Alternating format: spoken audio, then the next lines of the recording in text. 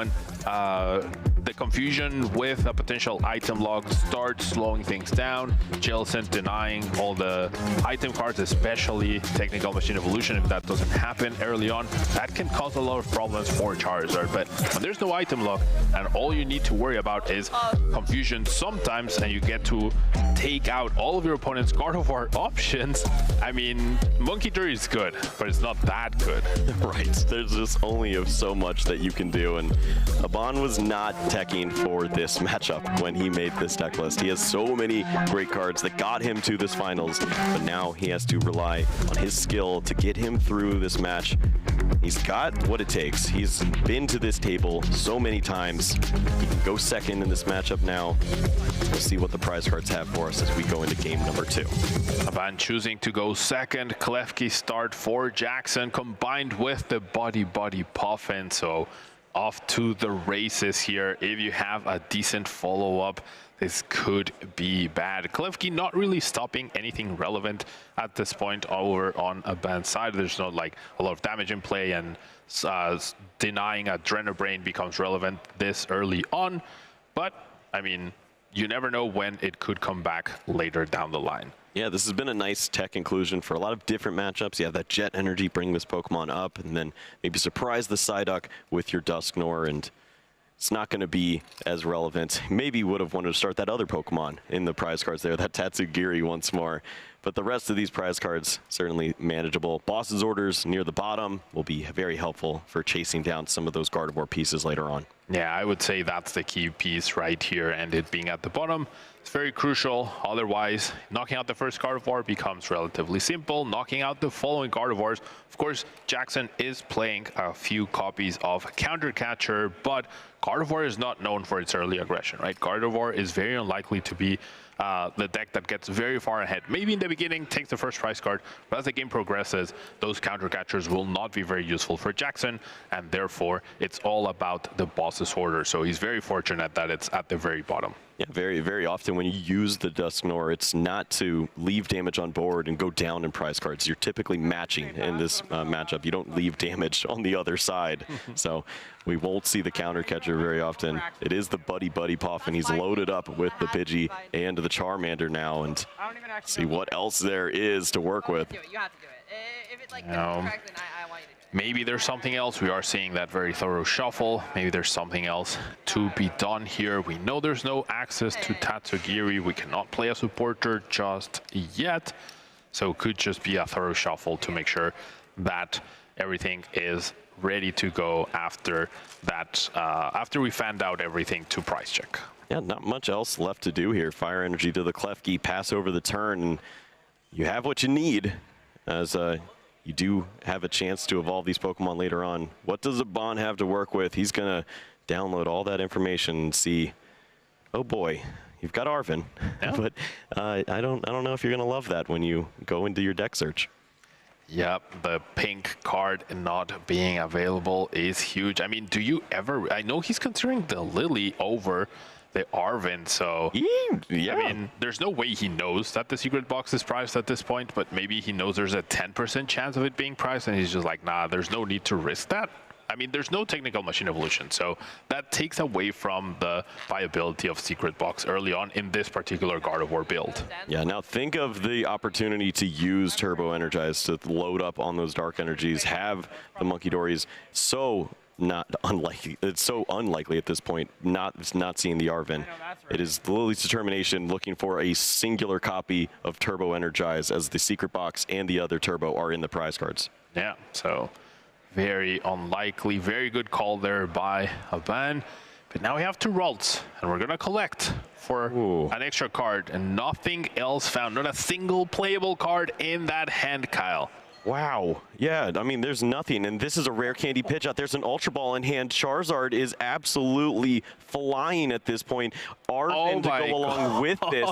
If there was a Duskull in play, the game could have potentially been over. This is unreal from Jackson. Wow, what a start right now. I mean, we could get that rare candy Charizard and start the aggression. It seems like that's going to be the case.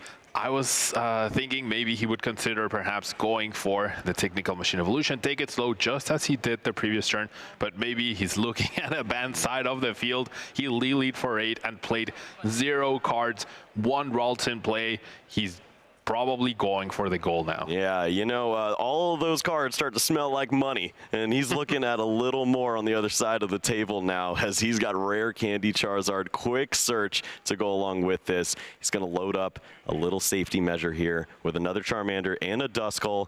This could lead to a lot on the next turn. A Dusknoir, even a Dusclops, any of these pieces here could be great, but this Charizard KO onto the Ralts means Aban is on his back foot. It's crazy that he's pulling this off without Quick Search, right? Like, Quick Search is the extra piece. It's a Quick Search for the extra card that he needs to make sure that his board is even more ready for next turn. He's not needing to Quick Search for the crucial card to pull off these big card combos as he hits the Tatsugiri. Could you imagine if it hit the boss's orders to go along with it? That would have been crazy, Kyle. Yeah, well, he might not be too far off. If Rare Candy Dusknoir hits the board, that is the prize card he'll probably take. And yeah, that could lead to some crazy plays. Aban needs to think of everything at this spot.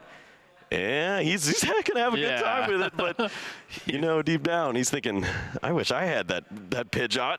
Yeah, I mean, he does have Rare Candy Gardevoir right now. He has a Rare Candy in hand. He has an Ultra Ball as well available, so that's pretty good as a way to, like, Mind Bend, I guess. But if Mind Bend is your crucial strategy, it's just not great. And I'm not entirely sure, but I think I saw a Jet Energy already in Jackson's hand. Okay, so he's prepared if that is the play. Maybe Aban needs to switch gears. We know the Enamorus is a card that is teched into this deck, and there are some Psychic Pokemon on the other side of the board with the Klefki and Duskull. Perhaps you use that to soften up the Charizard.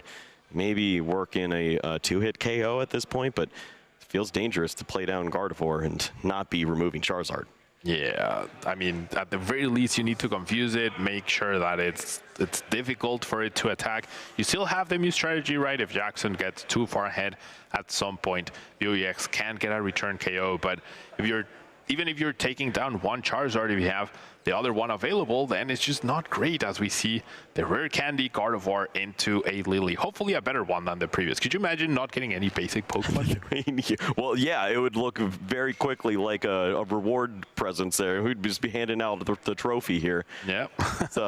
Lily's determination now sees 8 cards, needs to find some help. I mean, there's so much there. The Artisan, the Nest Balls, anything to get some more Pokemon. Now, this is a duel between the 2 titans of the Scarlet and Violet era, right? Gardevoir has dominated for so long. Charizard was dominant for so long as well. But it seems like, I mean, big advantage over on Charizard's side as we see Aban try to figure out what he needs to do for his turn. I mean, there's not much of a better hand than this. Has Earthen Vessel, can find the Dark Energy if you want to start to move some damage around with Monkey Dory. Monkey Dory can be found by way of the Ultra Ball that we see in the hand. So there's a few different ways to go about this. And there is that copy of Mew EX to go along with this too. So would have the backup answer. And maybe you could have that Pokemon along with the Gardevoir both set up so that only one is removed at the same at one time. However, seems like we're going to go for the Scream Tail, going for that Roaring Scream, perhaps on the Duskull to slow down this huge aggression. I mean, Jackson now has a 2-card hand, not a 7-8-card hand like he had before, right? But every time he's had everything he needs. So perhaps Aban just trying to make sure that he has at least a Ralts next turn. Oh boy, that's a lot onto the Scream Tail, but I suppose being 10 damage short and being 50 damage short are the same thing. And if you can remove the Duskull, well, it's actually not going to be. This is a little risky here. We know that one Dusclops means that Pokemon is removed from play, and then Charizard might have a shot at the Gardevoir. If the right prize card's taken, boss's orders. Yeah. I mean, does Jackson say 1 in 5? Let's go for it? Or do you just quick search for the boss straight up and take down the Gardevoir yourself? I mean, going for the Dusclops KO here is a way to protect your Pidgeot, right? Your Pidgeot is really threatened. Did see the quick search. I'm not sure what was grabbed. I couldn't quite tell. think KOing the Screamtail is in Jackson's best interest, and I think Aban recognizes that if he's going to win this game, he needs to get rid of the Pidgeot and then hope for some good Mind Bend Confusion coin flips after a solid Iono or something along those lines. Yeah, it was a quick search boss.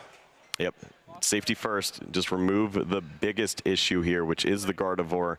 That Pokemon no longer to be worried about. Boss's orders will be found from the prize card. Screamtail still threatening on the Pidgeot, but Jackson might be okay from this point. It really comes down to if Bon has the Iono right here, right now, in combination with the removal of Pidgeot. I don't think I saw an Iono in the hand. I saw a Lily, I saw a Night Stretcher. You know what that means? Yep.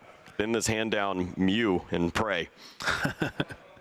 We'll have to see if the Hero Mew can get us that one copy of Iono. There are 4 in the deck. There aren't any prized. I don't think any have been utilized so far, if I'm not mistaken. Haven't seen it yet. Just can thin this hand down to 1 and hold the Lily's determination, but he's going to risk it and let the hand stay. I think this is game, Kyle. Oh, boy. Jackson got the boss off the prize cards. There's a 2 prize liability right here. If we quick search for Dusclops, KO the Screamtail, and then boss the Mew, that's the 3 prizes to close out the game. So Aban needs to stop this with like a Rare Candy Gardevoir into a Mind Bend, and that means the Pidgeot survives. Yep, even with the prize cards taken from the Pidgeot and a Bravery Charm, Mew would still not withstand any of these attacks. It's being knocked out well out of its range. Yeah. What can be found here with the 8 cards? There's... Oh my gosh, that's a lot of energy on Monkey Durry, sure, but not much else.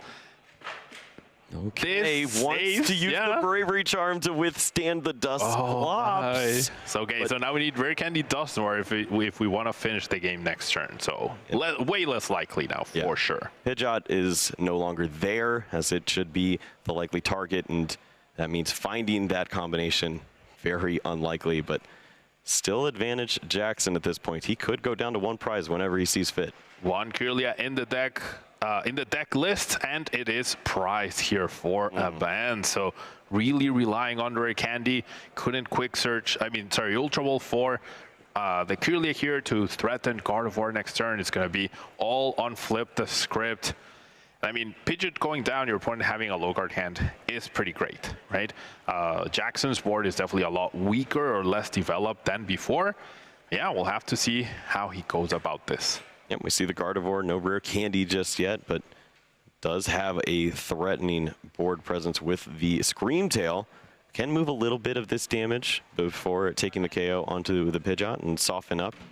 Yeah, just 1 damage counter. You can see how like every single damage counter matters, right? As we see the Roaring Scream onto the Pidgeot. Secret box found. That's a pretty huge prize to find. Yeah, that lines up with more Gardevoir shenanigans here, and Jackson does have the boss. He could go after that prize card on the Fez or the Mew, remove that threat, go down to 1 prize remaining, but is that really where you want to be? The Iono is also fairly tempting. Yeah, the Iono can be very good. Aban has accumulated a bunch of cards. We see the boss onto the Mew. Okay. And this is a nod to the fact that Mew is a very great attacker in this late game. Going down to 1 prize card remaining, Burning Darkness, return KOs is not something you'd love to see. So give your opponent the Fez draws. There's a ton of resources here. Guaranteed Gardevoir to come out of this alongside likely Iono. This could be a big turn for Aban here. This has to be the Mind Bend turn though, right? Like if you don't Mind Bend, Burning Darkness gets announced and anything gets KO'd at this point. So, and there's no way to one-hit KO the Charizard EX. There's no technical machine devolution. There's nothing to deal with it. So this game could come down to a coin flip, but Jackson has such a huge advantage that it probably has... yeah, you're right. I guess Mew EX could be the way to KO the Charizard at this point. Burning Darkness is in perfect range at this point. However, that Pokemon was just KO'd. Have to see the Night Stretcher found, and potentially that is something that could be searched out at this point to bring that Pokemon back in and use it as a closeout attacker. I mean, there's not a lot left for Jackson at this point. He did really commit to that early board to try to get down to just 1 prize remaining. there's 2 Night Stretcher in the list, Kyle. One was used to recover a Ralt, and the other is prized. So a band cannot recover the Mew EX with those. He needs Super Rod, of course, but he can't grab 2 item cards from the secret box. If he wants Gardevoir, he needs the Rare Candy, so he's going to have to hit Super Rod off of the Iono plus Serendipity Draw, which I don't know if it has been utilized already or not, but yeah, it's going to be Super Rod and then a way to find a Mew. He really wants to grab that Super Rod. It just keeps bringing it over to the top, but it's not going to work out this time around. Has the 4 selectable cards. Yeah, in this spot. Can't grab 2 items. Needs to take a risk. You have the Gardevoir. That seems like something you probably need, as you don't set up your Mew any other way. Yeah. But after this, you need to use Iono. You need to build this hand back up, and I'm worried about this. I don't know if you can get there with the way these cards have played out. I mean, there is the Nest Ball now. It's actually going to use that resource here, but I'm sure you wouldn't have seen that card, as Iono means it's not going to be available. And I mean, a band recognizes, even if I find Super Rod, there's no way to search for the Mew after I recover it. So the Mew play was never live at this point in time, even though, yes, you can use it, you just don't have the cards. That's why we saw the fast draw. If you found either Super Rod or Rare Candy, you could get either the other one, the missing piece with secret box. But it's just going to be an Iono. It's going to be a Mind Bend to try to bring this game to a 50-50. Okay, if the cards don't work out for Jackson, there's always that chance to flip the coin, try to win the game outright, and become the champion. We will see the Monkey Dory promoted to the active. There are some cards to look out for on Jackson's side. If he could find Rare Candy Charizard, we'd see him be the winner. If we see the Jet Energy, that would mean that he wins this game as well. He has a few other ways to do this. Rare Candy into Dusknoir could get the job done. What does he have off of this one card and the top deck? Oh my gosh, a band KO'd the Charmander. He could have tried that earlier and tried to hit the Night Stretcher from the prize cards before he committed to the secret box, or before he committed the bench. Oh, never mind. He needed the second Monkey Dory to pull that off. Never mind. That was actually not possible. See the Mind Bend. We see the confusion. Arven and Buddy Puffin found for Jackson. Okay, Arven is to see some resources, and none of them exactly what you need at this point. You can't search out that special energy that would seal the game for you. Instead, it's going to get some information and to maybe take account of what his odds are here. I see 50-50, but maybe he can make it a little better with retreating and slowing down. Going into a Tatsugiri, right, trying to find supporter for later. We see an Ultra Ball. Interestingly enough, he did find Buddy Puffin as the other card. Now that Maximum Belt will definitely be getting discarded right here. Could we see Ultra Ball into Fez? Jet Energy's game. Yes, and he's thinned down very well. Fezandipity, flip the script. We've seen this ability win so many games, so many matches for players. Is this the time now for Jackson? He has the Charizard. He needs the technology. He has 2 Jet Energy that could get the job done for him. Rare Candy into Dusknoir would also do this. He's got 3 cards in a dream. 3 cards off the top, and none of them found. Counter Catcher. Okay, he's grabbing the die. He's going for it, and it is a head. There it is. He's got the attack. Burning Darkness taking down the Monkey Dory, and Jackson Ford is your champion. Very well done by Jackson, trying to maximize his chances of avoiding the coin flip, but then in the end, I mean, I would say it was higher than 50-50, right? It's either find Candy, Dusknoir, or Jet, or flip heads. The chances of that are slightly higher than 50-50. Very well done. Congratulations, Jackson.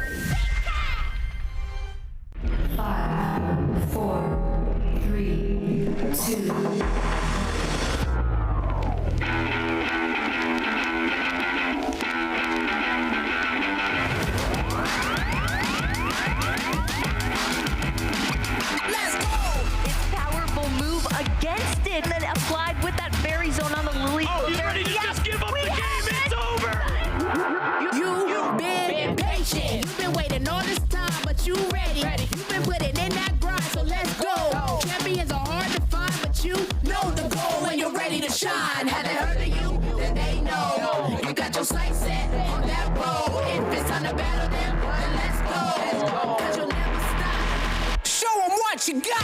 Looking at this final HP to deliver the finishing blow, and just like that, they're Pokémon World Champions. Show them what you got. Yeah, they already know. You got your sights set on victory road. Show them what you got. Yeah, they already know. You got your sights set on victory road. He goes on the high speed! Resetting the bracket and then winning it in game number 5.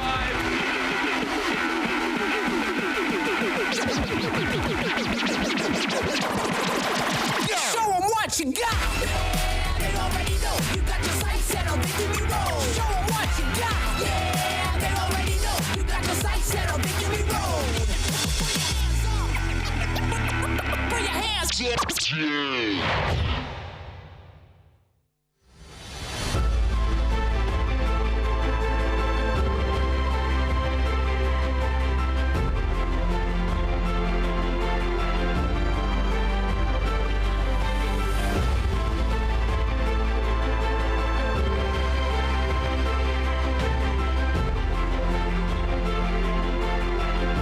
It was an eerily dark morning as players entered the venue, and there's definitely an autumn chill in the air here in France.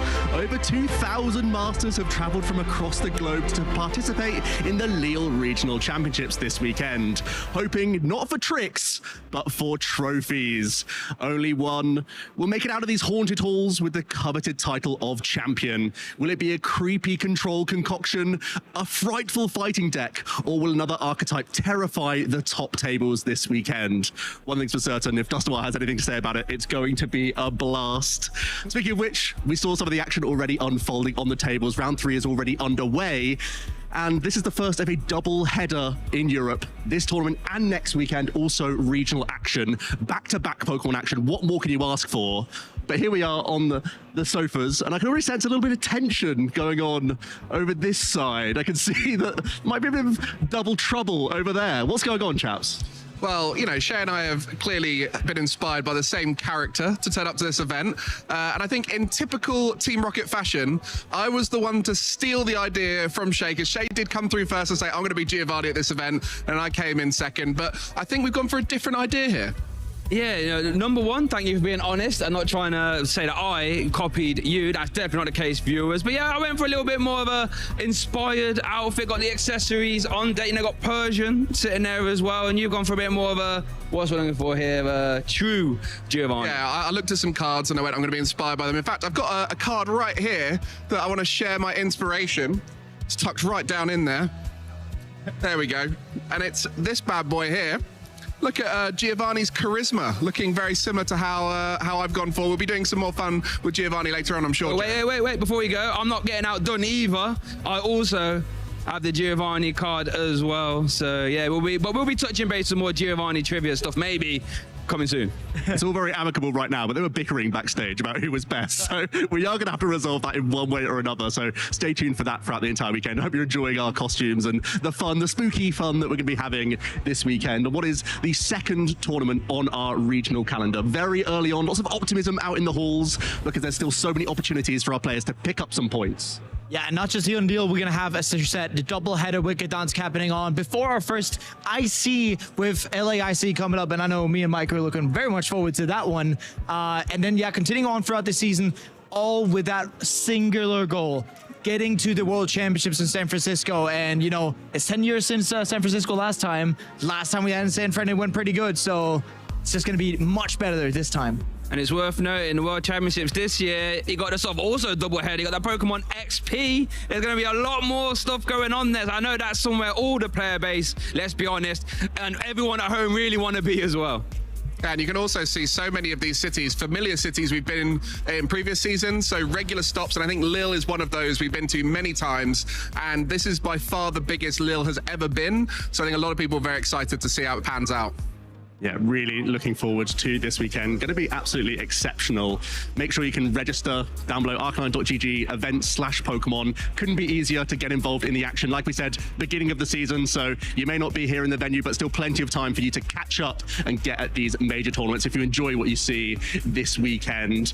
But there is something to bear in mind. We're in the new 2026 season, which means there are a few changes coming into this season that players do have to keep in mind this weekend. Yeah, one of the biggest changes we're still playing best of free 50 minutes, but after time has been called, we're going to have +1 turn instead of the +3 we had in the previous seasons. On top of that, we're going to be having a 10-minute timer. As soon as that timer is out, game's over, regardless of whose turn it is and where we are in that turn.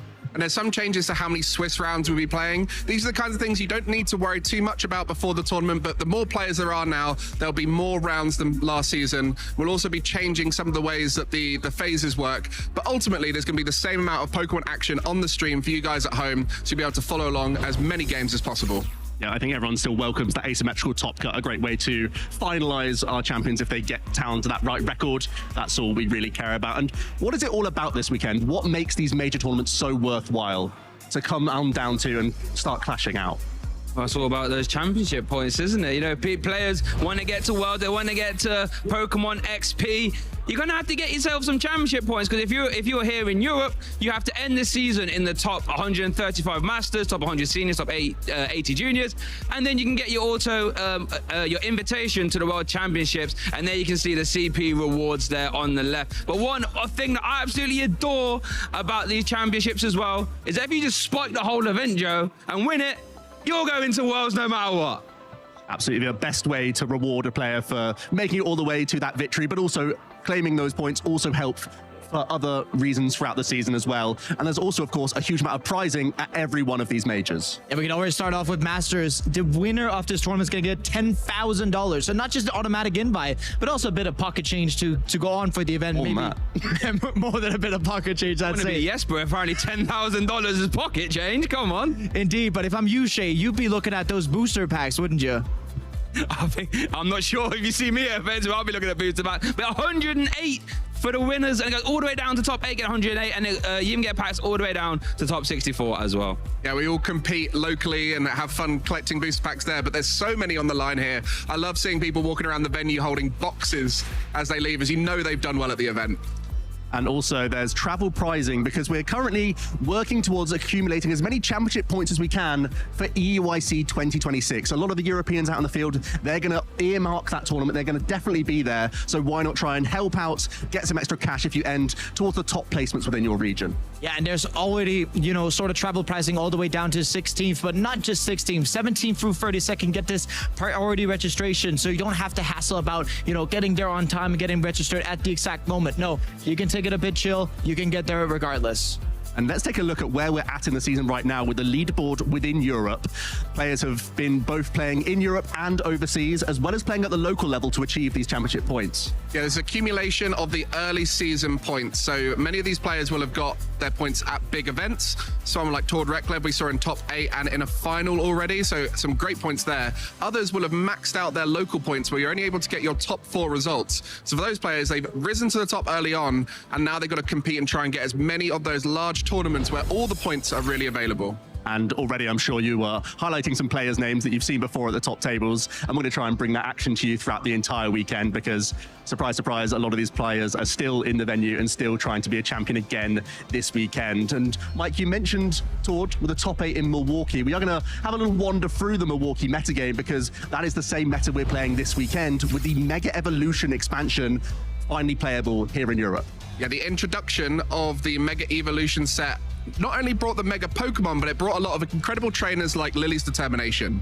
Yeah, especially Lily's Determination. If you're looking through these decks we have already on screen with, well, not Cyrillich, you're playing Lunatone Solrock combination, also a Mega Evolutions, but stuff like Marnie's Grimmsnarl, Lily, yes, Gardevoir, playing Lily, Dragapult Dusknoir, replacing that Professor's Research with Lily, Goldengo, Lunatone Solrock, Gardevoir Jellicent, Lily. So all of these decks that were already really good before the Mega Evolution set just got a tiny bit of a boost.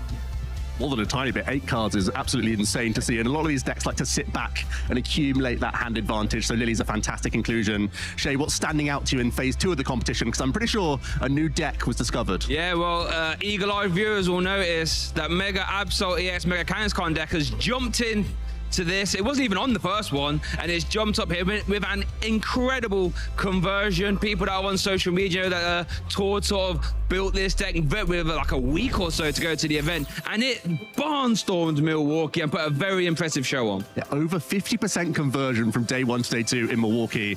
Even better in Belo Horizonte, a tournament happening on the same weekend. So this archetype, players jumping on it a couple days before, Jesper, yourself included, found a way to perform really well with the deck. What is it about this archetype that is such a big threat? I think when we're looking at the 2 cards, they have such synergy, but it doesn't look like they have, right? Kangaskhan, you could start off with it, draw a couple of cards, play Arven for Turbo Energize, Trolley, get all your Pokemon out, use the Turbo Energize, charge up Absol, and then from turn 2 onwards with Monkey Dories on the board, Mega Kangaskhan drawing cards, and Absol with its attack that, you know, you play Iono and you snag a card from your opponent's hand, such powerful. It proves itself to be much more than hype as well. As we move into the top 8 from Milwaukee as well, we can see the deck lists, and a number of pilots were getting really solid records going into our top cut. Seems to be the story of top 8s at the moment is Gardevoir and the Dark decks. And you can see here a few different versions with the Charizard EX inevitably doing so well, the Marnie's Grimmsnarl, but those 3 Mega Absol decks coming through and showing why they can make it to the top 8 and be scary for Gardevoir. It's still not a super favorable matchup, even though there's the Dark type in there, but it is able to take down Gardevoir throughout the tournament. And you can look at it, just Dark saying, we're going to one-hit knock out the Gardevoir EXs, right? And you can see both Sander and Tord playing the same 60, and then Hale actually playing the same list that Tord posted on social media a couple of days before, showing that you don't even need to have the full update of the deck to be right there with it. It's also amazing to see that there's been those tweaks in that tiny build-up, you know, a change a couple of days after the tournament. And I think that's going to be more of a story of this weekend, how players are going to change that deck, but also now adapt to that new archetype coming into the mix, especially with Mega Evolution 3 prize Pokemon. They are quite risky to hang around on the board. Sometimes you can be capitalized on with weakness and with other methods. So that's going to be a big change from this weekend. But it wasn't actually the Absol Kangaskhan deck that made it towards the final now, was it? Yeah, I was actually really impressed to see Charizard EX take this event down. It's really interesting. We sort of spoke when we talked about the Metagame in Milwaukee that Lily's determination was finding its way into other, you know, decks and making them better. Let's not forget about Charizard. That's a 330 hit point Pokemon that comes out as early as turn 2. You got Pidgeot EX there as well, grabbing any card you like. And I really love seeing Charizard in the final. Massive shout out to Aban though for just making finals look like child's play. Yeah, every final he makes, it seems like, oh, that's got to be the last one, surely. And then he comes back again. And what's great about it is he's got that win early on, and he doesn't need to try and get those CP because he's got his auto invite to Worlds, but still consistent in his performance despite that success. And it's Jackson who was the eventual champion there, as was Liam in the previous weekend, facing, or a couple of weekends before, also facing Aban. 2 Dark decks getting the win against Gardevoir, really changing up the story from last season where Gardevoir was almost unmatched. Yeah, and Gardevoir being unmatched with Seed, with players being like, this surely can't happen again, right? We got to get some Dark decks out of here. But looking at it, like Aban, 3 regionals played, a win, second. That's $25,000 he's made on the course of 3 tournaments. I mean, if I could sit down and play 3 tournaments for $25K, I'd like that. And nominally, it was the same deck, but always tweaking his Gardevoir approach as well, adapting to the metagame. There's still something to be said about that, and it's going to be a story of this weekend as well.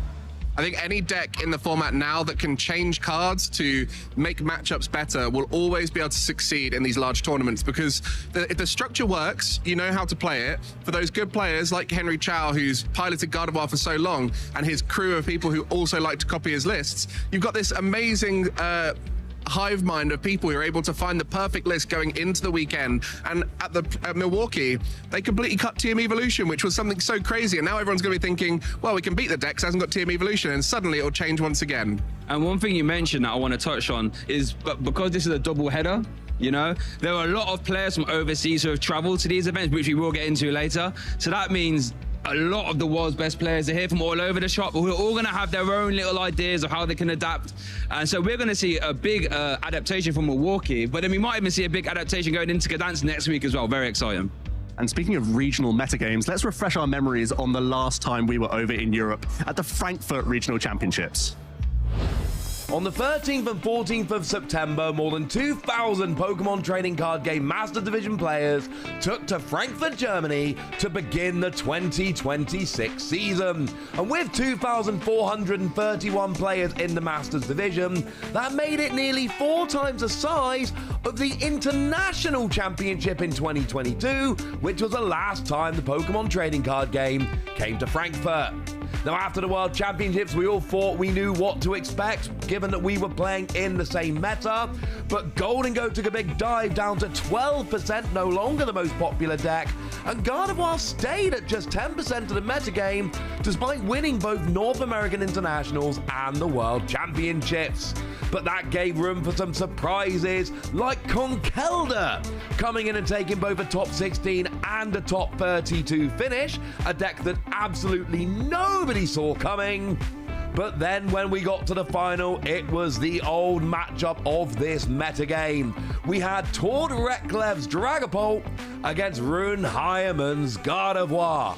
Would Tord, who many presume to be the best player in the world, be able to take down Gardevoir, or would Gardevoir continue its run of success? Well, in game 1, it was Gardevoir doing Gardevoir stuff. Rune had a fast start, picked apart Tord's board, and took game 1. But looking at the prizes for game 2, Rune found out that both Gardevoir were prized, was not able to get a Gardevoir established for the entire game, and although Lily's Clefairy EX did put up quite a fight, it wasn't enough, and Tord took game 2, sending us to a pivotal game 3. Where Rune still was not able to establish a Gardevoir, but it did not matter. Lily's Clefairy EX went back to work, and at the end of the game with a Pheasantipity active, Rune needed just a way to get it out the active, and after drawing a Darkness Energy, the retreat happened, and Lily's Clefairy took the final KO to finish out the game and take the first regional championships of the season. Stay tuned to see if Gardevoir is going to continue its dominance and what other decks can come and challenge it as we go through the season. Ross with a great deep dive there of the final itself, but we're also interested in the metagame that went down in Frankfurt. Now, this was before the release of Mega Evolution, so do bear that in mind, but it also is worth mentioning the differences between our regional metas. The format has changed in terms of cards coming into the format, but a lot of the archetypes still remain. And I think how they shuffle around and how much more popular certain archetypes will get is the key takeaway from this. You know, Dragapult with Dusknoir was so popular for so long in Europe, is now in a strange spot due to the Psyduck coming out with the damp ability. So it'll be interesting to see whether that still is prevalent across the whole in Europe. Yeah, and when we look at that Psyduck, it's a question of, do we need to play it? Are we threatened enough by Dragapult Dusknoir? But the thing about it is that a lot of these decks are still there. Goldengo just got a new partner, Lunatil Solrock.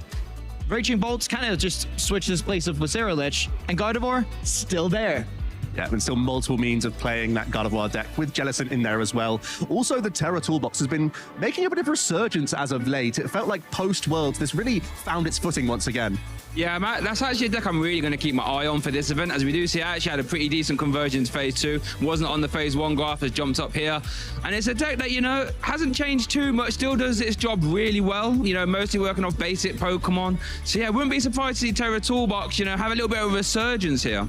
One of the very few decks that prefers to go first, and when you're the only deck that likes to go first, it means that even if you win or lose the coin flip, you get the outcome that you desire, allowing you to use that Fan Rotom, get multiple Hoot and Noctowl, which is always setting you up nicely for the game. So that Terra Toolbox definitely had a decent tournament in Frankfurt, and I think with a few tweaks, it could still do really well this weekend. Let's refresh our memory on that top 8 for Frankfurt then, and see the big names that made it towards the top.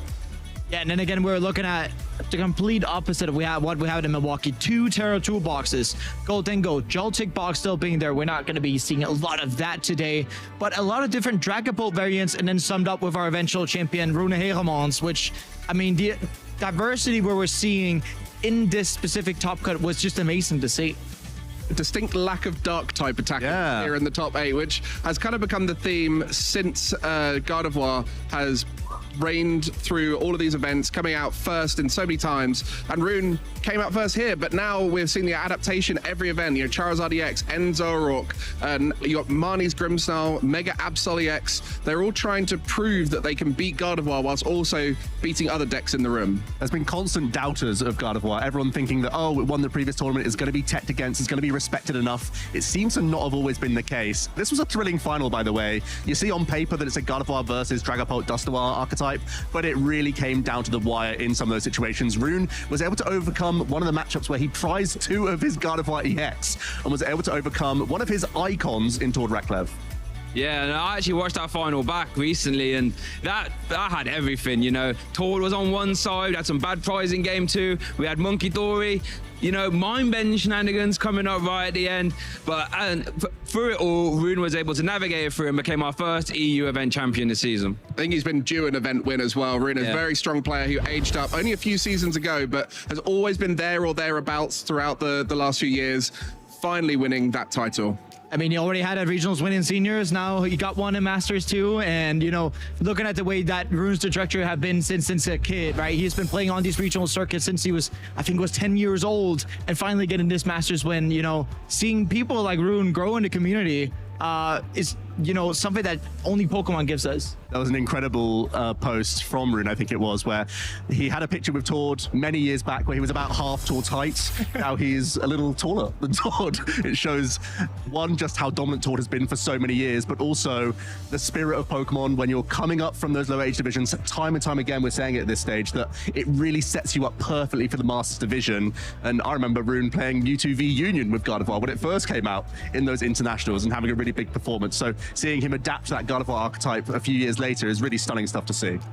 And one of our only players to win in Europe now, with some players traveling out to North America, like yourself, Jesper, and, you know, Tord making the final here. I think the question really is going to be, how many wins can the European players get? Because last season, many of our European regionals were won by players traveling from abroad. Just Lille last year, James Cox came over and won that event. So I think a big factor this season will be how many wins can the European players get to increase the amount of spots for the region. Yeah, we need to recover our cred. We've had a few yoinked away from us, so we're all out here really hoping to be the winners out in Europe. But this is your call to action, folks at home. Pokemon.com/broadcast. It couldn't be easier for you to get involved. Make sure you're not missing a moment this weekend and throughout the entire season. There's coverage for Europe, there's coverage for North America, and all of our international championships as well. So you definitely want to make sure you're keeping in touch with all of this. We're going to show you so much great action throughout this weekend, showing off the Mega Evolution format and onwards from there as we build up towards the World Championships. And the World Championships, indeed. Everyone's here to catch that. Everyone's here to get to that point. And do not forget to, use our socials. Either that be X, YouTube, Facebook, or Instagram. Everything has something to do with either /Pokemon or @PlayPokemon. You might notice there's a bit of a theme going on this weekend. So if you've got some costumes, if you've got some cosplays, we'd love to see that. Use that #PlayPokemon. Have you done a similar costume to us and done it better, perhaps? We'd love to see pictures of that. Let us know your favorite boss's orders. Let us know your favorite champion. Let us know your favorite ghost Giovanni. type, I suppose. Giovanni. We want to hear from you, and also follow along on those channels as well. There's a new channel, the /@PlayPokemon and /Pokemon TCG for the Twitch. The Play Pokemon being the newer channel as well, so don't be caught out. It used to be /Pokemon. Now for the competitive coverage, it's all on Play Pokemon, where sometimes you see recaps of top matches throughout these broadcasts as well. So you can always look back and find the highlights from any given weekend. I think what's really great is being able to relive those finals. We mentioned earlier on the Frankfurt final, it might be the old format, but just seeing the quality and skill of our top players, we're seeing it more often at the moment as the complexity of the format is high. The best players are coming through on top more often, and consequently these finals are getting so thrilling to watch. It might seem like a one-sided matchup when you look at it, Gardevoir versus Dragapult, but when you watch it back, you'll see there's so many tiny little margins that allowed Rune to take that final. There's always great takeaways, including Tord playing 4 rare candy in his deck. He was trick-or-treating a little bit early, but we have plenty of tricks and treats in store this weekend. And we're going to start off with phase 1 of the competition. We're currently in round 3, heading into round 4. We're going to be showing you the action, so we're going to be right back for some of that. This This weekend, the 2026 Regional Championships are bringing the electrifying action of the Pokémon trading card game to the global stage. Top trainers from across the world have gathered to compete for a share of over $125,000 in cash prizes, travel awards, and the all-important championship points that could secure their spot at Worlds 2026 in San Francisco, California. It's a two-day battle for glory. Trainers kick off the weekend in Swiss rounds, with each match being a best-of-3 showdown. To advance to Phase 2, trainers need to rack up total match points to exceed the threshold for their division. In Phase 2, the pressure intensifies as the remaining trainers face off in more Swiss rounds to determine who advances to the top cut. After all Swiss rounds are completed, the top 8 competitors, plus up to 8 additional competitors with the same number of match points as 8th place, will advance into an asymmetrical top cut single elimination bracket. Win and you move on. Lose and your journey ends. Only one trainer will rise above the rest to claim the title of regional champion. Who will etch their name into the history books this weekend? And who will punch their ticket to Worlds 2026 in San Francisco? Don't miss a minute of the action. Stay tuned all weekend long to watch the battles unfold live. To stay up to date on future Play Pokemon events, visit championships.pokemon.com. Well, it is time to start looking into the next round, but for now we're going to be looking through the hall and seeing what's going on, and I'm joined by the wonderful Jesper. The mind is so big here on the desk as we've now got a world champion in our midst, and it definitely adds a lot to the tournament. I mean, I'm going to try to add as much as I can, but you know who's going to add more? The players, Mike. The players are what's going to be adding all the content we're going to be showing you guys today, and I'm just standing here, and they're gonna be out there tricking or treating, but I'm gonna get all the treats from what they're gonna be playing. Yeah, I mean, we've seen a lot of amazing players recently rising to the top, especially those traveling over to North America like yourself out in Milwaukee. Many players in this new format innovating and trying to find new ways to succeed. And now we get a chance to see which those European players have come out with and how they've adapted from what we saw out in Milwaukee. So that'll be very exciting to see. But for this tournament, you know, Lille is a regular stop that we often go to. It's grown a lot over the last few years. Talk about how different it is for players to compete in a hall where there's over 2,000 masters. Yeah, back when we started the modern format of Pokemon, which is the 2017 season, we've risen from 400 players at regionals. I remember the first EUIC was 550 players back in the 2017 season, and now we're 2,000 players for regionals. And Frankfurt being something like 2,400 players is something that we could have never thought of just simply 8 years ago. But here we are.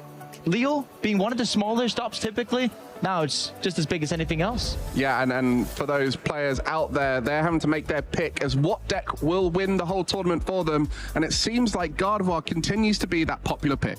Yeah, and Gardevoir constantly making finals, constantly making these big appearances, still having really good matchups into the field. Whether or not you're choosing to play more of a straight line Gardevoir EX deck, all of them, of course, carrying the Monkey Dory, but if you're carrying Driftloon and Braver Charms, or whether or not you're carrying, you know, Jelly Sand itself, is going to be, you know, one of the factors towards how you want to cover this metagame. And then you see the Luna Rock combination, Lunatone and Soul Rock, both featuring in Golden Go and Ceruledge. They've both risen up a little bit here.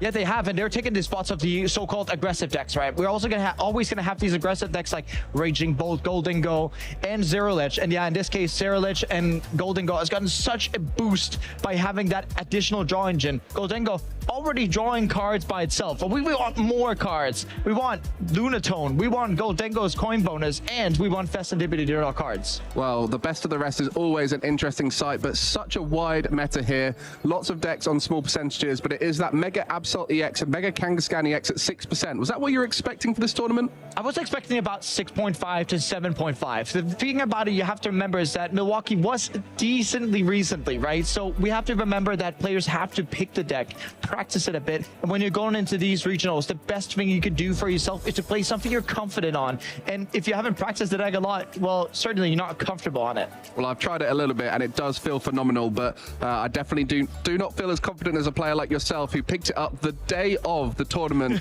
that you competed with it in. It just shows you how powerful that was last week, but now less of a unknown deck. It's definitely out there.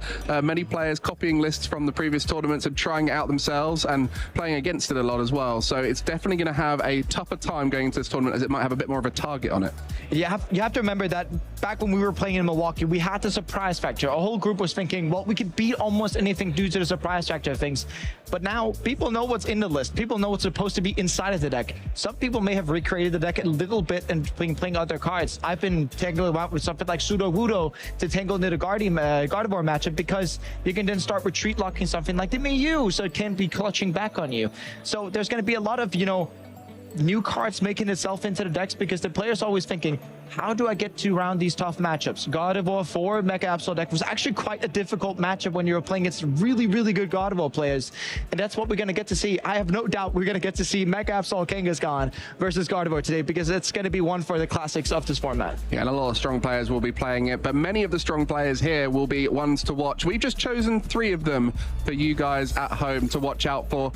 2 local players and one who's sitting right at the top of the leaderboard. Emma, second in Europe right now, having traveled all around the world. Yeah, and having traveled all around the States to start off the season, playing that Flareon exclusively at every single tournament. But not to forget to mention a previous international champion in Stefan Ivanov. And yeah, one of my boys, Fabien Boujol, who is, both of them are local, both of them are from Paris, Stefan and Fabien, and an hour's train up to Lille and see if they can defend home turf. How does it feel when you go to these events and it's the local event? Because, you've played in so many tournaments, but it's a different feeling when you're around your locals who wouldn't normally travel to an event. Maybe some comfort in the shorter journey to the event. What's the difference playing at something that's just around the corner? I think comparative to me, that was like Stockholm regionals, right? Because I only had like an hour flight from Copenhagen to Stockholm in that case, but it gives you a different feeling. You can go there a bit later. You don't have to adjust the time zones like I had to do in Milwaukee, even though I got there on Friday. but you don't have to adjust as much when it's close to home. And everything in terms of food, sleep, it's going to be way easier for you when you are this close. And something that these players mostly don't care about, but if you're really a neat freak like myself, I'm like, I always want to get comfortable before an event. I want to have a good night's sleep. Those are factors that plays into players' minds, and some just go and they're machines when they go to tournaments. They just go get the wins, play the deck they like, and they don't care about anything else than that. Yeah, well, I think you just described Brent Tonneson right there. That sounded exactly like a way you talk about him. And I think that's going to be the key for this event, is which of those players is comfortable, because this new format has introduced some cards, but it's introduced more consistency with Lily's Determination, a card that has increased many of those less consistent decks like Charizard EX that just won Milwaukee and allowed them to sustain their game plan more often. Yeah, and getting more consistent setups, right? You were seeing Jackson Forward's list still playing Team Evolution, but playing Town Store, playing 2 Arvins only in that case, because you were really banging on that Lily being able to draw 8 cards, getting you those Potty Puffins, getting you to TM Evolution, maybe perhaps that Town Store that you need, and actually be able to play a bit of a slower strategy where you're like, well, I'm just going to go hold back on my first knockout, because then next turn I get to play Lily for 8 again. Yeah, I think we played some games yesterday, me and Jesper, and it was very much like, I'll Lilies now you're Lilies, and we'll go back and forth until we're both set up, and now we'll play the game. Yep. And I think we both had a chance to pick the cards we think are going to do well at this event, as well as our co-casters, Shay and Joe. And we'll be interested to hear what you guys think about our picks here. Lots of dark-type attackers there. Yeah, and your bias is definitely showing, Mike. What do you mean? I think both cards have a great place in the meta right now. They do have a great place in the meta, and also in your heart, apparently, after that Frankfurt appearance you pulled off, huh? But yeah, well, I mean, Marnie's Grimmsnarl, a great attacker, one of our top 6 popular decks, and Marnie's Impidimp, a great card to allow you to evolve into Marnie's Grimmsnarl so that you can use one of the best attackers in the format. But we do definitely see a bit of a trend here with a lot of dark-type attackers, unless your name is Shane. You absolutely adore Mega Lucario. And yeah, looking at it, I mean, I was a bit biased after that Absol I had, right? And I've always been loving a good old Charizard. One of the best comeback attackers. One of the best attackers in the game is sure off the bat. But yeah, Joe, going a bit around, that Legacy Energy being played a lot in, Zero Edge, but can also be played in Gold and Go. Yeah. And that Sorog Yexio, the winner of Pittsburgh, but also a really great engine. Well, Jesper, I know you're an incredibly competitive person, but to choose the best converting deck and the winning deck from the previous tournament, you've definitely gone for the most optimal picks here, as you do like to compete optimally in Pokemon TCG. And as you mentioned, Shay there with that Mega Lucario, definitely a card that people have thought as an answer to this Mega Absol Kangaskhan deck, as it can hit those big numbers and trade well into it. Yeah, especially with the Premium Power Pro, right? You can be hitting, it feels like Electro Power we had for Pikachu's Sekrom tag team, and that was also giving away free prize when you knocked it out. It's a bit of similarity when you look at those two cards, but yeah, smacking like a truck into the opposing active Pokemon. And when you're able to do that, you're able to accelerate your game, and then you can't forget Hariyama, being able to gust up your opponent's Pokemon, meaning that you can play Lydia's Determination Freight, find your Premium Power Pros, and play Hariyama to gust up whatever you want into the active position. Well, make sure to let us know what you think is going to do well here at Lille. It is our second regional stop of the European circuit, and it will be an opportunity for those who've studied the format, the Mega format, and see what they can do. And I hope you guys at home are excited to see some new archetypes. There's definitely some that are brewing that aren't as obvious. We mentioned before in the intro how the last format has kind of moved over to this, plus the Mega Absol deck, and a few decks like Ceruledge and Golden Go getting new tools.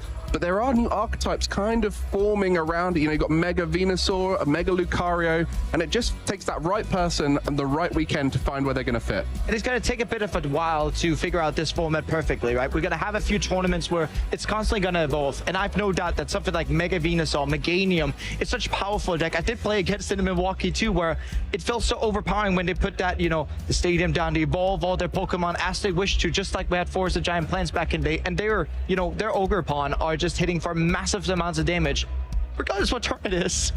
And we're talking about the Masters format here, but it does vary a little bit as you go into the other age divisions. And that's something that's interesting. You've had a lot of experience with a lot of your students. You also work with them around this. Yeah. So this is the junior division and phase 1 and the decks that have risen to the top there. And we do see a lot of juniors, they want to be able to practice their decks a lot before they go to regionals. That's why something like Raging Bolt is sticking around as much as it does. 10%, 17 players on it with our 177 CCG junior players. And yeah, Gardevoir has definitely been something that not a lot of juniors has been picking up. And that's why we're at 5%. 5% with Charizard pitch up. We're always going to be seeing that in every single age division. But yeah, Dragapult Dusknoir sticking around in this format. And it's going to be interesting for me to see, you know, these players so talented, even though they're so young, being able to take a deck like Dragapult Dusknoir that would actually requires so much math to be able to have the right output. And I wonder if there's any Psyducks sneaking about to try and stop that Dusknoir. But then when it comes to the senior division, that Charizard EX deck, one that has featured many times in the junior and senior division, more so than in the Masters division over the last few years, it seems the inspiration from Milwaukee has rung true to seniors. And not just the inspiration from Milwaukee, it's been 2 years we've been seeing Charizard EX paired out with Pidgeot. After Charizard came out all the way back in Obsidian Flames, we looked at it and we were like, yeah, we're going to pair it with Pidgeot. What do we do now today, Mike? Pair it with Pidgeot. Yeah, that's not a bad shout. Whereas cards like Gardevoir has been ever-changing partners. Dragapult has always been, you know, really good with a lot of alternatives, right? Typically, it's been Dusknoir. We've been seeing it with just by itself, really, just Monkey Dories. We've also been seeing with, you know, my favorite variation of the deck, a little bit of Charizard. Yeah, well, that was an interesting insight into how it changes. You'd think that it would be very similar in all the different age divisions, but there is differences, and it also is down to the size of the junior and senior division. There are less players, so those trends tend to be linked to the players who are frequently turning up to the events. If there is a certain group of people who like to lean towards a certain deck, you've then got that leading the meta. Whereas when there's 2,000 players, it's a lot more about playing the deck that you're most confident with across the board. Yeah, more so if you're a master who's playing an off-the-wall deck, you're just more like a drop in the ocean. Whereas in juniors and seniors, and you're testing out with your mates, some of your friends, right? You would actually end up having a real shot at playing against them. Whereas in masters, whenever we're playing decks, we're like 6, 7 guys playing the same 60, right? We would be thinking, nah, there's no shot we're playing against each other. But it's actually a real chance when you're into the juniors and seniors, although those divisions have been growing exponentially, just like Masters has, when we're talking about, you know, player numbers and these different regional stops.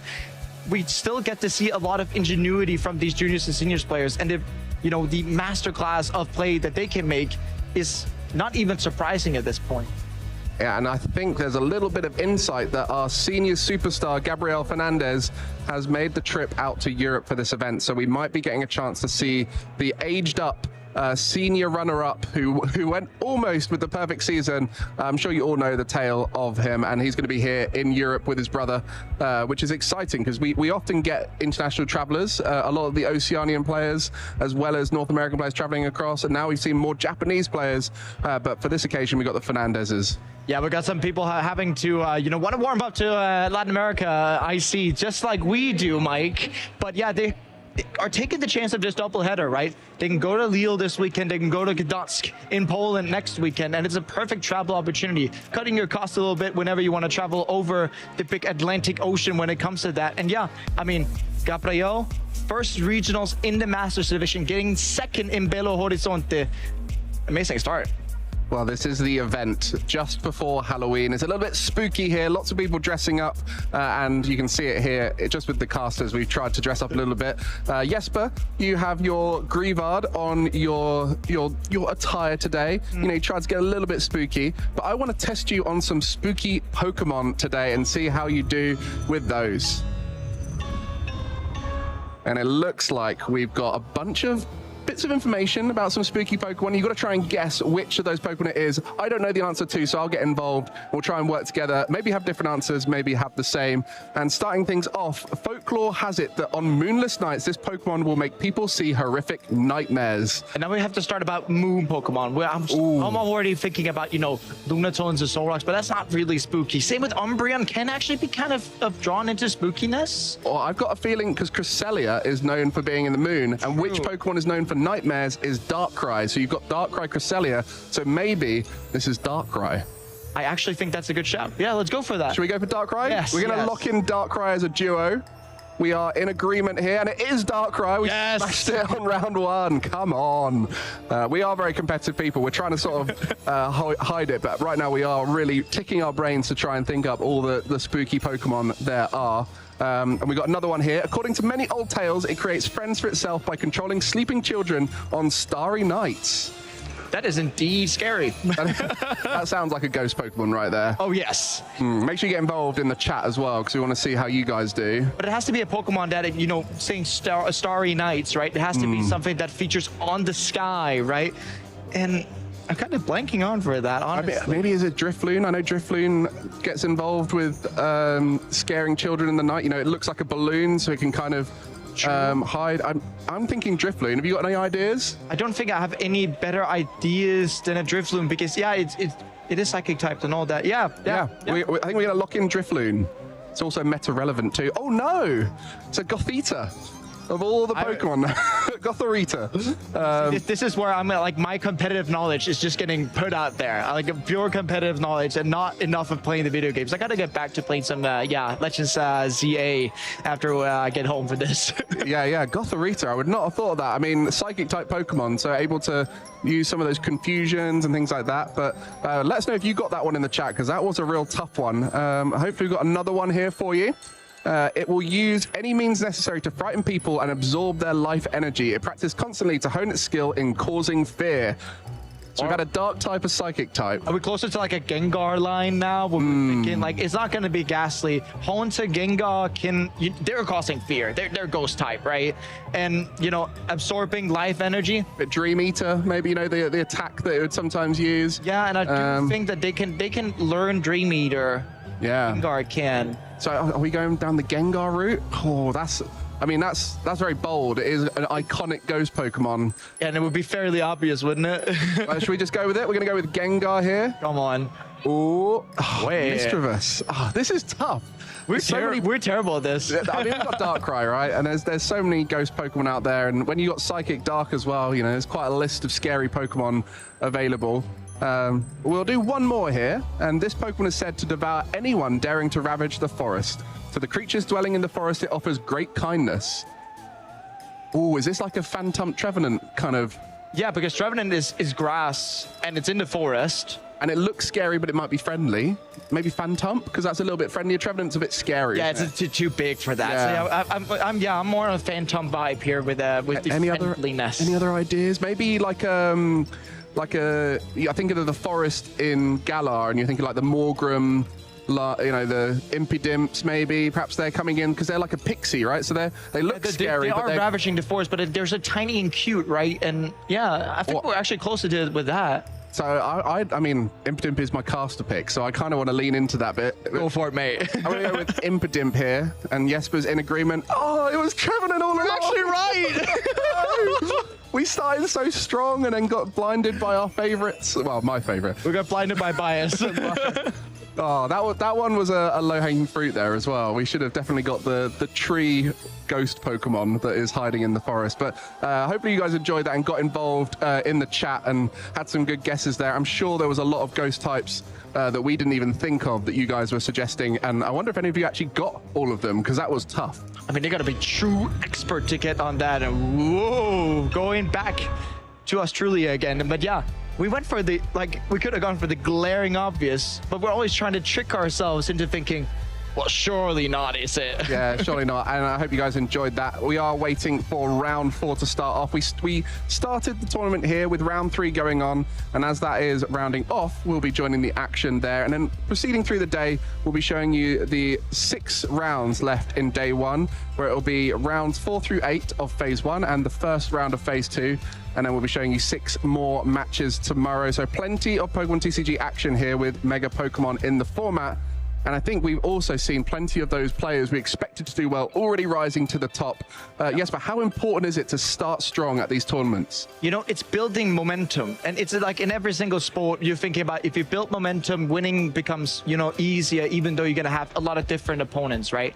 When we're talking these tournaments, they're long, they're grindy. 8 rounds in phase 1, 6 rounds in phase 2, asymmetrical top cut, then top 8, top 4, finals if you make it all the way there. You can see the amount of rounds you're getting up to play 18 rounds of Pokemon in 2 days. That's 18 hours plus, wait time between rounds. And that's, while that is so long and tiring at the same time, fatigue's going to be playing in. And that kind of shows that the players who are the best versed in their decks, the most practiced and the most prepared, they're going to be ones to just go, kind of autopilot and be able to play their decks in a bit of a lower energy setting and keep their energy intact. Yeah, and I think what's really key when you talk about that is early wins allow you to play against the people playing the decks you've prepared for. As soon as you lose a few games early on, you're sometimes facing archetypes that have a strong matchup into you, but are only 1-2% of the room. So you have to try and play for the room and play for those top decks. We saw it in previous few tournaments. Those dark type decks rise to the top, face a lot of Gardevoirs at the top, and then they snowball that momentum as they have picked a deck that is good into the best archetypes in the room. So momentum is key, and we'll be showing you all those players who are at the top and continuing to rise, as we like to show the players who have got a perfect record on the stream. And we like to try and find some interesting decks. I'm sure you guys at home will have your ideas. Make sure to let us know in the chat which archetypes you want to see. If there's someone who's doing well, we're always interested to show them off on the stream. For you, Jesper, is there any deck that's not really been spoken about much so far in this tournament that wasn't in the meta share that you'd love to see do well at this tournament? I walked a bit around the tables before we get going here, Mike, before we had our call time here. And you know what? One deck I saw in action was that Frostlass Monkey Dory. Even though both of those are included in your favorite deck, the Grimmsnarl, right? It is just Frostlass Monkey Dory and Badoo. And that's all. So spreading damage counter, dividing out the damage counters and using something like the TM Devolution to pick up all these evolved decks while keeping that item lock going with the Badoo is incredibly powerful. It's a grindy strategy at that, but when you see it come to fruition, wow. It's beautiful. Yeah, it's a very hard deck to play, and someone I know very well, in fact, I think they copied my attire today. Giovanni is out in the hall right now. Shay, take it away. Thank you for that, Mike. I think you'll find you copied my costume. Thank you very much. I am the true original Giovanni. But yeah, I thought let's have a little look around the Lille venue here, because it is packed. Now, Lille is a venue that we've come to for a few years in a row. But if you're a viewer at home and you haven't seen the scale of these events, trust me, these events are massive. Just before we started going live, there was Pokemon Yoga over there. Have you ever done Pokemon Yoga? I haven't. If you want to, you have to get yourself to some regional championships. But here now, we're at the stage area, and let's just look at the scale of this. We have multiple games, people all watching. And that's what it's all about, isn't it? Just some nice Pokemon action. The video games always got big crowds. The Pokemon GO fans get really loud as well. So my challenge to you, TCG viewers, at the venue if you're watching or at home, I need you to get loud as well. Get some posts out on social media so we can get them up on the stream for us to react to. But yeah, that's been a quick little look around the little venue. Let's throw it back to the casters. I think round 4 is coming very soon. Well, thank you very much, Giovanni, too. It's Giovanni 1 here with Jesper, and I'm sure we'll see more of Shay later on, bringing the noise throughout the tournament, as I know he's incredibly excited to see the new format here. And we were just talking about interesting decks around the hall, Jesper. For you, how important is it to have that unknown factor going into a tournament, a deck that people aren't familiar playing against? If I can truly find something before the tournament, when I'm sitting in doing my preparation, which typically, Oscar does for me in these cases, then I'm sitting down and I'm playing something that I truly feel has the power and all that. It's super great, but you don't always have to sell yourself for something new, because there might be some faults that you'll be getting into. And it also depends on, there's so many players trying to find that unknown deck. But Mike, whenever you're playing a tournament, you obviously just pick Grimsnarl, but you always got to be looking at, is there something new you can pop into that? Yeah, like 1 or 2 cards here and there, but ultimately comfort for newer players is so key. Someone like yourself with years of experience, decades of experience, is in a position where you can just pick up a deck and play it straight away.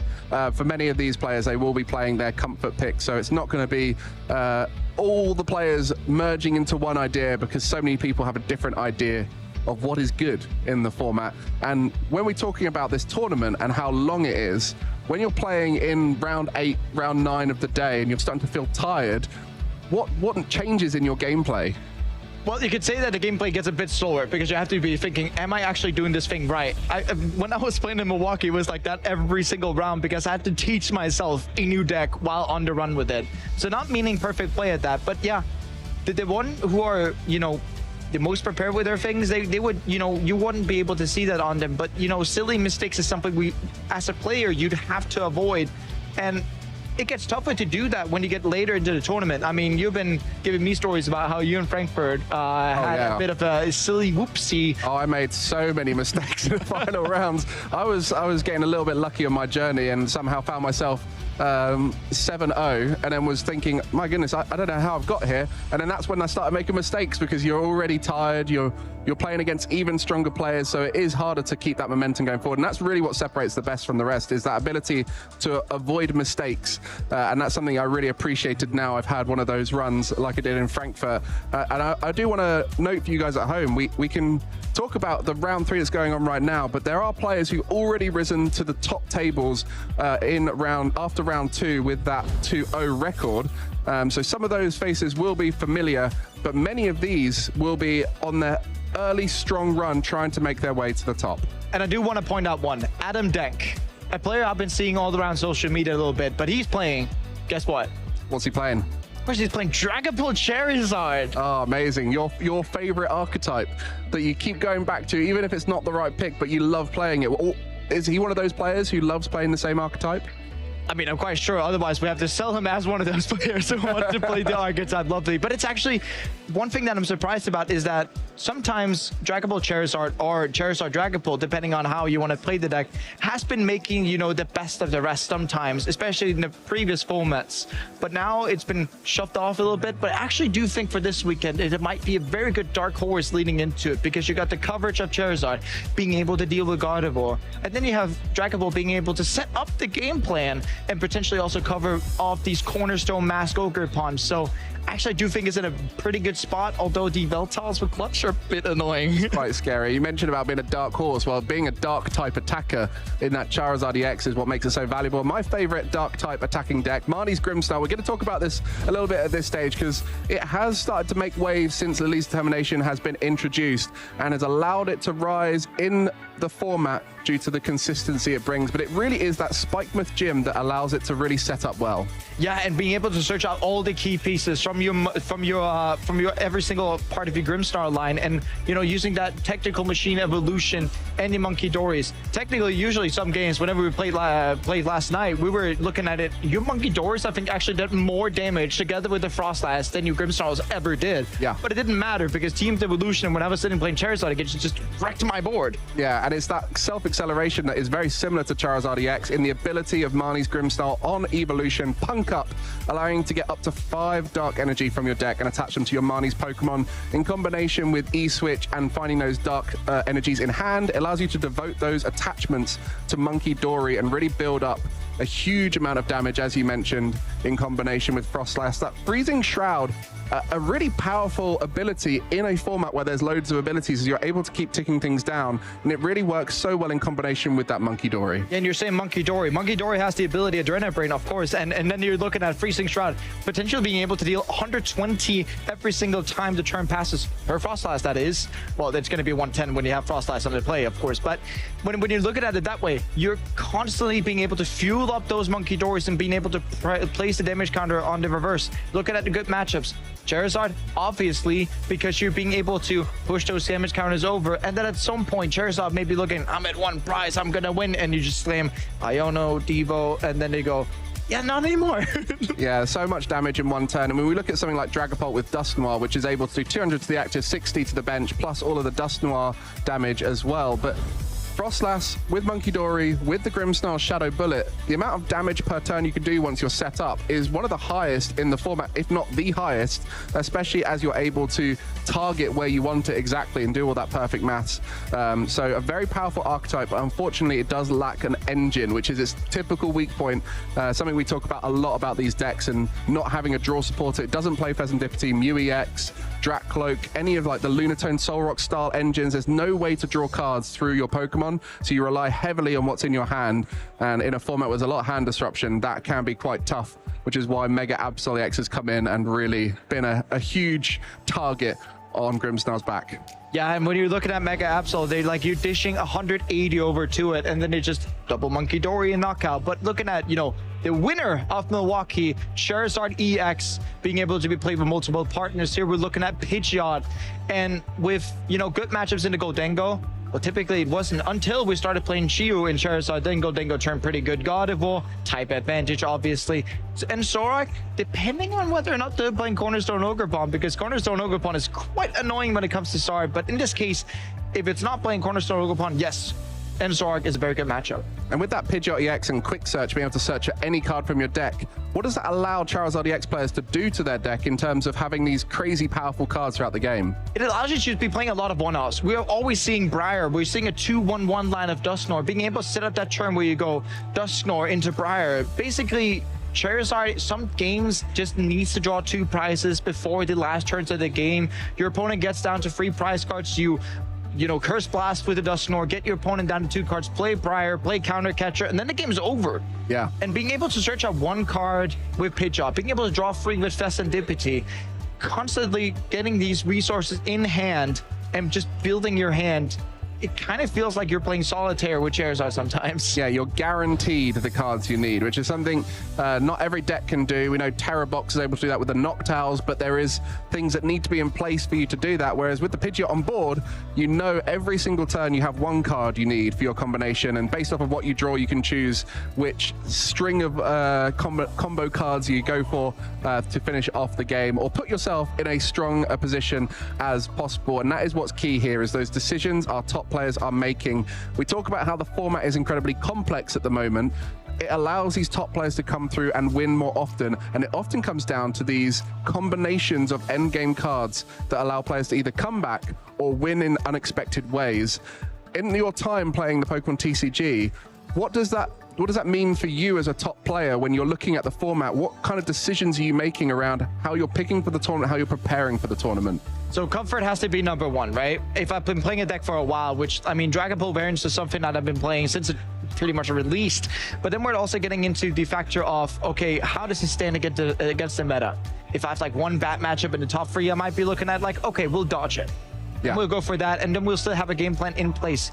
But after that, it comes to the, play style that you have, right? With Dragon Bolt, you kind of sometimes you want to go aggressive or you want to go set up the boards. It depends on, the playing style you've got, but all the essence, it's about these micro decisions, how you sequence your turns out.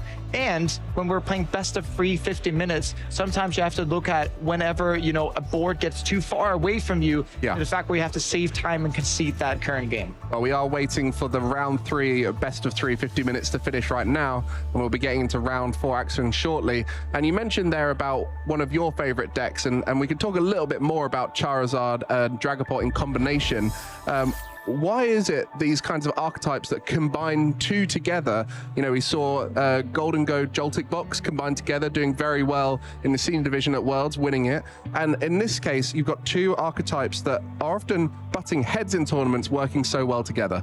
Yeah, we kind of see this at EYC last season, where myself, Oscar Masson, was playing it, right? And he got 9th. I was placing somewhere in the top 2, 5, 6, but let's talk more about Oscar's position in that. But, even though with a meta share of 1%, it's because it just captures what I feel are the best attacks in the game.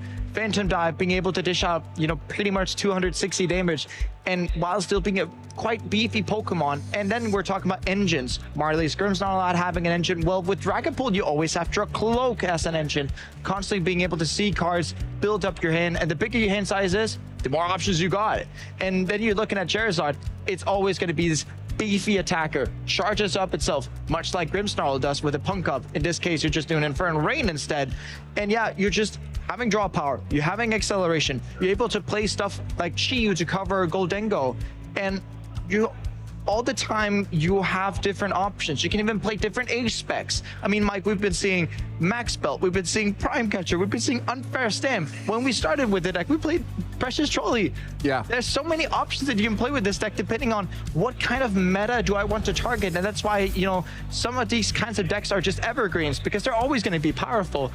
But sometimes, Gardevoir is a bit difficult to deal with. Yeah, that's a scary deck in the room. Gardevoir, our highest meta share percentage at this event at 12%, with another 4 to 5% using the Jellicent combination as well. So a lot of players out there will be playing the archetype, and it is a strong one, played by very good players. So if you're coming to a tournament, you've always got to have Gardevoir EX in mind. It is our world champion deck, and if we start naming all the regionals it's won, we'll be here for a while. So very powerful archetype, and one that you need to learn, and we're going to be teaching a little bit about it here. It's that Psychic Embrace that can accelerate all sorts of psychic attackers, being able to put a psychic energy from your discard pile with 20 damage, which normally is a negative when you're adding damage to your Pokemon, but in this case it opens up damage for your Adrenabrains and Munkidori, as well as the attacks of Screamtail and Drifloon. And since we started making these graphs of Gardevoir is constantly getting new partners. We had the Jellicent coming out in these Black Bolt White Flare sets, which was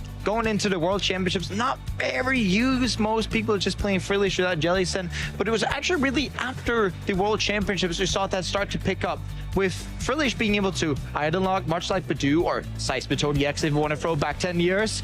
And then we have the Jellicent, which off the ability blocks both item cards and tool cards while dishing out 160, which may seem not that great, but when you're adding up Munkidori, you're adding up the factor that you're blocking so many cards from your opponent, it just gets that much better.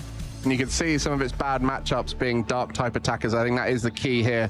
Which dark type deck can be good enough to beat Gardevoir whilst also beating the rest of the room? Yep. There is many people who believe in different archetypes. Enzorock and Charizard EX have already shown to be winners out in North America, and it's just time for another archetype like Marley's Grimmsnarl, maybe just on a whim, to try and win the whole tournament. Maybe we'll see a Charizard EX combination with something like Dragapult, or maybe we'll see a completely different archetype that's able to come through and beat that Gardevoir deck, as it is so key to the storyline here at the event. I know round 4 pairings have started happening, so players are trying to find their seats, and we'll be getting into that game as quickly as possible for you, as I know you want to see some Pokemon TCG action here. The players are rising to the top, 3-0 currently, and it's safe to say many of those are familiar faces, but there are still, several hundreds of players who are on high records, whether it's 3-0, 2-0-1, many still in contention. And I want to point it out again. We saw him at 2-0, Adam Denk, 3-0, Charizard Dragapult getting in there, but I want to show out a bit of the locals as well. Christian Fontenot, former regional champion, and then well, we can't forget Julius Brunfeld, perhaps the most joyful guy in the entire room, always brings on a smile, and it's just so great to see him at these events. And he's, this season, traveling, and just continue to do that everywhere. Yeah, and Alexander Sol, I got to play him in Frankfurt. He made to make it all the way into that top cut with Terra Box, so a great player. Continuing success from early on in the season, as well as many more on 3-0. So definitely keep an eye out. We'll keep you updated with the standings throughout the tournament, and maybe you'll see your favorite players on those top tables, as well as your favorite decks. And I think that's going to be a key today. And I know our players are getting ready for the table. We're just getting everything sorted for you. And for you guys at home, make sure you get involved with what you want to see on the stream. We're always on the show here trying to show as many different decks, as many different players for you, and really want to try and show a variety. I mean, from your point of view, you've been on the stream before. This early stage, you know, the first streamed round, those players who see that note saying you're going to be on the stream, what goes through your mind? What's the feeling you have at that moment? I think the first couple of times I've had it, I was like, oh, that now we're going up, but now it's getting real. I think you get used to it. You know, the white noise you get in the headset when you're going on stream. Yes, you need a couple minutes to get used to it, but after that, it feels like it's actually easier to lock in for some people, right? Where you're in the zone. It feels like the whole table itself is a bubble built for you, your opponent, the judges on the table, and you're just gonna concentrate on playing Pokemon. And you know, I always want to give a show when I'm on stream, right? Like, want to give a show and playing some nice decks, playing some really fast pace, and you know, just Pokemon that, you know, feel where we can get good games out of it on stream. And regardless of, you know, mistakes can happen, yes, but we are always going to be seeing what we deem as the best of the best in the current situation. Well, look, Jesper, it's our time to put on a show for you guys at home as our players are ready on the stage for round 4 of the Lille Pokémon Regional Championship. And there we have it, players readying up. And there is a player that I think we've seen plenty of in recent time, Piper Lepine, our world champion top 8 player. Tell us a little bit more about Piper. Well, we already have the obvious story about triple gimme goal and pricing, but let's keep on from that. Piper has been having such great seasons, you know, after we started these regional championships. Top 8 at Worlds this season, Toronto regional champion, Baltimore regional champion, and then to top it off, an NAIC top 8 just in the past season. Piper has been, you know, in the forefront, always playing these different decks. Have been playing a lot of Gardevoir in the past, have been playing Dragapult variants, has been playing every single deck that they seem to, you know, feel like is the best deck going into event, always being high up in these events. And, you know, it's always a treat to get to see her play because, you know, despite, you know, with these regional wins and stuff like that, whenever I talk to her, which I do at most events, it's always, you know, joyful, joking around, and just having fun while playing the game, which is something that I really do consider as one of the greater things from my players, that they're not just there to be all serious, but they're there to enjoy the game and enjoy Pokemon. I think that is a key message there. On the other side, Alexis playing less familiar with the stream, but someone who's going to be now feeling the pressure of the stream game. You know, 3-0, and we mentioned that story of what happens when you sit down and you see the note saying you're on stream now. Alexis right now will be feeling that, and it'll be interesting to see what they're playing.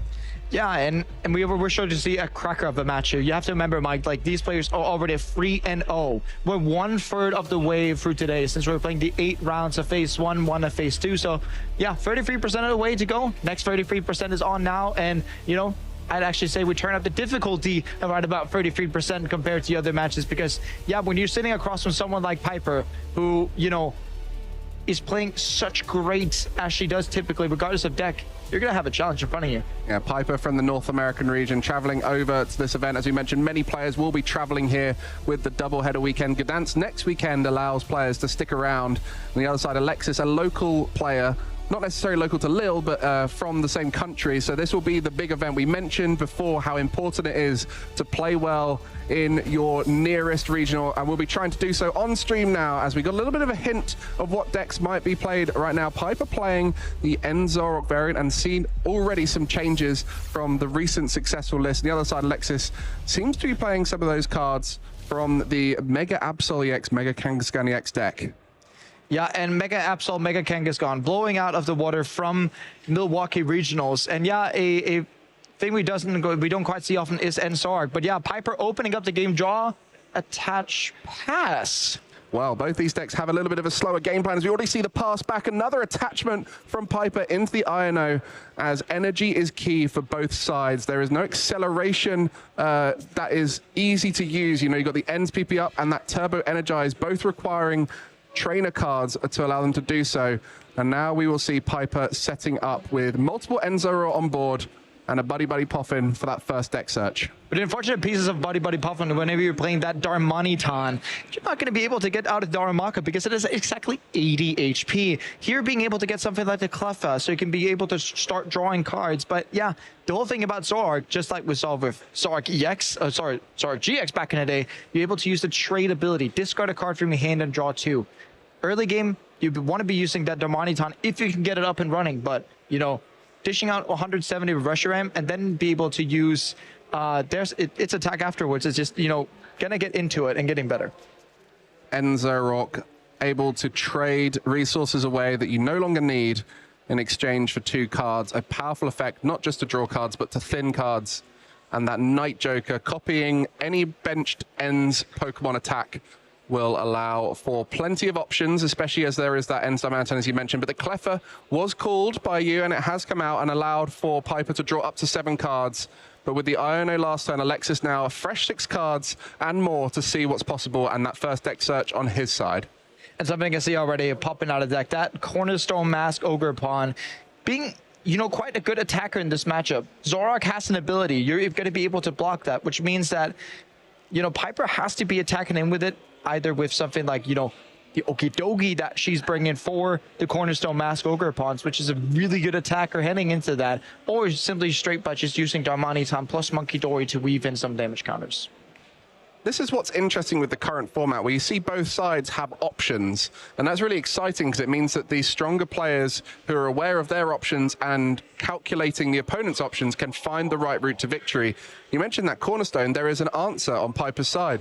But another Enzoroark that Alexis might play against that Cornerstone could be the success to victory. So as these players play out this best of 3, it'll be interesting to see how the game adapts and changes. And one thing I don't think that Alexis is looking at, of course, Alexis is going to be looking at Cornerstone Mask Pokemon, pretty good into Zoroark. But then once a Piper goes ahead and pops down that Okidogi EX, which is able to be one-hit knockouting the Cornerstone Mask Pokemon, then Alexis is going to have a task at hand, because you see that surprise factor that you could be bringing with the Zoroark decks and drawing that many cards, you'd be able to just, you know, slam that in there. And the A-spec for Alexis here, the Precious Trolley, an amazing card, able to search your deck for as many basic Pokemon as you can fit on your bench and put them in play. Allows you to fully set up on that first turn. And one of the overlooked A-specs in the format, not as common as you might think considering how powerful it is, but in this deck it fits perfectly, as the strategy of Monkey Dories in combination with those mega attackers all over the field is so key. And one thing that's very, very nice about playing this Mecha Absol Mega Kangaskhan deck is that you can be using Pekarond a lot with its subjugating change, being able to retreat. And when you're typically we'll be seeing Latias EX as that free retreat for all basic Pokemon, but with Yveltal in combination having that free retreat, you'll be able to use subjugating chains, get Yveltal into the active position, and then you literally just have free retreat and gain yourself a Latias. And with that Turbo Energize, Alexis putting a Fighting Energy and a Dark Energy onto that Cornerstone Mask Ogerpon, going to be the main focus for the strategy in Game 1 here for Alexis. On the other side, Piper able to establish the Enzoroarks and start drawing cards, thanks to that Cleffa previously, drawing up to 7. So this is the interesting thing about this matchup, Jesper, is both decks are known for taking it slow at the start and building up into those late game strategies, whether it is through revenge knockouts with the Enzoroark using Ends Reshiram, or whether it is that disruptive strategy with the Yveltal. So I think we're going to be seeing a slower start here, many turns of establishing a board back and forth from both players, and it will be interesting to see how they both navigate it. Yeah, but here Hilda getting that extra Zoroark EX, being able to use trade once more. And yeah, Piper's, you know, happy about just sitting back a bit and going there, but the other day you see it, Okidogi EX coming in, and, you know, if we look at it, we got to get a face cam on Alexis there, getting into that, because, you know, Okidogi is such a threat, being able to, you know, basically one-hit knock out these Cornerstone Mask Ogre Pawns. So that poisonous musculature the first attack for one color. Search your deck for up to 2 basic dark energy cards, attach them to this Pokemon, then shuffle your deck. And if you attach energy to a Pokemon this way, this Pokemon is now poisoned. So that's why you see that poison marker there on Piper's Okie Dokie EX. It has an astonishing 250 HP, but with it having to be poisoned, it does end up damaging itself. So the chain crazed attack for 130 plus 130 if it's poisoned will be the strategy going forward. We do see the Absol getting in here, being able to do 200 damage, setting up that Okie Dokie for a knockout. And yeah, the target of Alexis here is just going to be get rid of it. We saw it, let's get rid of it to make sure that that Cornerstone Mask Ogerpon can get in later. Then you may be thinking, well, the Absol's going to be stuck in play anyway. Yes, but Alexis does play Penny to be able to help on that a bit later. So we have to start building up a good board for Alexis. This is a good start, using the Claw of Darkness, clawing away a card from Piper's hand, and we just have to see how Piper responds to this now. I think there's a way that Piper can get the return knockout onto that Mega Absol. No Bravery Charm, no Lively Stadium. The Binding Mochi comes down, which adds 40 more damage to that attack. This will be doing 300 damage with that attack. 130 plus 130. Chain Craze will knock out. Mega Absol goes down. 3 prize cards for Piper. Our first knockout here in Lille. And a mega knockout at that in the first Mega Evolutions tournament. And yeah, Alexis is just staring down the barrel of a crazy Okie Dokie EX. You know, right now, it does have 230 damage on it. Just a measly clutch is going to be able to knock that out. But it means that Alexis has to be using energy on that, which means that the Cornerstone Mask Ogerpon is just going to take a little bit more time. And if Alexis is thinking, well, if we pass back and forth, the poison damage is going to do it. Well, I did see a Monkey Dory in Piper's hand being able to get around that. So the Monkey Dory, well, Alexis has to get rid of that now. Crazy to think that a deck like Enzorok could just fit in this Okie Dokie so naturally as an answer for the Mega Absol EX, Gangscan EX deck. We mentioned in the pre-show how this has kind of been the deck out of nowhere for last event. You played it in Milwaukee, but it has got a huge target on its back at this event. And Alexis, despite going 3-0, is going to have to face many of these cards, like Piper has shown here, that are so strong into it. Yeah, and I'm pretty sure whenever Alexis was preparing for this event, Enzorok was not on top of that bingo sheet. But here we are with it anyways, and you know, the crazy thing about Enzorok is that you can be playing, you know, a lot of Cornerstones in it. You can be playing, you know, Darmanitan, which actually has not been played a lot in Zorag. Typically just been playing straight off the bat with those Reshurams. But yeah, being able to power up, getting down that Enz Reshuram, that Monkey Dory, and then now being able to take out the Veltal, going up by 4 prizes. And Cyrano as well, you know, look at how thin Piper's deck is. Yeah, and that knockout from Alexis last time for 2 prize cards was quickly responded to by Piper.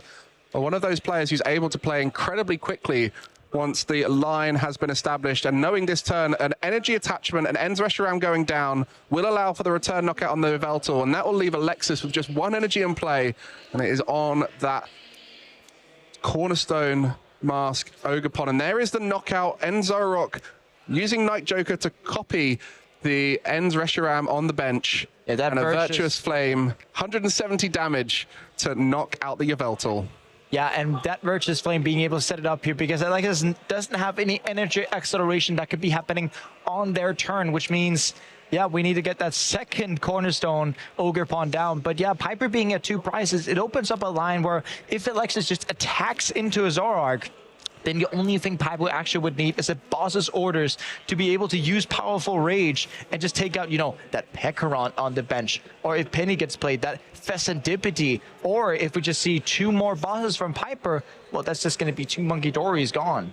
Exactly, and with the ability to trade away resources and draw cards, I'm sure we'll see the cards needed going straight into Piper's hand as soon as possible.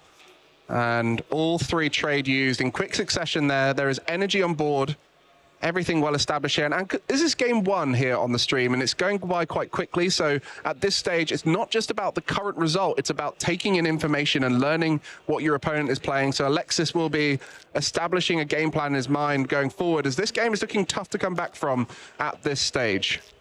But we do get to see Piper using that Super Rock, getting back in Okie Dokie and 2 energies, setting up so if we're missing boss's orders and if Alexis says no to attacking, then Alexis has to stare down that Okie Dokie once more. And with Alexis' current board and how it's going to look for the future, there's not a really good way to go ahead and just take out that Okie Dokie once it uses an attack.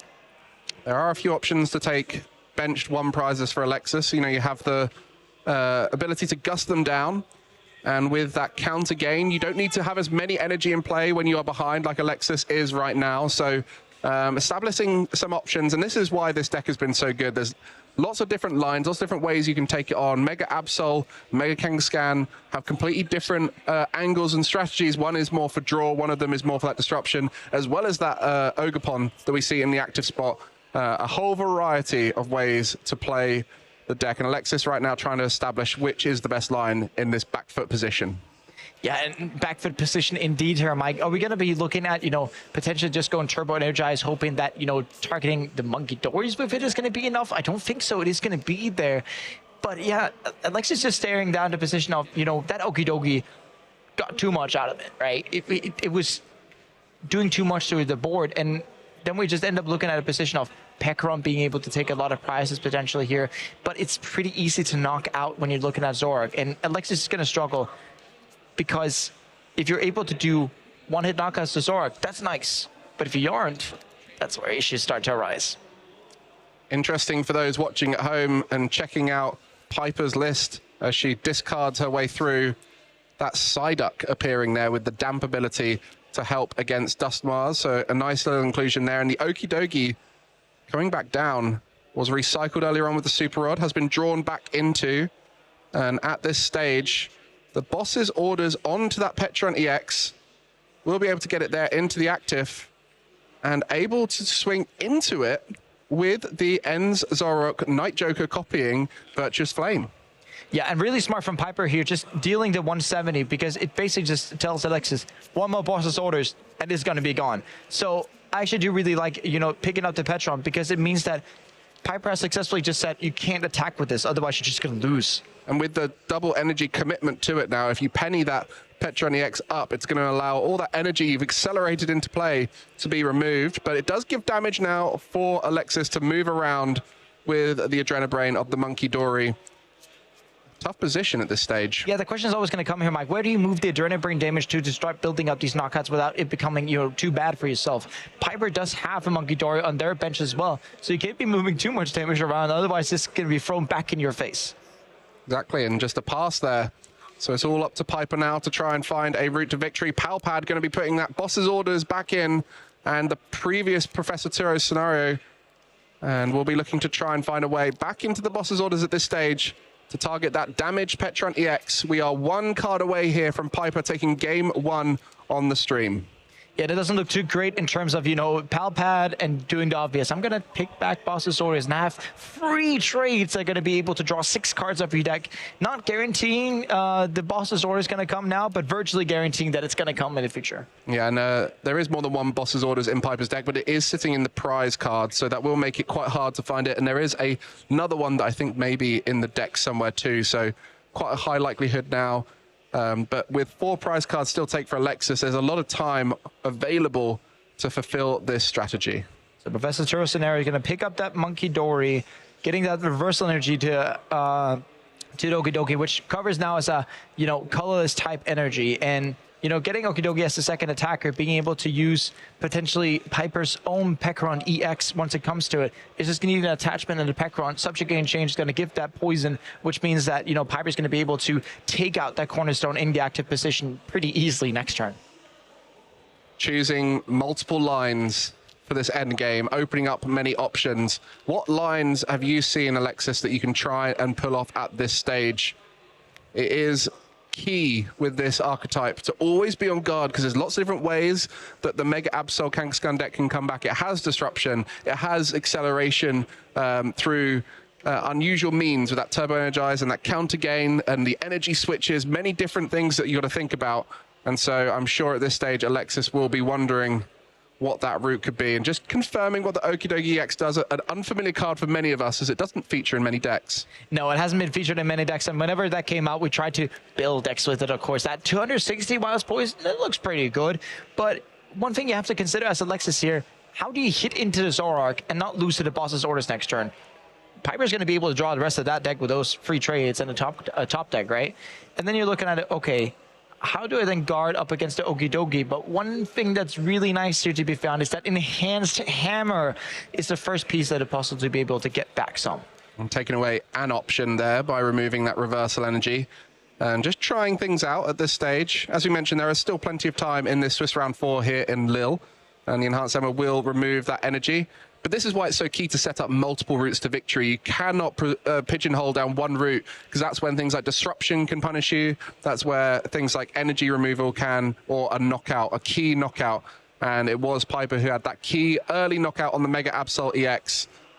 And for Alexis, we'll just be passing straight back. And it's now on Piper. Can you find the boss's orders this turn with 3 trades and a very thin deck? Starting off with that Night Stretcher attachment, fast energy switch. And that's going to be a chance now. Petron EX into play, subjugating chain, that Okidogi EX into the active, and the knockout on the Cornerstone Mask Ogerpon. And one thing I really have to give to Piper is that it's great. You see this 3-4 turns ago. Piper sees the line. Okidogi EX, let's just take some prices with it. And, you know, Piper just going so elegantly fast because Piper knows we're playing 50 minutes +1, not +3 anymore. And we need these games to finish fast one way or the other. And the first knockout was thanks to that Okidogi EX poisoning itself after accelerating 2 energy, and the Binding Mochi in combination with its attack doing 300 damage with Chain Crazed into the Mega Absol EX, which is enough to knock it out. And it was a powerful knockout at that. 3 prize cards for Piper. Alexis did return the knockout with Yveltal, and it was the establishment of the boards on both sides that favored the deck that draws more cards. Yeah, and drawing more cards gives you more power to be able to finish off these games. That Palp at the end of the game was just telling Alexis, at some point, there's going to come a boss orders. And at some point, it means you're going to lose. In this case, it wasn't even a boss's order, so it's just the energy switch coming from Piper. Having all these energies in play by the usage of N's PP up, for example. And just, you know, continuing to reel in these things. And yeah, then again, Petron giving that poison to the Okidogi, being able to deal 260, and yeah, Cornerstone Mask Ogerpon is not going to stand up against that. Yeah, if you're going to go down the Cornerstone Mask Ogerpon route, you got to hope there's not an answer. And as soon as that Okidogi X comes out, now Alexis is going to be thinking game 2, well, that's not an option now. Got to think of a different route to victory, as a lot of information has been shared in game 1 by both players. All those interesting cards featuring in both decks. A lot of similarities between Enzorok and the Mega Absol EX deck. Both of them willing to take it slow and establish that board. Talk to me about how important it is to have these archetypes in the format that are willing to take it slower and return from behind. It means when you're seeing these kinds of decks that are taking it slower, Zorark having 280 HP is still such a cliff to get over when it comes to the point, right? And whenever Zorark's taking damage, that powerful rage of the Ends Rusher aim is just going to be able to dish all that back. So it means that as the attacking deck into Zorark, you have to be dealing this damage either very early to take out Suzuruas, thereby taking out the setup. And speaking of setups, you know, not too bad at pricing here. Yeah, and the other side, Mega Absol EX almost has a similar strategy of if you swing into it, damage can be moved back with Monkey Dory, and then it can knock you out for 1 hit. So both of them willing to sustain damage in those early stages. So it does create a very interesting matchup for you guys at home to watch, as it seems Alexis having the perfect turn 2 here. As long as there's an energy in hand, has that Precious Trolley in combination with a Turbo Energize, which might be in the hand here. That's the Precious Trolley there. We'll be able to search all the Pokemon out. Just got to work out which tool to get off of Arven at this stage. Yeah, and getting that, you know, Turbo Energized, it doesn't even need it. I saw that there was an energy and a Turbo Energized already in hand, meaning that you get the luxury to pick off that Bravery Charm. Going Precious Trolley, already digging out so many cards in your deck. You're able to dig out, you know, 9 cards of your deck with that. Arven picking 2, Precious Trolley picking 5, that's 7. Turbo Energized picking out 9 cards. You know, the thinner your deck is, the better you're going to draw. And with these decks that are willing to start slow and build up, how important is it to have a strong early setup to the game plan that you're planning to do? It's always going to be super important just to outline, this is what I want to be doing with this game. And we have to think about it on Alexis' side. Alexis did the trial and error thing here. Cornerstone Mask Ogerpon game 1, did that work out? Not really. What do we then do? Is it going Mega Kangaskhan? Potentially, because that can actually one-hit knock out these Zorarks. Although this does require you to flip heads twice, but we'll leave that out of the equation there. Or do you go aggressive Zorark to get rid of some of these pieces, right? It's a good question because it always would end up be playing into that powerful rage. Yeah, exactly. Swinging into End Zorok is always scary, but there's often targets around the Zoroarks themselves that you can go for. You can see a Yveltal on the board right now, often Monkey Dories, as well as the Pheasantipity and Petron EX in the later game. But the Mega Kangaskhan EX appearing this time for Alexis. It wasn't there in game 1, but a 3-prize Pokemon that allows you to draw and tank some hits. A fascinating inclusion for the archetype, and one that we'll see in full effect right now.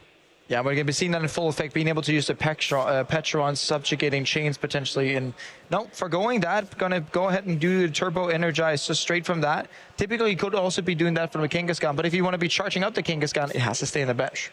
Very true, and that attack from Kangaskhan creating some highlight moments in Milwaukee. Rapid fire combo, 200 plus 50 for each heads you flip in a row. If you get tails, the damage stops there. So sometimes you need to get that high roll on the 250, 300 damage, sometimes even higher, 350.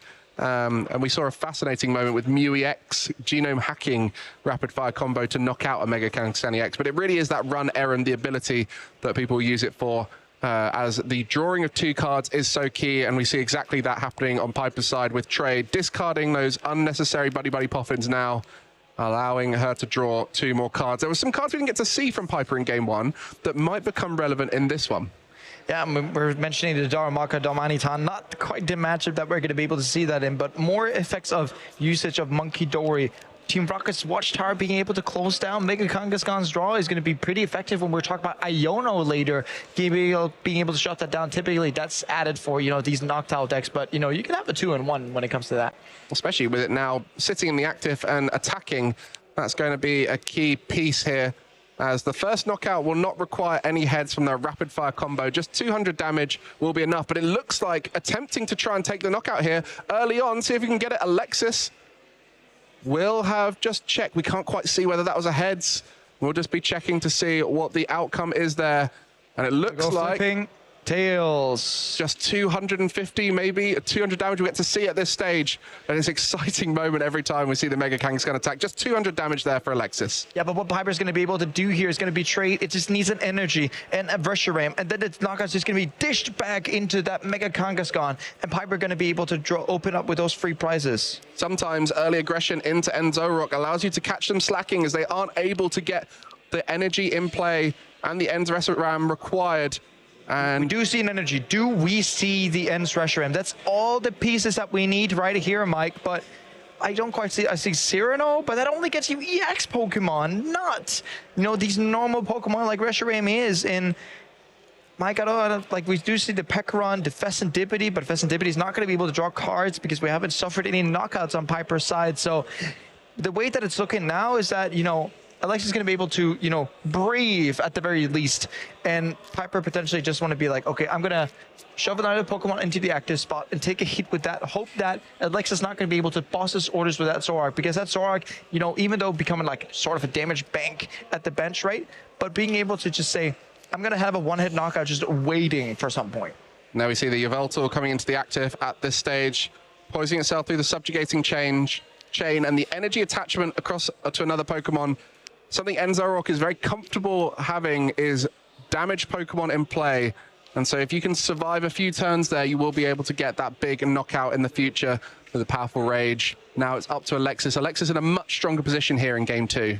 Yeah, much stronger position, even though it had been quite the reverse if Piper had hit the End Reshiram there. But starting to charge up that Cornerstone Mask Ogerpon and just going through with it with the Mega Kangaskhan. We can still draw cards with Run Errand, which in that case, stuff like Pokegear, Boss's Orders are cards that we want to target you to be able to take off that threat of that damaged Zoroark on the bench.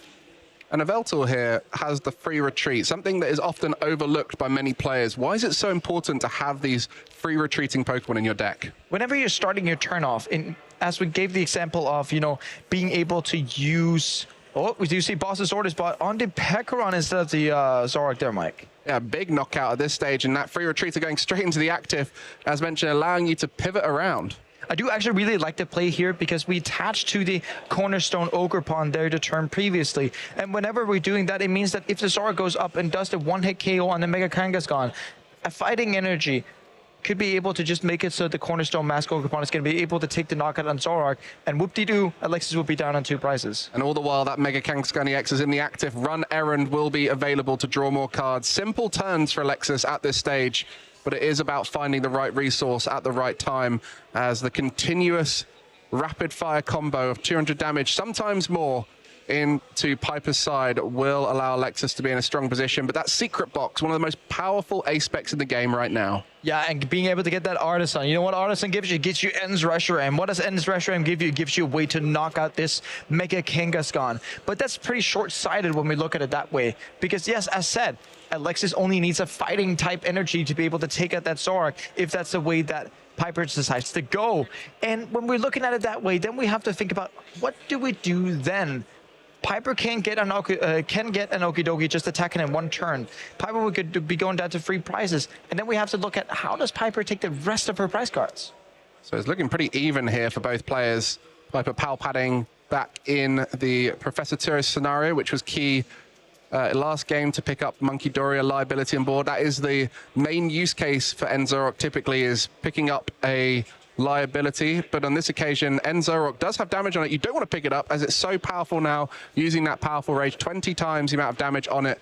Reshiram, the key attacker that Zoroark will copy. There is that Star Manatan for Piper, but this is not the matchup. It's for just trying to find those big knockouts. And it looks like an Iono there from Piper will disrupt Alexis, especially after drawing all those cards with Mega Kangaskhan. Yeah, and drawing all those cards with Mega Kangaskhan, we're going to be able to see the retreat into the Zoroark, knocking out the Mega Kangaskhan, and we get to see exactly, you know, how it's going to unfold. Does Alexis have the fighting energy? Does, you know, I don't quite see it yet. There's a Lily's Determination. That's going to give you 6 cards, but, you know, Mike, is 6 cards going to be enough? I'd rather want Larvin here. I mean, that's the challenge with a deck that doesn't have draw on board. Zoroark so consistent with its trade.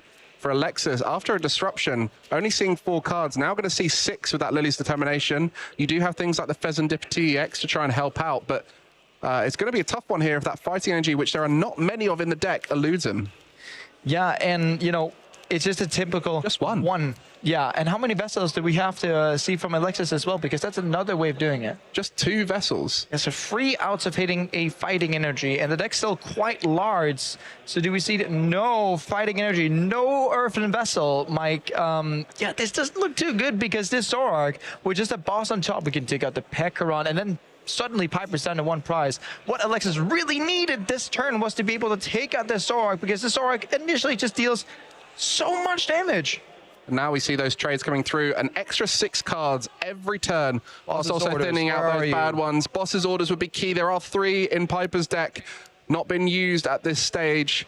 And so we'll be looking to try and take down that benched liability, whether it's Petrant, whether it's Monkey Dory. Still needs to take 2 knockouts at this stage, and that's going to be the Okidogi. So maybe even setting up for multiple routes at this stage. So many options for Piper in this late game of Game 2. It is always so smart for Piper just to go ahead and be like, well, if I can't do this, let me just set up for this other thing that I can do. Because whenever a Cornerstone Ogre Pawn then attacks next turn, then if Piper can set it up to be an energy switch knockout, potentially, we're seeing the energy switch now down to Okidogi, being able to attach to Okidogi, pretty much telegraphing that next turn. Oh, Turo as well, and that's going to take all that damage out of play. And now Piper will be able to set up the Okidogi EX. That first attack, we saw it last game, Poisonous Musculature, allowing to search for 2 basic energy, and it poisons you, so you do not need the subjugating chain of Petrant EX on this occasion. Ready to swing into the Cornerstone next turn. And we just get to see what happens whenever, you know, you lose that tempo. But Blood Moon Ursaluna getting down here. Piper has 3 prizes remaining. Blood Moon Ursaluna with 2 energies is going to be able to take out this Okidogi. The hard work. And then Zoroark, because the Turo was played, not going to be able to one-hit knock out that Blood Moon Ursaluna. And with Alexis playing, you know, Penny in the deck, being able to pick that back up and go into Cornerstone Mask Ogre Pawn and just draw out a bit more time. Yeah, that's a great inclusion here at this stage. Blood Moon Ursaluna's Blood Moon attack. 240 damage is so powerful. It's the highest guaranteed damage output in Alexis's deck until the late stages where you've got Petrant EX, whether it's the Kangaskhan hitting higher numbers, but 240 in the current format is such a good number to be able to take out many targets. It was not designed for Okidogi EX, as we do not see that very often, but it is the perfect number. Yeah, it's a perfect number in this case. Okidogi having 250 HP. That poison that, Piper put onto themselves was giving 10 damage. And then it just fits perfectly with that Blood Moon getting in there. Sometimes we see things that we don't quite account it for, but they will end up going into fruition anyway. But for this Blood Moon to work out, he has to be subjugating chains into Yveltal, retreating into Blood Moon Ursaluna, playing Energy Switch, attaching to Ursaluna, which pretty much means that Alexis then on the next turn is not going to be able to, A, attack. Well, he is going to be because of the Petron being able to just pull back and force, but not going to be able to attack with Cornerstone Mask Ogerpon. Interesting, not able to get the Blood Moon Ursaluna attack off this turn. Instead going to be setting up in a future turn using the second Turbo Energize here. That singular fighting energy and a dark energy coming out. One on to the Blood Moon Ursaluna and the fighting going on to the Cornerstone Mask Ogerpon. Yveltal, the one prize Pokemon in the active. And it is important to note that Piper only needs to take 3 prize cards. So a 1 prize and a 2 prizer would do it at this stage. But it is so important that a big knockout is possible. That is only possible with this Okidogi EX at this stage. So boss's orders to take out Blood Moon would be key. And we'll just watch Piper go through these final stages. Not many cards left in deck.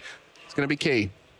No, and one thing I'm looking at is how Piper is going to be able to take out their prize cards, right? Yveltal for 1, and then the boss's orders at any stage onto that Petkaron with Petkaron of her own dealing that poison damage, being able to take up a poisonous Mochi. And that Team Rocket's Watchtower, we mentioned about how it can shut down the Mega Kangaskhan EX, but it also shuts down the seasoned skill of the Blood Moon Ursaluna.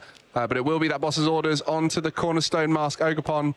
With the stadium in play, asking so many questions, Piper needs Alexis to do a lot more next turn in order to disrupt that board, as it's so stable at this stage. And it looks like now it's swung straight back into Piper's favor as this huge knockout with the boss's orders onto the Cornerstone Mask Ogerpon. 1 prize card for Piper. What can you do at this stage, Alexis? Not to try to be pessimistic here, Mike, but it's not looking like there is the Blood Moon Ursaluna being able to take the knockout here, but Piper, all she needs right here is another boss's orders. Quite the wrong one when we're comparing it to you, Mike, but look at it here. A boss's orders is a boss's orders, regardless of Giovanni or not, and that's going to be able to take the game on Piper's side next turn. And Alexis not going to be able to do much about that with 3 trades just hanging around on the bench. Even disruption at this stage feels impossible, and Lily's determination is going to make that quite frankly impossible, as Iono was the only way to do so. At this stage, it's looking really tough for Alexis. Despite seeing 6 cards off that Lily's determination, a huge card included in the Mega set to open up a lot of these archetypes. We see many in Alexis's deck, whether it's the Yveltal, the Lilies, or the 2 main attackers in Mega Absol and Mega Kangaskhan, but a lot needs to be done. 4 prize cards for Alexis. This was a tough matchup for Enzorok at the previous tournament. It looked massively in favor of the Mega Absol deck, but Piper's Okidogi EX has shown exactly how to counter one of your toughest matchups. And it's just the Okidogi EX being thrown in there. Constantly, Zork was having issues with these Cornerstone Mask Ogerpots, but no more with that Okidogi EX. Such, ingenuity coming from Piper, being able to say, what if I just toss this 1 card into my deck? And you see what it does now? It's basically just swung this matchup from a bad one to something that looks very, very good for Piper. Incredibly favorable, an amazing inclusion, and it will be incredibly tough for Alexis to find a route to victory.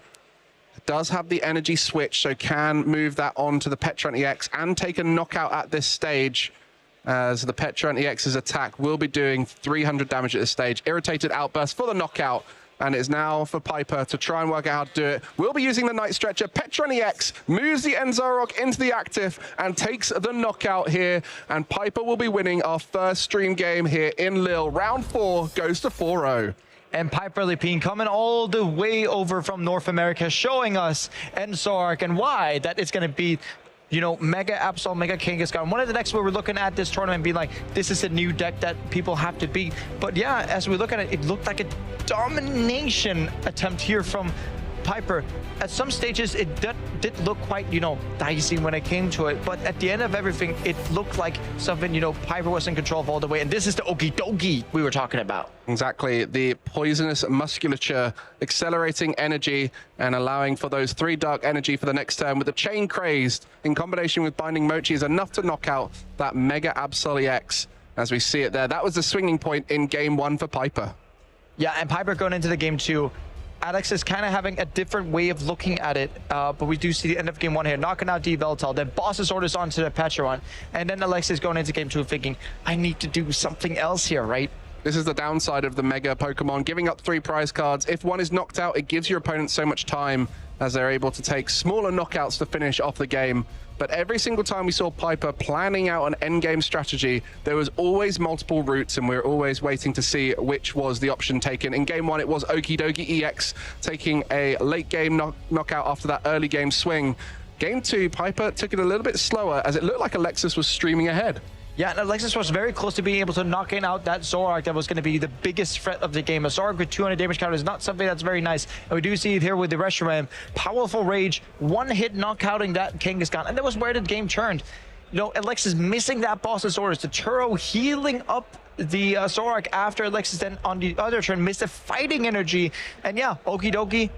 Powering up itself as a poisonous musculature. And in both occasions, Alexis had the opportunity for a few card combination to take a big knockout, but with the small hand sizes and the lack of draw in play, it was really hard for the deck to find those solutions, and it was often having to be done across 2 turns. And we saw that exact thing happen there, needing to use Turbo Energize to accelerate the energy, and that just gave the time for Piper to get ahead. With 1 prize card remaining, it was just the Night Stretcher required as the final piece.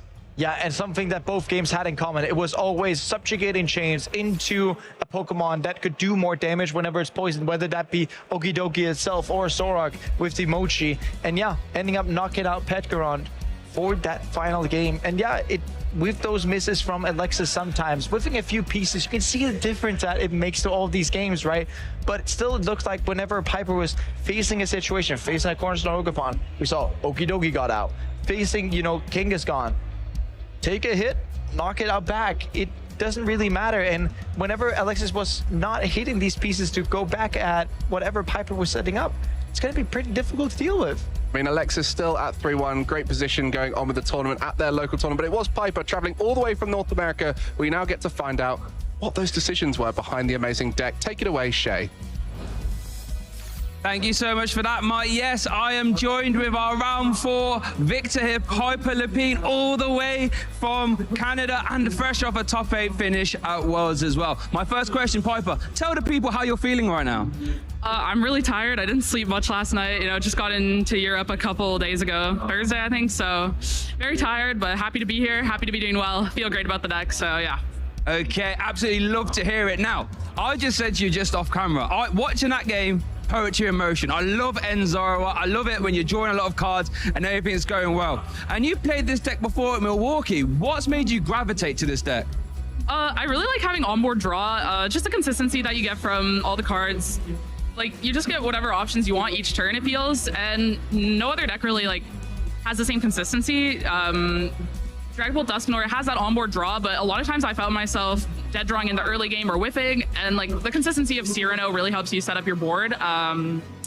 And it's just, there's a lot of small little interactions that are really fun to find, a lot of weird plays. It's really skill intensive, and you just kind of get to do what you want, and it's pretty fun, yeah. Yeah, whenever I played Enzora, as you say, one thing I like about it versus Dragapult is that you're free to just evolve everything, and then you don't have to worry, and you can just keep drawing cards. Now, I know you played really well in Milwaukee, a top 128, I believe, but your deck has changed a little bit since then. Why don't you talk to us about some of the changes and why? Yeah, so part of it was Charizard did really well at Milwaukee. It was pretty highly played, and then also won with Jackson, playing the Dusknoir, the Chi-Yu, the Max Bell. All of that made like the Cornerstone build that I played at Milwaukee a lot weaker into the Charizard matchup. So we needed to find a better route into it, and that's where cards like Psyduck and the Team Rocket's Watchtower come in. And along with that, they collateral a lot of other matchups, and the Cyrano build just feels a lot better than the Arven build. So not having to play the Cornerstone means that we get to play the Cyrano build instead of the Arvens, since you really need to Arven to get the Turbo Energized to power up that Cornerstone efficiently. So not only does the deck feel better, but the matchups are also a lot better, I'd say, with this build. But a big thing is just the meta, since it's not the first event of the new meta anymore, it's a lot more like predictable. So I don't need to have a plan against like everything. I just need to have a plan against the top decks and hit those. Yeah, that sounds good. Poetry of motion. I love hearing the intricacies. How many games would you say it takes to sort of to come to those conclusions and test it? I'd say I only played about 50 games since Milwaukee, but I've been playing Zoric since after NAIC. I've been playing a ton. I played a bit in the Journey Together meta as well, but yeah, I've really been grinding it lately. It's just super fun, and I haven't really found any other deck that I enjoy. So yeah, I don't know, just playing a deck that you enjoy a lot will usually help you come to the right conclusions. I think that's a great bit of nugget of advice for you viewers at home. Play a deck you like and good things will happen. Now, towards the end of that game too, you did a sneakily good Boss's Orders plus Team Rocket's Watchtower turn to sort of turn off the Saluna. I know you mentioned it a little bit before, but what else is that Team Rocket's Watchtower for?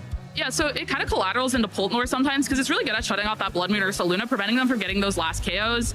It's great into Charizard, shutting down their Pidgeot engine. All those Noctowl decks, you shut them down. Anyone playing Dunsparce, so like Alakazam or Conkeldurr, all that kind of random stuff. It's surprisingly good into a lot of the meta, and it has been for a while. Like we saw Liam play 2 Watchtowers to the Pittsburgh Regional Championship.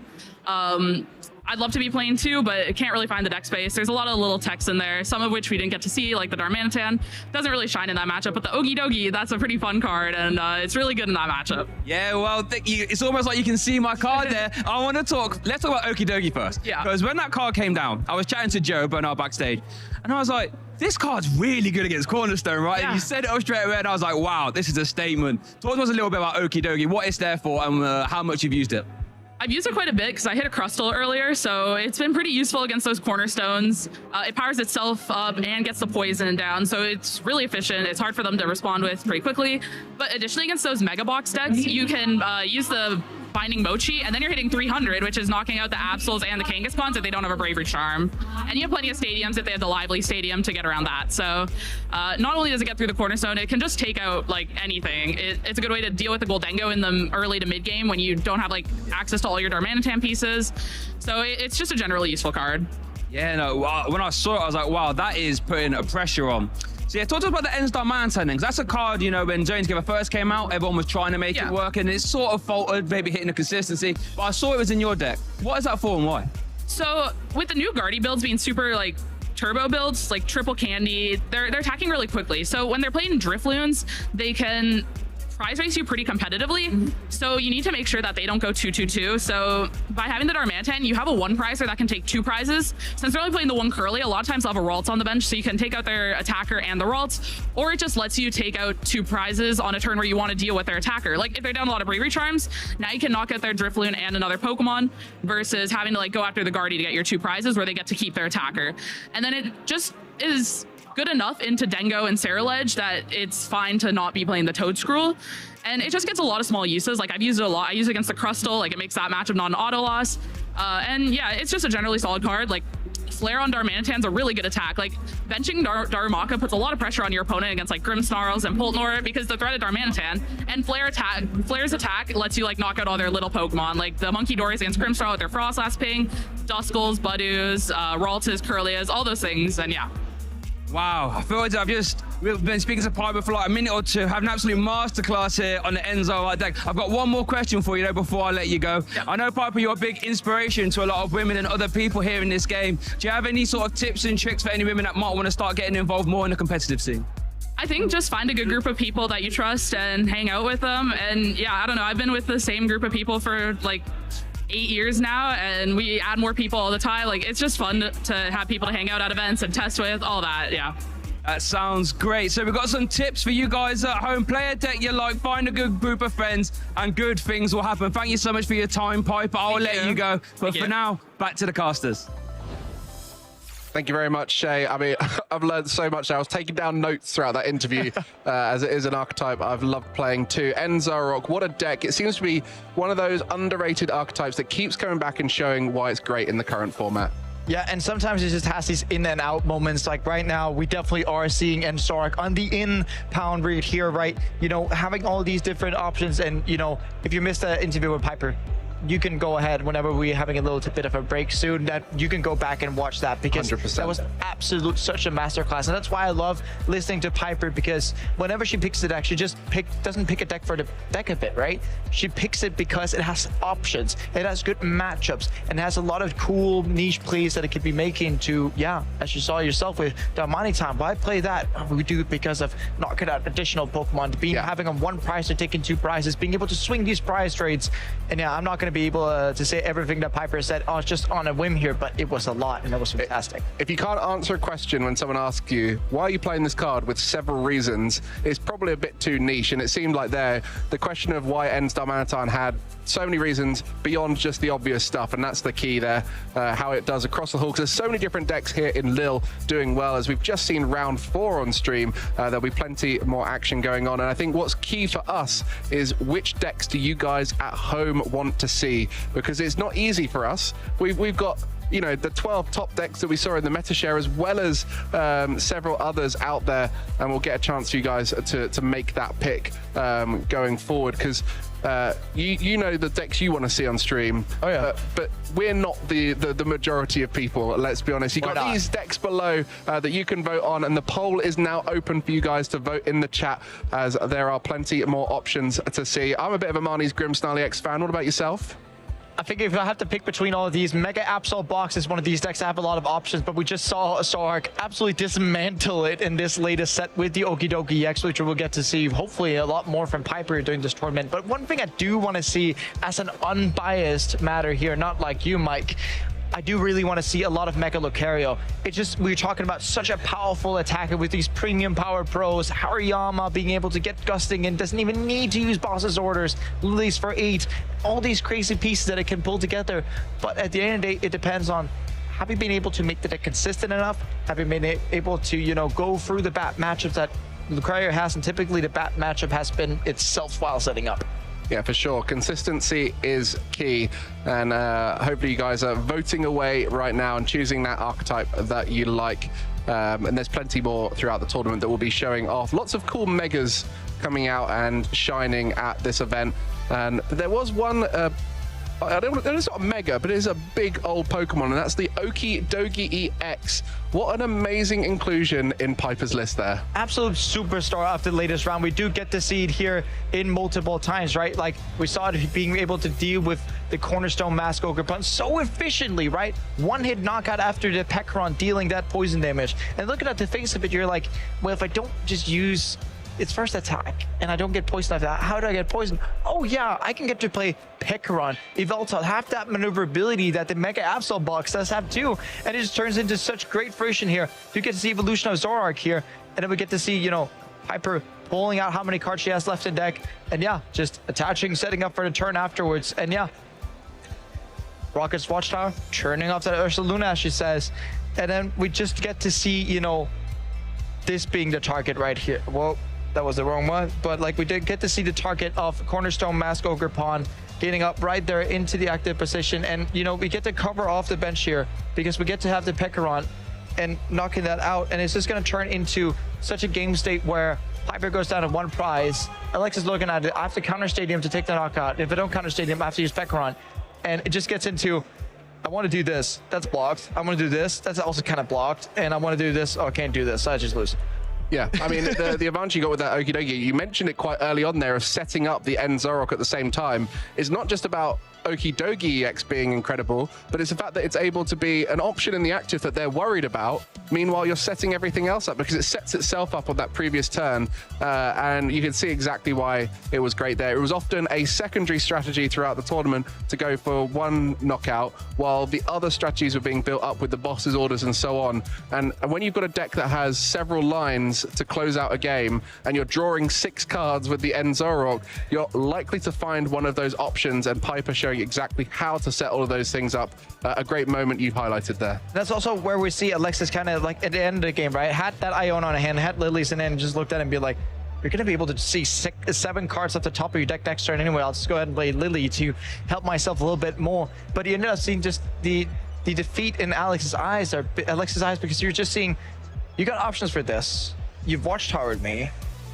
you're going to be able to knock me out with Zoroark. You're going to be able to use the Pekka to get the poison emoji to be effective. Like, regardless of whatever the Piper did there in that turn, there would be 1, 2, 3 different ways of winning that game in terms of just using the Zoroark to get the knockout. But yeah, I think this game would have been a lot different had we not had Okidogi in the equation, because Okidogi was the one being able to carry your way through these Cornerstone Mask Ogre Pawns. And as we said, and we alluded to multiple times during this stream match, where, you know, if typically Zoroark's not had a great time into the Mega Absol box because of the Cornerstone Mask Ogre Pawn, but once you have a actual response to that, just like we saw some Goldingo list happen in the past, because Goldingo actually has the same issue with Cornerstone Mask Ogre Pawn using another, you know, EX type attacker.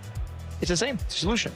Yeah, lots of solutions people trying to solve in the Mega format here, as we are at our first European event of the Mega set.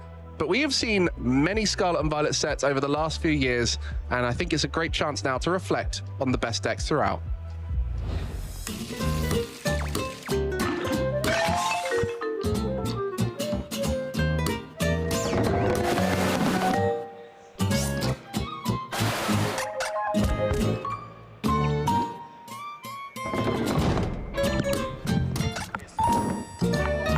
Hey trainers, I'm Ross Gilbert, and with the Scarlet and Violet era having come to a close with the release of Black Bolt and White Flare, it's time to take a look at the key moments from the top decks of the Scarlet and Violet era. We'll find the evolution needed. Charizard EX, the knockout. Here we go, look at all the pieces. Perfect map, Isaiah takes the KO.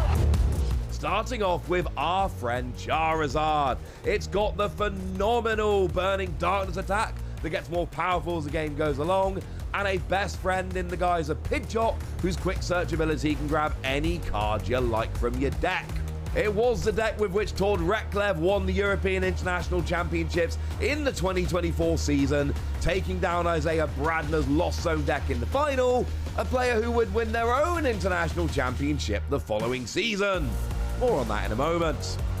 Dragapult, since its release in Twilight Masquerade, has always been fighting for the title of best deck, and between the phenomenal Phantom Dive attack doing 200 to the active Pokemon while dropping 6 damage counters, and the Stage 1 Dracloak from which it evolved having Recon Directive, an ability allowing you to draw cards and gain consistency, you can see why. It won the first regional championship of last season, with Ryuki Okada taking the title in Dortmund, beating Rahul Reddy's Lugia in the final, and then it added a North American regional victory in Vancouver, with Andrew Hedrick taking down Lucas Shing's Golden Go in the final. And it may never have taken an international championship title in the Masters division, but it did go toe-to-toe with Gardevoir in the World's final last season, which leads us nicely to Gardevoir, really revolving around this Psychic Embrace ability, allowing you to accelerate energy as you like, and although it's got the fairly significant downside of placing damage counters when you accelerate energy, that's okay, because we've got stuff like Monkey Dory, which can, for instance, take the damage from your Pokemon and move it to your opponents. And when we're talking about Gardevoir, we could mention how Tord Reklev took second place at the European Internationals the first weekend Gardevoir was legal. We could mention Henry Chow's 3 regional wins last season with the deck. We could mention that it took both finalist spots at the North American International Championships before Isaiah Bradner took his first International Championship victory. But I think we need to focus in on the real highlight here, which was Gardevoir winning the World Championships, with Riley McKay taking the title in Anaheim, beating what else but Dragapult in the final.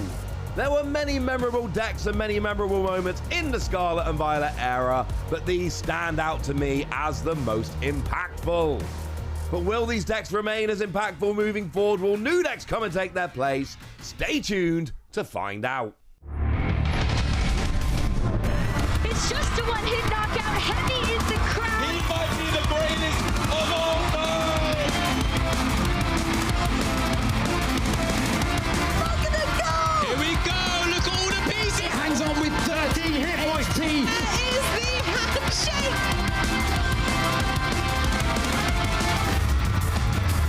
10 seconds on the clock. Both switches are firing. There's the draw free. Fighting energy. Fighting energy. That's the game.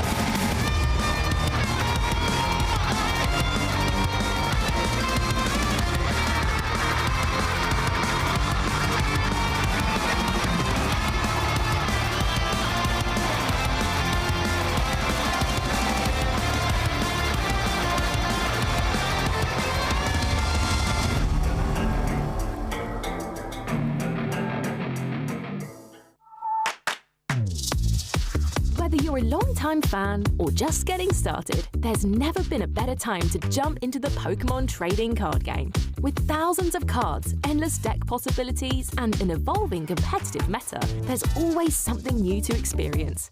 If you're new, following the action is easier than ever. Here's what you need to know.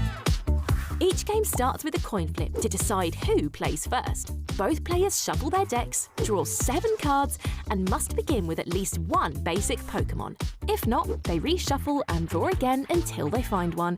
Each player also sets aside 6 prize cards, which are drawn when knocking out an opponent's Pokémon.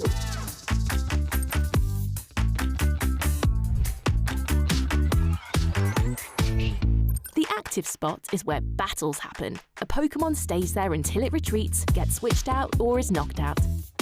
Damage is tracked using dice, usually in multiples of 10. Special conditions, such as poisoned, burned, or asleep, can be lingering effects that last longer than a single turn. On the bench, Pokémon can't attack, but they're still in play. There are 4 kinds of trainer cards: Item, Supporter, Stadium, and Pokémon Tool. Each one brings unique effects to the game, adding new twists and strategies to every match. To win, a player must draw all 6 prize cards by knocking out opposing Pokémon, but that's not the only way to win. With so many strategies and surprises, anything can happen in the Pokémon TCG. If you're ever unsure, just listen to our expert casters. They'll break it all down. Cards, no ancient card yet. There's 2. The pair will be discarded now. Here we go. This is the comeback, taking 4 prize cards in 1 turn. Just going to conclude that Earthen Vessel. Plus, our on-screen graphics are there to help you follow the action every step of the way. Stick around and dive deeper into the world of Pokémon TCG.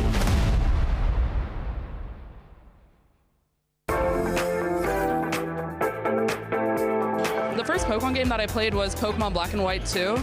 My first experience with competitive cards was after getting some cards in like 2nd grade, and then my parents were like, oh, you should go to a league, and then it kind of just snowballed from there. My first memory of competing is probably the 2013 World Championships in Vancouver. I lived in Oregon at the time, so it was an easy 6-hour drive, and Worlds is always such a fun experience.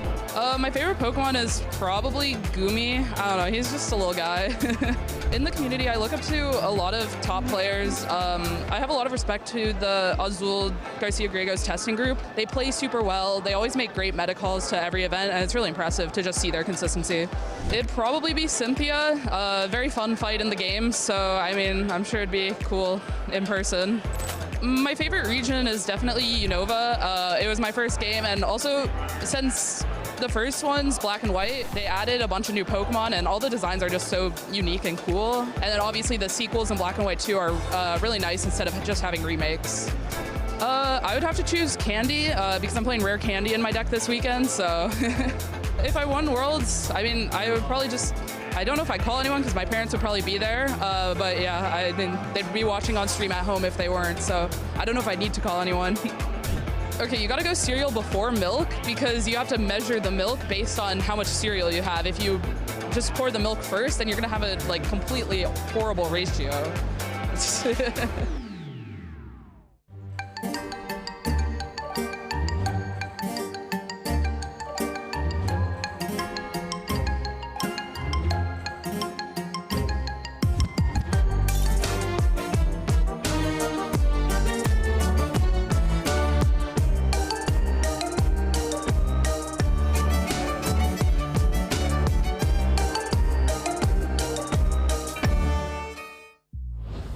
Welcome back, Pokemon fans. We're here at the Lille Regional Championships, feeling loud and proud. I'm Shay Byrne. I'm joined by Joe Bernard. How are we feeling this afternoon? I'm feeling absolutely great, Shay. What a great introduction to our Mega Evolution format. Seeing the Megas in action is fantastic, but then also seeing Piper adjust her deck and having a really great strategy into this brand new archetype. That's what it's all about this weekend. It really was, and I enjoyed just listening to her in that interview. I almost felt like I should be taking notes myself. I know. The amount of just info information and, you know, this is for that and this line and this line. It was just blew me away. And watching that game, I know I said it back there. I'm going to say it again, though. Poetry, that deck was just flying. You know, I need this, I'm going to grab it. I need that, I'm going to go grab it. How dare you leave damage counters on me? Have them back, powerful rage. The deck was beautiful. And we know it's done well so far this season, so could be one to watch early on. Yeah, Aiden was the one piloting that Okie Dokie EX to an asymmetrical top cut just last weekend or a couple of weekends ago in Milwaukee. So Piper cherry-picking that, adding it into her own deck list, and then having an excellent use of it throughout the tournament is amazing to see. And she said it's not just for that one matchup. She's been finding reasons to weave it in as an early game attacker as well. Yeah, you know, picking up golden goes early on. And, you know, I think the fact that it's a one energy self-sufficient attacker, like, you throw it up quick, your opponent's a bit like, I don't deal with that, like, relatively sharpish. It's going to be 300 plus damage coming back my way. That's not something you can absorb too much of. And let's have a look at that phase 1 meta then, remind ourselves of what's popular out in these tables. Again, this is the first weekend in Europe where Mega Evolution is legal. So we're going to see the Lily's Determination Index. We're going to see that Ludotone Solrock package be transported into both the Golden Go EX and the Ceruledge EX decks, really propping them up as great, aggressive 2-prize strategies that can reach ridiculous damage output. But beyond that, Shay, it's still a bunch of our stage 2s on top. It really is. This metagame is so interesting. Like, what, 1 or 2 percentage points separating second place through to, like, what, for 5th and 6th? It just basically means that there is no sort of decks that are super forward. You know, Gardevoir was there at 12%, but there's only, like, what, 3 or 4% between that and second place. Charizard EX back into the mix, you know, just took down the last regional. That's a card that, you know, probably Charizard's thinking, guys, you know, I'm still pretty good as well. 330 hit points, 180 goes up as the game goes on. Pidgeot says, whatever card you want, Joe, go and grab it. That's not gone anywhere either. So are you surprised that it's jumped all the way to second place, or?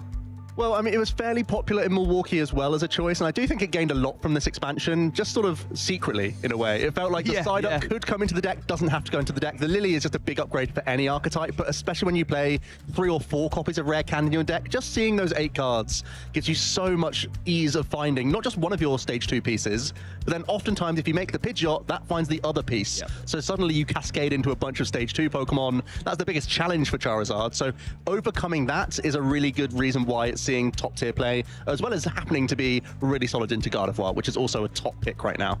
Yeah, we'll take that, won't we? We'll take that. That has a good Gardevoir matchup. You got to take it really seriously. And as you say, I really like those stealthy pickups, you know, really getting involved with that Lily. But it looks like here we have our Master Swiss rankings going into round 5, and all of these players are currently undefeated. Joe, anyone jumping out at you here? Well, already a lot jump off the page to me. Daniel Magda, player who's actually using that Cynthia's Garchomp archetype to a 4-row record right now. Julius Brumfeld currently our 2nd seed, piloting Gardevoir EX once again.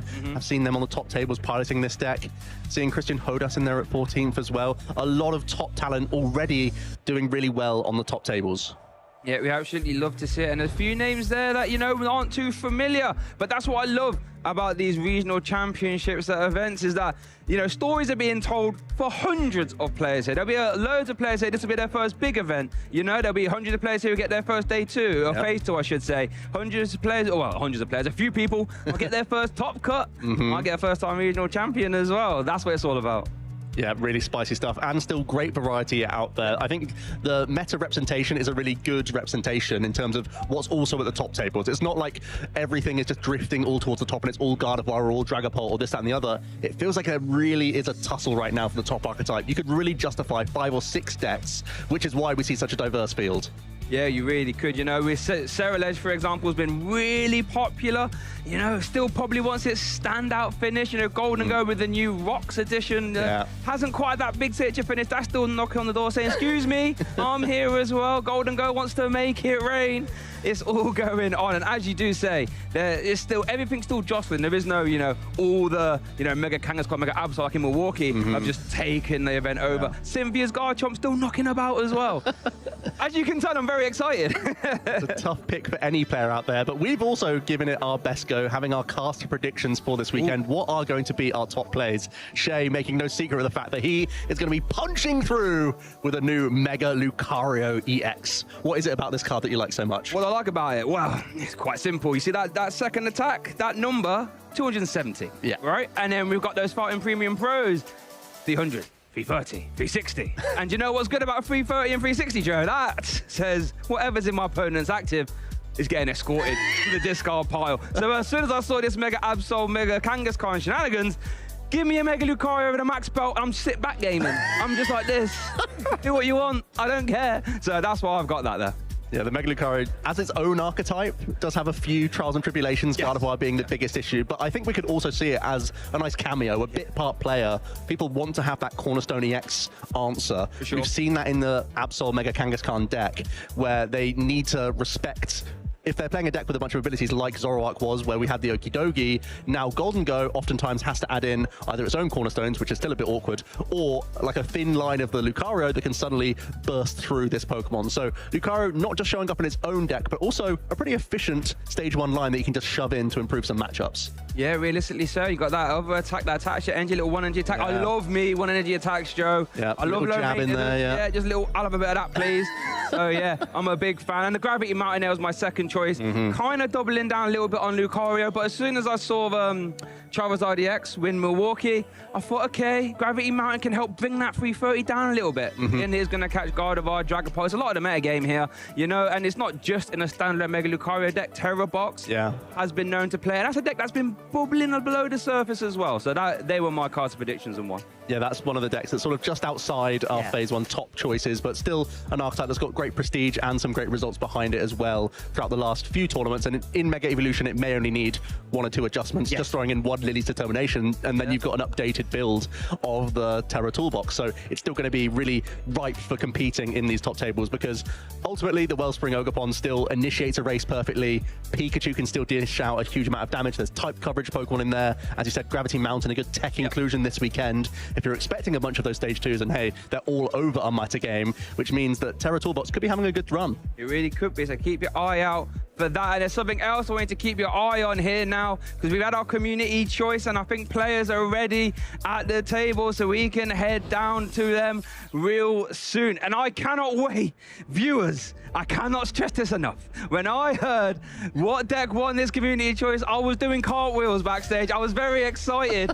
You picked the right deck. Thank you very much. We're going to have some Mega Lucario action. Not going to spoil who's playing it yet. We'll find out when we get down there. But over on the right side of the stage, we have Harry Miller. Fresh off last season. Top 256 at Birmingham Regional, and I made no mistake about it. That was a huge event. So having that under your belt is a fantastic finish, and is currently doing rather well here in Lille. And they're both actually going to be playing some pretty interesting archetypes as well, Shay. Oh, goodness gracious. I just had a quick look, because Carlo is also bringing something very spicy to the table. So we have a very unique matchup coming in here. Both of our players on 3-1 records right now. Let's see some prize cards. Well, we know, Shay, you're going to be completely unbiased and not cheering for Harry with his Mega Lucario archetype. Carlo, his prize cards may deceive you into what he's actually playing, because he's going to be trying out the Greninja EX archetype, featuring the Pidgeot and the Dusknoir line that we saw in those prizes. There it is, the fist bump, and we are off in round number 5. Here we go. So yes, thank you, Joe. Carlo is playing a Greninja EX archetype. A fantastic card, a very scary card. Its attack can do 120 damage to 2 of your opponent's Pokemon on a stage 2 Terra Fighting type. So that's what we're going to keep our eyes out for here. Carlo, as you say, is playing the Pidgeot EX or that quick search ability, letting you grab whatever card you like. Now, there is some downsides to Greninja. You have to discard energy with Ignition, just attach them straight away. So that's going to be during Carlo's game plan here. And it's just sort of what we were saying before the round. Another stage 2 deck that benefits a lot from Lily's Determination being in the format. Yeah, 3 copies featured in Carlo's list. As we're going through that early game search for the Buddy Buddy Pop-In, pretty much all you want to see on that first turn of the game for Carlo. Already seeing the Pidgey, getting a backup Froakie here now as well with Buddy Buddy Pop-In, and having Duskull to boot really allows you to clear all sorts of paths, Shay, because that Greninja can be so flexible. Again, it has a 1 energy attack. That Shinobi Blade can dish out 170 damage, and then cherry pick cards from the deck. That's one of the crucial things here. You don't only have Quick Search to fall back on, you also have the Shinobi Blade attack, which is ideally setting up these big Mirage Barrage strategies with lots of spread damage in addition sometimes to Curse Blast. You can be wiping all sorts of board states. Yeah, and it works out really nicely with these new Megas, Mega Absol having 280 hit points. You give it a little you give it a little Shinobi Blade, give it a Mirage Barrage, and that right there could be a lot of prize cards coming your way. And Carlo is supplementing that as well with a cheeky little Dust Noir Line Curse Blast, just to add a little bit more pressure on your opponent. But now it is over to Harry.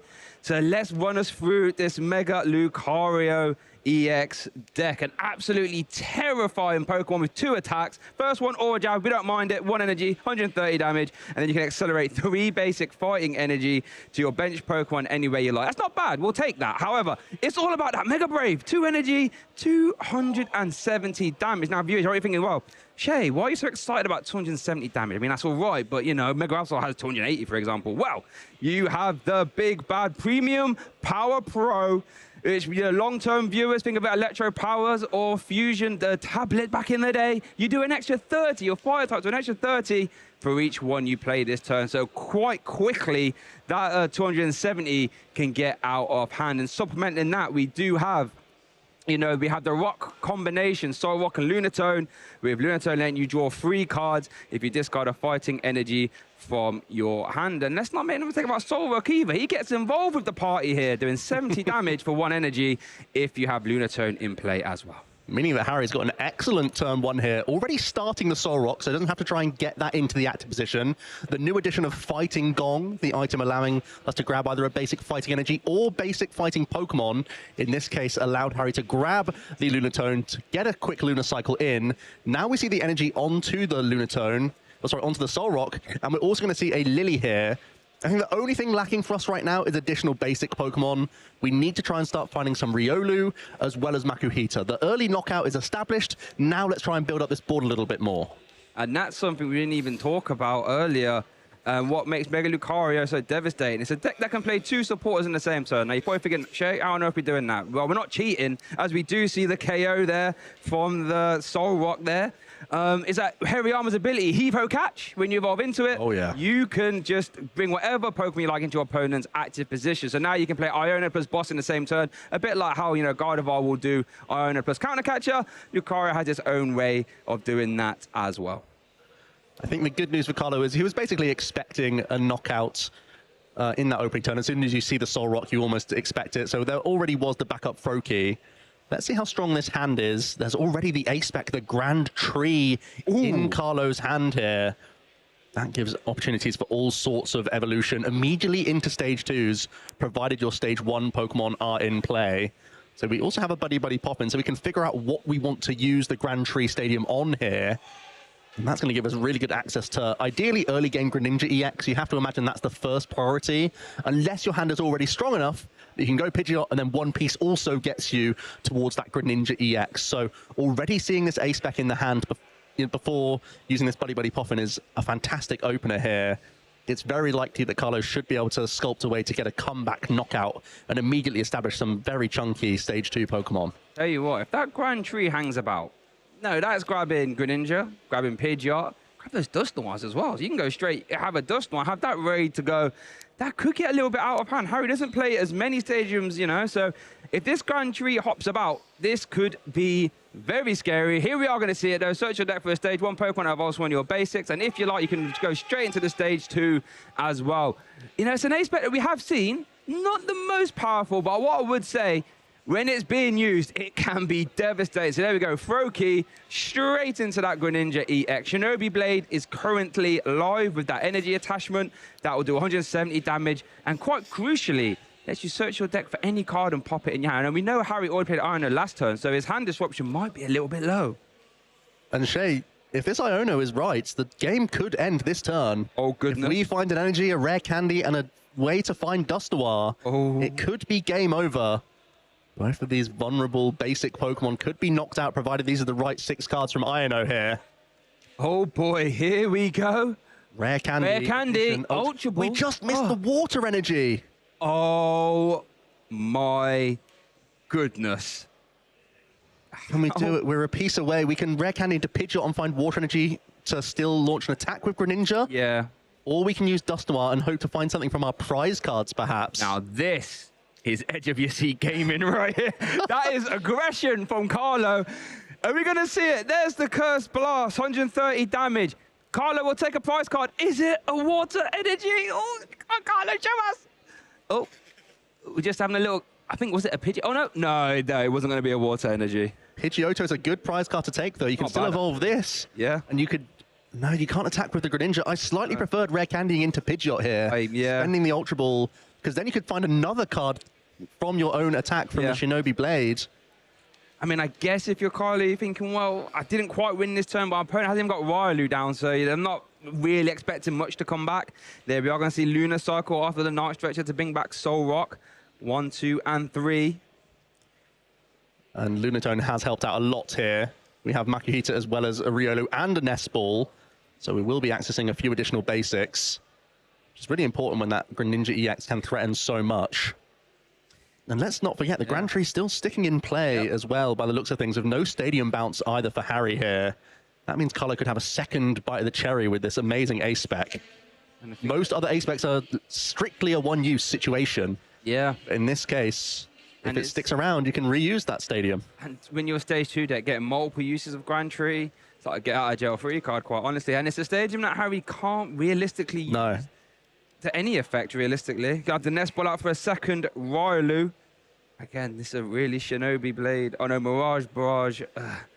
You know, breakfast really, though. It's a bit scary.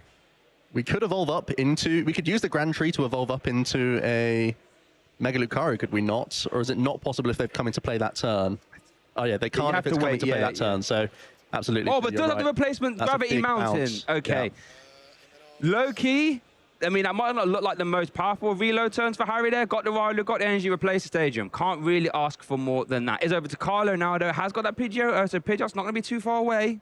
Yeah, you have to think that will be the search from Ultra Ball, then have access to both Quick Search and then likely going back into the deck using that Greninja to search the deck once again. So this archetype, once it gets into this state, can have so much access to exactly what it wants. And in this instance, the Pidgeot could find the likes of Hilda as a supporter card to find an energy, in addition to more evolution Pokemon. And then the Greninja goes in and finds another piece for you on a future turn. That's the way Carlo has built this multiple Stage 2 build to really have all sorts of cherry picking from the likes of Hilda, the likes of Chorus's Tenacity, which gives you access to the Grand Tree in situations. There's a few one-off tools. There's some really crucial energy going on in here. Lots of one-offs that he's having to navigate. But it all starts with this Quick Search, Shay. Yeah, once the Pidgeot comes out, as you say, you're in your Stage 2 deck, that's discarding energy and all that, you know. What it really helps is being able to search out the cards you want. And Quick Search is one of the best ones at doing that. Looks like Hilda is being eyed up there, the fantastic supporter, letting you grab an evolution Pokemon and an energy at the same time. So we could grab a Frogadier, perhaps. Yeah. Any energy card as well. Can be special energy, Hilda. Doesn't say anything about basic. This time it is grabbing a water, but keep an eye out for later on, as we do see that concluding Frogadier plus water energy. That could be grabbing Ignitions. One of the small issues with this turn so far is that there's not been any additional access to Duskull. And we know that these Mega Evolution Pokemon have so much hit points. The Mega Lucario has 340. Yep. So it's a huge mammoth Pokemon to try and get through. Even with Mirage Barrage setting up damage and whatnot, there could be a way for Harry to have submitted these couple prize cards early and then still find his way to power through with these Megas, especially with a couple of Turo Scenario that's in his list. He could try and sponge some hits, use this Lucario, set up multiple, and start bouncing between them. So it's been a really good opener from Carlo. But Harry is not far away from bouncing straight back with a Mega Brave that could potentially knock out the active, especially with that Gravity Mountain in play. Yeah, that's lit. You took the word clean out my mouth there. Like, Harry, you said you could do an Aura Jab and try and set up. Or you could just be like, well, Gravity Mountain brings that hit points down. So all I need now is one of my Premium Power Pro, and that's going to be a big KO there. Just confidently promote the Riolu with the energy. Okay, so we need energy, Mega Lucario. Oh, wait a minute. There's no energy in that hand. There's no energy, there's no means. No, that means we can't Lunar Cycle. The Lunatone's just been knocked out. So even after searching it, we still don't have access to energy. So it's a bit of a slower hand here, Shay. I mean, I guess Boss's orders pick up Frogadier, perhaps. Yeah. And then we can attach some energy from the discard pile. Let's see what this Ultra Ball. I guess we could grab Pheasantipity if he plays it. No, it doesn't look like he does. No, it's a build that this is one of the issues of Mega Evolutions. They give up 3 prize cards, so you always have to think about your game plan. And very frequently, especially if you go in early with the likes of Solrock, you're often expecting to give up a single prize. So then if you have Pheasantipity EX in the deck as well, that gives your opponent an easy boss's orders target, and then they only have to get through 1 Mega during the game. Having more single prize boards allows you to essentially negate the big drawback of Megas. And in this case, it looks like, Shay, I think you have to play the boss's orders here. Yeah, it's got to look like he's eyeing up the energy to attach up the aura jab, but I'd personally love to take the 1 here. Yeah. I mean, you remove EXP share if you get off the Frogadier as well. I don't think you ever hit into the Pidgey. I suppose if your hand is so weak that you say, if I can hit into this Greninja once, and then try, maybe next turn I can finish it off and gain some card advantage from my prizes. Perhaps that's the one thing Harry's thinking about here, by trying to set up that guaranteed Mega Brave next turn. But action passes over to Carlo now, who may have expected this Greninja to be knocked out. Now has been granted an extra turn to attack with it. And you've got to think he's going to start putting some damage into these Mega Evolution Pokemon. When your opponent's sat on 1 card hand, you feel like you really have to try and punch in while you can. And I really want to establish some more Duskull here. That's the key thing I would look for if I'm Carlo. As you mentioned, you're playing his 3 prize Pokemon. Prize mapping becomes a bit different, having back into the format. If you can knock out 2 Megas, that also gets you there. A lot of hit points, but when you're spreading a lot of damage at the same time, Curse Blast can also help out, as we do see another Greninja hitting the bench there. Interesting, holding on to the water energy. So clearly the plan is to find an Ignition this turn instead. It could be found from this Lily's Determination, a new supporter card, basically a new face of the game, Shay, in many ways. 100%. This key consistency option that allows players to shuffle their hand into their deck and draw 6 cards. However, if they still have all 6 of their prize cards remaining, they draw 8 instead. So it's always good throughout the game, but in the early game, it's extra special. Yeah, I mean, long-term viewers, remember Cynthia? This is Cynthia, but objectively better in every single way. You do see that there. Did we see? Oh, yeah. And Greninja is a fighting type, so you can use Premium Power Pro on it. Very sneaky. Love that. Here comes the quick search then. Quick search. So it looks like we didn't find the Ignition from the Lily, and simply because we didn't attach a water on the previous hand, you have to think this was always part of the plan for Carlo to get in with a Mirage Barrage attack this turn. So if we're going to eye up the Mirage Barrage here, where do you think this is going? I would like to still take a single prize. That would put you down to just 3 prize cards remaining. So dealing with the Makuhita still seems reasonable to me. And then just dish 120 into the active position would seem okay. Maybe an argument to still damage the bench to Mega Lucario because it makes it a more awkward use of Professor Turris scenario. Perhaps that's one of the only other things I would think about on that turn. But we're going to have to take a look here and see. A bit of a pause in the action right now.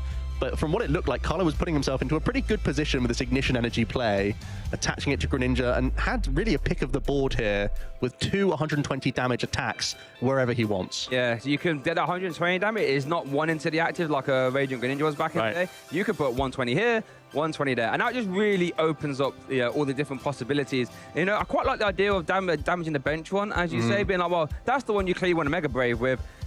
Now it's got damage on it, so if you do, easier KO. And if you don't, as you say, you're now touring 2 energy, costly. We already know that, but you've missed energy already. You're not abundant in it.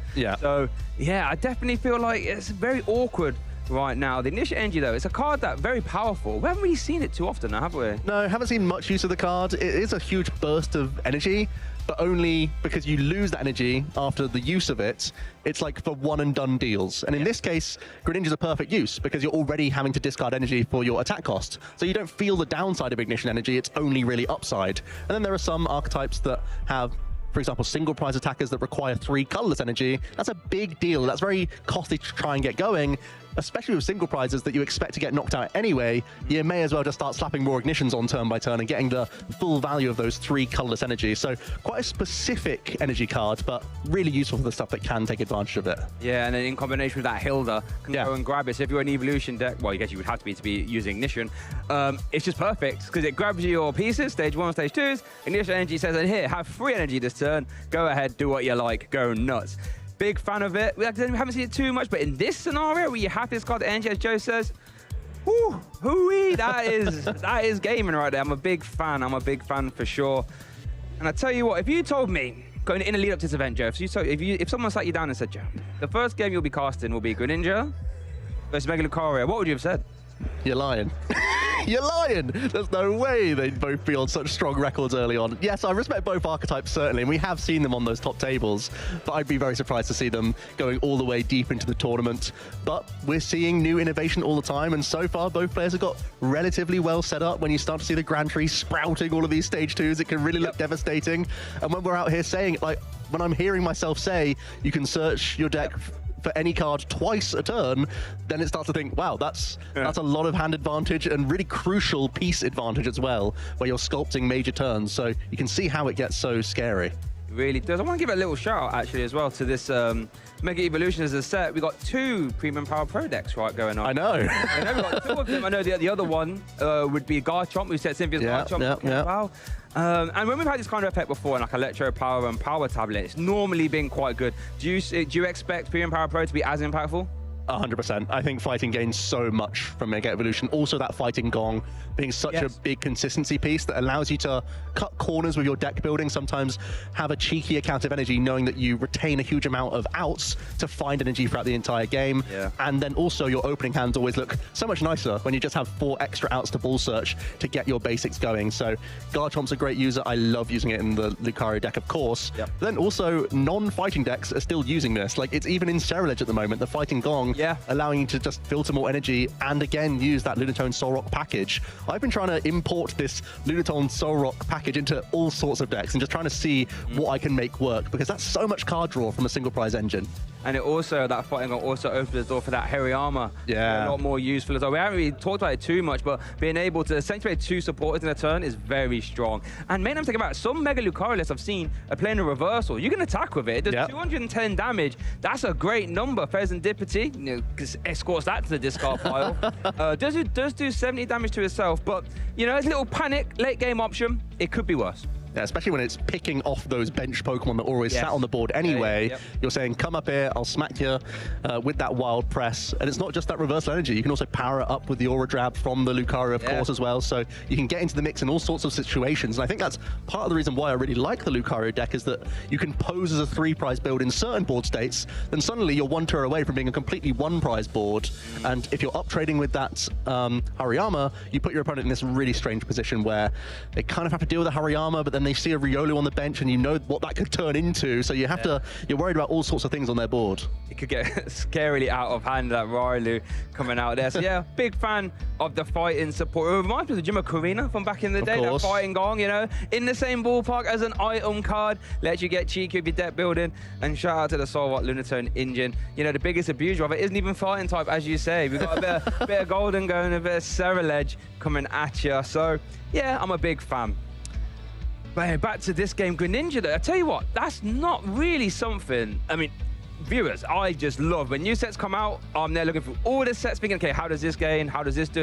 Greninja didn't really sneak up. I mean, it snuck up on me. Have you given Greninja much thought at all? Well, I'm trying to look through the list, and it's literally 1 copy of the Premium Power Pro, and then the Lilies are the only new addition to the deck. But we have been singing the praises of how Grimmsnarl loves playing Lily, Charizard loves playing Lily, which in many ways is very similarly built to this Greninja deck. So every stage 2 is elevated by having this new supporter. So why wouldn't Greninja also be a great beneficiary? Yeah, and as you say, one thing I like about stage 2, I feel that stage 2s, when to be good, they have to immediately impact the board when they come down. And one thing I like about this Greninja, that Shinobi Blade, it sort of smooths the fact over that you're playing a stage 2 deck. You know, you can grab your Grand Tree for next turn, so you can immediately springboard into your Pidgeot. You can grab your Rare Candy, you can grab your Dust Skulls, you can grab your Dust Noirs.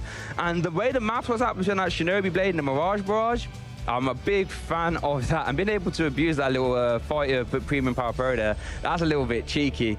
So yeah, it's kind of getting caught in that stage 2 crossfire though, with like the Gravity Mountain, for example. Could be a little bit unfortunate to be getting caught by. You're thinking, you wasn't playing that for me though, was ya? It's still going to take your hit points down by 30 though, unfortunately. But yeah, really fun to see. And maybe a subtle nod to the amount of Kangaskhan we're seeing in the room as well. Having an easy 1 energy fighting type attack that can just take 3 prize cards whilst then searching a card out of your deck. I mean, mean, you're going to be weeping if you're a Kangaskhan player and see that. The Cornerstone's no good. The Absol you can try and set up for damage perhaps, or you just ignore it and go for the Monkey Dories if they're going for a slower approach on the bench. I think it's got a lot here for that new archetype as well, so it could be more subtle metagaming than we're giving it credit for. Yeah, no, for sure. I mean, just before we came on, I was like, what fighting type attackers aren't weak to Psychic? Well, here's one. Yeah. There's Greninja. That's not weak to Psychic, so definitely one to keep our eye on. And that's one thing I love about, new set time is that, this is where creativity seems to be at its highest. People are just thinking, I've tested this, it seems good, let's roll with it. As the formats develop, top decks become quite clear and obvious, and, the fun decks, you could say, tend to lower out a little bit. But at the start, come on. Got Greninja versus Mega Lucario. Love to see it. And what do you think is going through our players' heads, Joe? If you're playing a sort of bit more off-the-wall deck, not represented, in our graphics, and you're doing well, what do you do? Do you think you approach a tournament differently when you're playing a deck that's a bit more off the grid versus something that's a little bit more cookie cutter? Yeah, I think that's always an aspect that you have to consider coming into any new format. You've got to think that someone's tested something you haven't yet, or uncovered something, or just thought about an archetype that they've had to put away for a few weeks thinking it wasn't consistent enough, and then get the opportunity to bring it out again in a new tournament. So you're almost expecting, you can't really take advantage of known counts within decks unless they're really established archetypes. When you see new archetypes like this, you really have to tread carefully and think they could be playing 62, 63 different cards that I'm thinking in my mind, and I'm trying to figure out the deck list as I go, and you really don't want to be caught off guard. So you might play much more cautiously against these archetypes, thinking that it could be within their deck list, so I have to play around this random card that may not even be in there. That's one of the secret strengths of going off meta or rogue, or just picking up the brand new thing, because people will have had less reps in, and specifically less so against your exact list. Yeah, that's a really interesting point. Like, as for example, Harry, I don't think we spoke about it yet, but his A-spec of choice, a lot of these Mega Lucario decks love the max belt. You can just turn that aura right up into one shot, no matter what's in your way. He's actually playing Secret Box, so opting not to go for the max belt. So again, if you're Carly, you're thinking, well, at any point, if that max belt comes down, I need to be worried about that. Not actually a thing, but then if you start playing differently, expecting a max belt, it gets out of hand. 100%. I've been testing it with Trolley as well. I really like the Trolley. There's 3 different ones. Get all sorts out straight away. Even though the Fighting Gong is great, I love seeing that. One of the factors, Shay, throughout the weekend is our spooky theme we got going on. You may notice we're in some costumes. Yeah, we are. And we are looking at some ghosts out on the table with the Dustoir in full force already. Okay. So I think we're going to do some ghost type and some spooky fun here, where we're going to be guessing stuff. And here we go. Gengar in the mix. Come into the format soon, my friend. He's coming. He's coming. You already tested him out online. yeah. He's definitely coming. Yeah, I'm looking forward to this. Love me a bit of this, fun quiz. Here we go. Here we go, Shay. Are we working together on this? Yeah. Let's work together. I'll be this right then. Possesses potential's victim's shadows in an effort to steal away the victim's luck. Goodness. If your shadow begins to laugh, I already laughed. You must take hold of a protective charm post-haste. Shadow, you're not laughing, are you, down there? I ain't got no toothpaste with me. I have to go back to the hotel. This is potential victim's shadows in an effort to steal away victims' Okay. That's sinister. If they laugh is interesting as well. If your shadow, I hear the laughing thing, and now I am thinking of Haunter and Gengar, because they definitely try, like the anime, they're definitely trying to close the faces and do the tongue out and stuff like that. But taking a life is so strong. Gengar is a strong geezer. We're gonna have to make a guess here, Shay. What do you think? Like initially, I thought like Marshadow, because you're hiding in the shadows. Yeah. Then I'm now thinking with the laughter, I'm thinking like a Haunter. I'm thinking Haunter. Should we lock in Haunter? Let's lock in a Haunter. Come on.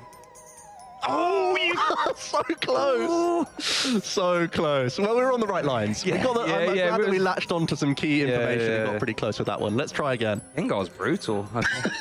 Your life out there. Guys. Shadow, you better not start laughing down there. I'm scared. Okay. Here we go. It lays traps, hoping to steal the lives. Here we go again. Steal the lives of those it catches. If you stand in front of its mouth, you'll hear your loved one's voice calling out to you. It lays traps.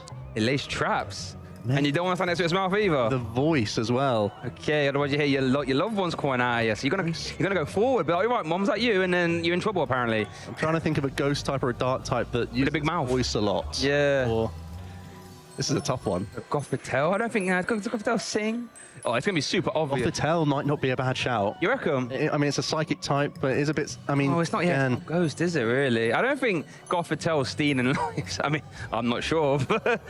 I'm finding this one much more tough, so if you have any laying the traps is so interesting as well. Who lays traps? Maybe like a Miss Magius, perhaps? Does that seem? You stand in front of its mouth. I'm thinking like He's got a big mouth. Noir or... That is a terrific shout because its belly's like a... Yeah. Big mouth. Let's go Dust Noir. Yeah, Dust Noir. Great shout there from Joe. Come on. Oh, it's the Mega! It's Gigantamax Gengar! Right, okay. The production staff are laughing at us back here. You're going to go Gengar into Gigantamax. It's not even the... Right. Who's not even Mega Gengar. Gigantamax Gengar. Outrageous. How are you falling for that? You're hearing a voice out of that mouth and you're thinking, how are you just going to stumble into that, by the way? The size of a... Oh, Mum, you're in there, are you? No. The Gengar. Right, that was harsh. I feel like that was harsh. Let's try again. The production staff are laughing at us right now. I know. It can pass through other dimensions and appear anywhere. It caused a stir one time when it stuck just one leg out of a wall. I've read this. I know this one. Oh, well, on like a trivia before. Other dimensions sounds very Giratina or very Hooper. Sticking a leg out is a bit weird, though. You know what's funny, right? I'm sure I've read this one, and I could have sworn it was Gengar. I don't know if they picked Gengar again. They wouldn't. Just to try. I'm tempted to try and call their bluff, you know? Right. The payoff is so high. Yeah. I'm taking a risk. I'm sending Gengar. I've got my eyes locked to production staff. Right, show me a Gengar. Wait. What if it's... Oh. Yes, it's Mega. It's Mega Gengar. Does that count? Where's the legs on that? That doesn't count. Oh, come on. Where's the legs on that? See, I almost stopped you. I was like, wait, they're going to go Mega this time. But then I was like, there's no legs on it. All right, chat, let us know. Do we get a point for that one? I've seen what they were going for, and I caught it, but then a little bit of a technicality. Chat, let us know. Do we get the point for that one? I think we should, but it's in your hands. It's in your hands. We're definitely getting tricked out here this Halloween. It's, yeah. Okay. We see what you're up to. Let's try again. They couldn't do it a fourth time, surely. Yeah, how many forms has Gengar got? Hiding in people's shadows at night. It absorbs their heat. The chill it causes makes the victims shake. Yeah, Frostlass, perhaps? Does that Frostlass? Heat? I guess it's an ice type, actually. So. I think it wants to absorb heat. That would be awkward for it. Could that be a bit of a... It's still hiding in the shadow. I mean, I'm worried now. I'm questioning everything. Yeah. Do Gengar again? Making them shake. Hiding in shadows, it still sounds very... Could you imagine? Could it be Ghastly? Do you reckon they're going to... They're trying to... I like Ghastly because of the chill aspect. Trying to keep Stop looking at their eyes. Stuff, but I'm not getting anything. They're not getting anything. I do like Ghastly, though. You're going Ghastly? I like Ghastly. Okay. Let's go Ghastly. Let's go Ghastly. Come on, show us the Ghastly! This is absurd. This is unreal. You get some Pokédex entries? Yeah, I'll get them for one. Yeah. One is all we wanted, right? Just loads of those. This is harsh. Gengar. Gengar's... well, tell you what, Gengar's got all over the shop. He's taking your heat, he's taking your shadow, he's taking your life, he's taking everything. In every way. Pretending to be your loved ones as well. Well, hope you enjoyed that fun at home. We'll endeavour to find more Pokédex entries throughout the weekend and have more variety for the next one. That was brutal. We tried our best, though. The hint was there from the start. We should have known, There's the main honestly. man himself. Oh, dear. Oh, goodness. Let's have a look at some social posts then, see what else is going on out there, how everyone else is enjoying this festive weekend, having a lot of fun, getting in costumes, and hearing more of your stories throughout the weekend as well. Yeah, let's do that. Use #PlayPokemon. Find me your favorite Gengar Pokédex, because apparently that's what we're doing right now. But yeah, I love reacting to the post, actually. So if you're at the venue, if you're at home, get on your social media of choice, #PlayPokemon. Every chance your post will get featured for us on stream. Now, I did see these two tweets. Here we go. So we've got Freya and Pumpka Amy. If you recognize them, they're part of our casting team. And they both, I think round one or round two, Pat. Round one, they both got conked. That's Conkelda. Gutsy Swing.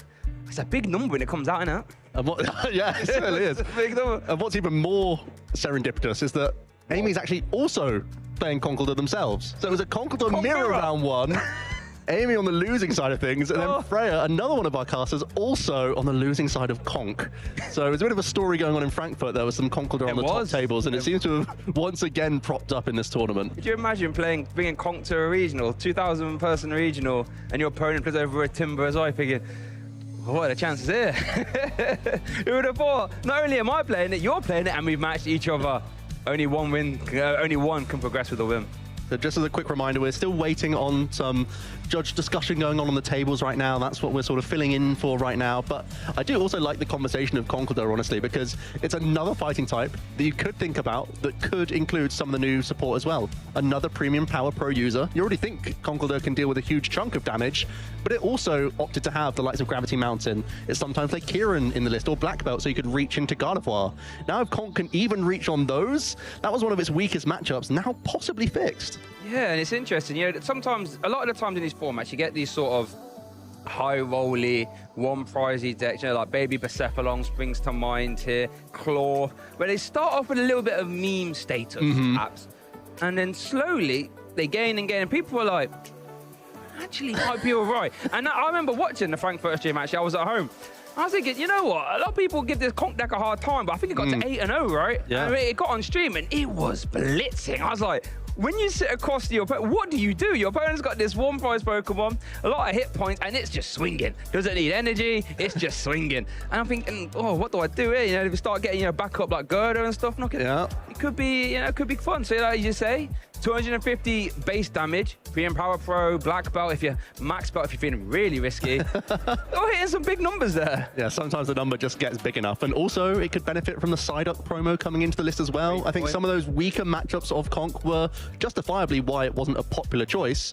But if Psyduck can help out against the Dragapult, if you can now reach into Gardevoir, suddenly your matchup spread may not look anywhere near as much of a joke. Instead, it looks really, really powerful. So who knows, we could be seeing more Conk throughout the weekend once again. Yeah, well, I'm sure Amy and Freya don't want to be seeing any more Conk, but we might be. Let us know down there in the chat if you're in the sea. Any Conk players? And let me know. Let me know. I'm a fan of yours if you are. I love that. Are you a fan of Conk players? I am, yeah. I've actually sleeved it up for a tournament and then backed out a night before. Oh. I was very good playing Conkeldurr at a regional. A regional? Yeah, oh, wow. It had a lot less support. I remember playing some really questionable cards in it. But I do really love the engine, and especially the Ignition Energy. Such a big reason why the deck functions. And unlike other like fringe decks, this is one of the archetypes that draws some of the most amount of cards in the game. Just via this Hilda and a chain of the Dunsparce and Ignition Energy, the Enriching Energy. So you get to see a huge swathe of cards. You have the space because you don't have to play energy cards. That's really what sets the Conkeldurr deck apart. You just play the Enriching and sometimes a number of Jet Energy. So you do capitalize on having massive damage output, and you're starting to patch up those weaker matchups as well as you go. Yeah, and you know, what was I going to say? And it gets Lily as well for the early game. It does. Flood your board. Interesting. Yeah, I'm a fan. I mean, I don't need a lot to be a fan of a card, to be honest with you. Especially when there's a number that big. You're already searching for those high damage output Pokemon. I always say, you know what, I want low effort gaming for myself. I want to just, like I said, sit back. What was that? Mega Brave, a Gutsy Hammer, okay. And you're getting KO'd. Love that. With a guard of our players like, you know, Earth and Vegetable, discard, evolve. And I was talking about Mega Brave. So yeah. Don't get your dice out. Don't bother. Yeah, that's what I love. You will not be needing them today. If my opponent's putting dice on, I'm not doing my job properly. That's what we're about. Fantastic. So what do you think you would have played, Joe, if you were playing this event? It's a great question. I mean, all of my testing this week has been with the Absol Kangaskhan deck, just to get my head around the archetype as much as possible.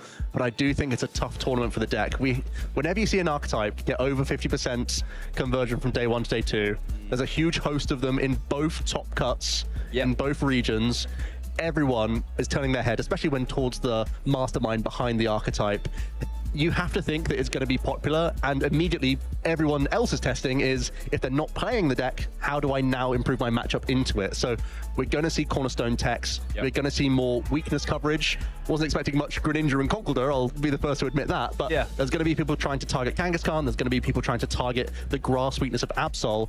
So it really feels like, even though we were given this brand new deck just a couple of weeks ago, you've had to be on the front foot and be proactive at changing your own list, expecting the changes from opponents. So I probably would have defaulted to it just from testing, but I probably wouldn't have strayed far enough away from Todd's list to have a really good run. I think I would have fallen prey to some of my opponent's techs. And it looks like we're going back to the table as game one has concluded with Carlo taking that. We'll get confirmation of that. So Harry Miller, as it stands now, is currently 1 game back with that Mega Lucario Greninja taking game 1 as both players are shuffling up for game 2. So a win early on for the Greninja deck. Honestly, it did feel like Carlo was in a pretty decent spot in that game. There was just a one-card hand from Harry. There was no guarantees that Greninja was getting KO'd on the previous turn regardless. So it seems like a fair result here in this 1-0. But we're getting into that game number 2 with plenty of time still on the clock, especially for an aggressive archetype like this Lucario can be. Let's see some prize cards. And the jamming talent might be a one-of actually for Carlo. We'll get a confirmation. I think the Budu might be a one-of as well, but nothing terribly impactful. But here is game 2 here at Lille, round 5. And it looks like Carlo is starting us off Buddy Poffin. So it looks like, yeah, Carlo's going to start with a Buddy Poffin.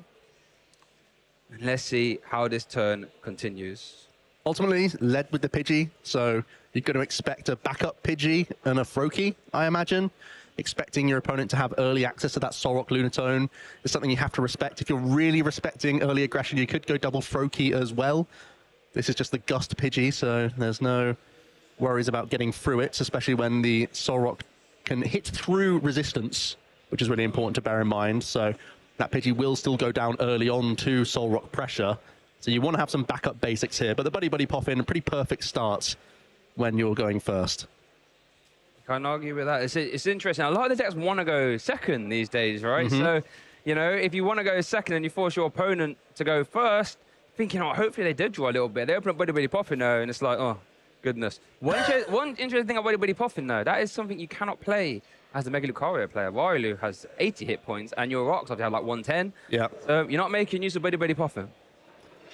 Carlo just having a final debate over which basic should join the Pidgey. Of course, even Riolu can take knockouts with enough Premium Power Pro. You really can. The accelerating stab attack just does 30. So it would take a few, thanks to the resistance on the Pidgey, but it could still get through a Pokemon.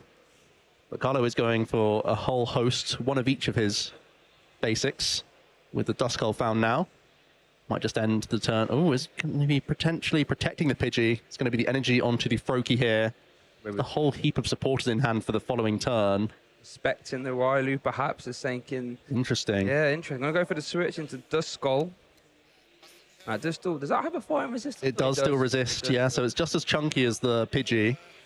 The action is passing over. Of course, we can try and move this Pokemon out of the active, not just by retreating, but we could try and Curse Blast our way out of the active into our Froakie if it's not knocked out. But straight away, we see the unmistakable ding-dong of the Fighting Gong coming in. Absolutely love it. And there's an interesting card there being eyed up. The Mega Signal, Joe. Yeah. Don't see it all the time. We have quite a few Mega Evolution decks out, but we don't really see the Mega Signal. What do you think that is? Well, it's just a one-of in this deck thanks to the Arven package, and it means you don't have to have a painful discard from your Ultra Ball to get into your Mega Lucario. I think for the likes of the Absol Kangaskhan deck, because they're already basics, you just rely on your classic Nest Ball and Ultra Ball suite anyway. But the Mega Signal definitely can chip in, especially in an archetype like this where you're already playing that high Arven count. Why not give yourself the access to this card? Rather than playing, for example, a third copy of the Lucario, you can just search it out the deck with this item instead.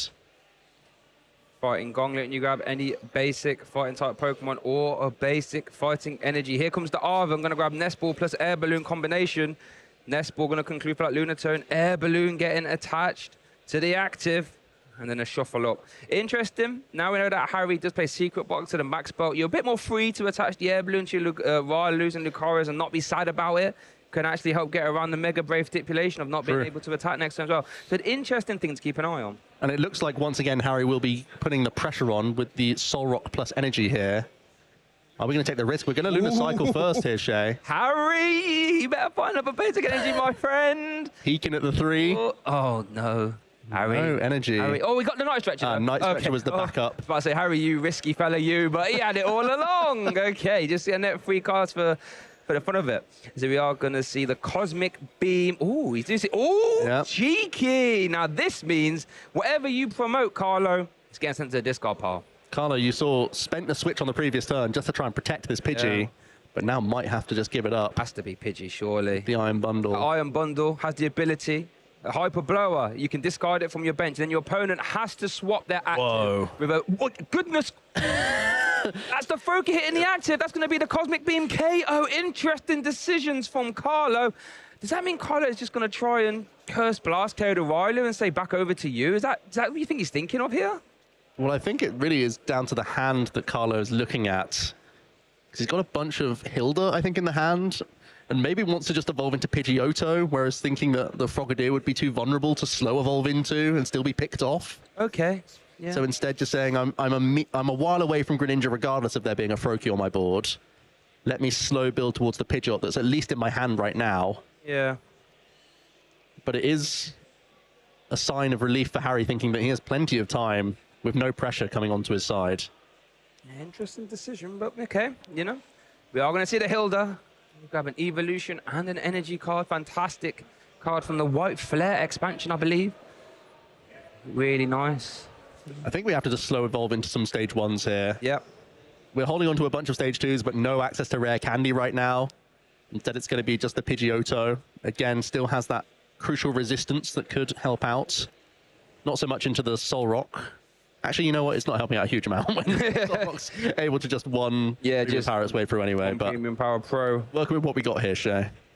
So we're going to see the Ultra Ball. That's going to get rid of another Hilda and the Dust. We're going to re-establish the Froakie. We are going to need that. Start firing off some attacks at some point. It's like debating, yep, going to send those to the discard pile. Not a lot of stuff in the hand. We kind of need that Pidgeotto to kind of hang about because... We really need that to happen. Then we do see the retreat back into Duskull. Now, this is quite scary. If Harry can just... imagine if there was a Makuhita developed. That would be... I'll bring that straight back over here. There's the energy, though. Lunar Cycle over to Harry's turn. Big 3 cards. Can we find the secret box or the boss's orders to once again pick off a Froakie? There's Secret the secret box off the top. Ask and you shall receive, Joe Bernard. But there is the Fighting Gong first. And this is what's scary about this deck. You know, a lot of people thinking Mega Lucario, Mega Brave are doing big damage. Soul Rock puts in a lot of heavy lifting. Look at the pressure we're applying. That 1 energy Soul Rock. And once again, now that you've picked up the secret box, and you have to feel like that Pidgeotto is a crucial threat to take out. Your opponent's re-established a Froakie, yes, but they've spent their entire turn just rebuilding the stage 1, and they valued it more than a Froakie on the previous turn.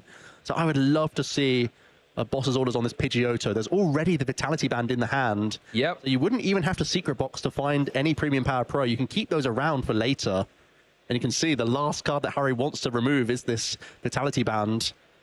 That plus 10 damage is enough for Soul Rock to push through the stage 1 Pidgeotto here.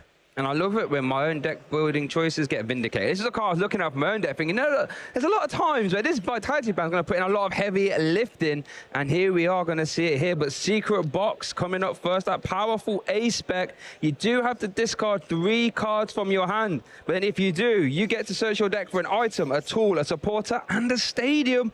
Put them all into your hand. You know, long-term players might remember computer search. Then you grab 1 card. This lets you grab 3.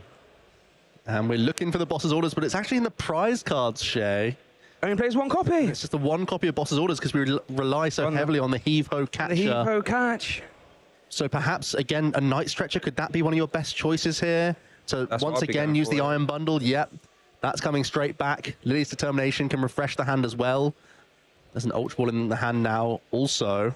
Does that mean we're still getting our Mega into the mix just to start throwing some more energy around our board? Don't mind it. I don't mind it if your opponent's faltering. Let me get my heavy hitter. Let me establish some energy and say, right, wherever you evolve, I'm attaching 1 more energy and I'm discarding it. It's that simple. And it looks like there we are. Option to pick the full art one as well. Love that. Of course. Must say, chat, that's my favorite Mega Evolution. Once we got the other Pokemon in the background, big fan. Here's the Night Stretcher. Here comes back the Iron Bundle. Hyper Blower activation, I imagine. And then if you are Carlo, what do you think we're going to be using here? Oh, well, we got all sorts of stuff going on first. Grab the Lily first. Lily's going to be drawing up to 6 cards with this one, with 1 prize card already taken from Harry. Early on with that Soul Rock. Seeing the fresh 6 before using the Artisan, because I really like this choice from Harry. Yep. Gives him the option to draw into either Makuhita or Riolu, and then you can Artisan for the second piece of that puzzle. You'll also open up a bench space because you're certainly going to use the Iron Bundle this turn. That was part of your secret box plan. Yep. And you'd much rather take out a Froakie or a Pidgeotto, no matter what your opponent gives you. But we did shuffle in the Vitality Band, Shay. Oh, yeah. There's a risk that from these 6 cards, we don't find a damage modifier. There's a big... find a Premium Power Pro, I think. Got them both. Back in. Ask and you shall receive, apparently. There we go. 2 times in the same one. There's the High Blower activation. Carlo has to promote. And again, the Froakie being offered up. Oh, Makahita. Both coming down before the Artisan as well. And the Artisan, Joseph Bernard. Harry is off to the races here, saying, all right, you might put up a cheeky little game one, Carlo, but I'm going to do everything in my power to try and get the reverse sweep. Double Makahita is a statement. This is one of the core strengths of the Solrock and Lunatone package. It's so easy to think that the Lunatone's the stronger part of the duo for drawing those cards, but that Solrock really putting on the pressure early for such low commitment is huge. And in this case, now we can retreat, and Lucario can get its Aura Jab in, whilst also powering up some of these other evolving basics. That's the crucial difference here. We can start looking to weave in our Hariyama or back up Lucario as well. And that's what we've opted for in this case. 2 energy onto the benched Riolu, ready for future Mega Brave attacks. Boss's orders, taking out the prize cards as well. So that means you can, you know, get the boss's orders in the action with preserving Makahita. Is over to Carlo, though. Starts to turn off Evolve into that Pidgeot EX and is going to use Artisan. Now, if you're Carlo, this is an interesting spot here, Joe, because you are very far away, I think, from what you want to do. What do you think he's trying to piece together here? Well, certainly has to rebuild some Froakie. The first issue is that there's one of the prize cards and 2 have been knocked out on the first couple turns of the game, so this Artisan can't help out. It's a little bit out of sequence here. Could have gone for the quick search first, then Artisaned out a Froakie for free. Now we've spent the Artisan, and we just have to try and find a backup Duskull here, I think. Far from ideal. So it could be eyeing up a Colress Tenacity, perhaps? Maybe. That's interesting. You grab a energy card and a Stadium. I mean, that does grab Grand Tree. Don't really see how that helps, though. You could go straight into a Dust Noir, perhaps. We did see the quick search. It was for the Colress Tenacity. Oh, it was the Colress Tenacity. Okay. Or are we changing our mind here? Yeah, it looks like a change of mind with the quick search. It's going to be the Super Rod instead. Interesting. As you say, if you could have done that the other way around, you could have used that to reload some of your basic Super, letting you grab any free Pokemon or basic energy in any combination and shuffle them back into your deck. So the Froakie are coming back into the mix. As you do say, a third one is prized. This is another slow turn. So is this ignition to active? No, it's a trapping boss's order, I think. Okay. Trying to bring up this Makuhita with that high retreat cost. And we actually one air balloon has been committed already. Yeah. Other ones in the prizes as well, Share. Other ones in the prizes. So it would rely on Turo's Scenario to move this Makuhita. And also relying on this Pidgeot EX, it does have a natural 280 hit points as well as resistance. It does. So it is tough to get through from the Lucario side of things. Instead, we're still going to go into a Duskull here instead, because we really are all in on this quick search right now. We can't risk it. That Duskull has just been playing hot potato in the active. Carla's been putting it up, and Harry says, get it out of my face. There's the Lunar Cycle, going to draw 3. Versus Toro would be ideal anyway to get Makahita out the active. I don't see any Toro there. I see some energy, though. Any way of drawing? I don't think there much. I'm not seeing a way to move our active. There is 1 copy of Switch in the deck. Okay. So we could also use Lily's Determination and try and find our 1 copy of Switch remaining in the deck. Yeah, looks like I might be tempted to iron up, seeing what's in the discard pile. Was it debating on playing a Premium Power Pro just to thin? I mean you could, but you might need that for later. You might be thinking that you're taking so many lower damage knockouts. Yeah, you don't need all of them. Yeah. You play a huge host of 4 in the list. There is the Lily. Okay, big turn here then. 1-off Switch. Liberate Makuhita from the active. Duskull staring down the active again. But can Carlo buy the turn? He desperately needs to try and close way back into this game. Currently 1 game up here in our Swiss Round 5 feature match here at the Lille Regional Championships. There's the cup. All right, let's see. Do we see straight away? God. You know what I'm going to say for the third time this game? Ask and you shall receive. He's done it again. He's only gone and done it again. Harry flying through this game number 2. Is able to find the Mega Lucario as well. So that's protecting your energy even more here. We get to go into our air ballooned Lucario as well for even more mobility on the next turn. You know, one sort of thing I like about Harry's deck there is using the Switch as a Lucario on it. I wonder if that was intentional. It's got to be, right? It's got to be. It's got to be. Getting him straight into the action. And it will just be the Aura Jab attack here, you have to think. Might just be asking, you know, what does that do? It's definitely going to carry the Duskull, I can tell you that for free. Yeah. Yeah, easy knockout on this Duskull. There's more energy thrown into the discard pile with the Lunatone this turn as well, so even more acceleration coming in. Yeah, and the more energy that gets around, it just starts to get out of hand realistically. Well, it looks like I'm having a little pause for the action there. Oh, I tell you what, Harry's been flying this game. And these are the kind of games you want as a Mega Lucario. You get all your basics out. Harry even touched Harry Armor. Yeah, I'm doing the damage. All the jabs attaching his energy. How often does it happen? I don't know. Harry's doing rather well. Oh, we're back in the action. All the jab has happened. Energy being attached over to Carlo. Yeah, powering up the Makuhita as well for 1 energy. Don't mind it. That means Harry just 3 prize cards down now. 3 remain. Putting himself into a pretty decent spot. Makuhita picked off the prizes as well. Was that a top deck of Lilies from the top deck for Carlo there? If it was, fantastic card to draw. Artisan being used now. Again, it feels like the buying time strategy has given up so many prize cards early on here for Carlo. Yeah. And there's not, with such high damage being represented from this board, even with the resistance of Pidgeot, it feels like it's always going to be in range now. So you can't really afford to give up another single prize knockout too easily. You might have to sit with a Pidgeot in the active here. Interesting. Jamming Tiles got off the air balloon.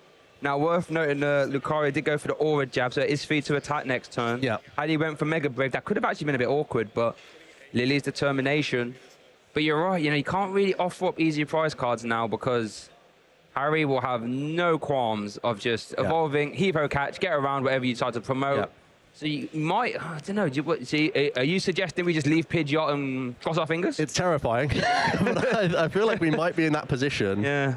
I would have much preferred it with an Ino, but that wasn't available. Counter Catcher? Counter Catch again, try and bring up a Makuhita. Try the Gambit again. Yeah, that would be another great solution. Air Balloon is still thinking, right, you managed to move it. Try it again. We still have that quick search available for Carlo. So it is try and buy that turn in any way you can. Oh, the Chore is in the discard pile for Harry. Just seen it as he was filtering through. There are 2 copies in there. But there's 2 copies. Yeah. Okay. Because you almost use them as boss's orders in this list. Yeah, you pick up and put down your heave hose. We heave and we're homing. Harry Armor. Let's quick search here. Are we looking for another piece of a Froakie here, just in case things go awry once again? I have to try and get a second Froakie down, surely. They're just submitting so many prizes. Yeah, there's going to be another Froakie coming out. Could have thought of getting another piece for the following turn. Try and get you closer to an easy Candy Greninja. Maybe you're relying on Grand Tree next turn as your quick search option. Perhaps, yeah. I mean, I think if it's me, though, it's got to be another... Yeah, it was a Buddy pop in, so we will be searching out a second Froakie here. It could also be Budew. Oh, no, that's in the prize card, so we can't use Itchy Pollen here to be even more protected. Instead, we just have to rely on the bulk of Pidgeot. Unless we're going to retreat into Dusclops, but I still think that's always submitting a prize card for you at some point. Yeah. I think you're really just hoping that you can sponge a turn here. You can see the deliberation from Carlo, head in hands right now. Yeah, this is a tough situation. But as you say, you can't give up another easy one. You basically say, if you leave a 1 prize zone, you're actually basically saying, if you can move Makuhita, you take a prize card. But we are going to see a retreat, okay? I mean, I think that with Dusclops makes the most sense. It's still got a fire resistance and the highest hit points, I guess. But it is over to Harry now. Premium Power Pro, Ultra Ball, Fighting Gong, Ultra Ball, thin the deck. Yeah. This could grab your Harry Armor, hold it in hands. Yeah.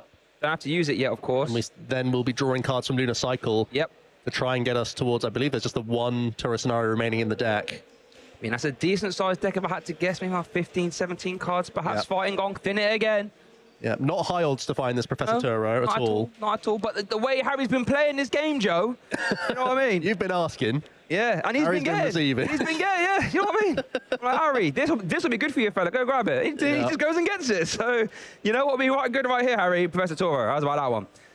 Any more? I don't think there's any more thinning is winning from the hand here. So no, I don't think so. Here we go. Lunar Big 3 Cycle. cards. Here we go. 3 cards. We're looking Professor Churro Scenario, Ryolu, Arven. Oh, Harry Armor, okay. Finally, a breath, some space for Carlo to develop this board. Yep. It's been an onslaught so far from Harry with the pressure from these fighting types. This is the first turn that he has to ease off the gas a little bit. The Arven would have been a really good option. But there's a jamming tower in play, and there's a prized air balloon. So that's still not a big issue. Well, where was the Choro? Oh, no, it was right in the middle. Yeah, no chance. Cut away. I kind of like this, though. Stacking the premium power press. And all right, at some point, I know you're going to start using your Greninja. When you do, bish, bash, bosh. Yeah. That's what he's trying to get. That's what he's trying to say here. Yeah, So we haven't spent any of our premium power pros yet. Yeah. We haven't spent our Gravity Mountain either. There's lots of ways we can take those final two as soon as Carlo starts launching attacks with an EX Pokemon. Oh, we're going to see the Hippo catch. Oh, interesting. Going to bring up the... Oh, wait, we can use double premium power pro here. Goodness, the corkscrew punch. Wowzers, 10 damage plus the 60 from the premium power pro. Harry said, all right, you're going to try and leave Makuhita in the active. Watch this. Bish, bash, bosh, and that Froakie has been sent to the discard pile again. 4 Froakies hit the board. 4 Froakies have hit the discard pile. Harry Miller, 2 prize cards away. Carlo, now, this is one of the only turns Carlo's actually started the turn with a Froakie down. Let's see what he can do. Well, you've got to feel like Quick Search Grand Tree is step 1. It might be that the only Frogadier might be in the hand. That would be really awkward. Oh, no, that would be awkward. You could Iono and then still use the Grand Tree afterwards, but you risk drawing into some extra pieces. There's only a 2 Frogadier and 2 Greninja EX. So you could accidentally draw into those pieces and not be able to evolve fully. Yeah, so viewers, in case you're wondering what we're on about there, Grand Tree, you have to search for the Stage 1 from the deck and the Stage 2 from the deck. So if you only have 1 copy of Stage 1 available and it's in your hand, Grand Tree will automatically fail, for the Pokemon you're trying to use at least. Let's have a look. Double Greninja already in the deck. Is the Frogadier there as well? Night Stretcher being a choice. So yeah, it doesn't look like we can Grand Tree. Oh, Frogadier's in the hand. Yeah, that is the thing that's most awkward here. Looks like the other one's in the discard pile. We've already seen Super Rods. Yeah, so you can't rod them back in, then tree them back out. So you have to do the Iono and hope. Hope that you don't draw into your Greninja EX from your own Iono to 6 cards. You have 2 copies that you have to dodge. So it's not high odds, but it does add some jeopardy to the choice. Yeah, it's one of them. Now we've spent our Quick Search. We're going for another slow turn here, Shay. Oh. We've spent Quick Search for Night Stretcher. We haven't yet spent our supporter for the turn. We're going into Frogadier. What does that attack do? 20 and is it switch? Yeah, the numbing wall. Oh, paralyze on a coin flip. Okay, we are going to see a Curse Blast, 5 damage counters. That's going to give up a prize card though, no? Yep. Oh, wow. So Harry's down to 1, so you're trying to make the Iono as powerful as possible. Okay. I didn't see the Iono. Okay. What to say, Carlo? This is what Carlo's trying to do. He really needs to buy as much time as possible because this is going to be a really tricky comeback. Oh, he did require air balloon after prize cards. Has been Iono'd away, but that air balloon is live. Jam Tower's still there as well, so you know there are some counters to the counter. Professor Churro. We're getting right look down at Harry to the wire is here. itching to play. Look at him. He's like, go on, do it. Whatever you do. Look, he's looking at the camera. I can see you. Oh, okay. What have we got down here though for Carlo? Grand Tree, still risky to put into play. You've already evolved this turn. Like the interesting wrinkle so I to think the wrinkle. we're going for the paralysis here. Okay, so 20 damage, coin flip, paralysis. Paralysis means, oh, we're just going to show the pressure already. Basically saying, if you paralyze me, it doesn't matter. I can pick up that and attack with anything I like. There is the fist bump. Game 2 here, Swiss Round 5 feature match has concluded. Harry Miller has evened up this series, and we're going to the game 3. Professor Churro coming at the perfect scenario. And it felt like that happened throughout the game, honestly. It did. We were saying a piece here or there would allow Harry to still have a really strong turn, and Harry really putting an exhibition on how this new build of Mega Lucario functions. We got to see all aspects of the deck in action there. We got to see the early pressure from these Soul Rocks coming into this game number 2, in addition to getting some additional stage 1s into play, weaving in Mega Lucario EX as a dangerous attacker and accelerating to backup threats at the same time, whereas Carlo was having an awkward struggle. I think it really came down to his very first turn pop-in decision to grab that early Duskull rather than a backup Pidgey or backup Froakie. That would have given him so much more wiggle room to get into his stage 2s a little bit faster. It meant that in this game, he had to submit prize after prize, especially with Iron Bundle being pivotal. Also, this Hippo Catcher was another huge turn for Harry here, and great choice to use the Makuhita's 10 damage attack, pumping it up with double premium power for the KO here. That shows that Harry is really well versed with this list. He really is, and what's really interesting about the Mega Lucario deck we've just seen there is that you might be thinking, you know, it just hits super hard. He technically didn't use Mega Brave once. No. Didn't use Mega Brave. We saw Makuhita getting in the mix. We saw a lot of Aura Jab for sure. We saw Solrock getting involved.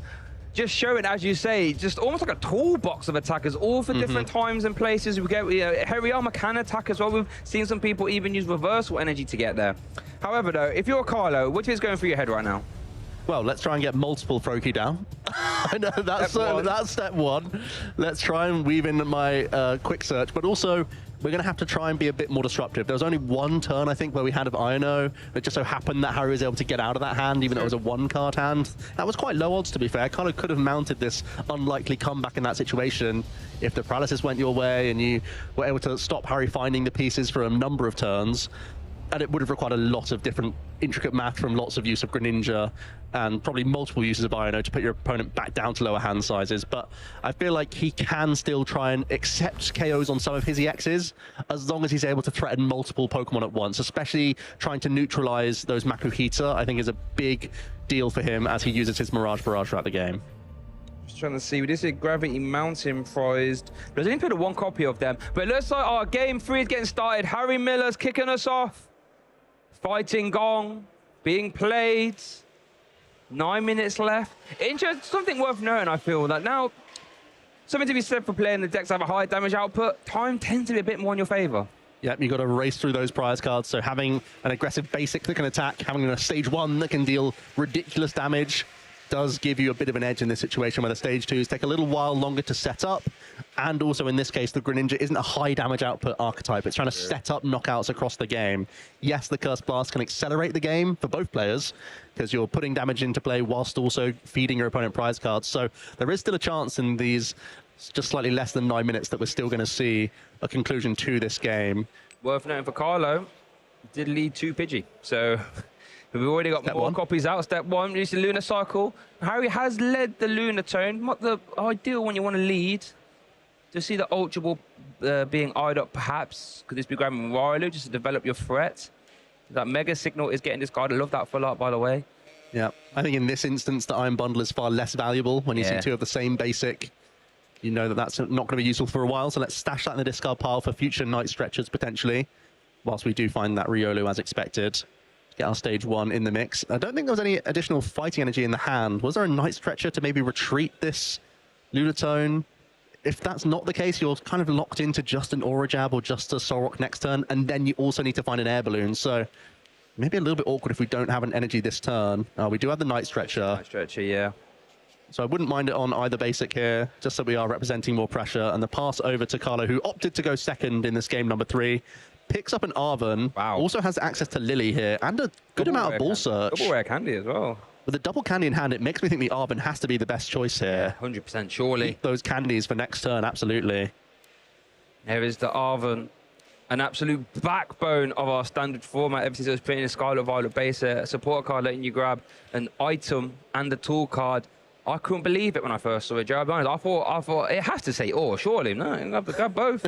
And then when those technical machines came out, oh my goodness. Oh, now we're off to the races. Turbo Energize, Evolution, Devolution, all C play. Arven helps smooth that all over. A staple in so many archetypes. The flexibility of that tool is one of the backbones of it. It allows us to have great mobility, good early game search, potential damage modifiers, potential hit point buff. And all those TMs also have a variety of uses in early game situations for setup via energy or via evolution. So many archetypes could consider Arven and then build their deck around it accordingly to make the most out of this crucial support card. Yeah, absolutely love it. And one thing I love about Arven as well, how it opens the door for you to be providing your A-specs more reliable, you know, Secret Box, Max Belt. It just finds them whenever you need them. Looks like Buddy Buddy Poffin is going to be the item target. Door card here being eyed up here. Energy EXP share, I should say, has been taken. An interesting tool. We haven't really seen too much in our modern format since it's been reprinted, but it is a tool card, and when your active Pokemon is knocked out, you can move a basic energy from that Pokemon to the Pokemon has EXP share. Really interesting in the Greninja deck, because that Mirage Barrage attack requires that one water energy, and then you're going to be attaching ignitions every turn if you want to keep doing it. So you can just preserve that one water energy, in theory, saving you that energy attachment. And it looks like Carlo just debating on that last Ultra Ball, but I do really like holding it with double Rare Candy in hand. Yeah. Next turn, you can Ultra Ball Pidgeot into the Rare Candy, then Pidgeot can find the Greninja, Rare Candy again, you got double stage 2s, and then you're still able to end your turn searching an extra card. So Carlo is sat on an absolute monster coming into Harry's second turn in the game here. He's trying to figure out how he can get, well, possibly first the Mega Lucario into the mix, and then we're going to try and find a way to move this Lunatone. And it's interesting, having that EXP share means, you know, I mean, there isn't, well, I guess you could play boss's orders and try and pick off the Froakie early on, or perhaps use a Makuhita, Hariyama if it was developed. But the EXP share means you're going to preserve that water energy, so you can't completely remove the Mirage Barrage threat next turn. Ultra Ball is going to conclude for that Mega Lucario, though. Yeah, I think we have a big, is it an Ino after this? Yeah, it looks like an Ino for a fresh hand. We do need to find, ideally, a couple of fighting energy. Yeah. Because we want to Lunar Cycle, maintain a large hand size. It also puts more energy in the discard pile, which synergizes so nicely with Lucario. Even though we see Solrock Lunatone as a package in so many decks, it feels tailor-made for this archetype. Yep. Because of that Aura Jab acceleration as well. And what a great hand to see here. You're into 2 basic energy, and the Nest Ball is worth noting. 4 minutes left on this game. We do have new time rules, viewers, as well. Once time gets called, each player will have 1 turn with a maximum timer of 10 minutes to conclude. And if the game doesn't conclude in that time, well, the game doesn't stand. That's it. Happy days. So if that was to happen, this would end in a 1-1 tie. However, I'm sure both players would love to try and get a win here. So hopefully that doesn't happen. Yeah, Harry will certainly be initiating the prize race this turn. Has the Lunar Cycle and an energy to retreat if need be, knowing that he can recycle that energy so quickly with Aura Jab. There's some backup Makuhita as well, so we can start representing some Gust from his stage 1s on future turns. Really nice turn here from Harry, getting into the mix early with this Lucario. With a backup Riolu as well, you can start threatening multiple attackers once again. And he's right in range with these Premium Power Pros to even deal with these stage 2s that Carlo will be representing next turn. Yeah, and that's what's scary about playing against Mega Lucario. It's like, well, you know, if you're playing like a Charizard or a Dragapult, you think, well, I can put this up now, you're not going to clear it in 1 hit. Mega Lucario says, hold on, don't get too confident. Yeah. I can. I will. Yeah. So Carlo's probably not used to having his Greninja EX potentially get one-shot too much in this tournament, but we do see the Aura Jab KO. Looks like fighting energy was taken out of the prize cards, is over to Carlo now, who still has, oh no, got Iono'd away, didn't it? Sorry, the rare candy. So how did the Iono treat him? Oh, we're going to see the It's a paralysis again. 8, I think. We need to try and find these rare candies. At least this is a big shuffle. Yep. And ultimately, we're shuffling those candies that were put to the bottom back right into that mash. So we have a good chance of getting back into these stage 2s. Crucially, did evolve the active Frogadier already. So it's not like we're looking for a Greninja EX attack here. Unless we then pay retreat and go into the Froakie on the bench.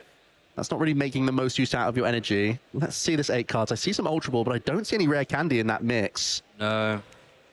So it looks like another slow route towards a Pidgeot and a Greninja. No sign of the Ace Spec either, the Grand Tree, unfortunately. Yes, so it might once again be a paralysis play with Frogadier as we build more stage 1s. There was the Pheasantipity there. But Pheasantipity is a really vulnerable, fighting weak multi-prize Pokemon that Harry would love to pick off. So instead, it looks like Carlo's holding off on that and just using the Ultra Ball for now and trying to get this paralysis play off. The coin's already coming over. I mean, it makes sense in a time situation. You know, Airblin won't get out paralysis. Do we see the heads? See the tails. Frogadier. It's not about the business. It is over to Harry now, though. The world is his oyster this turn as 2 minutes is on the clock. Lunar Cycle being used. These turns can be really quick as well, Shay. Going after the Pidgeotto, love that. Yeah, makes so much sense. Take out that key engine piece. Keep accelerating your energy with Lucario, but keep churning through the prize cards. Yeah, I love the energy attachment to the active. Now you're threatening Mega Brave in addition to the Aura Jab, and even Makuhita could be getting into the mix in future. And it was a really fast turn there, Shay. Less than 30-second turn. You've taken a prize card and you're giving yourself a chance in this game 3. Harry Miller off to the races. Is over to Carlo now, though. Frogadier. We could see the Greninja. Haven't seen him since game 1. We could be seeing him. There he is. Welcome back to the party. Shinobi Blade is live. 170 damage. Show your deck for any card and put it in your hand. There's the Pheasantipity. No other choice by the looks of things from this hand. So had to put the vulnerable Pokemon into play. Does find the Hilda from it. Look at the young Hilda. We could see that. That opens up. Oh, but I guess Ignition actually, Ignition Energy was already in hand. But, you know. Need some additional stage 1s here because this Greninja's still under threat. Oh, yeah. So we want to maybe find another Frogadier here if we can. And then just more Ignition for the next turn. Trying to set up back-to-back Mirage Barrage attacks here. Is what we have to go for. I don't think you really have the luxury of going for any Curse Blasters in this spot, you have to just keep maintaining your core attacker.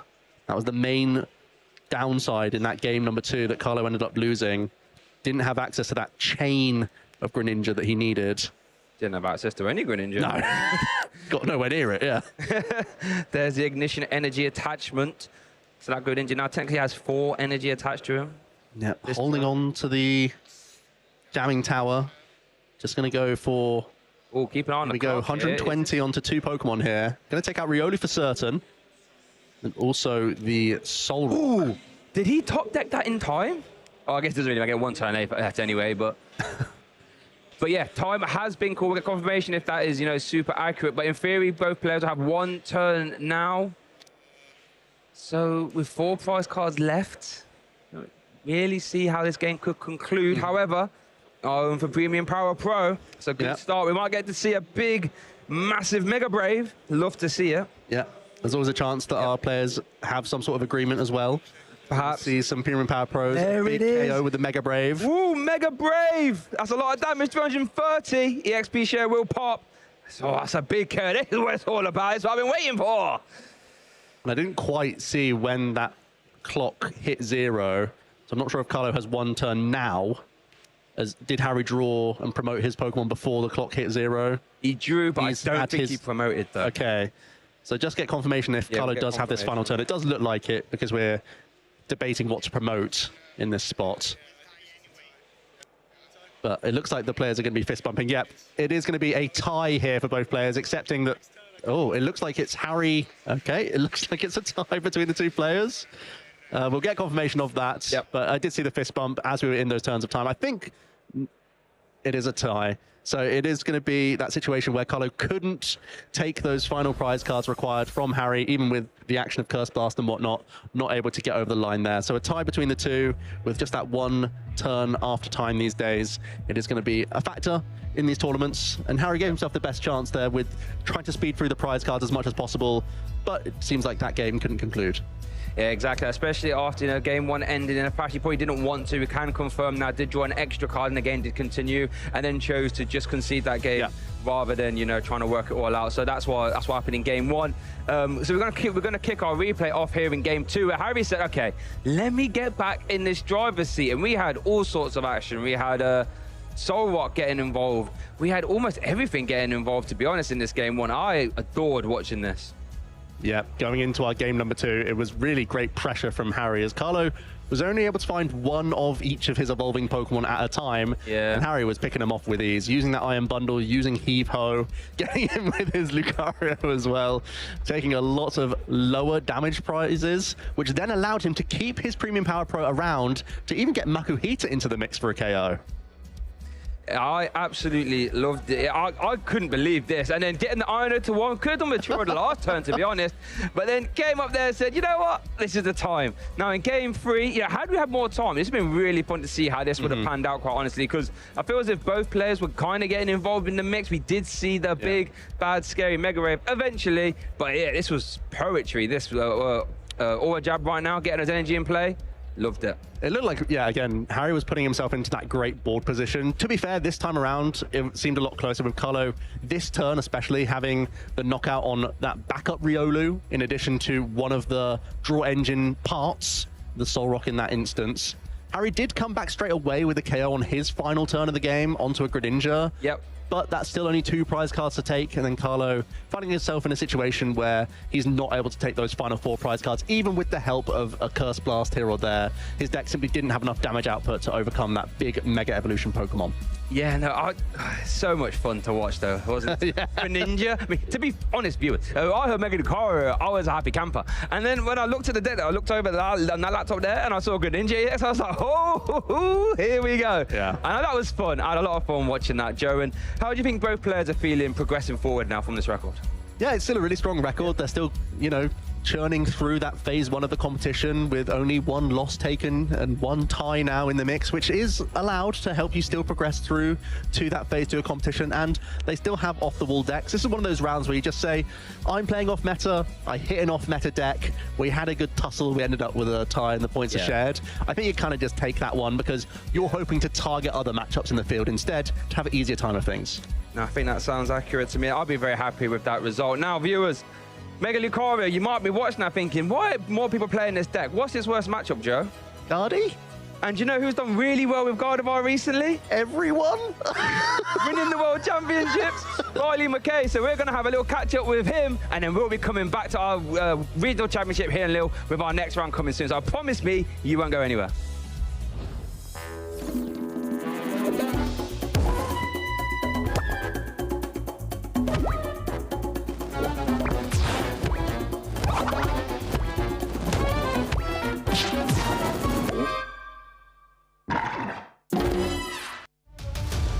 Riley McKay has punched his ticket into Championship Sunday. He is proving everyone wrong. One prize remains, and it is eternal. He has done it. Well, it hasn't sunk in completely. It still feels amazing, though. Absolutely unreal. My name is Riley McKay, and I'm from Toronto, Ontario, in Canada. My favorite starter Pokemon is probably Scorbunny. I got this like stuffed bunny when I was a day old, and I still have him, and he reminds me of that bunny, I guess. Back in the day, there was like this league in Burlington. It's like the specific town that I live in. Rowan Stavino had just won Worlds, and I found out about like competitive play in the World Championships and everything through that. My first top cut in seniors, Memphis 2018. I started off like 5-0. I beat some really good players, and that was like the first time I realized that I could actually compete at a high level. Over the years, I've gotten better and then managed to make it to Worlds. If you want to do really well, pick your deck in advance and then play a lot of games with it, and like not make any last minute decisions on it. Put in testing and forethought into them. I think that's like the best way to build your deck. And also watch high-level games. My deck functions around 2 cards, Gardevoir EX and Monkey Dory. You just have a lot of different attackers. You have a lot of like different ways you can move damage, and a lot of control over the board state in general. In finals, it was very nerve-wracking. Like even at NAIC, it wasn't a stadium. So being in the stadium, like surrounded on all sides, there's lights everywhere. You can't avoid looking at the crowd. My opponent was playing Dragapult Dusknoir. That deck is very good at stopping other decks from setting up. When my opponent stalled my Gardevoir EX in the active, and I needed an energy to retreat it, then I top decked an energy, and then he brought it right back up. If Riley doesn't have a way to retrieve his Pokemon, he can take a triple knockout. That was really scary for me. And then I top decked Iono, and I drew 4 cards, and the last one was the energy I needed to win. That was probably the most memorable part for me. I didn't know I was going to win. It's over! That is history made! Riley McKay is taking things down here at the Masters Finals. Something I've learned from playing Pokemon is that, like, even if something doesn't go your way, you make a bad play, you draw bad, you lose a set that you should have won, or just in life, if something bad happens, you have to move forward, even if it's difficult, and just make the best of your present situation and do everything you can in the moment. My #1 goal in general was just to get a top cut. I've come really close to getting top 8 at Masters Regionals before, but I never got there. At NAIC, one of the early rounds, I was losing kind of bad, and I was like, it just never works out. Maybe I'm never gonna get top cut at anything. And I kept going. Managing to get like, not 1, but 2 is just absolutely insane. I guess I really just love the game and all the people who play it, so I've never quit.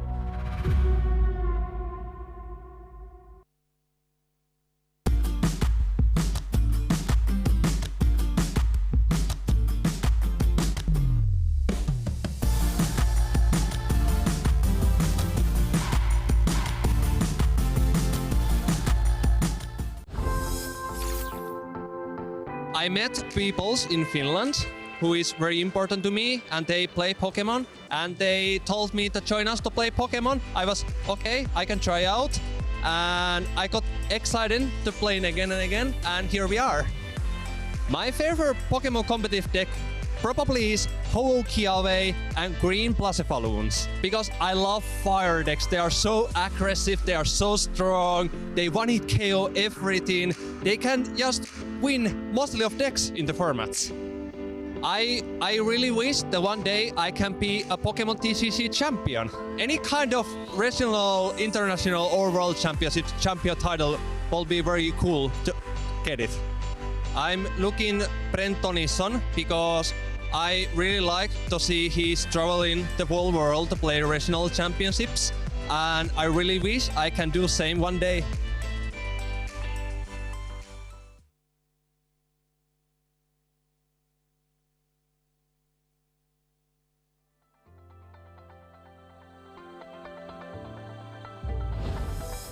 Well, things are really heating up here in Lille as round 5 has come to a close. And myself, Mike, and Jesper are going to be taking you through round 6 action as we start to see the top players rising in the Swiss. And it's this stage of the tournament where those 5-0 players are looking to secure their day 2, but even more than that, climb as high as possible. Yeah, maybe you're doing good in phase 1, but that doesn't even mean you're doing really great looking at the overall perspective of the tournament. We're still going to have hundreds and hundreds of players into the phase 2. So what is phase 1 is all about? Yes, we want to make sure we make phase 2, but then afterwards we want to be having a good enough record to make it into that top cut at the end of phase 2. 100%. And seeing some of those players, just Julius there, we got to meet in the break there. He is 5-0 currently, and many more familiar faces. Piper, who we saw in our round 4 feature match, is currently 5-0, as well as many top players. So let's have a look and see who is currently looking in those top positions right here. And as you said yourself, Julius Brunfeld 5-0, but we can't forget João Pedro Medeiros from Brazil doing this double header as well. And yeah, the Magician's doing it again. He's 5-0 start, such great guy. And you know, Alberto Conti, Piper Lepine, Kai Wainwright. Top 16 at Frankfurt, Kai Wainwright looking to try and continue that success this season. Constance Calamer, another great player. And this is really a highlight of how incredible the format is now. These best players really are differentiating themselves compared to the rest of the field. Yeah, and differentiating themselves compared to the rest of the field now, but now we're going to be seeing the real tight matches, right? These 5-0s gearing up to beat each other, and at the end of the day, we're only going to have one, maybe a couple of 8-0 players, and the match is just going to get that much more tight now. It feels like at some points of a tournament, the first 4 or 5 rounds, there's just a bit of warm up, right, and get the juices flowing.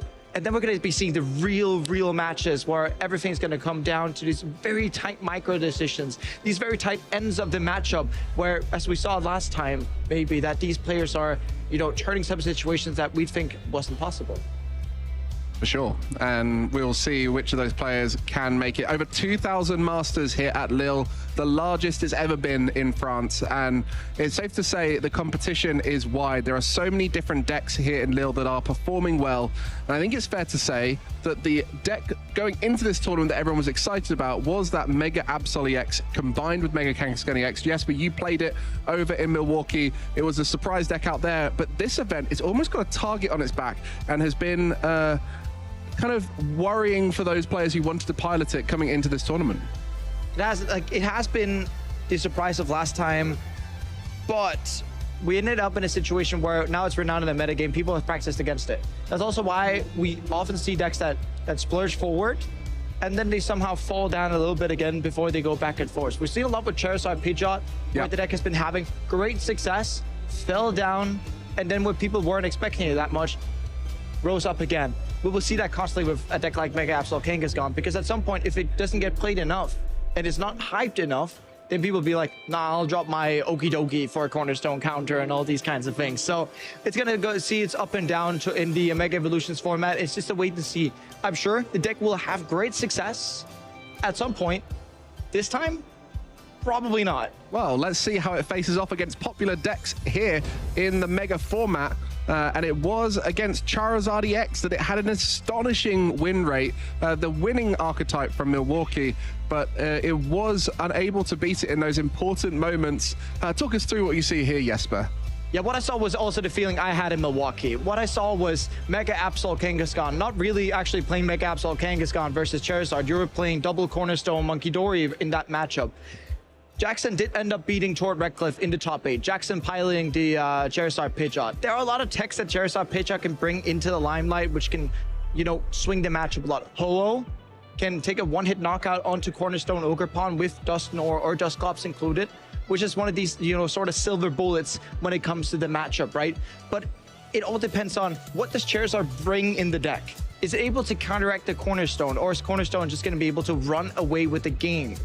I think looking at the matchup is really interesting to see how that panned out, but there's one bit of data on there that I think is really fascinating. If you look in the bottom left there, and you can see day one share at the 2 regional events happening last weekend, there were 87 players with the deck. It turned into 52 players in day 2. I don't think we've ever seen a deck convert that well, and it is credit to those who are able to find it out early, and also those who are piloting it being such great players. That kind of conversion rate just shows you that maybe these stats could be skewed purely based on the fact that these players are so strong. But now looking at it, how it went into Gardevoir, I think a lot of people thought this was more favored than it actually is. But it's not. Playing the matchup, I was lucky enough to play against both matchups in Milwaukee. Mega Absol, yes, while you're one-hit KOing the Gardevoirs, they have a lot of potential to hit that Absol before it starts attacking. If you get to hit on the Absol in before it actually starts taking out these Gardevoirs, you end up in a situation where, yes, you're going to knock out the Gardevoir, but Gardevoir's already going to have an attacker being able to deal with it. What we have in Henry Child's list from the previous regionals in Milwaukee was playing that in Ramus, so you can actually turbo energize the Ramus, not have Gardevoir on the field of play at all, and still dish out some damage, saying to Absol, well, I don't have a 2-pricer down you can take out, so they're always going to take a disadvantage into the matchup. Then having to pull back with something like Petron or Yveltal, trying to stick something in the active or KO that in late game. So it ends up being pretty tight when it comes to it. And even with the type advantage, we've seen it time and time again. Gardevoir being still relatively close into something like Grimmsnarl, Charizard, even though when you look at the face of a card, you're looking at the bottom left and you're like, it's got weakness, but not good enough. Yeah, exactly. And it was even in day 2 for those 2 decks. But how did it fare for the Dragapult Dusknoir, which is a slightly different matchup in the way it pans out? You know, a similar story of how the deck can take those big knockouts on the Megas with the Dusknoir line, but it still feels heavily favored for that Mega Absol EX and Mega Kangaskhan deck. There's one thing I have to say for that.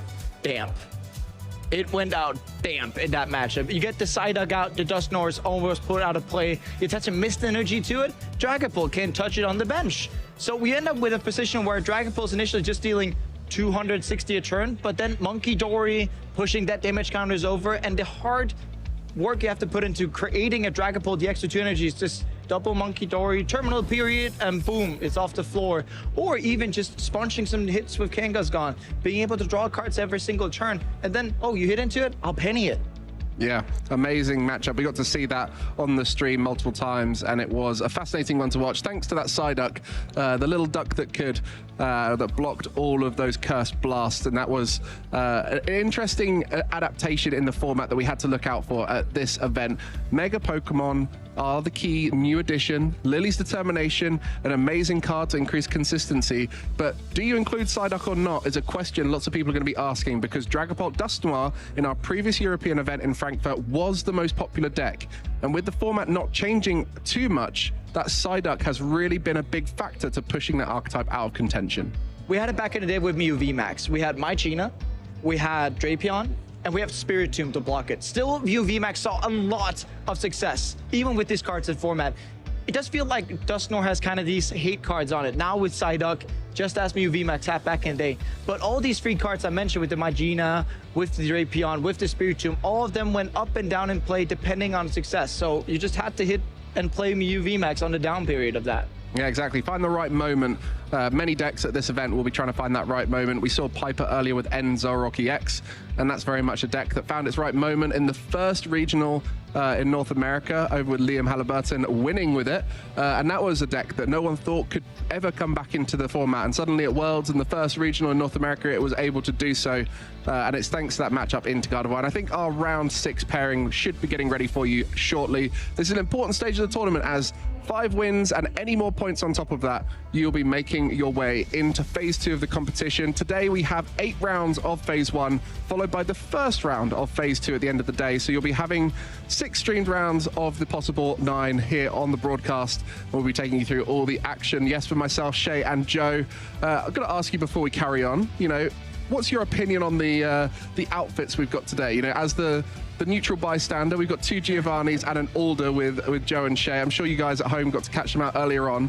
What's your personal favorite? I love Joe. I love Aldo. I love the way that Joe carries out, and he actually gets to avoid wearing a blazer on stream by just wearing Aldo's poncho. I do like what Joe has brought on today, but if I have to also pick between Giovanni's, that's the thing I have to do.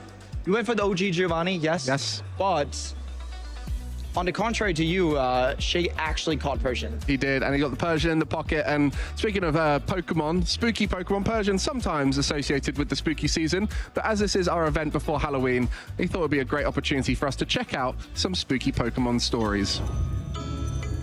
And we will be checking out many of your favorite Pokemon, I'm sure, but you got to guess along with us as we try and work out which of the Pokemon, the over 1,000 Pokemon, is represented by this Pokedex entry.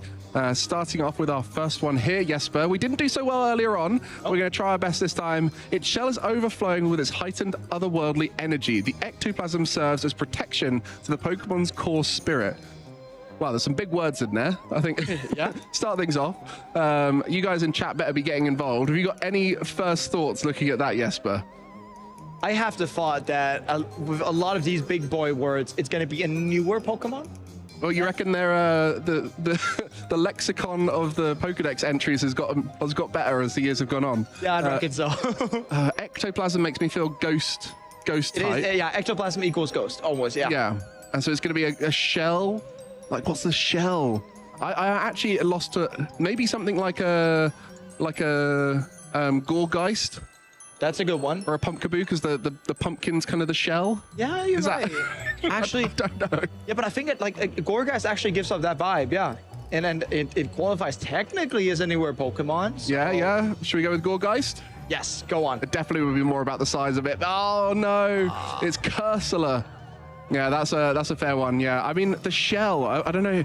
Shell is not the first thing that comes to mind, but it does make sense, right? It does make sense, and I was thinking shell means it actually protects itself. But look at Cursula there. It's all gone out of it because the ectoplasm's overflowing. That's exactly what it was saying in the description, right? Our next one here, as we find out, this friendly Pokemon doesn't like being alone.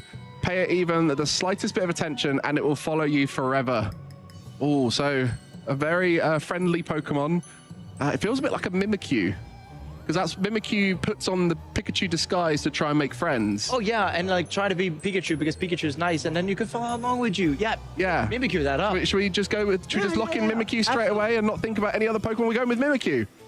It's not Mimikyu. It's Greavard. Oh no! It's Greavard. It's literally on your shirt. Oh no! I think that's all we've got time for. Following me. Oh, that's all we've got time for here, Jesper. As we're going to wrap up the spooky Pokemon segment. We're going to head down towards our round 6 here. I can't believe they've bamboozled us with the Pokemon you're literally wearing. But round 6 is kicking off here, as these are those players rising top. We mentioned Julius earlier, as we got to get to know him better. A player who's been traveling a lot, Jesper. Yeah, a player who's been traveling a lot indeed, but a player who has such a great list of accomplishments. Top 4 at Stockholm Regionals just last season. 2 LAIC top 16s. At Worlds top 128, and you'll be thinking top 128, that isn't that great, but you have to remember, Worlds is the elite, the pinnacle of the world's best players, right? And such a joyous guy, as I mentioned earlier.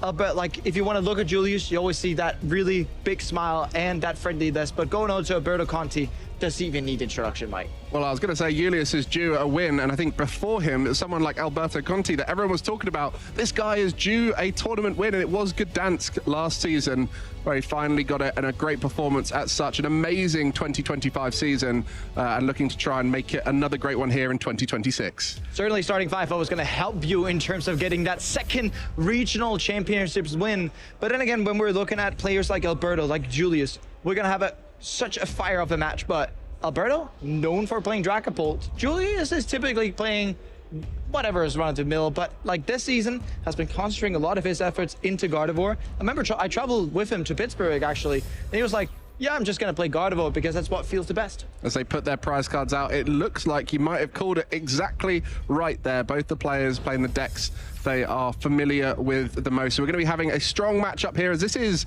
a win and in, but it's also the start of a big journey to the top for both of them. They're not focused on phase 2, they're focused on winning the tournament, as Julius kicks things off with the Dream Ace spec in that starting hand. That secret box is going to guarantee you setting up every single time. Although with Julius playing Gardevoir, has to be concentrating on getting these psychic energies in the discard pile. Yes, off the secret box, you can already be finding that earthen vessel of his, but you have to remember that then you would also need to discard the energies afterwards. There's a Professor's Research already in hand, discarding that though, but you have to remember, Mike, there's always the opportunity of getting a new supporter in that hand. Well, let's talk a little about Research while we're having that first deck search for Julius. Research was a card that has been kind of pushed out of the format a little bit by Lily's determination, but why is it so important for Gardevoir to still maintain some Professor's Research? I mean, before I start saying read Psychic Embrace, because that's one of the best abilities in the game, right? You have to remember that, yes, you're drawing a lot of cards at Lily's, but there's a big math question in this. Whenever you're discarding cards with Professor's Research, you're getting rid of them into the discard pile, whereas with Lily's determination, you're shuffling them back in. So you have to remember that you want to be able to get the highest yield of whatever supporter you get to play. It comes down to that base strategy of Gardevoir EX. Psychic Embrace needs the energy discarded, and so many different options in the deck. One of the big challenges for many players playing against it is, you know you're playing against Gardevoir, but you don't know the rest of the cards and what could be available. As we saw a glimpse of a Drifloon there, one of the great attackers, and of course many of those Monkey Dory with Adrenobrain to move damage about. Yeah, and in Julius variant, right after speaking, has chosen to go for that Drifloon variant. Drifloon, even though you're looking at its damage output, well, it can do 180 without the Bravery Charm. Not too great, but once you put that Bravery Charm on, we're thinking about one-hit knockouting Pokemon. Not that great into this matchup, because when we're playing as Dragapult, the first one we got to be thinking about is Mew EX and Clefairy. And that's going to be the combo that we're looking for in this match. Well, Lily's Clefairy is the main reason this is a Gardevoir-favored matchup of the typical one we see. We know we saw it at the Frankfurt final, where it was Tord versus Rune, and it was Rune who came out on top with Gardevoir EX. And it is thanks to that Lily's Clefairy, which is able to hit for weakness into Dragon types, which typically don't have a weakness. And speaking of Dragon types, Alberto looking to set as many of his up as possible, because that Dragapult EX, yes, the attacker at the top is key. It is about the Dracloaks on the way. And one thing that's very key from Alberto, one thing I really do like, a lot of players would be using this Artisan before the Lily, but Alberto rightly sees, hey, if I use Lily, I have a better option of actually drawing into the basics I want and then be able to fill it up with Artisan afterwards. Lovely sequencing we see here from Alberto, and truly a master of playing Dragapult. Has been playing Dragapults basically forever. Had it in his Regidrago deck as well whenever he won Gidan's Regionals last season, right? So what we're looking at here is Alberto setting up, and yeah, 2 Body Puffins. Wow. Yeah, got everything he needs here to set up. It's more about next turn he's going to be thinking about. Just getting as many of the basic Pokemon down. With that, Artisan can get any non-rule box Pokemon, but for Dragapult EX, there's a few different variants of it. There's ones that play with the Dusknoir, which is challenging when there is the Psyduck about, but there are variants that play without. But it really is that Dragapult EX line. The Dracloaks allowing you to draw with Recon Directive, and it gives you that consistency as you evolve up through the process. But at the top, Dragapult with Phantom Dive, hitting for 200 and 6 damage counters on the bench, able to completely destroy a board. And it is in combination with that Budu at the start. It's the best user of Budu in the format, allowing them to take that time up through item lock early on. As we can see, Alberto is setting up the board behind that Budu with 2 of the Duskulls and 2 of the Dreepies. And the aims of which Alberto's going to have in this matchup is make sure that Julius cannot evolve through the Gardevoir line. Typically, you'd say that if Gardevoir gets 2 Gardevoir EXs into play, yeah, this doesn't look too great. But what you can do with Itchy Pollen from Budu is slow that down. Make sure that Julius cannot get Gardevoir into play at all, because then you're potentially able to have a turn where you remove every single Ralts piece from the board, and that's when Dragapult can get the advantage. 3 Dreepy, 2 Duskull. Perfect. And a little Budu that can itch the pollen of the Ralts and deny the items next turn. Alberto, the perfect first turn, and will be denying items for Julius. There's now going to be, like you said, asking the question of, can Julius evolve up through that Gardevoir line as much as possible? Does have a TM evolution which he can use to evolve, but in order to get the Gardevoir out, needs to see quite a lot of pieces this turn. So it's going to be a really testing opportunity now for Julius to try and get ahead. Because once Gardevoir gets ahead, it tends to stay ahead in this matchup. It always tends to stay ahead in this matchup, unless there's some plays with Botmoon or Soluna, Iono. As Gardevoir had in the past, we had this Refinement Curlia. Unfortunately, don't have that no more. And the importance it just comes from, is Gardevoir able to keep the gas flowing, right? We have to remember that, you know, with the retreat going into Monkey Dory, we can get double Curlia into play this turn. Already has a Curlia in hand and going for the Iono. With this Curlia being evolved, Julius can actually make sure that the team evolution is going to get a Gardevoir out, already placing him at the forefront, and then he can start concentrating on getting more energies into discard pile, getting these Monkey Dories set up, because the more Monkey Doors with Darkness energies in play, the more Alberto's just going to sit there and struggle. So going to be able to retreat into the Monkey Dory and get a TM evolution into the Curlia and the Ralts this turn. We said he had a lot to do, and it seems like he's found all of those pieces required. So he's going to have a backup Curlia and a Gardevoir in play, and will be set up for next turn to start initiating those attackers. We mentioned Lily's Clefairy. Even the Monkey Dory is a great attacker in itself. The Gardevoir can attack well. So everything in this matchup is favored, but for Alberto, is going to have to try and stabilize the board here, as nothing is evolved at this stage. And first place to go and stabilize this board would be getting Dracloaks into play. Alberto wants to be hitting as many Dracloaks into play as possible. First, if Julius starts to use, for example, Screen Tail next turn, the Artisan's already out there being able to do that. We need a load of Dracloak to be able to deal with that. And then, of course, needs Dusclops in play. Just using that Brock scouting there, you can either search for 2 basic Pokemon or 1 evolution, able to get that Dracloak here and start the recon directives. And these are such a key part of the deck. Looking at 2 cards and only choosing 1, it really is the hardest part of the deck, is knowing how to make those decisions. Yeah, and we see here from the recon directive, getting cards off the bat, but no more Dracloaks. It just looks like it's going to be attached to Dracloak, Ichipon. I'm really hoping on Julius' side that Julius is not going to be able to Scream Tail, because Julius, you know, still item lock, but with that Artisan in play, that Scream Tail is going to be able to get a huge effect out of it if it's able to get put in play with the right amount of energy to it. We have to remember that has to be free Psychic Energies being available to Julius. Yeah, I'm not sure how many energy have been discarded at stage. Has both Gardevoir in play, so not looking ideal on that front. And the main ways to discard with this deck tend to come in the form of items of the Ultra Balls and the Earthen Vessels. So while you're item locked, it can be quite tricky. So a lot for Julius to do without items, considering the fact. So Buddy in the active is going to be ignored as much as possible for Julius. As you can see, that Scream Tail coming straight down. Scream Tail coming down, retreating into the Scream Tail. And kind of questioning here, we do have to have at least 2 Psychic Energies. That's going to be 1 being put onto the Scream Tail. Then we can use the Slap to knock out Badoo at the very least, which is going to happen. Slap, knockout, take a prize, and still put such an amount of pressure onto Alberto. If Alberto decides to attack with Dragapult, it opens up the massive amounts of items that Julius has been building up in their hand. And then, you know, it's not going to be that difficult to pull out either Clefairy if I wanted knockout, or even pull out the Mew to copy Phantom Dive with Clefairy, taking a knockout, still placing 6 counters on the bench. And with a combo like that, you're basically just able to take out the whole Dragapult deck in 1 singular attack. Interesting to see the Scream Tail being used for that slap. An attack you've always got to remember, especially if it starts in the active spot and you go for a 30 HP Pokemon. But on this occasion, that's almost what Alberto wants. He doesn't want the Buddy to stick around in play while he's setting up. As long as he can get the attack off soon, this is quite an underdeveloped board for Julius. Needs to get more of those discarded energy. And so Alberto, the strategy is coming through here. The Buddy has delayed enough time. It's really just how much can this turn really accelerate him into a strong position.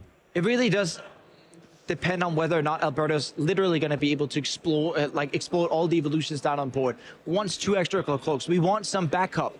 We want to be able to get these Dusclops into play to actually put pressure on Julius. Gonna get that Badoo again, and it basically just means that it's gonna be a retreat from Dracloak, reattachment from the hand, and going back into Ichipon. Because every single time, even though Slap's gonna take the knockout, Alberto has to say, I need more in play to be able to deal with it.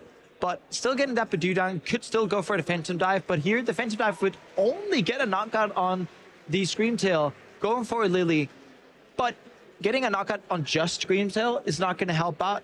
But the issue is just, if Julius gets a Darkness Energy, then getting that Scream Tail up to 30 means that we can just use Adrenaline Brain to knock out the Badoo, and then whatever Alberto tosses in the active is going to take more damage. Exactly, and all of these decisions will be decided after the Lily's Determination. 8 cards for Alberto, as it hasn't taken a single prize card. I see some Dracloaks in that hand, and these will be the big factors that will potentially allow Alberto to take a big swing here with Phantom Dive. And what is found off of these recon directives, you know, while you have those 2 Duskull on the bench, there's so many options available for Alberto to try and go ahead quick here.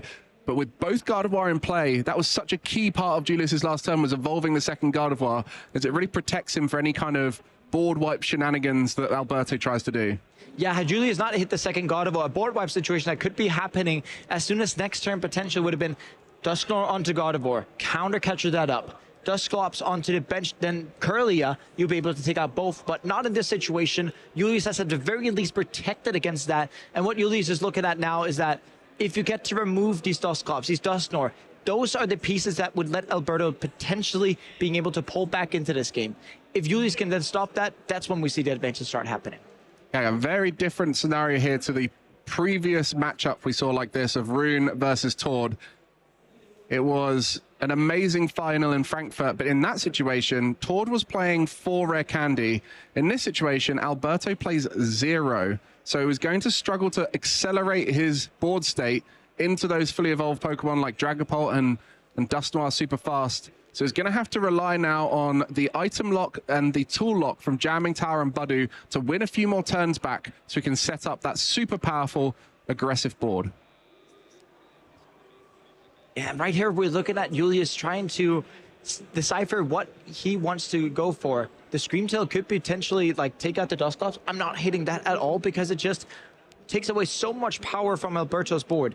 Also, Julius doesn't know whether or not a candy is being played in Alberto's deck. But even though with that, if we get to take out the Dusclops, we get to take away all the explosiveness off of Alberto's board, which definitely in that case would play into Julius' advantage.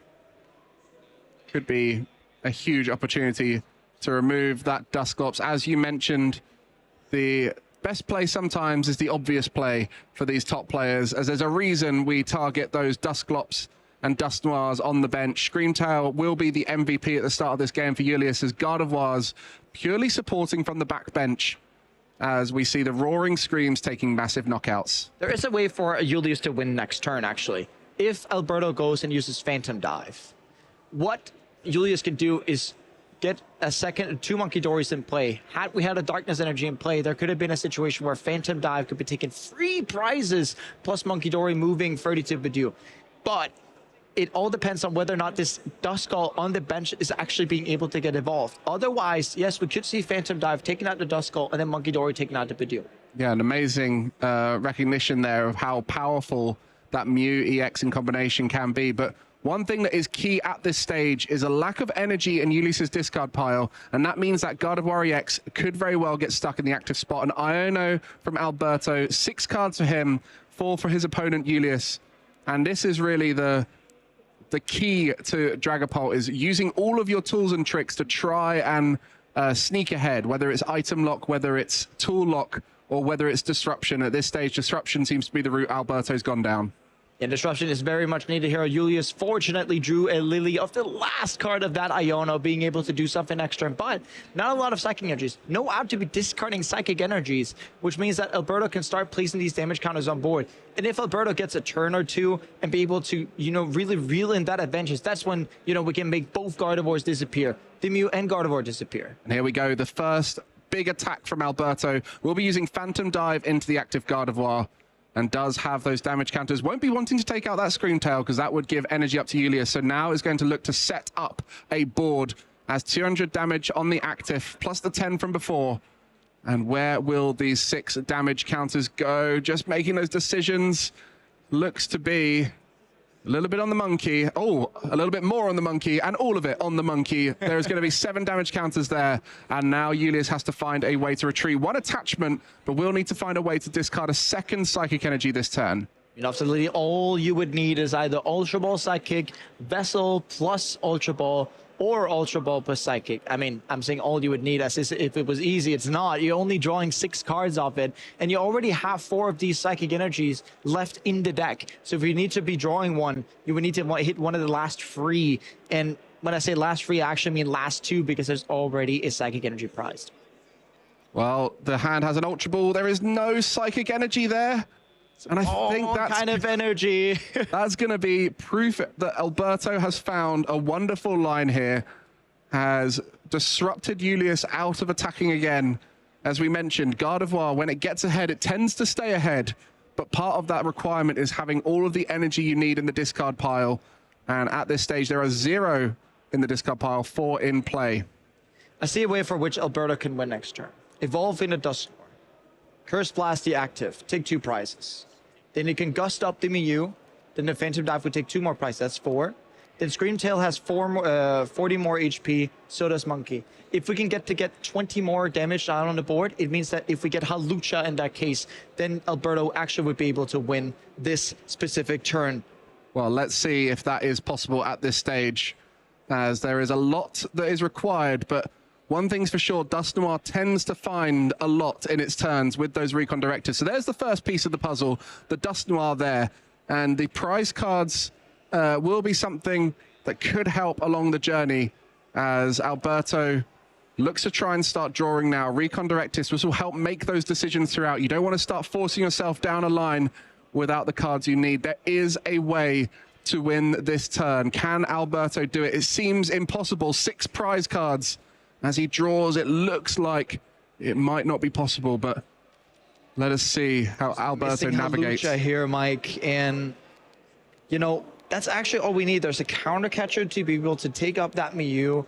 And then we ask the question, is it then worth it to knock out both and Iona at the same time? Not quite sure. And one thing that Alberto does really good here is actually count out how much of the deck does he have left? He's able to draw 6 with Iona still, so being able to evolve into Dusknoir, as we see, counter catcher potentially, and then go Iona. Yeah, it might have been a small micro mistake going for that Ultra Ball at the start of the play, but we'll be able to gust up the Mew EX.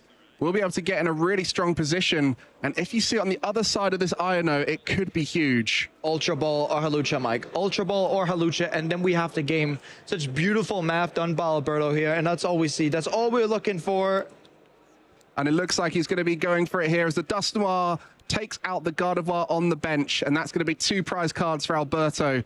Let's see, is the Hawlucha available? Night Stretcher. Is it going to be? We got it! There it is, Hawlucha onto the 2 bench Pokemon, putting them both in range as they both have 30 HP remaining. 200 onto the active, 30 to both bench Pokemon. Alberto with the 6 prize turn. Wow! 6 prizes in one go from a position we just see Julius saying, wow, he did not even see that coming one bit. And it was just this one singular turn that Alberto needed Julius to be stuck. And yes, indeed, Julius was stuck for that one single turn. And the winner of this game 1, epic game 1 going down to this. And you know what I'm excited for? This replay. Oh my goodness, you can see Alberto chuffed to bits with one of the coolest plays we'll see on the stream here at Lille. To find all 6 prizes in one turn with such elegance and confidence as he went through the deck. And it was that Night Stretcher in the end, the final piece, but this is the patience we saw throughout the game. Alberto just comfortably item locking, gusting up, denying that ability for Julius to set up a stable board. And then the Iona came through and won that turn back for him. And you see, and the question is always, do we hit, do we miss? Julius missing that one turn. Mike, it was all about one turn. Yes, Julius got double Gardevoir into play, but there were no monkeys with the darkness energies being able to aid this setup. And now, counter catcher Mew, Iono, Alberto drawing 6. And at the moment we see the Curse Blast knock out that Gardevoir. Then Alberto knew inside, yeah, we got it. Unbelievable. And to find that Hawlucha from the discard pile from earlier on, I mean, you spotted it at the beginning of the turn. You said it was possible, but when you said it, it sounded like far too much. But that's what Dragapult does best with the Recon Directives and, you know, 6 prize cards still on the board. Those Ionos see so many more cards. And keeping that deck in order, that was so smart from Alberto. Took the Dusknoir out early so that he could keep drawing through. And the sequencing was was perfect. Everything was on point from Alberto in this matchup. Even with Julius saying that, okay, I need to be knocking out this Dusclops. The turn where Julius was stuck in the active with that God of War, well, you know what happened? We got a new Dusclops into play. And then ended up being Dusknoir. You can see just how much one singular Dusknoir does in a matchup like this, where there's 200 damage stuck on that Gardevoir, being able to clean that up afterwards. And yeah, like, it felt like Alberto saw this from the very get-go. Yeah. Going 200 on the Gardevoir, really just thinking all of this Budew damage, all of this Phantom Dive damage was placed just perfectly. And without the Monkey Dory having Dark Energy on it, it all just worked in favor, because as soon as you start moving 30 a turn away from Julius's side, that play was not possible because it was literally damage perfect. There wasn't any damage to spare across the whole play. So Alberto set up the disruption from the off and recognized the comeback potential. Oh, some interesting prize cards here. Really great prize for either side. Double Bravery Charm prize for Lewis, but more importantly, Dusknoir. Double Dreepy prize for Alberto. And starting Hawlucha. Yeah, that Hawlucha, the MVP at the end of the last game, coming through for the final 20 damage needed. But on this occasion, the entry effect will not be possible as it starts in the active spot. I think here Alberto's going to get the bad news of this Buddy Puffin. You know, rolling out these Pokemon to see exactly what he has prized and maybe looking at it a bit with disbelief. Where are all my Dragon Pokemon at? Yes, you have most of your Dracloak line. Yes, you have all of your Dragapult line. But we need the small guy first. Where's Dreepy? And not being able to start with the Budew in the active, which was such a valuable part of last time Alberto played. You know, without having to retreat into it, that saves an energy attachment. Now the Hawlucha's there, has to be able to retreat. So either a Latias has to come down or an energy has to be committed. And the Neo Upper Energy is certainly not the energy you want to be committing as your retreat. And as we mentioned before, no rare candy in Alberto's list. So going to have to take it slow here. Yeah, and there's not going to be the amount of explosiveness that Alberto can maybe be using to take an early advantage if Julius stumbles just a tiny bit on his first turn. No, it means that we need to go the natural way, going through stage 1 into stage 2, attaching a new upper because we potentially need to be attaching to the Lucha to retreat next turn and going back over to Julius. This could be huge. Had to go first last game, but this time we'll be able to use those items on the same turn the supporters are available here on turn 1. Earthen Vessel already putting in a shift, discarding an energy. And that was the difference maker last time. No energy was discarded from the off. And it was manual attachments throughout. We had to see a slap from Screamtail. It was that dire for Julius. But Earthen Vessel, a card that as soon as it came out, increased the consistency of energy search across the board. Yeah, typically we were seeing energy search, just searching out one energy, and that was still quite good. But then we saw Earthen Vessel being able to grab 2 energies and discarding another card. And that, you know, snowballed in Gardevoir because you were able to use Earthen Vessel for Psychic Energy. What did you search out? 2 Psychic Energy, because then you can just discard them with Ultra Ball when you got your Gardevoir anyway. That's 3 Psychic Energies already being able to be accelerated at that stage. And now, yeah, Julius being able to get Darkness, Psychic, have played 2 Earthen Vessels, discarding 2 Psychic Energies in this case, being able to get the Darkness Energy onto Monkey Dory, and already looking just at that, a little bit of a better setup, but we do need to see some routes. And that hand doesn't look like there's going to be a route in it, so pretty poor start in hindsight. Julius getting the energy that he missed last time, but now missing the routes that was so easy to set up in the previous game. So these early turns can be challenging. Normally, we've got Lily's Determination available, but on this occasion, Julius, no supporter. Yeah, we didn't have Lily's Determination. We had Lily's Clefairy, and that's unfortunately not good enough. Benching that Lily's Clefairy with the Braver Charm. No supporter on turn 1, and Alberto, despite saying not the best of starts, now getting into a position where Alberto think, wait a second, I'm so far ahead. And discarding the INO straight away. Does not want to be playing that after seeing Ulysses' turn, and is now going to be able to get that Dracloak in play with Recon Directive. Yeah, I'm getting that set up, getting those 2 additional cards. Alberto's being able to take his mighty time, being able to even see Lily's Determination, exactly the supporter card that Julius wanted on his turn previously. Even sitting with the Brock. With the Brock, you can get something like Latias plus Budew to make sure that, well, you maybe draw a Nest Ball. That's not going to turn into rolls. Secret Box, typically the savior of every setup, not going to happen. And we do see the Brocks exactly for Latias and Budju. Yes, we're going to have to put a stop on you with your foresight right now. You're literally calling everything the moment it's about to happen as the Latias and Budju come straight down, and Itchy Pollen, which was so important to delaying the strategy of Julius last time, will come in straight away. Skyliner from Latias allowing that free retreat, and now it seems like Alberto is in a very powerful position, and Julius will be relying so heavily on every top deck he sees. Yeah, but that top deck being Festivity is not going to help out. Do have some energies, and we could maybe see a Rune Heramon special here happening with just natural attachment to the Clefairy and hoping that could carry the game away. But with the setup we're having from Alberto, already Neo upper energy down, we're going to probably see a reversal of that.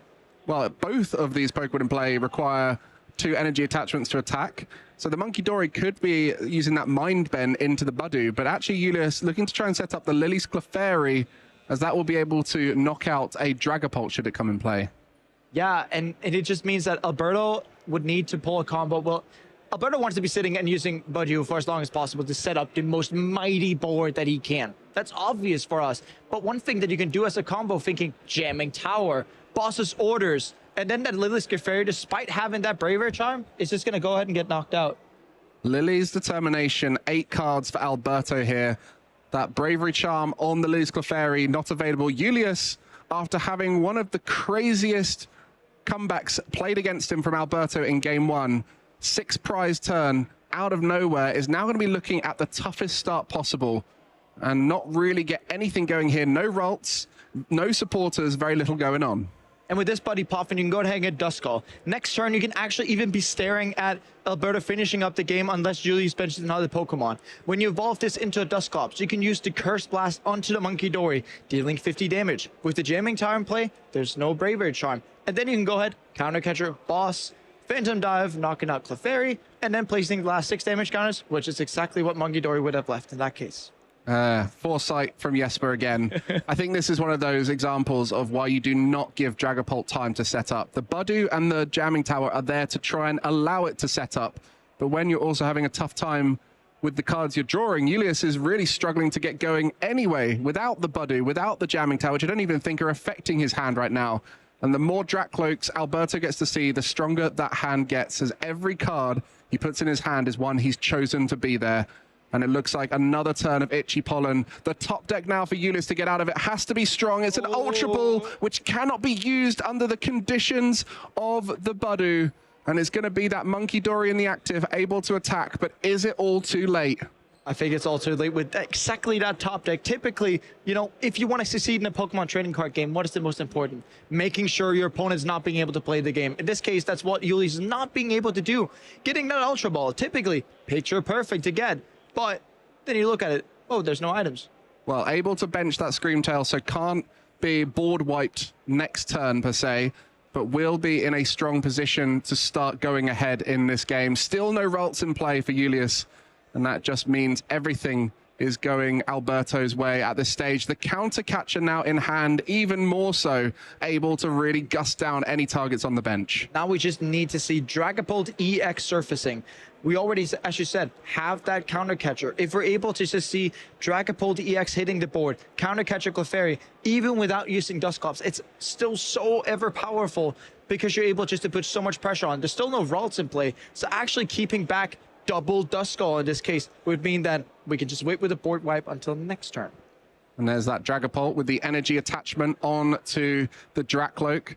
And it will be the Counter Catcher onto the Lily's Clefairy, the 2 prize Pokemon. The Bravery Charm is irrelevant on there, and a Lily's Determination to top it all off. Alberto has done everything he wants to do this turn, and he's getting to see another 8 cards on top of it. And what's so mightily smart about what Alberto is doing here is that attaching and evolving to the Dragapult, that doesn't have to Neo up energy, because next turn, you just can go ahead and be like, okay, I'll Mind Bend and confuse the Dragapult. It just means that Alberto's going to be like, okay, I'll put another Dragapult into play, then I'll retreat off 1 energy. That isn't the Neo up energy. It's these tiny little margins that differentiate the top players from the rest, as a Phantom Dive will knock out the Lily's Clefairy, and there is some damage to sprinkle on the bench now.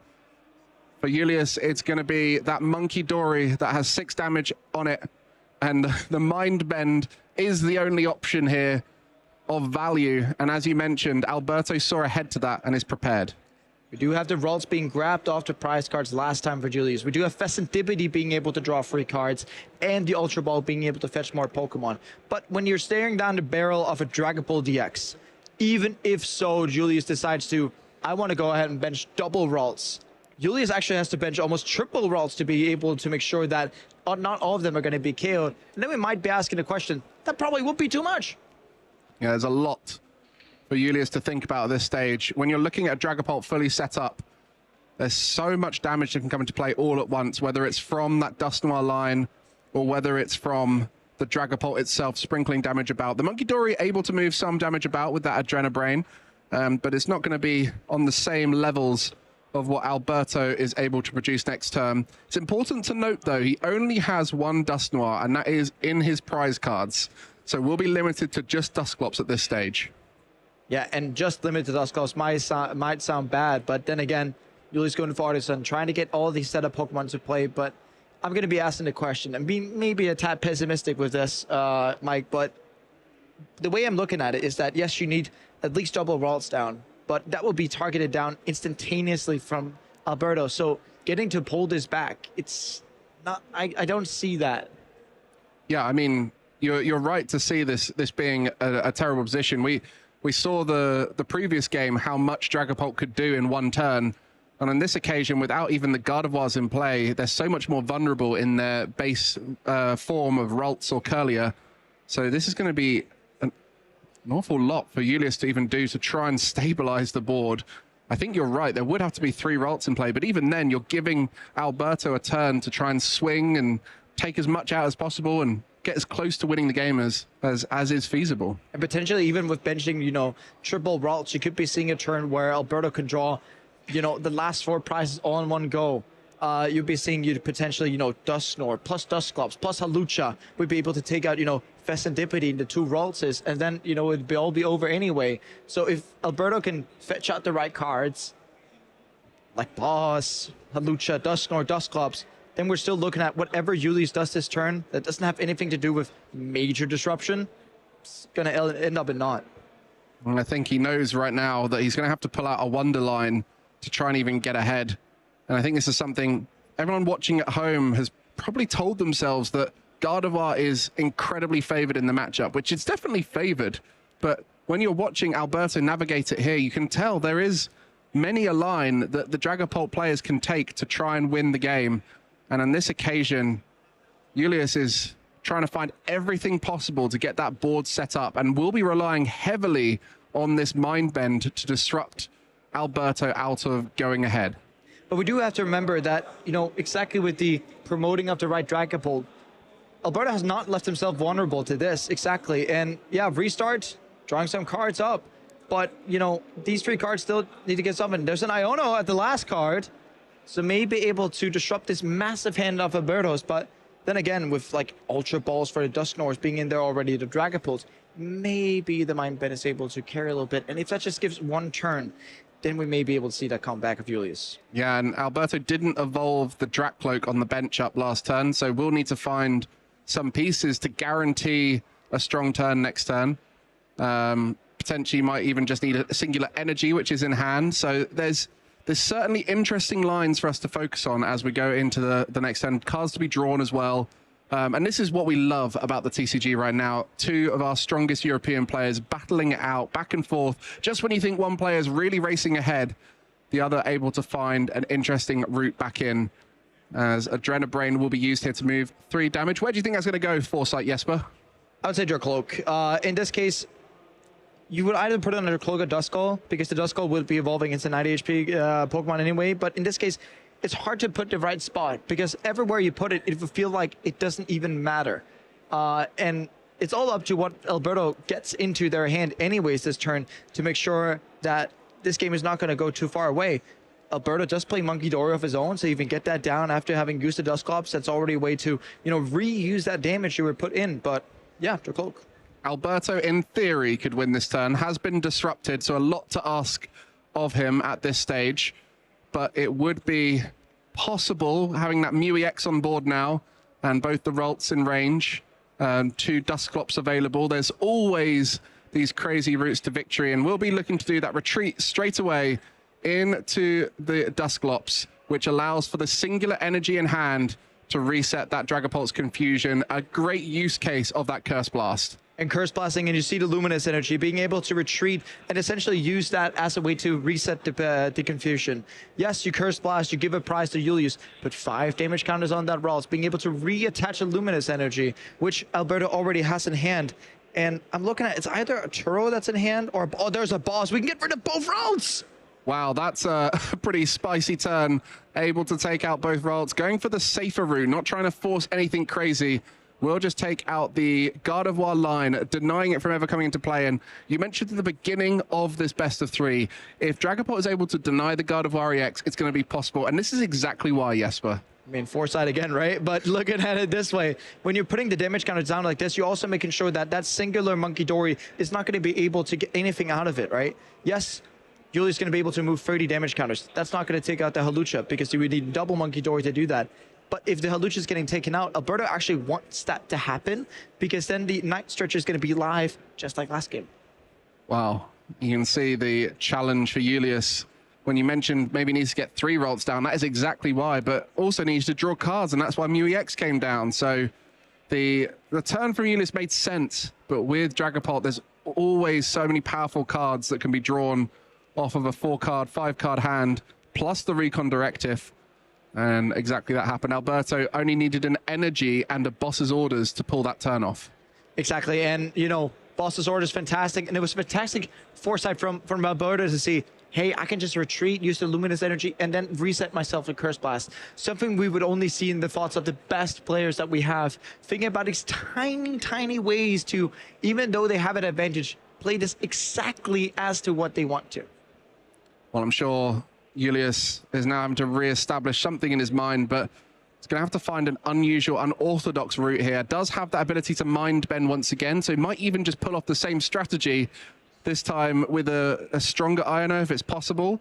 But would be quite nice to try and move some damage across with another Adrenabrain, so plenty to think about. Perhaps putting that 3 damage in play from Alberto, so there's now 2 series of 3 damage counters available, which could take out that Duskull. That could potentially have been a small error there, but honestly, everything about it, at this stage, it looks like Julius is going to have to pull off a miracle.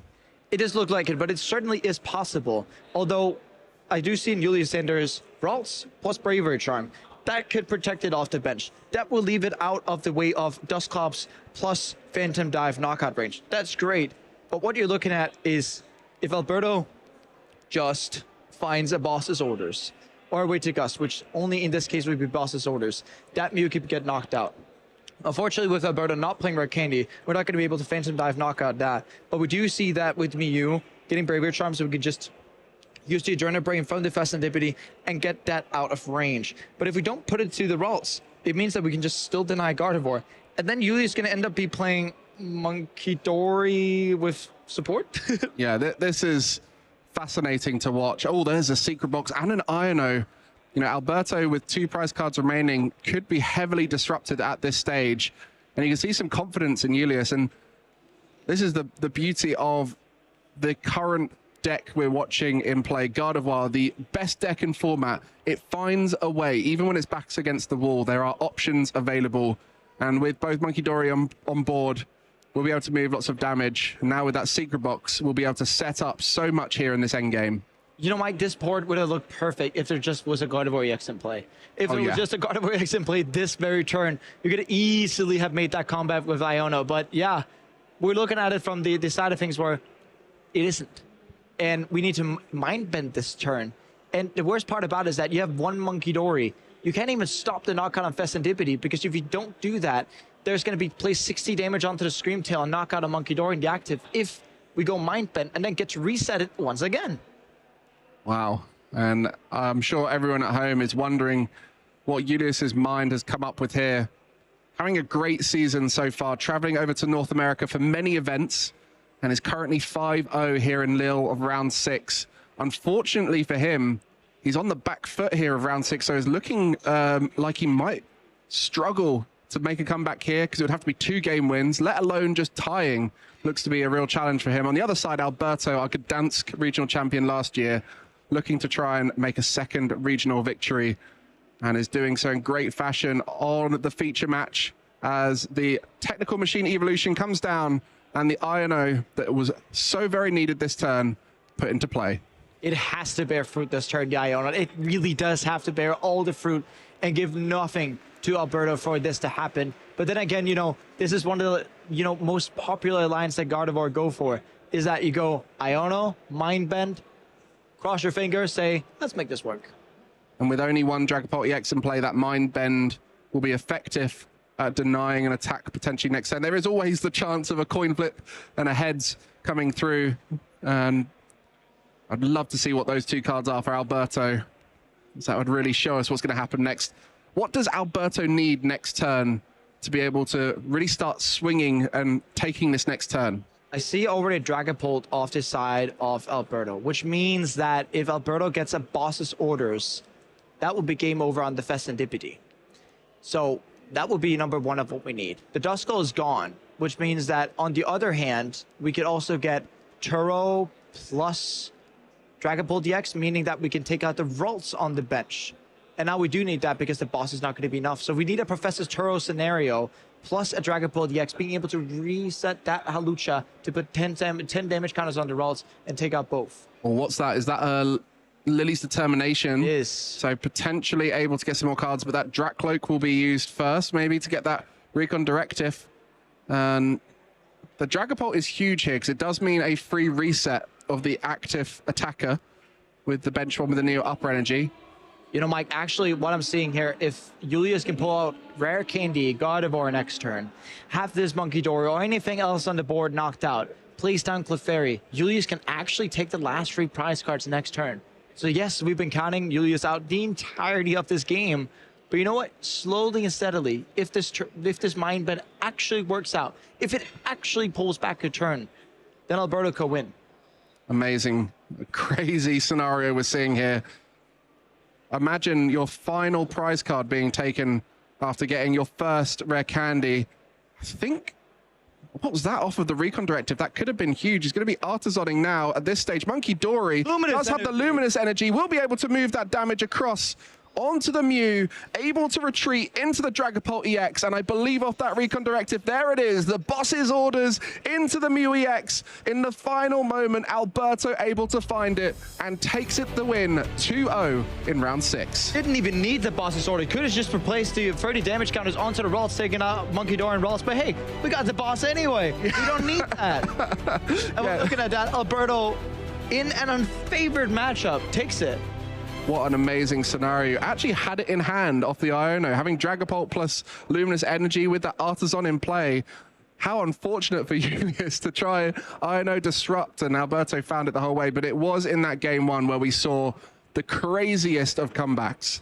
Yeah, we see the Iono here putting down Julius to 4 cards, missing those double energy retreats, leaving the Gardevoir strained in the active and letting out for Counter Catcher onto Mew, Dusknoir the Gardevoir, Halucha, and then being exactly right on the money. Yeah, and Julius didn't even see it coming as he was looking at his next hand thinking, how am I going to play this next turn? And suddenly Alberto is stringing together the ultimate turn as Halucha puts 10 damage on those 2 bench single prizes, putting them both on 30 HP remaining, and the active plus 2 bench. Julius couldn't believe it. Such a great play from Alberto, and just showing the crazy amounts of talents that he possesses. And yeah, I'm almost speechless here, Mike. Like, this was pulled out perfectly. And even though Julius trying to, at every single point of the game, trying to reel it back, and every single time, getting denied, Julius was like 1 turn away from the still. Yeah, I mean, Julius fought valiantly there to try and get back into the game. And it was key throughout that the routes were not able to evolve. You see these 2 routes on the bench? Well, not going to be there much longer as Dusclops, 50 damage to 1, Gust up the other one, and then knock them both out. And then it was this final moment into the final turn. You see here the double Ralts knockout, such a common win condition for Dragapult EX. And keeping under pressure, whenever you do these double Ralts clearances, killing, like, really grieving off the board of both of these Ralts, you got to keep under pressure. That was what Alberto was, successful in doing. But these moments where we see Julius constantly trying okay, Iono Mind Bend, see if it works. And if it works out, Julius could have won by, you know, Candy, Gardevoir, Clefairy, Mew, doing copy Phantom Dive. But unfortunately, you know, looking at Alberto's side, it's not just, you know, Julius being a bit unfortunate with the openings. Certainly was, but it was also the part of it where, you know, Alberto was just hitting everything, or at least all the necessary pieces to be able to clear out all these board states. Yeah, I think it's fair to say both players played exceptionally. It was just Alberto who found the crazier lines. I think most of us watching were not able to see it. You, Jesper, were able to call them as the turn was beginning, which was impressive in its own right. But for you guys at home, I hope you enjoyed that. That is just round 6, and we're seeing that level of play from these top players. Unfortunately, Julius now 5-1-0, but still in a great position to continue on and go towards that top cut, which will be happening tomorrow. So many more rounds for these players. At this stage for you, Jesper, how important is it to get ahead and start getting 6-0, 7-0, 8-0 for these? Starting with these high positions of, you know, very good match records, that's when you can start looking forward towards the top cut. If you're Alberto, you're already in phase 2. You qualify for phase 2. Yes, 18 match points. You need 16 to get through to phase 2. Speaking of that, Julius still only needs a singular point, but I'd say only 2 matches left to get that point, which I'm certainly believing that is going to be possible for Julius to do. But as soon as you're in these good standings, you know it yourself, you were 7-0, and I'm pretty sure you were thinking, well, that's not for top cut, right? Let's try and make it as far as we can. But Alberto, he's won a regionals before. He's tasted success. And one thing that you're sure of when you've tasted success is that you want to try it again. And whenever you're looking at these 6-0, 7-0, 8-0, 9-0, 10-0, potentially even 11-0 records, when you're starting to get, you know, closer to being guaranteed into that top cut or of our asymmetrical top cut. And speaking of, the better record you have, the greater likelihood that you're actually not going to get into the asymmetrical cut.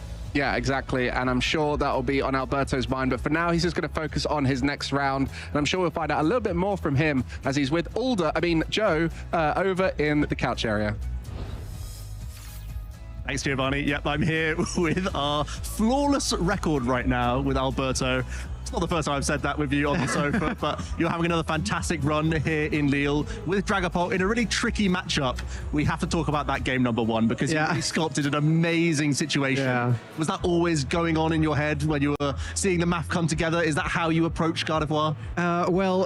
Most of the time against Gardevoir, my main plan is to gain a turn attacking the Gardy with him having no energy in the discard pile. That's usually how I gain maybe 1 or 2 turns. But then I saw Julius benching the Mew, and I did some like quick math in my head, and I was like, this is actually 6 prizes on the board I can take with like a Dusknoir and a Olucha. So yeah, I went for that way, and I drew this stretcher for the Olucha at the end. Yeah, we saw Julius with that big reaction.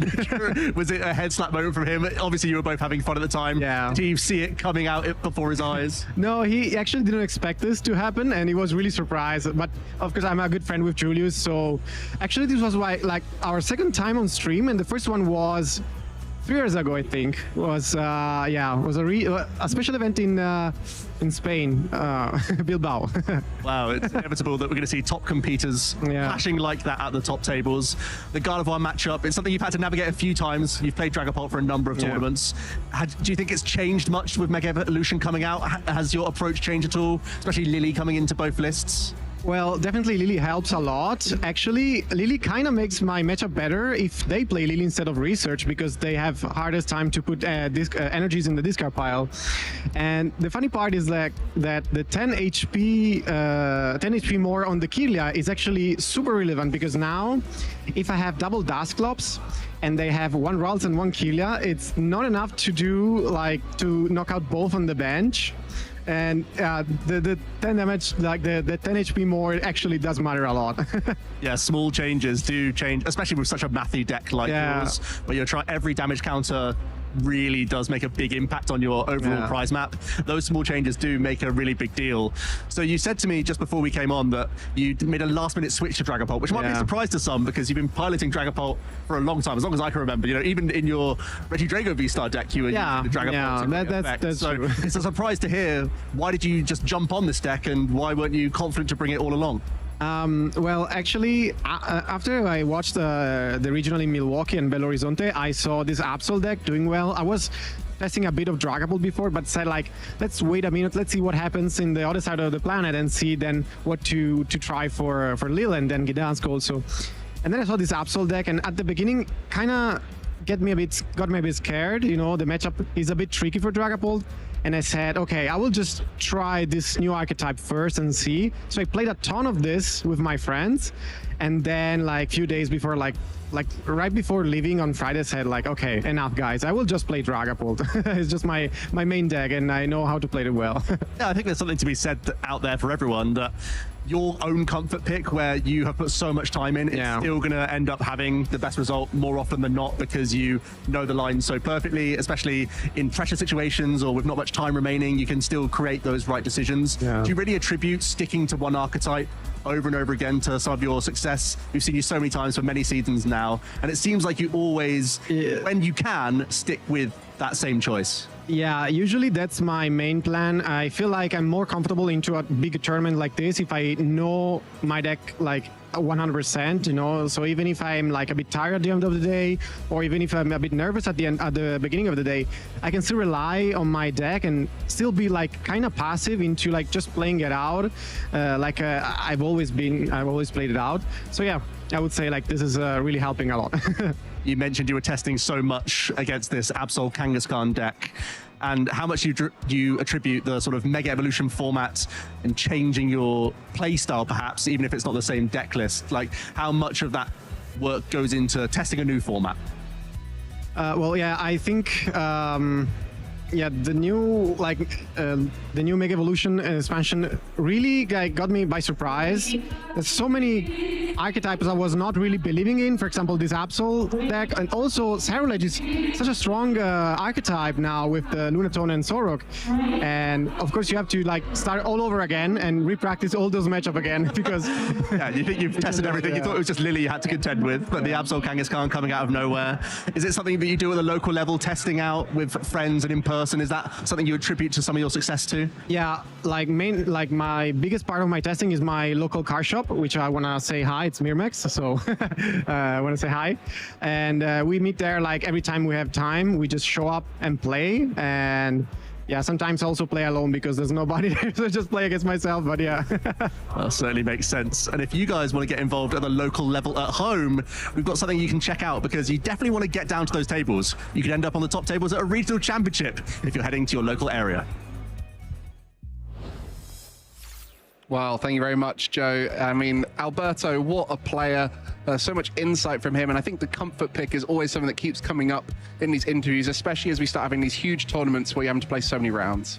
Yeah, and you see it as Alberto is continuing to do well with Dragapult, even though we're in the face of the era of Gardevoir. Maybe that was one of the more unfavorable matchups, but we get to see Alberto with masterful precision, masterful mathematics getting in it and just showing us that even though it may be an unfavorable matchup, it's still quite doable. Well, when Alberto's not playing alone, he is playing with those locals. Most days of the week, he said he was down there, and it is so important for you guys to get involved.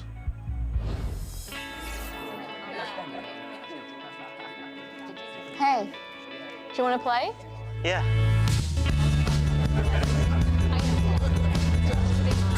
Nice. One shot? Wait, that card, yeah.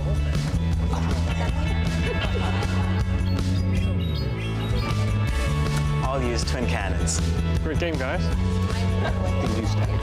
Bye. See you next week. Come play at your local Pokémon League.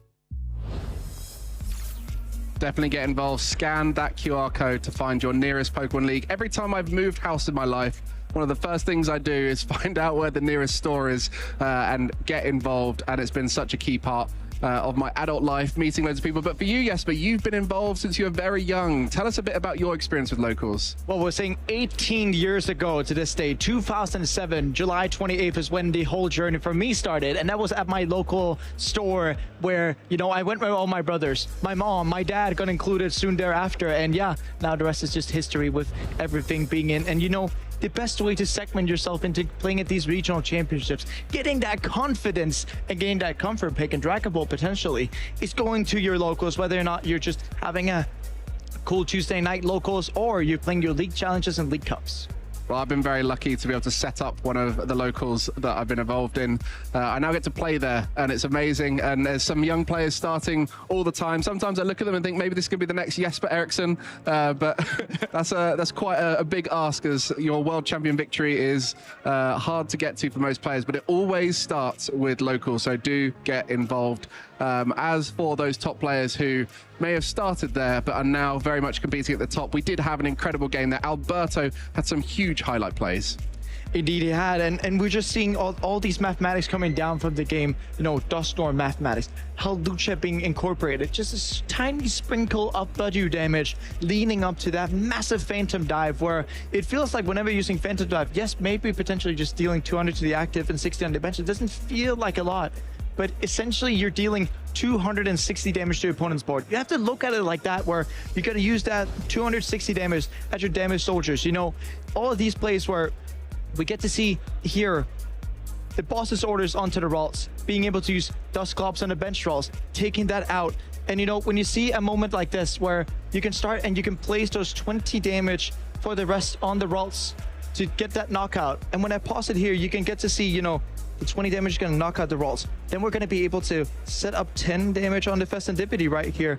And then we will get to see the rest going into fruition. And, you know, setting 10 on Festendipity leads into being knocked out by Phantom Dive straight off the bat. And putting 20 on the rolls gets a knockout. So you can be setting up, you know, the remainder of the 4 prizes that you have left. Even though that Julius had a valiant effort in, you know, trying to prevent this afterwards. Yeah, it all came up to naught, as, you know, Alberto just hit everything that he needed. Yeah, as soon as that 5 damage counters from the Curse Blast was on the Ralts, you could tell Julius had almost like pre-put the 20 damage there, as he knows exactly what's happening. It is the play that Dragapult needs to make. Yeah, and like when we're speaking of Dragapult and fantastic maths, there's always one thing I want to be figuring out. We did figure out that Dragapult can definitely be beating Gardevoir whenever it's set up like what Alberto did here, but for my sake, I want to figure out who did the best Giovanni impression today, Mike. Yeah, well, it's been an interesting day, as we've seen so many of the costumes people have been wearing. Myself, as Giovanni here, you've brought, I mean, you're basically the Scarlet and Violet gym leader, Rhyme's biggest fan, I think is fair to say, is your Grievard there. I know that we've got Alder from Joe, and then my big rival in Shay with Giovanni. So I'm excited to hear what you guys at home think about it, and we'll probably have a little bit of a competition a bit later on.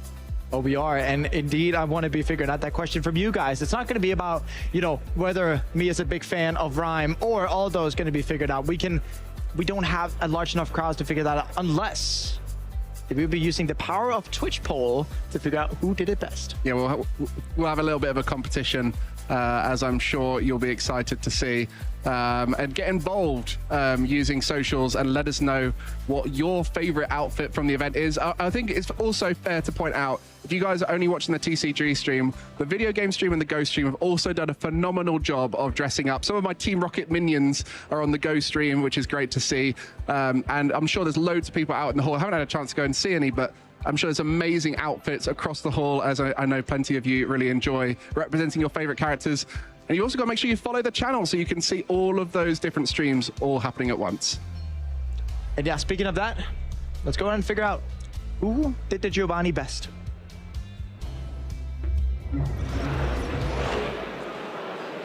Thanks, Jesper. Yeah, I'm out in the hall because we have to find out. This is the most crucial thing of the day. Who is the one boss among them? 2 Giovannis, that's no good. We need one. So I've devised a comprehensive, objective, the only true way to find out who the #1 Giovanni is. We're going to be going through both of Giovanni Mike and Giovanni Shay, going through some trivia. We're going to be going through some striking of poses to see, and we're also going to be doing some quotes from the man himself, the OG Giovanni. So we're going to be getting into this. Who of these 2 Giovannis is going to be having the most charisma? It's down to you. Which of these Giovannis must we be exiling off as the loser. So gents, you're both here, both rocking the same thing.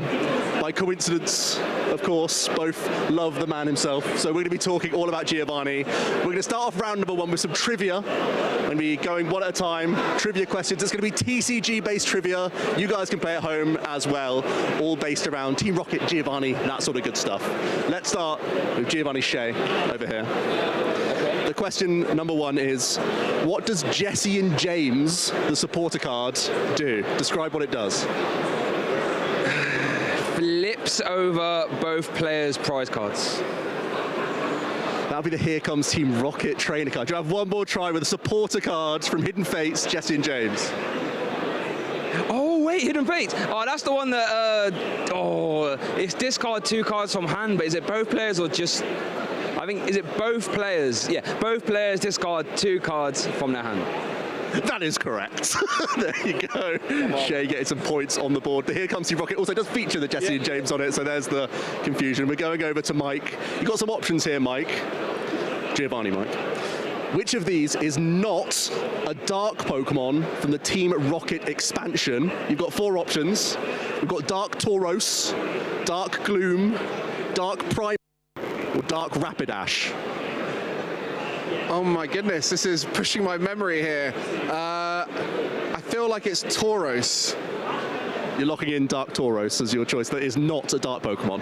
I feel like the way you're looking at me, I've got it wrong. I'm going to lock in Dark Tauros.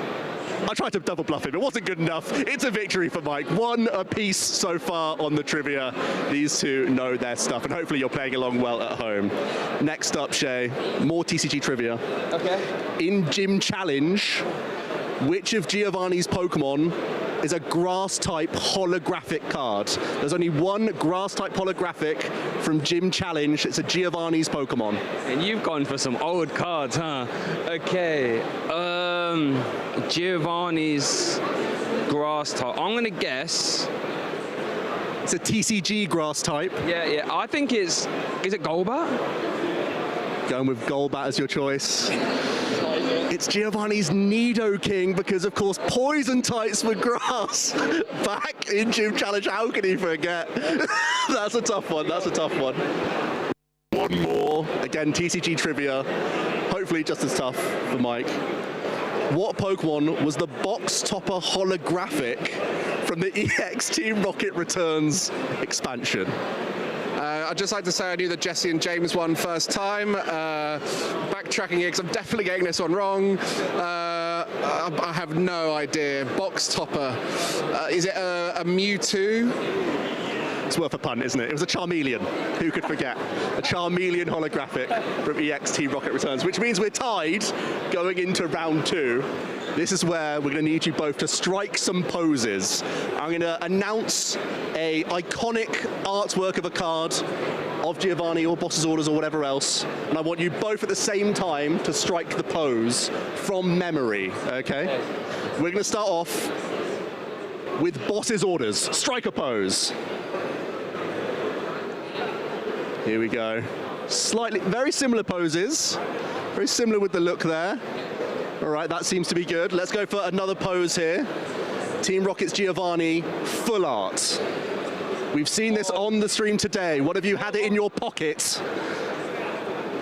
Oh, they've got different poses. They've got different poses. Right, we'll try one more pose. Giovanni's Charisma, full art. Full art? They have gone different again. They've gone different again. Okay. I think that's all we have time for. I can't decide. They were easily balanced on trivia. You can't separate them. They're identical. Their poses, a couple of differences there as well. That's it with the poses. So, I don't know. I can't choose. It's going to be down to you guys. Get on those polls. It's open now. Is it going to be Giovanni Shea or Giovanni Mike? Who wore it better? Who looks the part? Who said the right things? Who knew the trivia correct? It's all on you to figure out who is going to be that last Giovanni standing. And I'm hoping that now we're going to get back in position, and after the poll, you guys are going to see who is that #1 Giovanni. Let's see those results. Joe, we're both looking forward to see what the result is going to be of that poll. Who did it best? Who wears it best? Who is the right boss in this case? But we got to remember, and I have to talk to Shay about this. On Jesse James, yes, both players discard 2 cards. He has to know that instantaneously. He has to play his Pidgeotto control from back in the day. But if he discarded a Rocket's Wheezing, your opponent actually discarded an extra card. But that's a little caveat. Yeah, a little bonus effect. Last line of text, right? I remembered it as soon as he got it wrong, and I was like, yes, it's going to come to me and I'm going to be able to get it. But then Joe asked him again, gave him a second chance, and we couldn't. Did you know the Charmeleon? I didn't. I didn't know like any of them besides. That was tough questions. Fair play to you, Joe. I know you are a trivia buff yourself, so coming up with lots of interesting ideas there for the questions. But one thing I could do to help you out, Mike, actually, is that you knew the Justice Drain started away. That's fantastic. Yep. But one thing I have to tell you: if you are to lose this poll, oh no, that has to go. Oh no, I lose my right to be the better Giovanni. I mean, to be fair, I'd rather lose my badge than my poor Persian. I mean, I'm sure for Shay, he has a Persian there, which he caught as Giovanni. And if he has to lose that, then that's taking away someone's partner Pokemon. That's very Team Rocket-esque of us. Yeah, then you get to steal it. Yeah. That's very Team Rocket. So we can get to see who the better boss is by who actually gets to keep the Persian. So please vote for me, please. I put a lot of effort into this. I really tried to base it off of the cards. If you guys look right now, look through your cards and try and find all your Giovannis. They should look a bit like this, whereas Shay went for a bit more of a interpretation of Giovanni. As I know that Giovanni does like a turtleneck. He likes to bring it nice and high, and does have that iconic badge on the chest. So we'll see how that all goes for you guys. And one thing that's important to note for you at home is that we are waiting now for the round 7 to get ready. Round 6, we had it on stream. We got to watch an amazing match between Alberto Conti and Julius. I think it's important to say for you guys at home, if you've got a match you want to see, make sure to let us know. Give us some insight into your favorite players and how they're doing. We might be able to feature them on the stream. Speaking of all your Giovanni feud you had there, Mike. Oh no. Are you excited? I'm actually nervous. This is the most nervous I've been for a while. I could say Shay didn't win, but neither did you. You know who won? Hang on a moment. What's happened here? Yeah, we had a third option on the poll. It was either you, Mike Giovanni, okay, or it was Shay Giovanni, but the original Giovanni took down the crown. You have not done it the best. It is always the original Giovanni taking it the best. The literal OG. Yeah, that makes a lot of sense. I mean, he is the best Giovanni. How can you compete with the actual person themselves? I mean, Jesper, that'd be like me trying to cosplay as you and say if I could be the better Jesper. Of course you're going to be the better Jesper because you're Jesper. I mean, always, right? But like at the moment, if you're looking at championship points, you might actually be the better player than me. Well, we'll see. We'll see about that one. I'm sure we'll have plenty more opportunities to compete. As we mentioned before, we're here at the Lille Regional Championship. We're going to be having our round 7 coming up shortly. Round 6 has just concluded. We had a little bit of time to have some fun there with the Giovanni shenanigans. Anything you're looking forward to in the rest of the tournament, Jesper? I mean, I'm looking forward to round 7, round 8, round 9, and of course us finishing off the couch at the very end. But we still have 3 fantastic rounds left of action today. We get to have, Imposter Giovanni and Aldo being able to take over the reins of us in just a very few short moments. And, I feel sorry for you, Mike. Like, you actually did a very good job posing as the original. But do I have to take this out still, even though the original Giovanni won? Is it only if Shay wins? I mean, I technically said that if you lose, you would need to take it out. I think we'll work this one out in a moment. But now we'll give you a chance to look back at some of the greatest moments of last season.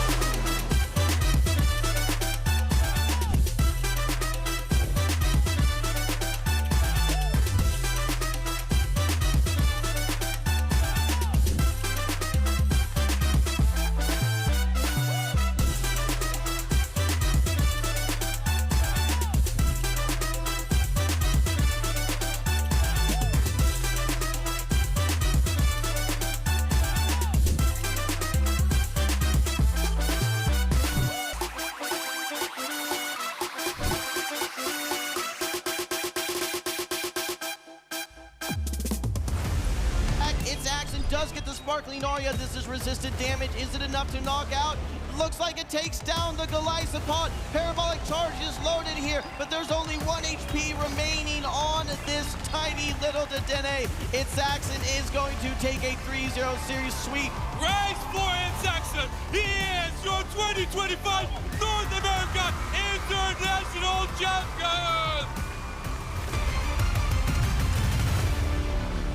Pika Diff looking for an opportunity to get in. Rayquaza is getting shrunk down real low. It's on the back of Overlord, the best player in the game. The overheat is there. The overheat secured. Luminosity Gaming is going to go scramble to score. They've got a ton of shields. The prophecy from Luminosity, a 3-1 victory as LG wins LAIC. LG wins EUIC. LG wins NAIC. One of the best to ever do it, Luminosity Gaming!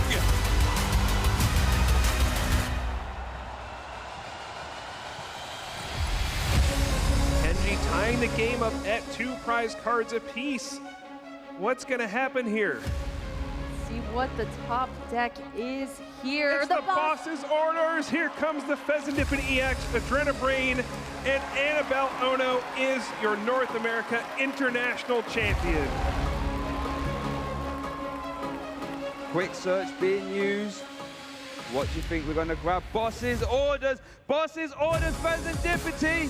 There we're going to see the big burning darkness. There's the KO. Undefeated, unstoppable, undeniable, ice in the veins. Gabrielle, you are a North American International Champion. Latin America, Europe, and now the North American International Championships, a Grand Slam. Heal this active Gardevoir, leave himself with no damage. He knows his opponent doesn't have boss's orders. Is that the move? Oh, he's going to take the 2 damage, move it over. He's got 2 more to work with. He's got the Psychic Embraces. He just needs to attach the Dark Energy here, and he should be able to make this happen. That's going to be it. The next Adrenabrain, perfect map. Isaiah takes the KO, and he is the North American International Champion. It could all come down to this particular turn. Miraidon able to move fast, does go for the Electro Drift and find his mark down into the Rillaboom, but the Assault Vest really paying off, keeping it in the game. With a critical hit though, such a valiant effort coming through from Miraidon, but the Woodhammer comes through, seals the game, and Joaquim Roquette takes the title in the junior division to become your champion at the North American International Championships. Hollow is able to fire off one final Moongeist beam with this Lunala and actually gets the critical hits. But you're right, the Weezing hits the field, a Protect available on both Pokemon. And so we'll see this as the final moves of choice. Isak has attended 3 international championships this season, able to get top cut in both of the previous ones, and leaves this one as a champion at last. Congratulations to Isak Moreira, your 2025 North America International Champion. Here is the one thing you can hope for, is that Federico makes a mistake and goes on the offensive with this Lunala using Moongeist Beam to stop very effective damage onto that Pokemon, but Federico doesn't. He goes for the Moonblast. Federico Camporisi is your 2025 North America International Champion.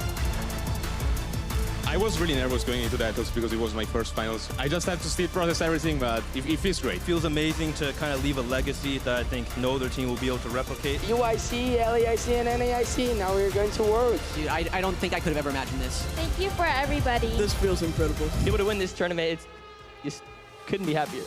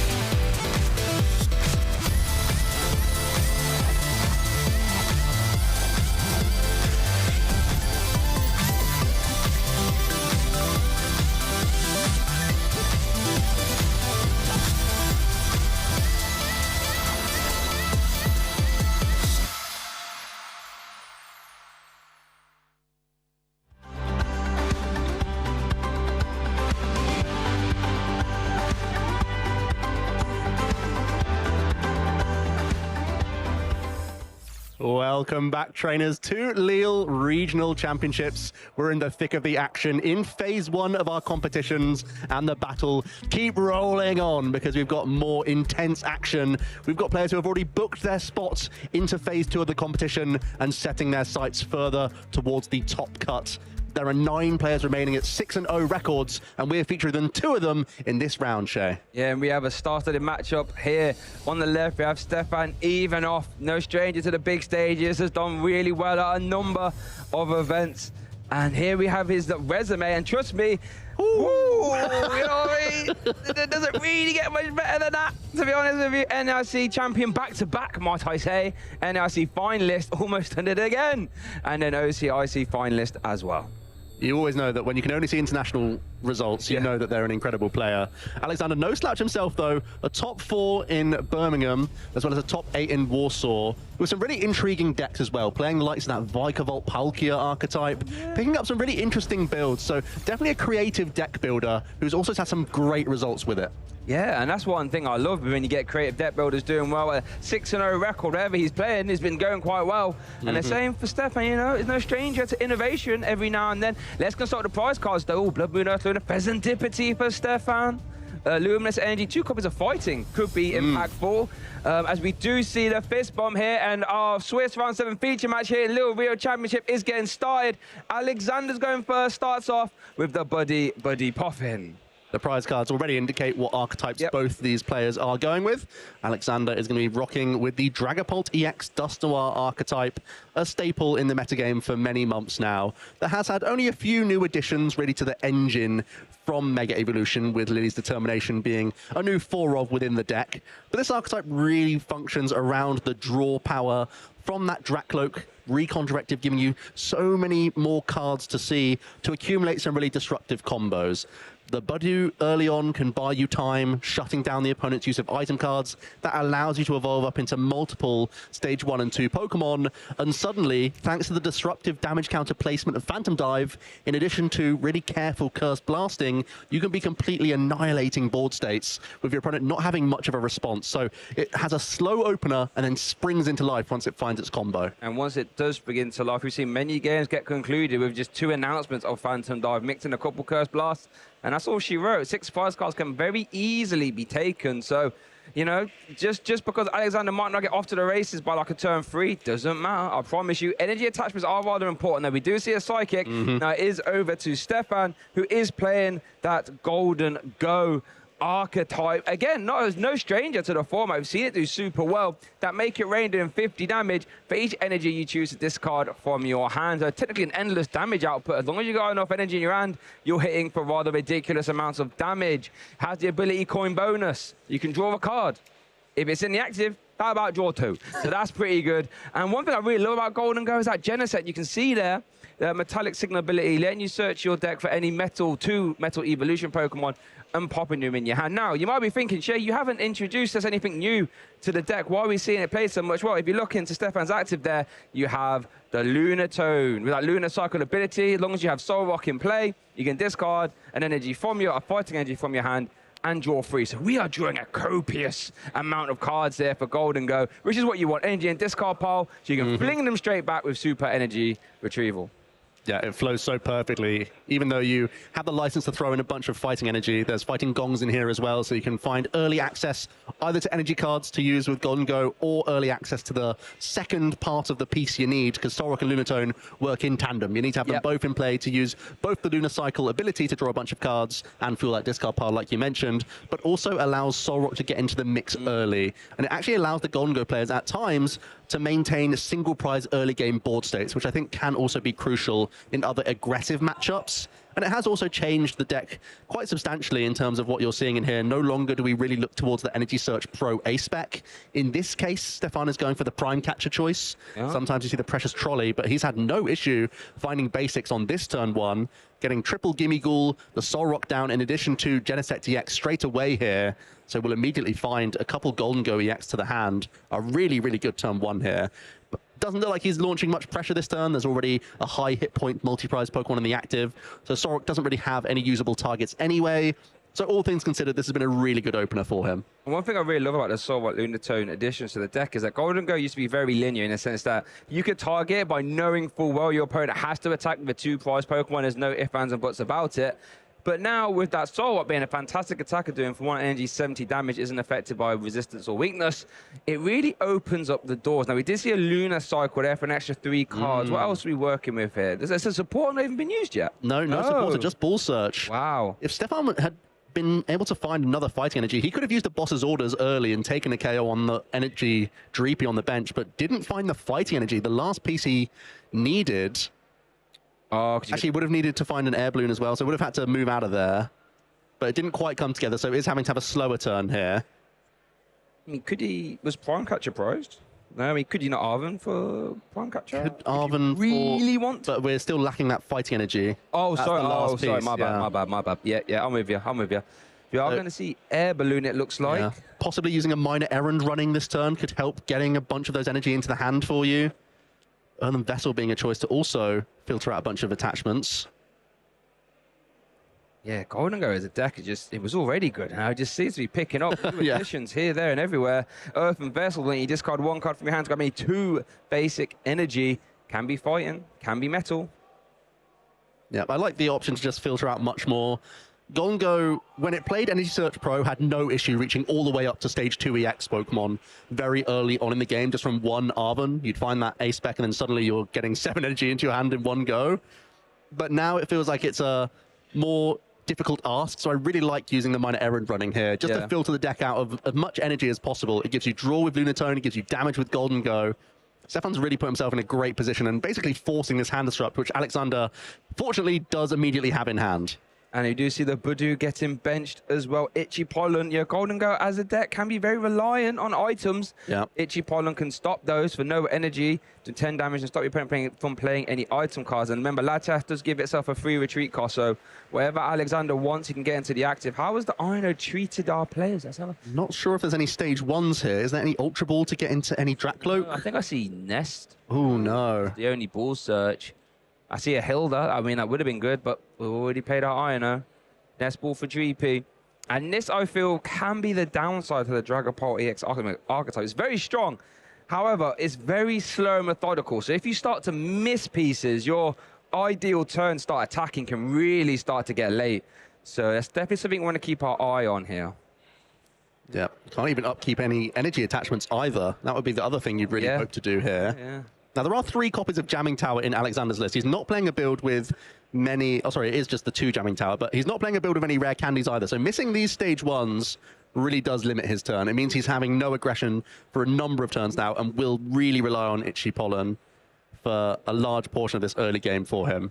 Having a quick consult of Stefan's hand before that Metallic Signal, I saw like a lot of trainer cards. Now, I couldn't tell you if they were supporters or not, but it looked like there was a lot of trainers. So I'd love to consult again. Now, one thing about this Metallic Signal as well is this is going to reshuffle the deck. We knew that a couple of energy got put straight to the bottom thanks to Ino.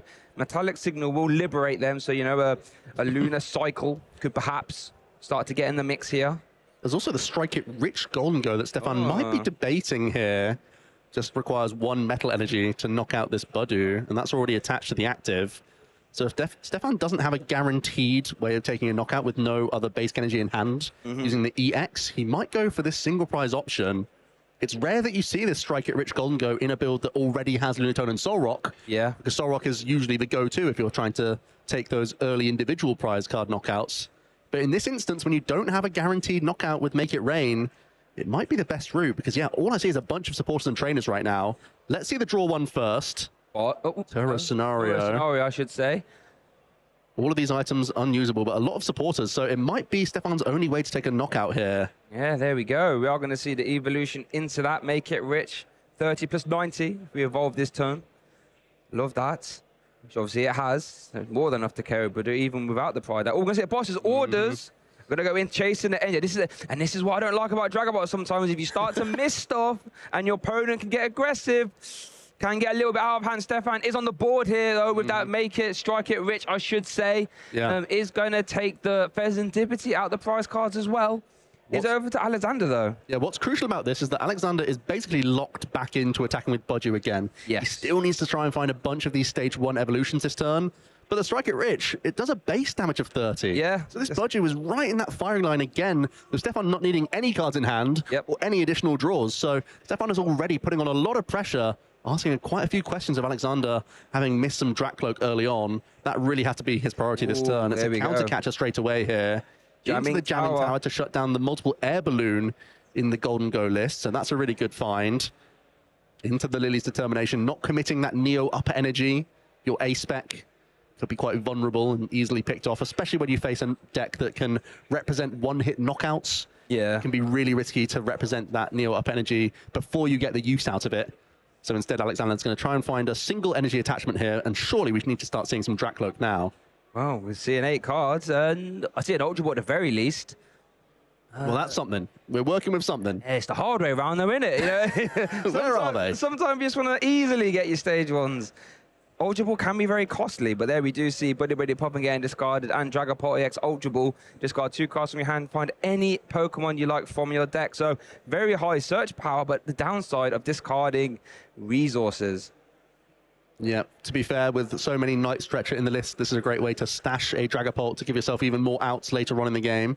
So I think that's part of the reason why Alexander chose to discard his stage 2 in the process of finding his stage 1 Drakcloak. But this is really when the deck starts to come together. Yep. Yeah. Essentially, when you start seeing these Recon Directive, you just get even more access to the deck. And ideally, Alexander's looking for more of these Drakcloak, to be fair. Here we go. 1-2 counter catcher. That's going to send straight back to the bottom. So we didn't get to see what the second card was. Oh, there you go. Drakcloak. As predicted. There we go. All the reconnaissance going on now for Alexander. Oh, this was like a bit more of a harder decision. Lily and Hilda. The supporter played this turn already, so it's plays for future turns here. I think Neo Upper still in hand. Yeah. Do you choose to commit it now and just hope that your Itchy Pollen plus Jamming Tower sticks for a turn? Because when you're not getting an attachment that turn anyway, you're effectively going down an attachment regardless. Yeah, so that makes sense. It could be worth just going for it, but no, we're going to have, thanks to resistance, 0 damage Itchy Pollen. Action back over to Stefan. The prime catch, you can't use it though. Yeah, that would have worked. Down. That would have worked. There's a metallic signal. Yeah, this is sort of Dragapult's defense, isn't it, against the Golden Go? Say, right, slow you down. Let me boss his orders or counter catch you up. Genesect, Jamming Tower, stop using Air Balloon, and cross your fingers, essentially. You may have noticed a really interesting card as Stefan was looking through the deck there. What was that? The Erica's Invitation was a tech supporter card.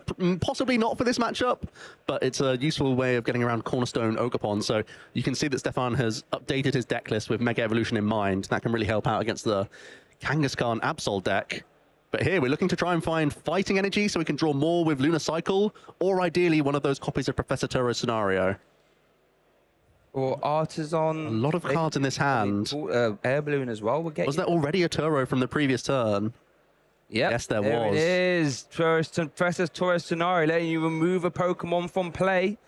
That'll let you pick up the Genesect, and thank you very much. Back into the Strike It Rich. Strike It Rich. As really you say, getting a lot of value from this single prize Golden Go. Yeah, that multiplier is nice. 30 plus 90. 30 is perfectly enough to carry Budu. Stefan takes his second prize card here in Game 1 Swiss Round 7 feature match here at the Lille Regional Championships. If you're just joining us, this is our first event here in Europe with a Mega Evolution set.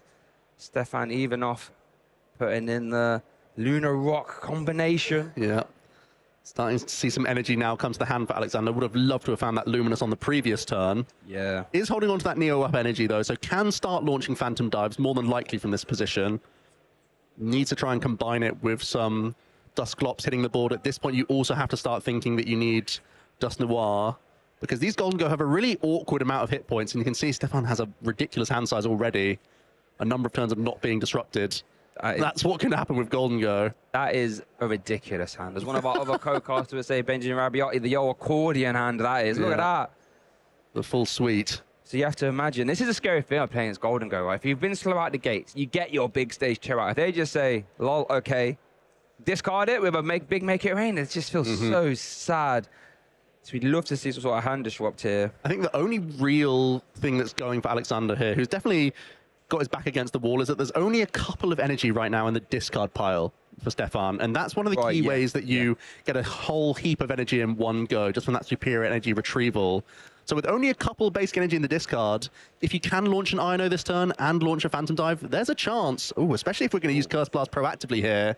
Target down the Soul Rock. This would keep you on even prize cards if you were to Phantom Dive. Ooh, and you're also taking away a draw engine here. Taking away both pieces this turn, getting rid of Soul Rock and Lunatone and the Ino. Stefan just getting the 3 cards. Yes, has a couple coin bonus on top of that, but you're still going to be throwing a huge Dragapult EX into the active position this turn. Alexander is starting to mount this comeback. Yep. Dragapult EX is the comeback kid of the format. Here we go. Neo Upper Energy Dragapult EX Phantom Dive. 200 damage into the active. Spread 6 damage counters any way you like. You know, Soul Rock has been brought into range. There that goes. There's damage into the active. 2 prize cards. Alexander will even us up here. Remember, Stefan now has a hand of 3 to work with. Coin bonus. We'll draw an extra 2. We'll get a top deck and another one. But does have to answer this question now. Decks cannot absorb Phantom Dives for too long. What can Stefan do? And as you perfectly said, not a lot of energy in the discard pile yet. That is your big reload potential with Superior Energy Retrieval. Coin bonus for 1 and 2. Oh, Superior Energy Retrieval straight away, though. There's already Arven in the hand, so if we can't knock out this Dragapult EX, we could still use the Prime Catcher this turn, taking a single prize knockout, just going down to 2 remaining. Yep. That should be much more in range for your Make It Rain attack. And it also means you get the maximum amount of draws from your Golden Go.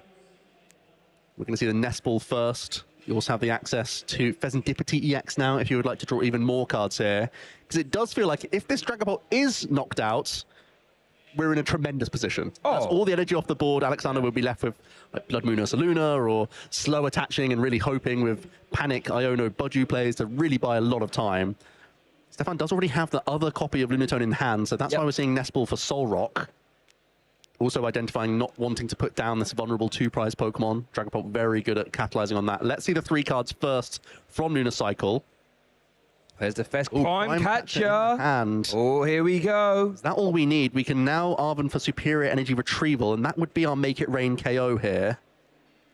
The debate now is simply, should I put this Pheasantipity EX into play at all, or is that more of a loss condition than a win condition in this spot? I think I lean a little bit more towards loss condition, to be fair. You've got a perfectly fine turn here. Don't give your opponent any easy prizes.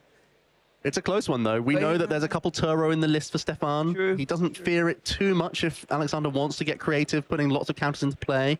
Ooh, just the 1 draw from Golden Go. Perhaps trying to hold on to this Prime Catcher for as long as possible. Can he reach all the way here? The Fighting Gong was the draw for 1. We're getting pretty close. There's 150 damage in the discard pile right now. We would have to attach 1 energy as well to the active, so maybe a little off unless we use Flip the Script. I think that's the whole debate here. That makes sense. Is Stefan saying, will this Flip the Script reliably get me close to a KO? If so, this is a massive turn. Okay, big 3 cards here. We need energy, Superior Energy. Oh, there's another one. But as you said, I don't think energy in this card is currently the problem, though. For me, for me now it feels like perhaps you Prime Catcher, you could even attack with your Soul Rock and Soul Rock KO the Dreepy. Yep.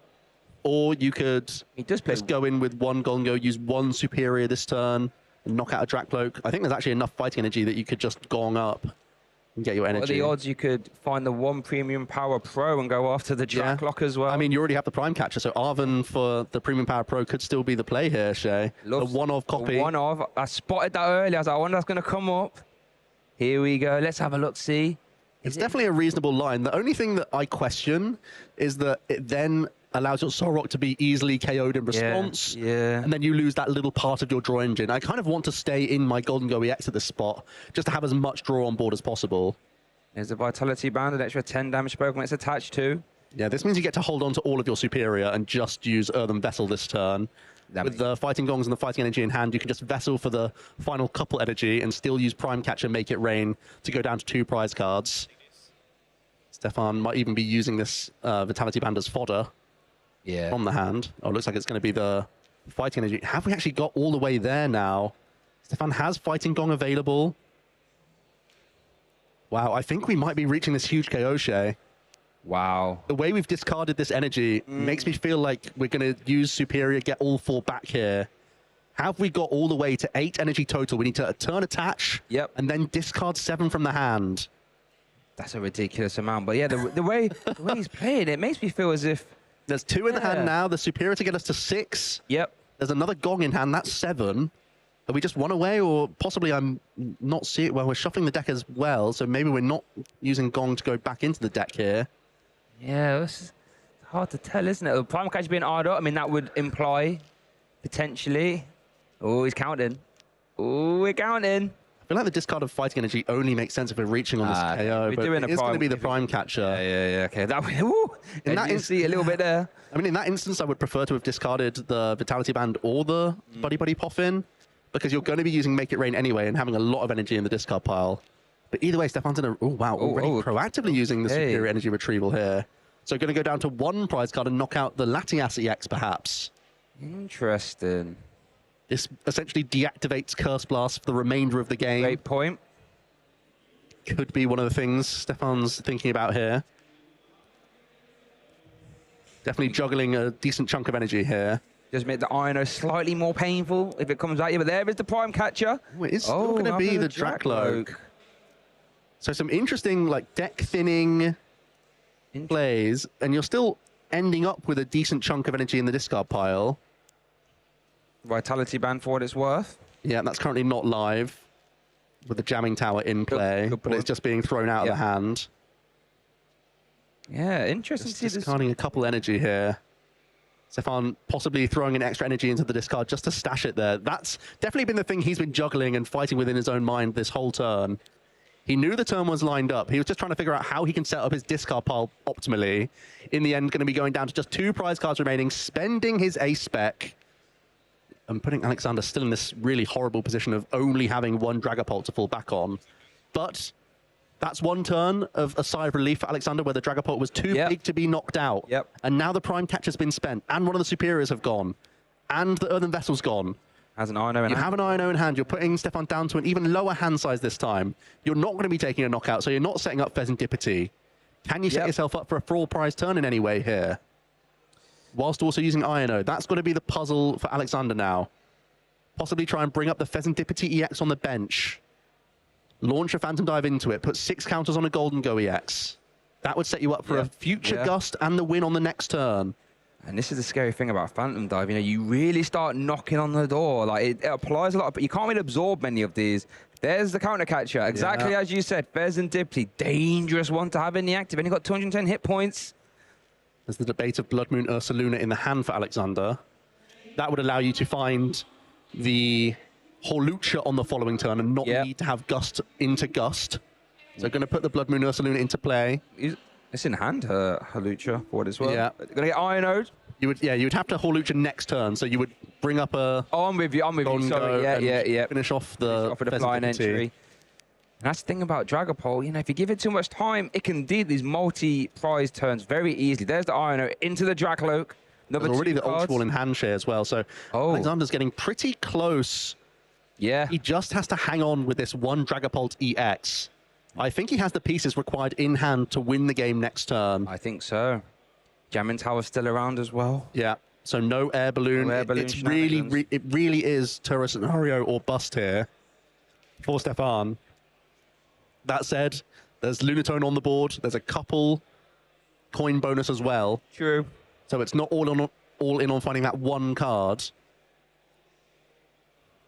But it would be the crucial thing, stopping Alexander winning in 2 turns here. Oh, so Ultra Ball is being played. Does he have another one? Active Ultra Ball in the hand. I mean, you could possibly just grab the Hawlucha now. No, it's going to be Pheasantipity EX. Okay. Saying that he needs to try and find a Gust on the next turn is that makes sense. What Alexander's going for here. You already have the 210 vulnerable Latias EX in play anyway. Why not flip the script on the board? And if Stefan's going to win, it's probably not going to use Iono, so you can just try and stash these cards as well, right? So don't mind it. Flip the script, join free, one of the most premier abilities in the game. So Energy Dusk. Another Ultra Ball. Another Ultra Ball, though. We'll take that. Pretty handy. The Luminous Energy can go onto Blood Moon Ursaluna as well now.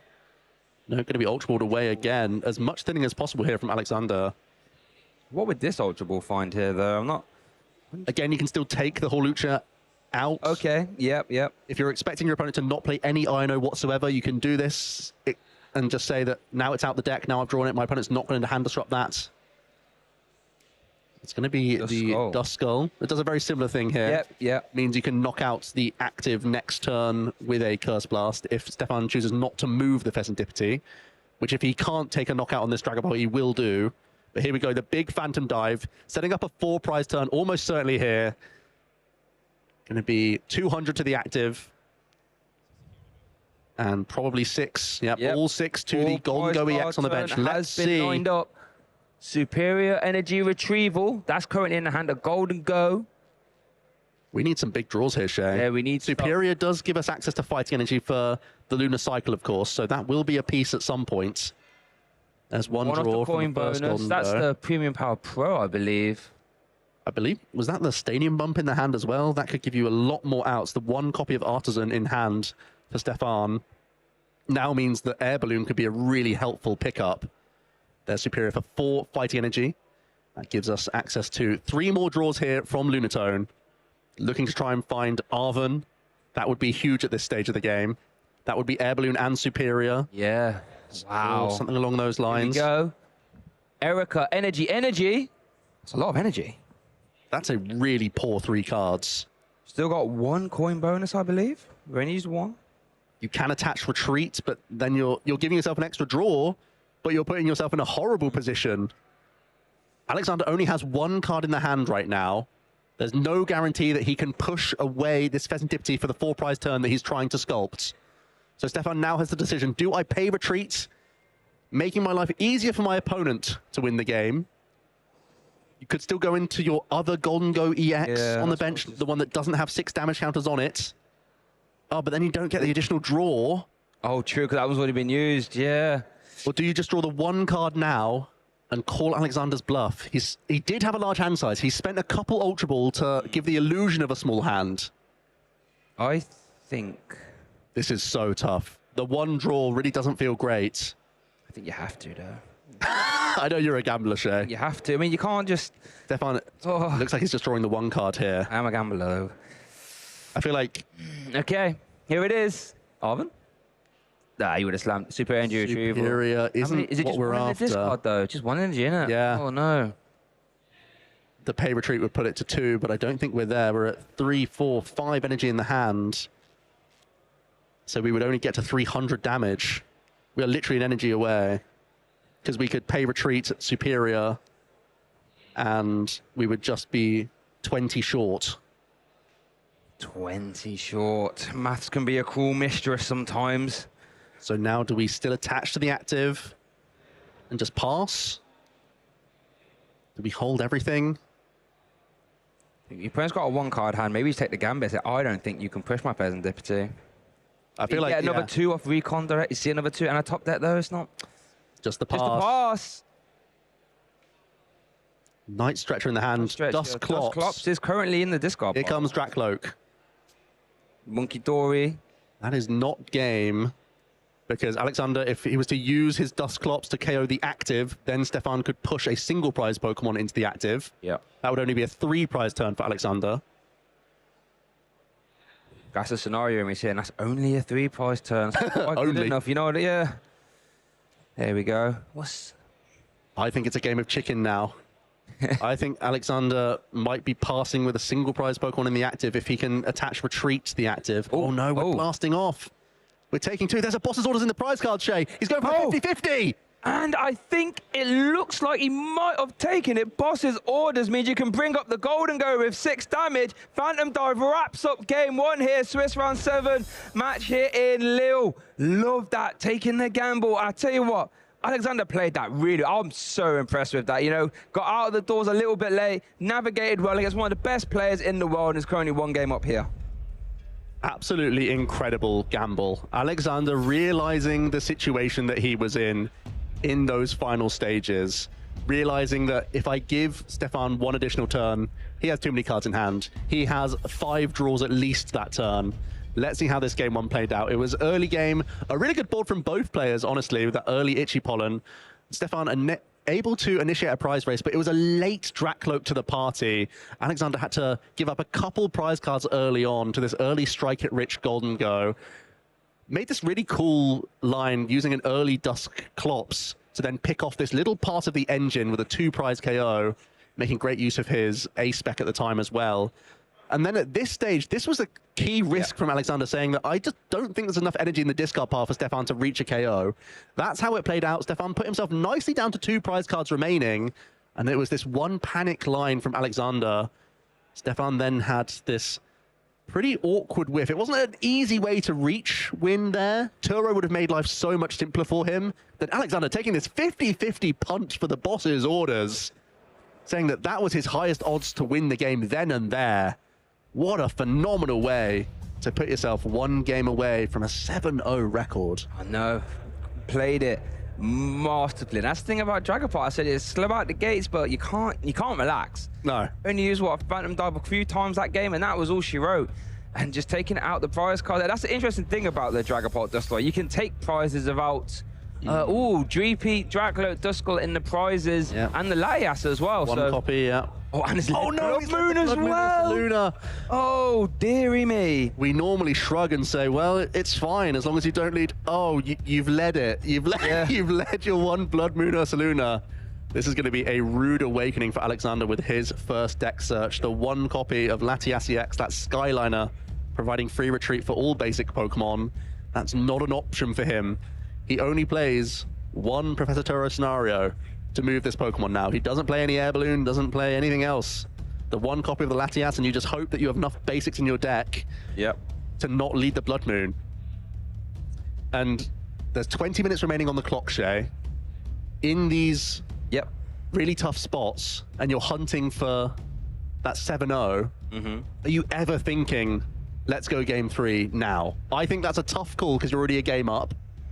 But if you want to give yourself the best chance, because you know that if you're giving Stefan a bunch of time, this Blood Moon sat there doing basically nothing, sure, you can still build a board behind it. I mean, maybe you play out the few opening turns and hope that Stefan tries to hunt with Soul Rock, one of your lower hit point things, and then the solution reveals itself for you. I think if Alexander's hand is good enough, he'll still play into this game, but you also really have to think, especially with just the best of 1, sorry, the +1 turn rather than +3, you really have to think. That wasn't the most convincing of turn 1, was it? Does get the energy, at least 1 Dreepy though. There is potential big pressure from Stefan though. He could be going for Air Balloon plus Prime Catcher, right? And take out this 1 Dreepy and still strand the Blood Moon Ursaluna. That would be so rude, but it's so possible though. Wow, interesting. And yeah, such an interesting call whether you decide to concede. I think you give it a couple turns, but I mean, the best case scenario is you Turo it. You're 1 supporter for the turn. It's a Turo Blood Moon. Is over to Stefan now, over the turn there with that Arven, searching for a tool card and item, Buddy Poppin, plus Air Balloon, so no Prime Catcher. All right, not quite as crazy as we were thinking, unless it's already in the hand. No, I don't see it. It is going to be the Fighting Gong, though. Lunatone coming onto the board. That activates both the ability now for Lunar Cycle, but also the attack from Soul Rock that can still make some meaningful damage into this Blood Moon Ursaluna. Still could get you a little closer. And who knows, maybe with Lunar Cycle we can still get towards a big combo here. Could you imagine if you Lunar Cycle? Oh, there's no fighting energy in the hand. Oh, he's playing a Gong though, no? So it's a slightly weaker turn than we expected. It's just going to be the Minor Errand running instead here. A bit more of a chill turn, but with that Blood Moon stranded, I think you can still generally be quite happy with that. And you have draws for next turn, now that you've fished out some fighting energy for yourself. Alexander immediately finding a Dracloak this time. That was one of his core headaches of game number 1. Still able to navigate his way through, but immediately that's resolved. And a Nest Ball in addition here. So can get some additional Dreepy down. Did have a Lilies in the hand as well. So all right. Big hand refresh. I think that was a top deck, actually. Yeah. This is a strange spot where you're almost trying to goad your opponent into going around your Blood Moon Ursaluna for a single prize KO. Here comes the fresh 8 cards then from the new supporter. Lily's Determination. You're going to hear that name a lot throughout this card's life cycle. Shuffling in the hand, drawing 6 cards, or 8 if you have 6 prize cards remaining. Shuffle drawing 6 is good. It is. Drawing 8, even better. Oh my goodness. 8? It feels wrong. When you're clutching those 8 cards, you're like, wow. Such a powerful effect. And it's part of the reason why these stage 2 Pokemon dominated, have really dominated the meta share throughout today, and also on our top tables, to be fair. Lots of stage 2s in action. the Buddy found from our Lily's determination, so we can start to grab additional Dreepy and Duskull. The more the merrier, really, with these ghost types in both regards. Want to have as much access to Curse Blast as possible, giving you more flexibility, and also with the Dreepy evolving into Drakloak, you gain much more hand advantage to piece together all sorts of combos. So happy to see the Buddy pop in. Are there any additional useful cards? We can't make use out of Budu because we can't move this Blood Moon Ursaluna. No, Budu will be staying in the hand. There was a recon directive. But yeah, Blood Moon Ursaluna is just going to be stuck there. You never ever start attaching energy to it, do you? You can't. No. You can't. No. You'd rather just try and recon towards Turo if your opponent's going to keep you there. That is unfortunate. That's not what you want when you're 6-0 up, one game up as well as leading Blood Moon. Latias in the prize cards. That's not. Oh, going to bench the Budu there. I think the idea is just in case a benched Pokemon is picked off, you still have a free retreater then. Yep. I think that's the main idea. Passing the action over to Stefan, though, who begins with a double draw from coin bonus in the active position. Oh, had the Prime Catcher, for what it's worth. You're into that off the coin bonus. Yeah. I think at this point, you're happy just going through a 2-prize Pokemon. Yeah. You'd much rather stay on even for now. Now that energy. Possibly hunting down the Drakloak. You didn't see any rare candy last turn, so that would be the only Pokemon that I'd think to take out here.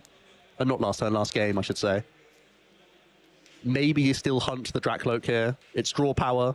It's got an energy attached. It's the only stage 1 in play. But if you can accumulate enough energy, still dealing with this Blood Moon is incredible. So an embarrassment of riches for Stefan right now. An embarrassment of riches. What a phrase. Love that. Especially with Golden Go. Come on. I was about to say, it didn't go over my head, Joe. Don't worry about that, Sunshine. That did not go over my head. Boss's orders clutch to the top. Interesting. 2 energy in the hand, so it could be an easy make it rain KO on Drakloak. I mean, the thing is that Ursaluna isn't going to go anywhere. It's going to be in play, regardless whether it's on the bench or not. There's the boss's orders. Yeah, it's an awkward trade-off. It's a really nice turn from Stefan to bring up the only stage 1 Pokemon, but it has released Alexander from this really awkward Blood Moon Ursaluna that was halting all progress on his end. So I think Alexander, on balance, kind of just takes this, because now at least he can start initiating Itchy Pollen, and with 1 Hilda plus Ultra Ball in the hand, he does at least have some guaranteed Drakloak now, which is looking really important as this turn develops here. And even more access to energy cards as well, with the Hilda being the first action of the turn, grabbing a energy card in addition to an evolution Pokemon for an archetype like this that plays multiple stage 2s, including your crucial stage 1 draw engine. This is a really vital cog in the machine for Dragapult. And when you play a Neo Upper as well, let you pluck that whenever you need it. Fantastic supporter card, that Hilda. Going to conclude for the Drakloak plus Psychic Energy combination.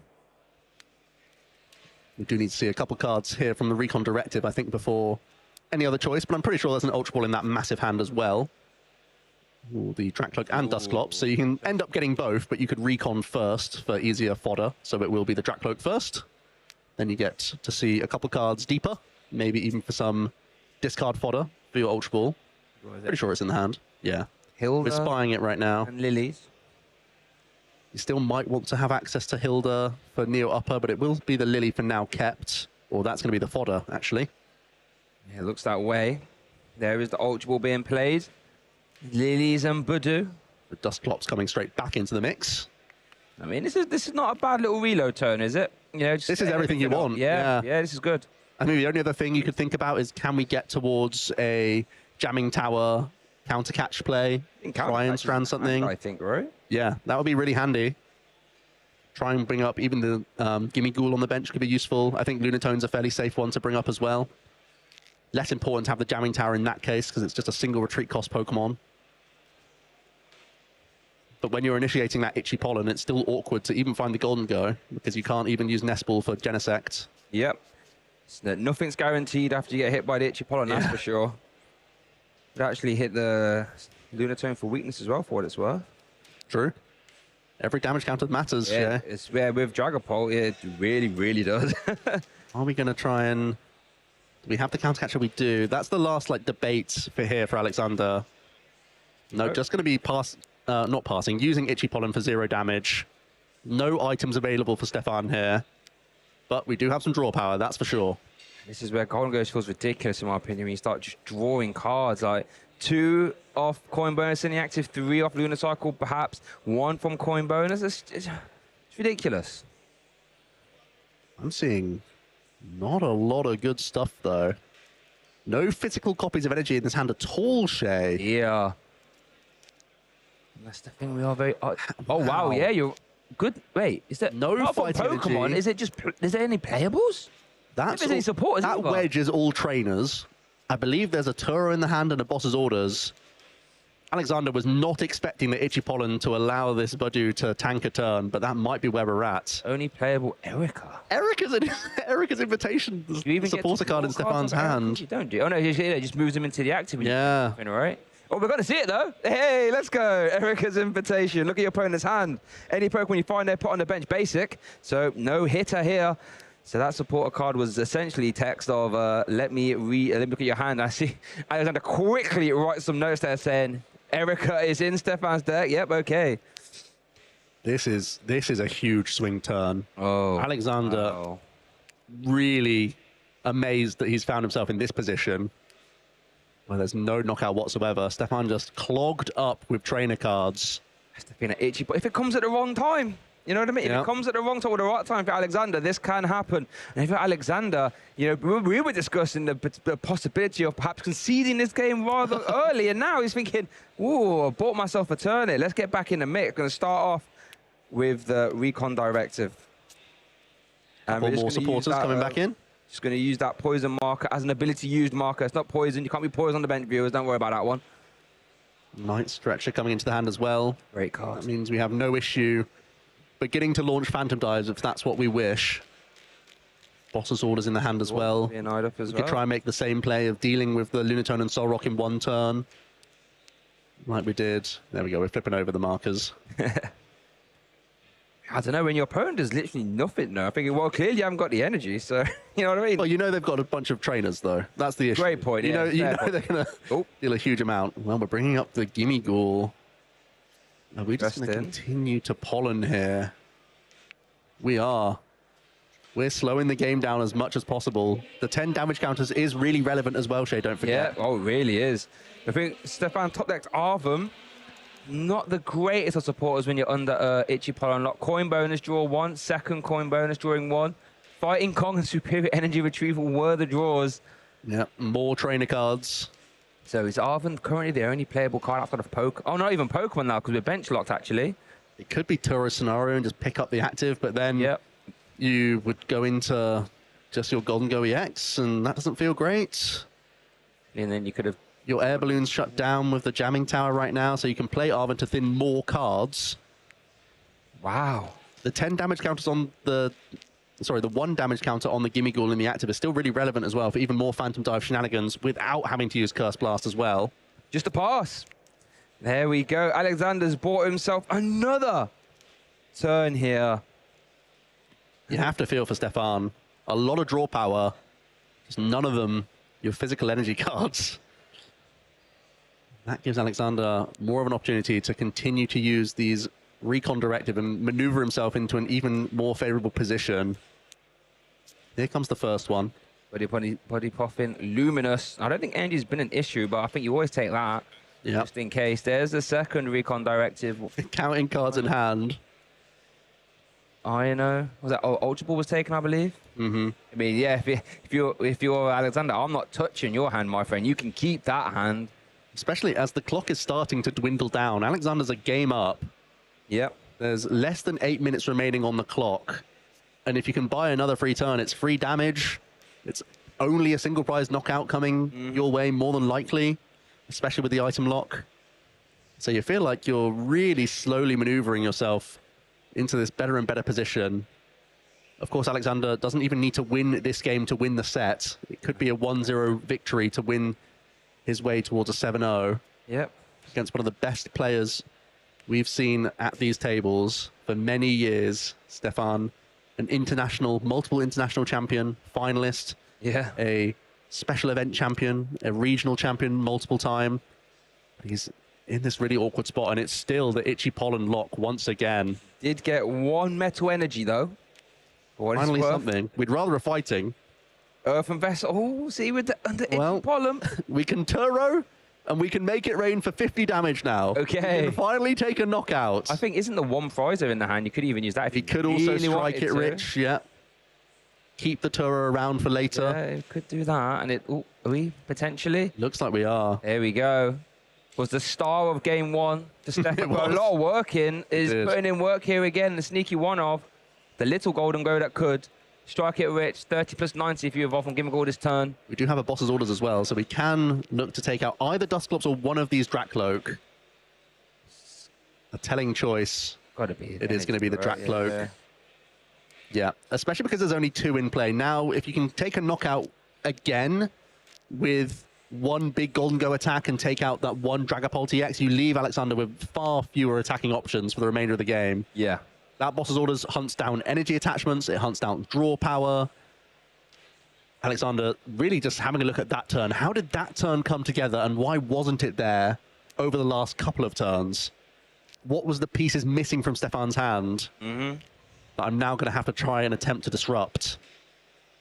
Yeah, it's just so tricky, isn't it? And that's when you start to have the mind games. You look at your opponent's hand thinking, you haven't moved those cards in a round in a while. They're probably items, right? Like, gets tricky. There's a Drakloak first recon directive being used, though. What was that? Boss's orders and Ino, I believe. Plenty of supporters in the hand for Alexander right now. Yeah, he's got a massive hand. Dragapult EX in the hand as well. Do we see energy to support?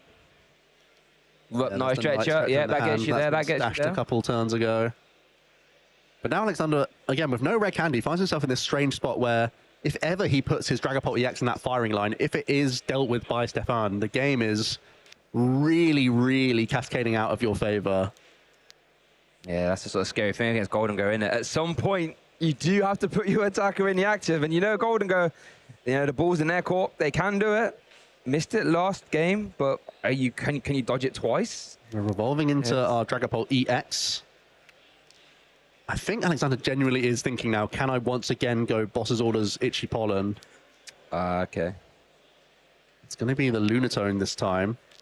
I mean, I guess you can make the read that you're struggling for energy. You've had to commit another one on the board. Yeah. So let me try and lock you up there again. Metal Energy comes into the hand, so that's an easy retreat for Stefan, who is moving very quickly now, trying to give himself as much time as possible to bring back this game number 2. Very quick use of multiple Golden Go, also evolving the third one, making sure he gets all of his coin bonus in. He can also Lunar Cycle if he wants to. I think there's only 3 energy in the discard pile right now.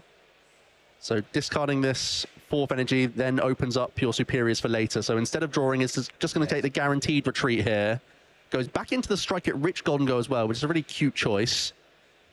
Because you're still just throwing that single prizer into the active, and you're able to still knock out this budgie with the requisite 30.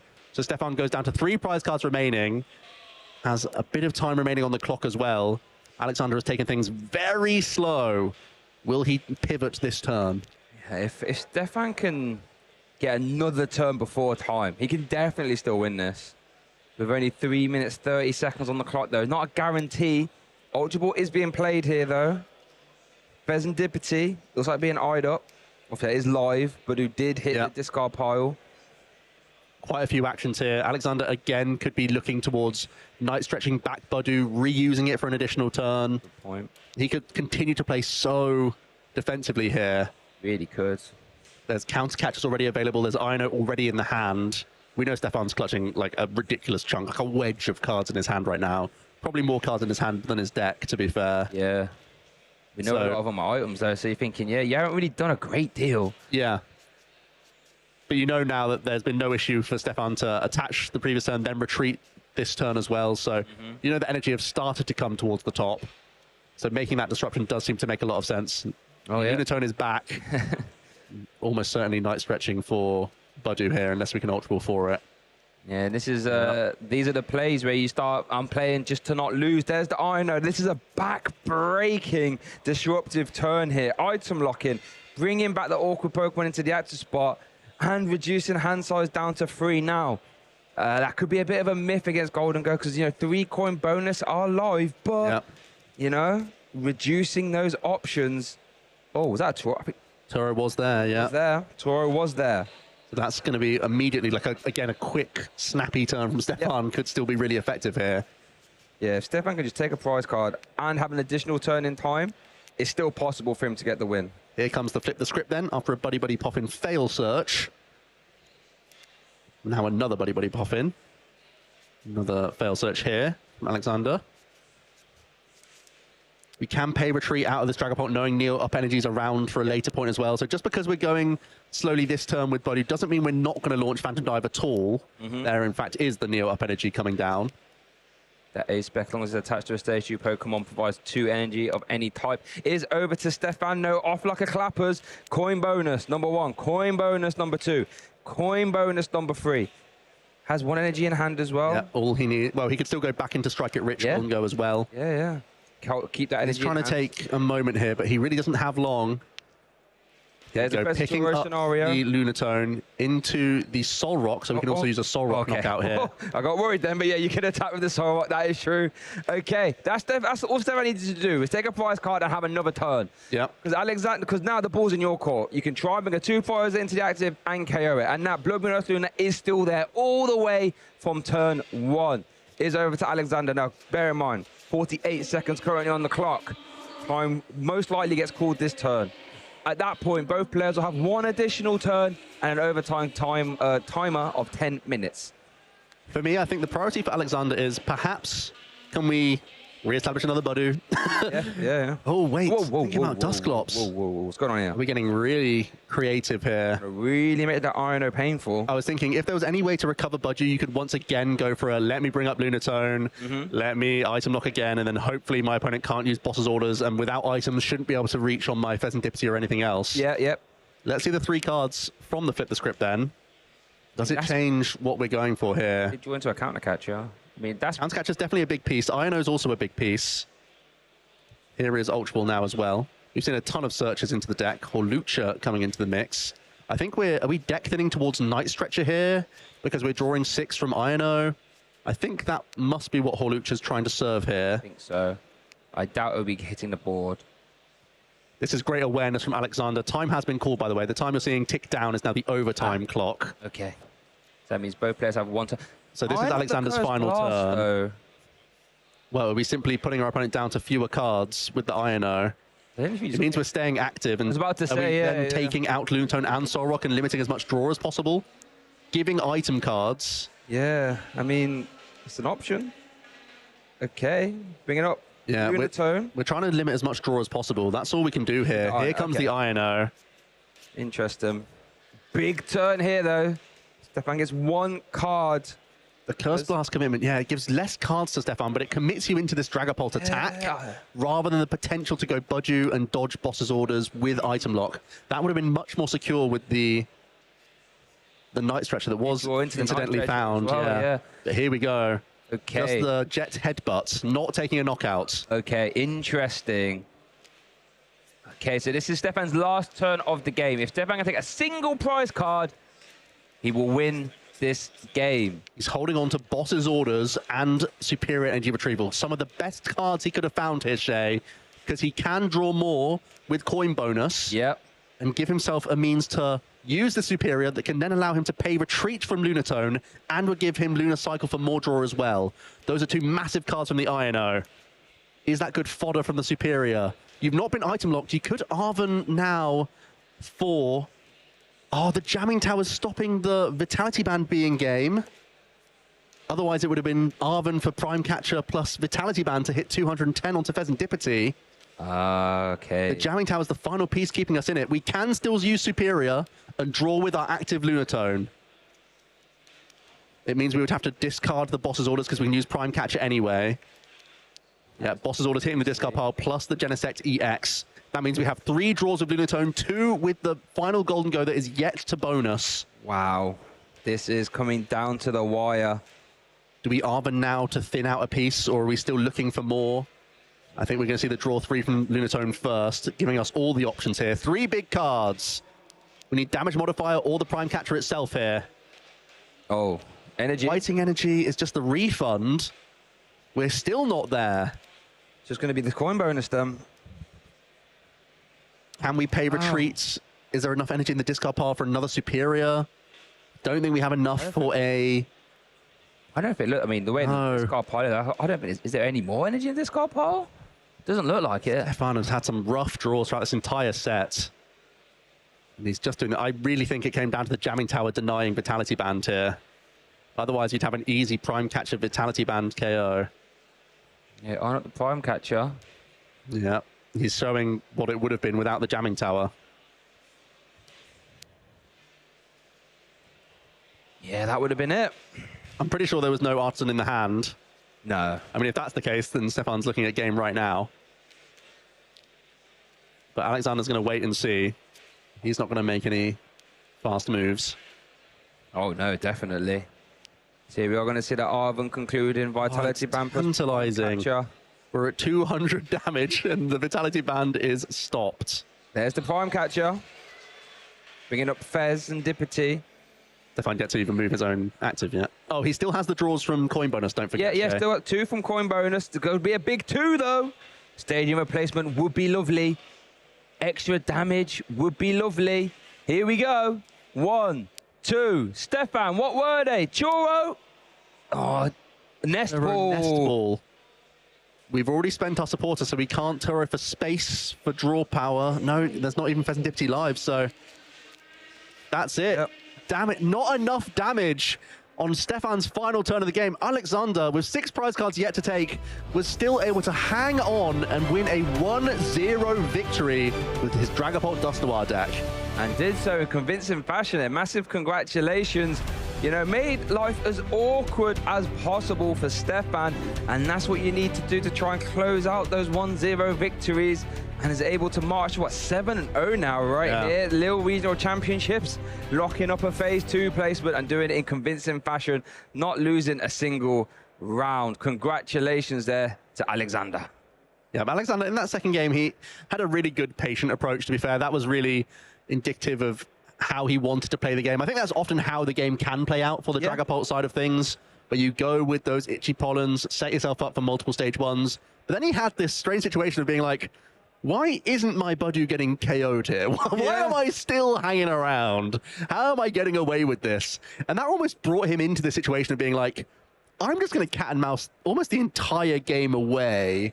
You can see Stefan with this ridiculous hand size, but they just so happen to be a chunk of items and supporters that weren't that helpful.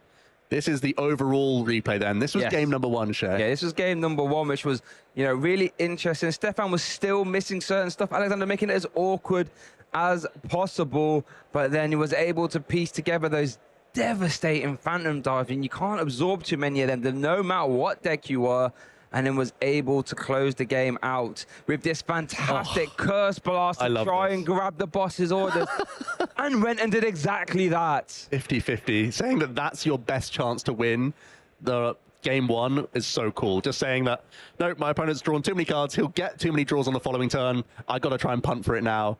It worked out in this instance, and the game 2 was a bit more cat and mouse, weaving in that itchy pollen early. Stefan found himself in this bizarre hand, just full of item cards. Yep. When normally, so often the deck flows with fight energy that draws more and more and more with Lunar Cycle. That is part of the reason why Budu is so powerful. The Golden Go matchup really can be slowed down. But Stefan then was able to sculpt the Strike It Rich attack, and that also dealt with the Drakloak pretty convincingly, and it put Alexander into this strange back foot where he had to really continue down this avenue. And there, this was the turn where, you know, we thought maybe we could go for the Budu. In fact, we're going to go for the Ino plus Jet Headbutt combination. Just really making life awkward. And it turns out that was exactly what Alexander needed to do. There was the Ino to 1. Stefan still drew a lot of cards, but 1 modifier short. And that's what these games can come down to when you're late in regionals, when you're playing against undefeated players. 1. Yeah. 1 modifier. And you could make the argument, found the modifier in Vitality Band, but the jamming tower was there as well. Yeah, absolutely clutch decisions from Alexander there. Really awesome stuff to see his 1-0 victory. And commiserations to Stefan. You could see he didn't have the right slice of luck in a couple of those situations. In that game 1, Alexander may have missed his 50-50 to find boss's orders, and Stefan is probably sat with game in hand with the additional draws he can gain. And then coming down to those final turns, he had a good amount of card draw, but just wasn't quite able to piece out that final knockout onto a Pheasant Dippity. Yeah, and just did everything, you know, correctly. Had to rely on a little bit of luck. Remember in that game too, led the Blood Moon Ursaluna without Latias and was able to navigate out. We were discussing whether you debate conceding. That was not a debate. I wasn't saying you should. I know. Opening the door to conversation. But yeah, was able to navigate out of that one, and you know, must have been thinking when the Budu started surviving, thinking, oh, that itchy puller's come around at a good time here, huh? So much to discuss in that game. Fortunately, Alexander is on the sofas with Mike. So let's hear from our winner. Thank you very much, Joe and Shay, and I am incredibly excited to be joined by Alexander, as this is a special moment for me and for you. This was my first ever interview I ever did was with Alexander, and now a full circle moment as you're 7-0 here in Lille. How are you feeling? Very good, honestly. So relieved that I managed to win 1-0.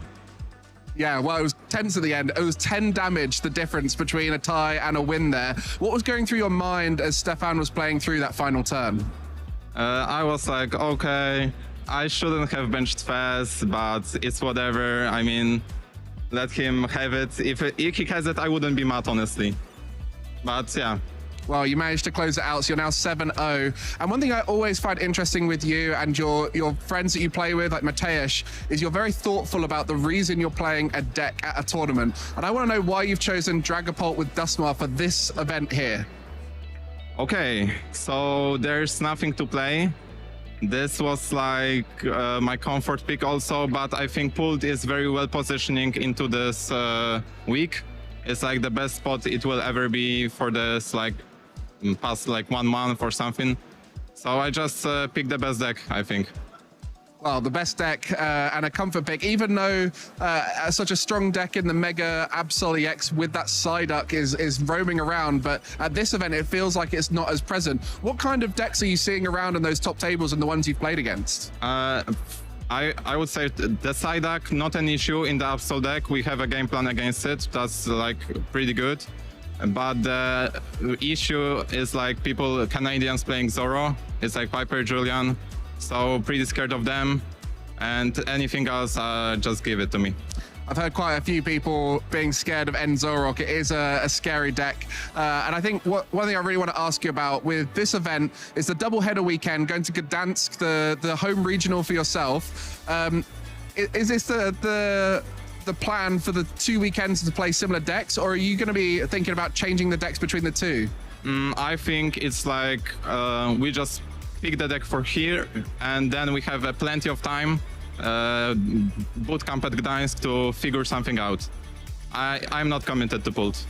Like no, I mean, the way you guys prep and practice for these tournaments is something that I think a lot of people at home, they don't understand how much work you guys put into making these decks good, but also making yourself comfortable with them. Is there anything you've done to your particular Dragapult Dusknoir to make it better for this event, or is it just a kind of consistency list that you like to play? Yes, I made it better, including... I don't want to spill my text. You don't have to. I mean, people can get it on stream, but I feel like this list is so perfect. Tested with Henry Brand, visit his site perfection.gg for amazing puzzles, which helped me prepare for the tournament, doing puzzles on the site. Well, amazing. What better player to practice with than Henry Brand, who is also here doing very well, I believe. So I'm sure we'll get a chance to see him on the stream. I guess anyone else you want to thank for how your tournament's going so far? Yeah, I want to thank my crew that I'm with, and I want to thank all the Kokoshiki. Well, thank you very much, Alexander. And again, thank you for this full circle moment of my first interview coming back round here, as it's been 3-4 years since that time where we got to do that interview. So thank you very much. And for you at home, a lot has changed with the Pokémon TCG over the many years, but sometimes it's important to take a reflection on how the rules have changed. So let's have a look at how the time rules might have changed since the last time you watched.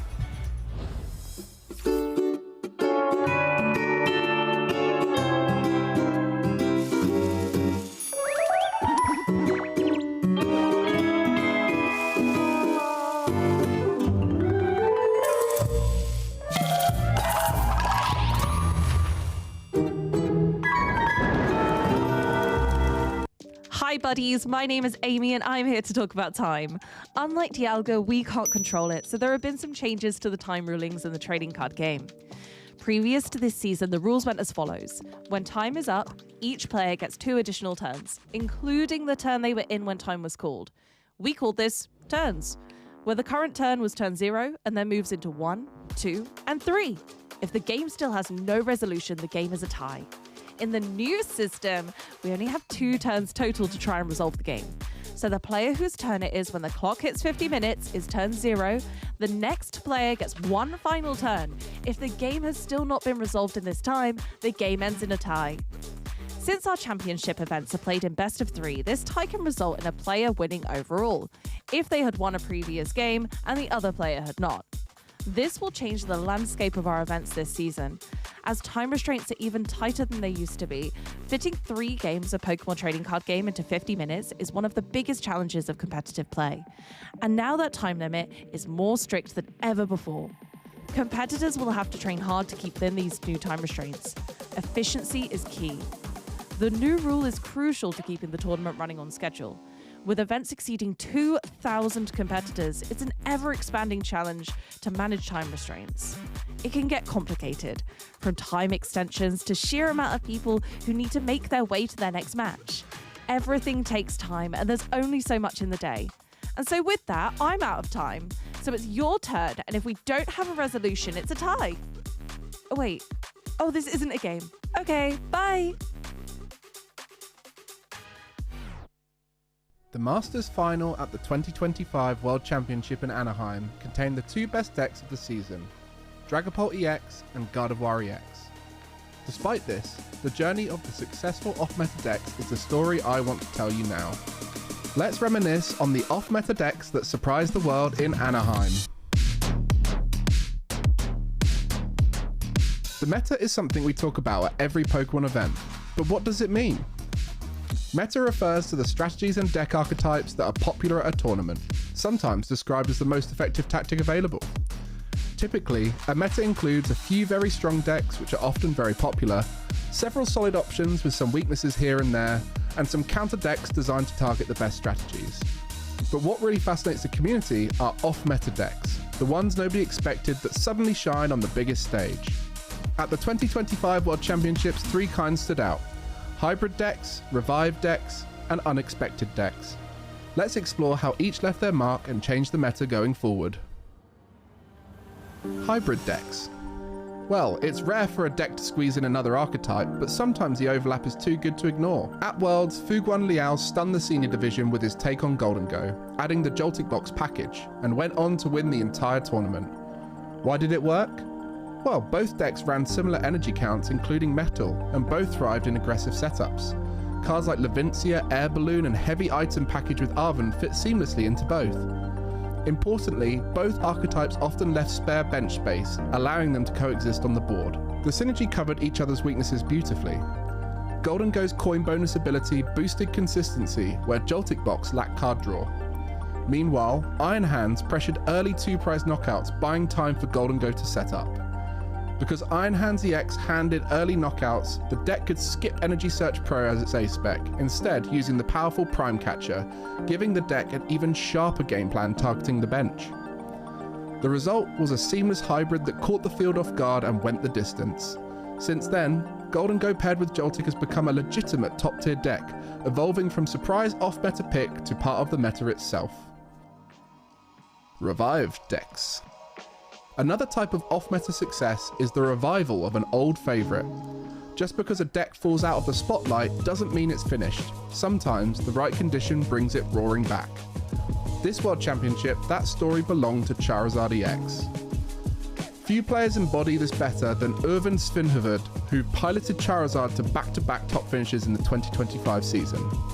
He was runner-up at Stuttgart, losing only to another player playing Charizard EX, then won the very next European Regional in Birmingham with a nearly identical list. At Worlds, he went undefeated through day 1, reminding everyone that Charizard was far from obsolete. Charizard's track record speaks for itself. Over the Scarlet and Violet era, it's been one of the winningest decks, including Gabriel Fernandez's NAIC victory with a fresh twist on the archetype.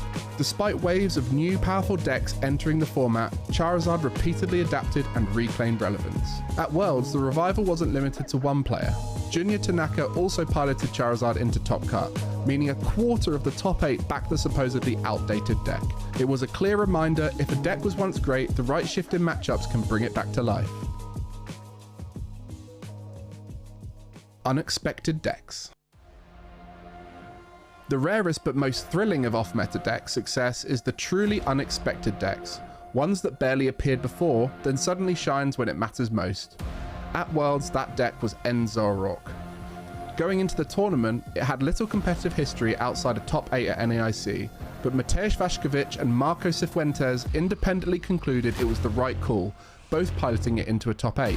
In seniors, Gabriel Fernandez with an identical list to Marco reached the finals, falling just short of Fuguan's Golden Go Joltik. Suddenly, Zoroark was one of the event's top performing archetypes. Its surprise success came from smart adjustments. The original list included N-Star Manatan, but the World's builds dropped it, focusing instead on solving the Golden Go matchup. Marco and Gabriel added Slime Mold Colony Toadscruel to block energy recovery, shutting down Golden Go's late game.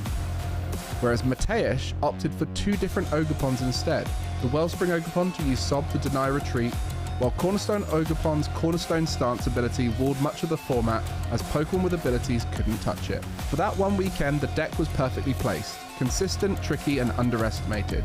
After Worlds, it seemed to fade back into obscurity, until Liam Halliburton went undefeated at Pittsburgh Regional just 1 month later, cementing what was once an off-meta deck into a tournament-winning deck to watch out for. For many, that's the beauty of the unexpected deck. They lurk in the background until the right tournament, ready to shock everyone again. Off-meta decks capture our imagination because they embody the underdog story. They remind us that even in a field dominated by top-tier archetypes, creativity and risk-taking can still win championships. Whether it's clever hybrids like Golden Go Joltik, a comeback tail like Charizard EX, or a smart innovation like Zoroark, these decks prove that Pokémon TCG always has room for surprises. What's your favourite off-meta deck you've ever played? Share it with the #PlayPokemon because maybe the next underdog story will be yours.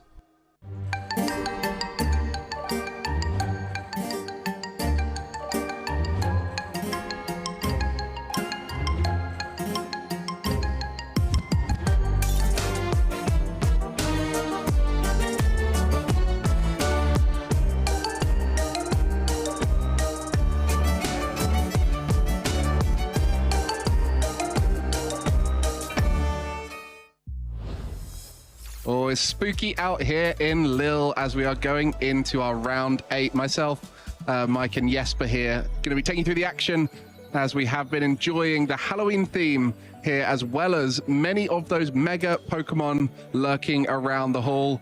Make sure you get involved and let us know what you're enjoying at this event. We mentioned about off-meta decks in the break there. And Jesper, you've been looking around, seeing what people are playing. Off-meta is such a fun part of this game. Yeah, and off-meta is also a way of looking at decks we necessarily don't get to see in the graphics, something that isn't necessarily much represented. That doesn't mean it's super bad, right? And one of those decks I've been looking a lot at has, first of all, Frostlass Monkey Dory, my beloved Charizard Dragapult, or Dragapult Charizard, depending on how you look at it, what the thickness of the different lines, and I like myself a little bit of control. So some Pidgeot control has also been in the mix as of today. And, you know, it's one of those decks that are doing really, really good. And hopefully we could see that on the stream as well. Well, in the video, we spoke about Zoroark and Charizard EX, both decks that we've seen do successfully here. We just had them both win tournaments in this season. And I think Piper kicked off the stream with Zoroark, and in that interview we just had with Alexander, he said the one archetype he's worried about is Zoroark. So a lot of the top decks are worried about them. Typically the off-meta decks have some really bad matchups, which is why they're not meta. But if you can find yourself against the ones you're targeting, you can often find yourself in a very strong spot. Or you're just on an off-meta deck because it hasn't been discovered yet. We saw this with Mega Absol, Mega Kangaskhan, right? That was technically off-meta in Milwaukee, and I mean, we can already say today it's definitely in the meta game, and a lot of people have come prepared for it, whether that be, you know, the cornerstone weak deck, so to speak.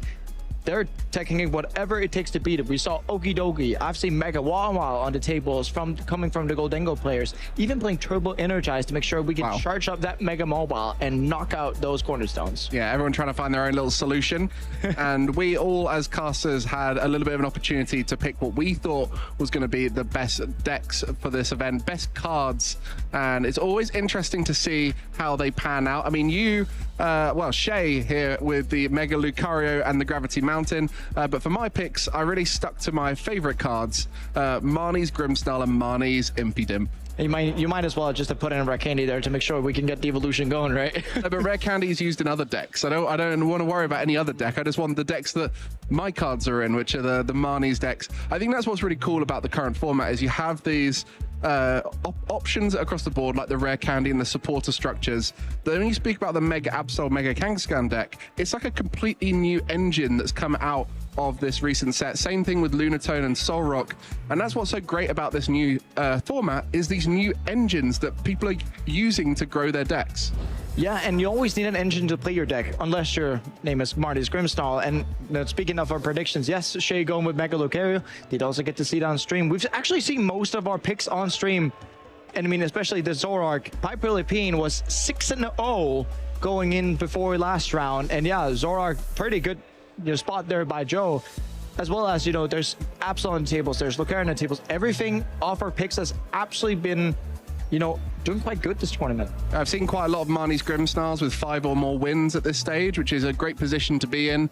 Many of them actually playing against each other. So that's unfortunate for those players to knock each other out. But by knocking the same deck out, you're also then winning. So that means one of them will go on to do even better. So those who are backing certain deck archetypes, there's a lot of the expected meta calls on those top tables. A lot of evolution Pokemon, Gardevoir, Dragapult, Marnie's Grimmsnarl. But at this event, these are the players who've managed to rise to the top. Only 3 players remain on XO, and that's Alexander, we just saw on stream, as well as many other great faces. And I have to look at this, right? We have world champions at this. We have local players to the scene. Alberto Conti being on stream now, 601. Henry Brandt, 2019 world champion with that, Mewtwo V Union. He traveled over before round 1, spilled water all over his deck, re-sleeved quick as lightning, and went on to be 601. What a story that is. It's very exciting to watch Henry Brand because he doesn't compete as much as he used to now. He's leaning more into his coaching, and this is the first time we've seen him compete in, I think, over 6 months. So It's great to see him back and as good as ever. With that 601, as well as Piper, who we mentioned earlier on with our first feature match, still undefeated at 601, as well as Kai Wainwright, our top 16 player from Frankfurt, looking to try and make it back-to-back strong regional performances. But we are still in those early stages. The final rounds of phase 1 are coming up. This is the start of the tournament, but there's still so much more to it. I mean, we're not even, technically speaking, we're not even halfway there. There could be up to 18 rounds of play for a player in this tournament, and we're looking in going into round 8. We're halfway till the finish of phase 2, technically. Yeah. And it just gives us, we're thinking, these guys have already played 7 rounds of Pokemon. They're 7-0. Why haven't they won the tournament yet? Well, they're technically only halfway there. And I mean, last time in Frankfurt, when we were halfway there, we were among the top seeds. Wow, we don't want to reflect too much on Frankfurt. 7-0 doesn't mean you're going to win the tournament. I can tell you that from experience. You still have to try and keep winning out, because if you're 7-0 and then lose the rest of your games, you're quite far from winning the tournament. So it is about that continued momentum. But generally, early risers stay up there. And I think this event has been quite fun for us because we've dressed up a little bit. You've got your little ghostly Pokemon attire on. We actually had a Grievard earlier on our spooky Pokemon segment. So let's have a little bit more fun with some spooky Pokemon. We'll get a chance now to look at some spooky Pokemon and their Pokedex entries, and we'll start with this one. We'll try and guess it ourselves. Jesper and I will work together, and you guys in the chat try and guess what it is. But for our first one, when it finds humans or Pokemon it likes, it freezes them and takes them to its chilly den where they become decorations. Oh, that sounds icy. Icy ghost. Yeah. What do you think? Maybe a little Frostlass. That is very Frostlassy, right? It does feel very Frostlassy. Yeah, give me that. Yeah, let's go. Should we lock it in? Frostlass for us. Yeah, come on. There we go. Come on, mate. 100% so far. We'll ignore the previous rounds where we definitely didn't get 100%. Let's get our next one here then. That one's quite an easy one, I think. The other ones were warm-ups. These Pokemon arose from the spirits of people interred in graves in past ages. I don't know what interred means. You know what interred means? Graves in past ages. Each retains memories of its former life. We have to remember, you're the native speaker here, so you're supposed to know what that means. I think it's something to do with like being put in the ground. I mean, it sounds like a Yamask, something like that, maybe? Could definitely be, or Cofagrigus with 6 feet under, and we were talking graves and stuff like that. Maybe Houndstone, because it's got the gravestone head. So maybe Hound... And last time we played into this, right? So we got to play into the Houndstone, right? Should we go with Houndstone? Yeah, absolutely. Houndstone is our answer. It was Yamask! Actually, no! I was so close! Oh. Whenever we fail, we always get to mention the Pokemon that actually is it the first time around. I thought... it came to me straight away, but then I got... on your chest there. Well, I think we got another one here. With a voice like a human child's, it cries out to lure adults deep into the forest, getting them lost among the trees. Sounds a bit Phantom Trevenant vibes there. Yeah, but well, we already had Trevenant, right? And that was a whole other thing, but it could just be Phantom, because Trevenant was also like luring people whenever they were in the forest, and then if we just have Phantom luring people into the forest first, and then Trevenant does the rest of the job? Right, so last time when it was Trevenant, we guessed Impidimp, and I feel like this time, if we guess Phantom, it'll be Impidimp or something like that. So should we guess Phantom, and if it's Impidimp, we take half a point. Okay, Phantom is our answer. Yeah, come on. We did it again. That's 2 out of 3. That's not bad. That's not bad. We just need to go with our gut instinct, right? We just need to go with whatever we think of first. The first thought that comes to mind. I hope you guys are enjoying this in the chat and getting them right along with us. But it just fit pretty good into what Trevenant does, right? It was luring people whenever they were in the forest, but we got to get them into the forest first. So the Phantoms do the scouting, and then the Trevenants are in the forest doing the rest. Yeah, exactly. We got any more here? Are we out of spooky Pokédex entry? We've got another one. We've got another one for you guys. So this Pokemon is said to live in a world on the reverse side of ours, where common knowledge is distorted and strange. Gut feeling, Giratina. Yeah, distorted. That's a Tina. That is Giratina. You got the same gut feeling I've got there? You do. My gut is a bit larger than yours, so it has a bit more power to it. So maybe the power gut comes through here. Is it Giratina? Come on. Yes, we're so good at this. 3 out of 4. 75% win rate. Okay. That can win a tournament. Yeah, well, let's see if we can get 4 out of 5. If we can get 4 out of 5 here, I think we definitely win the segment. Oh, yes. Otherwise, I think it's a draw. Yeah. I mean, we've definitely done better than a loss here. It gazes at the stars to predict the future. It acts somewhat detached because it has seen the end of all existence. Oh, my. That is... is it Jirachi? Jirachi is a... Jirachi that spooky? I feel Jirachi's almost more joyful. But it does... It does have a psychic It does have the wish kind of side of it. Is it like a Celebi or something like that? Yeah, but... Staring at the stars. But stars, that's not quite Celebi, because, I mean, then again, Celebi... Well, Celebi's also had psychic... no, I think... Is it maybe like a Clefairy or something like that, staring up at this? I don't know. This is really tough. I do actually think we're closer to Jirachi because of all the star stuff, right? Like, Gaze of the Stars predicts the future. I mean, Jirachi's legendary as well, you know? Should we go with Jirachi, the mythical Pokemon? We said before, whatever we think of the first, we gotta do it. Jirachi is our answer. It's not right, it's Gothitelle. We got Gothitelle, and now we got Gothitelle. Like, yeah, that is the last one there, unfortunately. So that is 3 out of 5 in Guess the Spooky Pokemon.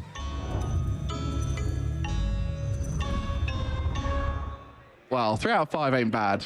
No, but it's the difference between 60 and 80%, isn't it? Yeah, that is quite... It depends on which exam you're doing as to whether that's a pass or not.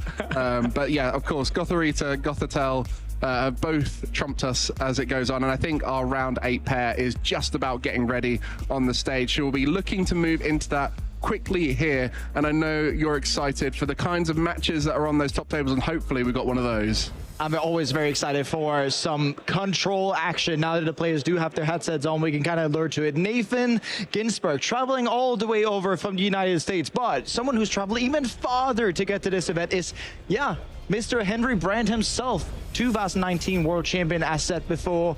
Such an amount of accolades. Haven't been competing as much, but yeah, 2019 World Champion, 2023 Milwaukee Regional Champion, OCIC top 8 in 2019, and that was like the real starting shot for Henry there. And then, you know, 2024 NAIC top 32, one of the more influential players in the community, also gone big, more back to coaching, and all these kinds of puzzles that Henry now makes on social media is something that a lot of people enjoy. I mean, he was at the World Championship just gone, not to play, but to coach several players. So very much lent more into that as time has gone on. But Nathan Ginsberg on the other side, coming from North American region, some great finishes. And we mentioned about spicy decks. He is definitely hailing that here. But 2023, his highest finish with that finalist position. Yeah, and an AIC top 16, World's top 128, and UIC top 64. Someone who travels pretty rarely compared to some of the other players, but something that I always like about Nathan is that every single week I see a post about Nathan going to a cup. Last season, Nathan won 19 cups, and the target this year is to win 20 or 25. And he is grinding out these locals and just playing as much Pokemon as he can. And I mean, with a deck like, you know, Kangaskhan, Pidgeot Control, you got to see it. So it's going to be really important, and there's going to be a lot of different lines for this matchup, and I'm just excited to see whatever's going to happen here. And there's going to be a lot of Pokemon we're going to have to talk through with you, because I'm sure even that first prize card, you can see there, the Turtonator, where you might not be aware of what that does, but we'll get round to them as they appear. Henry Brand playing that Dragapult Dusknoir. On the other side, Nathan Ginsberg with a control archetype with loads of different tools and a Pidgeot to bring it all together. Yeah, and that's what we're alluding to, like in past rounds, you know, Pidgeot was what was binding the Charizard deck together, getting that Briar. But in this case, we're going to be able to see Elgyem, something that I was about to pick as a caster prediction for the previous regionals, but we weren't quite ready for that yet. Elgyem has the slight shift attack, something we saw a bit of at Worlds, being able to move an energy from one Pokemon to another on Henry's field. Basically, what Nathan wants to be doing is making sure that Dragapult does not attack.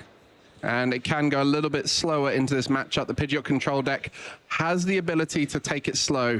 Meanwhile, on the other side, Henry Brand will be looking to set up as much as possible. As you mentioned earlier on, had quite the first round at this tournament. Spilt drink on his deck and had to re-sleeve, and also was struggling to find one of his cards and had to go search for it just before the round, but still managed to pull through and is sat here undefeated at 6-0-1. So it shows you performing under pressure is definitely in Henry's forte, and it certainly was in 2019 when he became world champion. Yeah, and not to say at least was in that 2019 final, beating someone like Shintaro Ito, who was, you know, the 2016 world champion, and that was held in San Francisco. And, you know, getting back to that in after 10 years. So Dragapult Dusknoir, we just watched it on stream. An amazing archetype, one I'm sure those who regularly watch will be familiar with. But for those who aren't, the Dragapult line is incredibly powerful. The top of it, Dragapult EX, doing 200 damage with Phantom Dive and 6 damage counters to the bench. But it really is that Drakloak line, the middle evolution, the stage 1, that allows the deck to work so well, with the Recon Directive ability allowing you to draw 2 cards, choose one, put the other on the bottom of your deck. And in combination with this new card, Lily's Determination, released in the Mega Evolution set, it allows for consistency to be such a key factor, and is why pilots like Henry Brand have chosen it for this event. It's something I find really funny is that basically Henry's list is the same as we had Justin Newdorf playing the World's Finals, just replacing 4 Research with 4 Lily's Determination. So that gives you what Mega Evolutions has done. Going over to Nathan Ginsberg, item locked, unfortunately in this case, and having to find a way out of, okay, we still need to set up even though there's an item lock going on. And that's going to be the difficulty. Nathan in this matchup wants to make sure that Pidgeot gets set up. That is the whole idea behind the deck. Set up Pidgeot, then we figure out what we do from there. But it's about getting to that first. We do see the Brock and we do see the Pidgeotto being pulled to the top of it, getting potentially a bit closer to getting into that Pidgeot. As, you know, Nathan's deck is not a deck without Pidgeot. We saw that last year with Alessandro Cremascoli, especially whenever they were playing Pidgeot Control, which seemed like at every single event. And the Brock scouting just in effect now to try and find some basics or a singular evolution Pokemon. And just as the deck check happens here from Nathan, you'll be seeing so many different Pokemon that you might not even recognize. And I think that's going to be the exciting thing of this matchup. Which of the tools in Nathan's deck is used for this matchup? There'll be a unique line for everything. That's why Control is so fascinating to watch, is it can be a different line every single game, depending on the opposition deck. And you yourself, you love watching Control. It's contentious. Some people prefer it. Some people don't like to watch it. But what is it about Control that makes it so appealing to you? the way that Control plays is just simply, you know, a masterpiece to look at. You need to know whatever is always in your opponent's list, even when, you know, Nathan is playing here against Henry, playing against the Dragon Ball Dusknoir deck. Nathan has to know, okay, they're playing at least 58 out of 60. It requires so much knowledge, so much precision to be able to know, okay, they have gone through this amount of resources and now they ain't got nothing left.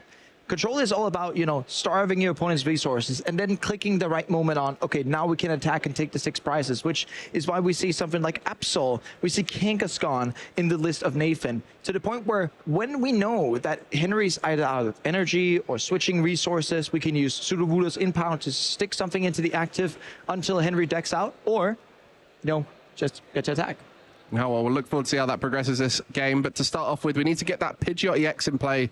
The quick search ability is so key to sequencing these decisions, and the Pidgeotto will allow that to be possible, as Rare Candy is currently offline thanks to the itchy pollen. So Pidgeotto taking off that Brock Scouting and evolving the Pidgey in the active spot. Yeah, and as you're alluding to, getting that Pidgeot is the bread and butter of this deck. But one thing we also do see in the hand of Nathan is, yeah, there is a Pidgeot in hand. So it actually is perfect that we can get to evolve into Pidgeotto, have access to Pidgeot next turn, and then we can start to see exactly what this control deck's all about. And a slower start for both players will be very likely, as these decks are designed around building up. You know, Dragapult, one of the slower attacking decks of the format, looks to use that Budu early on to create time. And on the other side, Pidgeot control is like all control decks. You try and get to a point where you're in control of the game and then you win. And so we'll be looking to take its time. And I think that's a quick little swing from the Pidgeotto, an attack that I'm sure many of you will have not seen announced, but that flap for 20 damage, we'll just put a little bit in play and put that Budu on a clock. Exactly, and getting that Budu on a clock is very... It might not be as important, but later when we're looking at cards like, you know, Monkey Dory is going to be able to transfer that damage back. That's why I'm not certain that I really did like it, although both players here are playing Monkey Dory, have these Luminous Energy, this Prism Energy having, you know, almost a 12-year hiatus in the game before getting back. And we get to see that going into fruition in Nathan's deck, playing all the way 4 Prism Energies and 2 Luminous. These Rainbow Energies are going to, you know, get to work because all the attacks of Nathan's Pokemon are different colors. Exactly, strings it all together nicely, and that Dracloak with the Recon Directive, the first one of the game for Henry, allows you to look at the top 2 cards, pick one, put the other on the bottom of your deck, and it's really the key to the mid-game, and I mean just the whole deck as a whole. You know, you need to be able to see as many cards as possible, and you can see both players holding their ace specs, and this is something that's key in Pokemon TCG right now. There is these super powerful non-Pokemon cards in ace specs. You've got an Energy in Henry's deck and a Tool in Nathan's. Both of them allowing those super powerful turns, whether it's making something bigger with that Hero's Cape or whether it's getting double energy into play with Henry. The reason why Henry's not attaching energy, even though we see both Luminous and Neo Upper energy in Henry's hand, is because it's just going to get slide shifted by the Eldrim anyway. It's just going to get put down to the Duskull, or maybe potentially even onto the Budu, because Budu doesn't need energy in any point of the game. So right here, Henry knows that if I attach anything, it's going to get slide shifted. So what Henry's waiting for is a turn where he can go evolve in a Dragapult, attach Neo Upper, get to attack. The really important here is that now the Pidgeot's down, and it means that we can get to see supporters like Ruffian getting to discard these special energies and really look into a situation where when Henry puts down Neo Upper, might even just get that discarded straight away. And it's an interesting adaptation that we see Henry not putting energy in play. It shows that he's familiar with the control matchup somewhat, and has just used that Brock Scouting to get 2 basic Pokemon, the Psyduck and the Mega Kangaskhan EX. Why might be getting these 2 cards out right now? Well, it looks pretty damp, doesn't it, Mike? I mean, you're seeing a Duskull and you're playing Psyduck. Of course you're going to be putting that down, and Mega Kangaskhan is the draw engine of this deck, believe it or not. And also, while you're playing, you know, a Pokemon as, you know, sturdy as Mega Kangaskhan is, it's not going to get one hit knocked out by Dragapult at any point, because now we've deactivated Dusknoir with the usage of Damp, being able to draw 2 cards every single turn, and whenever we take a hit, we'll just go penny up the Kangaskhan, go back, slide shift that energy somewhere else. Amazing. And what a combination for this turn that is. And the advantage of quick search is you can find the perfect combination every turn as long as the pilot knows what they're doing, and Nathan certainly does. And Henry seems to know what he's doing into it at the moment, because the decisions which are guaranteed decisions every turn, typically from a Dragapult player, he is opting not to do. So that means he has come up with a game plan, is changing his decisions reactively to what's in front of him. And that is the key for a successful player, is knowing how to adapt based off the scenario. One thing that is quite unfortunate for Nathan in this situation is that both the Turtonator, which gets to discard a fire energy off an active Pokemon EX, which typically is Dragapult, and can be both that new upper energy or luminous energy, and Ruffian are in the prize cards. It's not going to be super easy for Nathan to get into these prize cards exactly because, well, he's not taking that many. So at this stage, even though these two supporting tools are super important, it also means that Henry, he doesn't know. And he just has to go aggressive and has to try and do this. So putting the damage onto Elgyem and really just trying to set the example of the board here. And with Elgyem having 60 HP, that is the perfect knockout onto it. And a big factor for many of these control cards is how they can survive in a lot of scenarios. And Elgyem being 60 HP is one of its weakest factors. It puts it in range in this exact scenario. So now, with the Mega Kangaskhan in the active having 200 damage on it, it has put a lot of pressure on Nathan to deal with that, which might deny him the ability to do what he wants to do this turn, which is remove that Neo Upper Energy. Exactly. And typically, it could have been here just pitch out quick search for... for Ruffian, because that would discard the new upper. That's not an option. We can go ahead and get Turtonator, for example, off the Nespel. That's not an option, even though we have the energy and all that. So what we're really going to start to see is a bit of a struggle when it comes to Nathan's side. Has to Nestball for Fessendipity, because the combination that Nathan wants in this case is energy, one of his Night Stretcher, and a penny to pick up this Kangaskhan, which is why I think it's super smart to go ahead, Nestball for Fessendipity first. Then you get to see the unknown, right? You get to see the uncertain of those free cards that Nathan will draw, then to be able to pick the last piece, if needed, with Pidgeot's Quick Search. So flip the script. If any of your Pokemon are knocked out during the last turn, you can draw 3 cards. Features in many of our top decks, the majority of our top decks, and it is not a stranger to this Pidgeot control. And that hand is looking very full. Lots of exciting pieces for Nathan to string together. Normally, when we look at the hands of decks, we can work out what the turn's going to look like. But when it comes to control, we're very much at the whim of watching Nathan play it out and excited to see how he goes with it. I do see here a quick search coming for the penny. I do see Night Stretcher can get that Elgyem, and Energy in hand can make that slight shift a possibility. And we're getting to the point of Henry just getting into a position of, well, there goes my best energy card in the deck. And yeah, we do see it, Night Stretcher, Elgyem, Luminous Energy getting attached, a golden Luminous Energy, even a Hero's Cape and a penny to remove all that hard work done on the Kangaskhan. Getting back, and yeah, we're about to shift a bit. Amazing, and that is the perfect turn, especially based off of those prize cards you mentioned. Slight shift will move the Neo Upper Energy onto the Budu, and this is one of the downsides of having that Budu still in play. It is a free target for Elgyem when it comes to these. We've seen many a screenshot from people playing PTCG Live with 5, 6, 7 energy on a Budu, and you know it's thanks to this guy, Elgyem, coming through. Yeah, and Elgyem is just such annoying, right? Because Dragapult doesn't anymore play any way to accelerate energy. We've seen stuff like Sparkling Crystal in the past, but now when we're having Hilda, we get to have a supporter card that could search out that new upper energy and evolution, which is why Hilda is being played when we saw Arven before. But yeah, slight shift, that new upper energy onto the Budu, and now Henry looks at a world of hurt. Because whenever Henry just attached an energy, you know what's going to happen, Mike? It's going to get moved. Yeah, well... Well, there is a way to knock out the Elgyem. You can see there is, well, with the Duskull in play, it's put enough of a challenge up for Henry Ban. No draw in play, no Drakloaks available. Looks like he's passed straight back. So it's now on Nathan to try and establish his other options. Every turn of quick search he gets to get closer and closer to that control wing condition.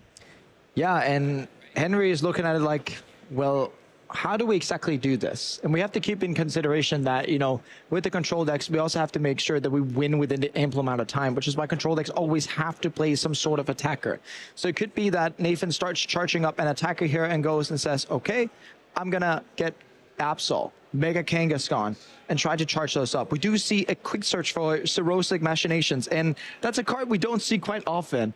Cirrosic basically is the control deck card that lets you play around Iono to have people continuously replenish their resources and not get decked out. Cirrosic says your opponent discards cards from their hand until they have 3 cards in their hand, which means that all the cards you have in hand, you only have 3 left. And at this stage, Henry is very aware of energy being important. You can see him clutching onto those as the 3 remaining.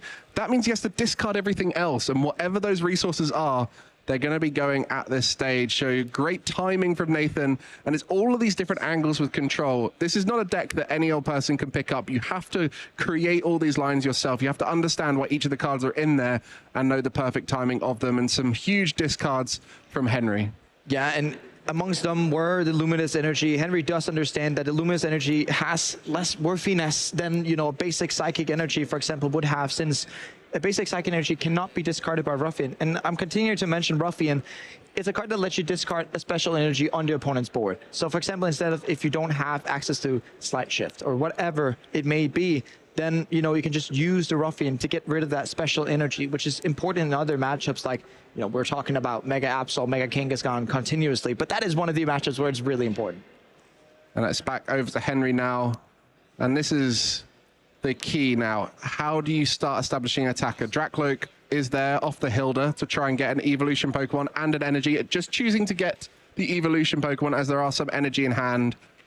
And it's key to keep those available in the deck too. We don't want to see those discarded in the future with a Xerosix Machination again. And drawing a few cards here. The challenge at this stage, though, is it's not just about how you play it out, but it's think about what Nathan can do. And I mean, as much as Henry is an incredible player, he's not going to know the exact lines that Nathan's going to do every time. He's not going to know all of these unique cards in there. Even if he's done some research walking around the hall to see him playing it, it's near impossible to plan around every iteration, which is why Nathan is in full control of this game. Yeah, and it looks like here, whenever Henry's going to attach an energy, it's going to get Slight Shifted, right? So it's going to be continuous thing that's and a continuous trend that's going to keep on happening. And, you know, when we're looking at it, stuff like the Dene is in the deck, being able to pick up trainer cards back again. So it does have, you know, a recycle purpose too. And you might be looking at this thinking, what are the solutions for Henry?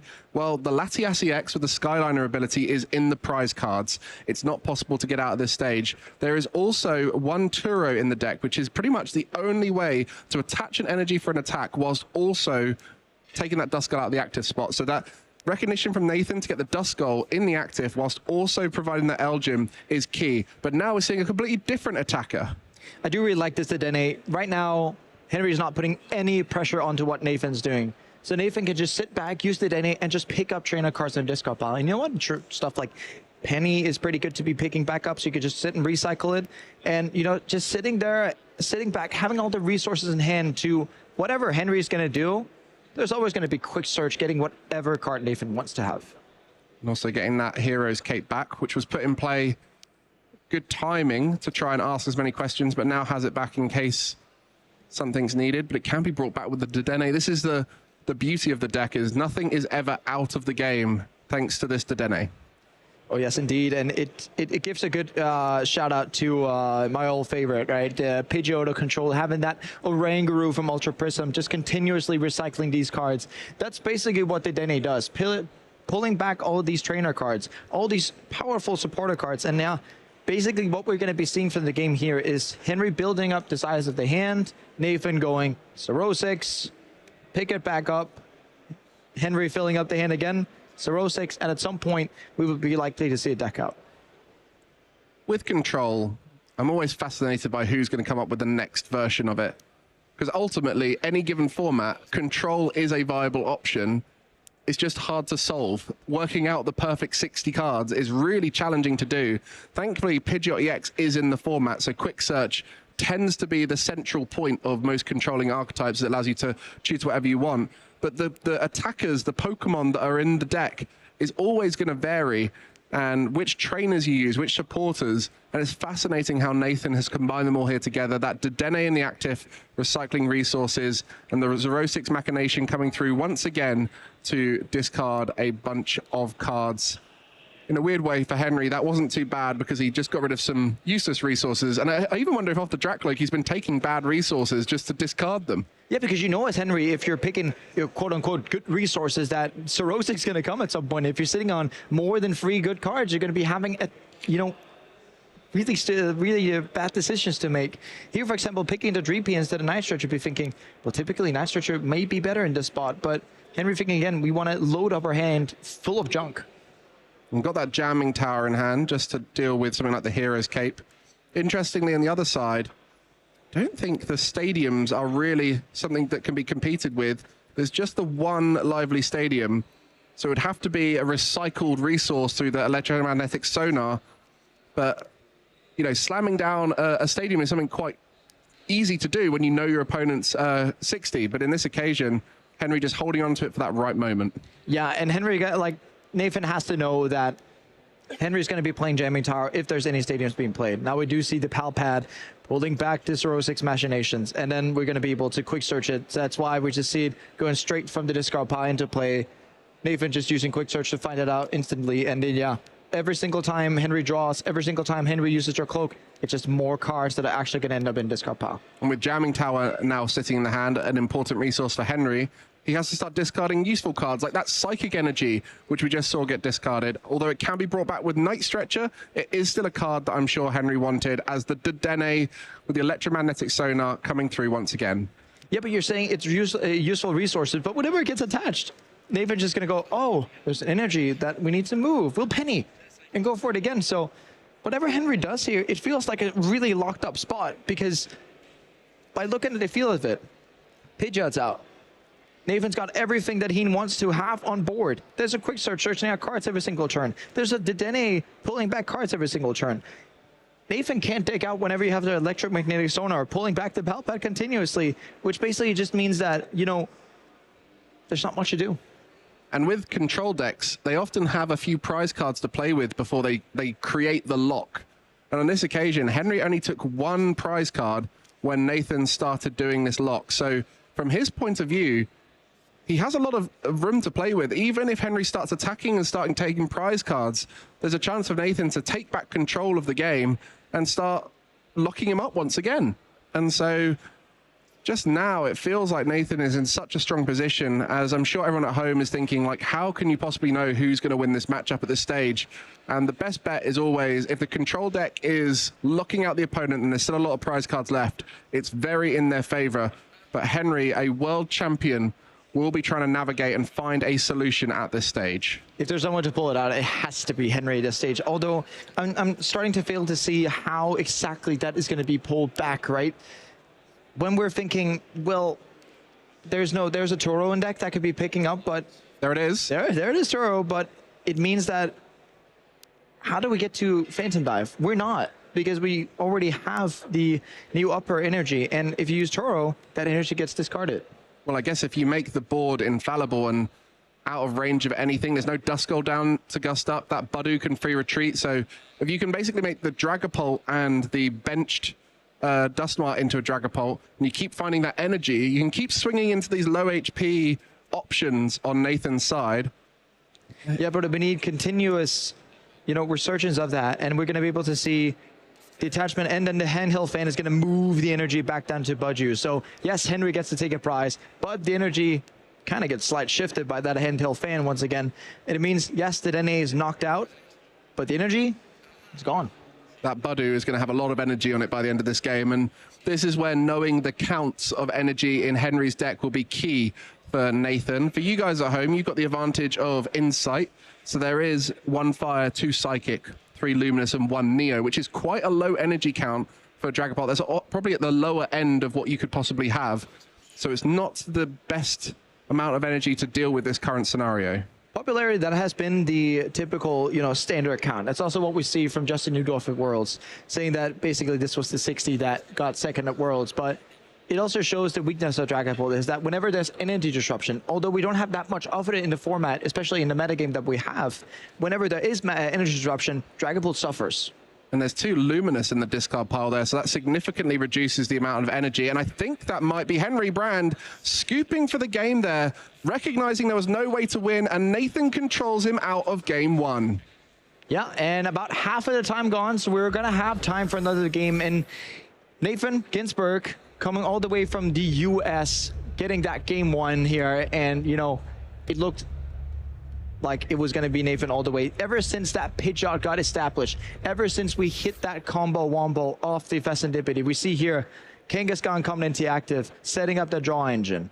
Yeah, the combination of 2 draws from that Mega Kangaskhan and the quick search every turn, it was possible for Nathan to have whatever he needed whenever he needed it. And it was the 0-6 machination a bit later on that denied all the energy, but that first Neo upper energy being moved off the Dragapult with the Elgim was just too much. It put it straight onto that Budu, and that completely took away the momentum that Henry had built up.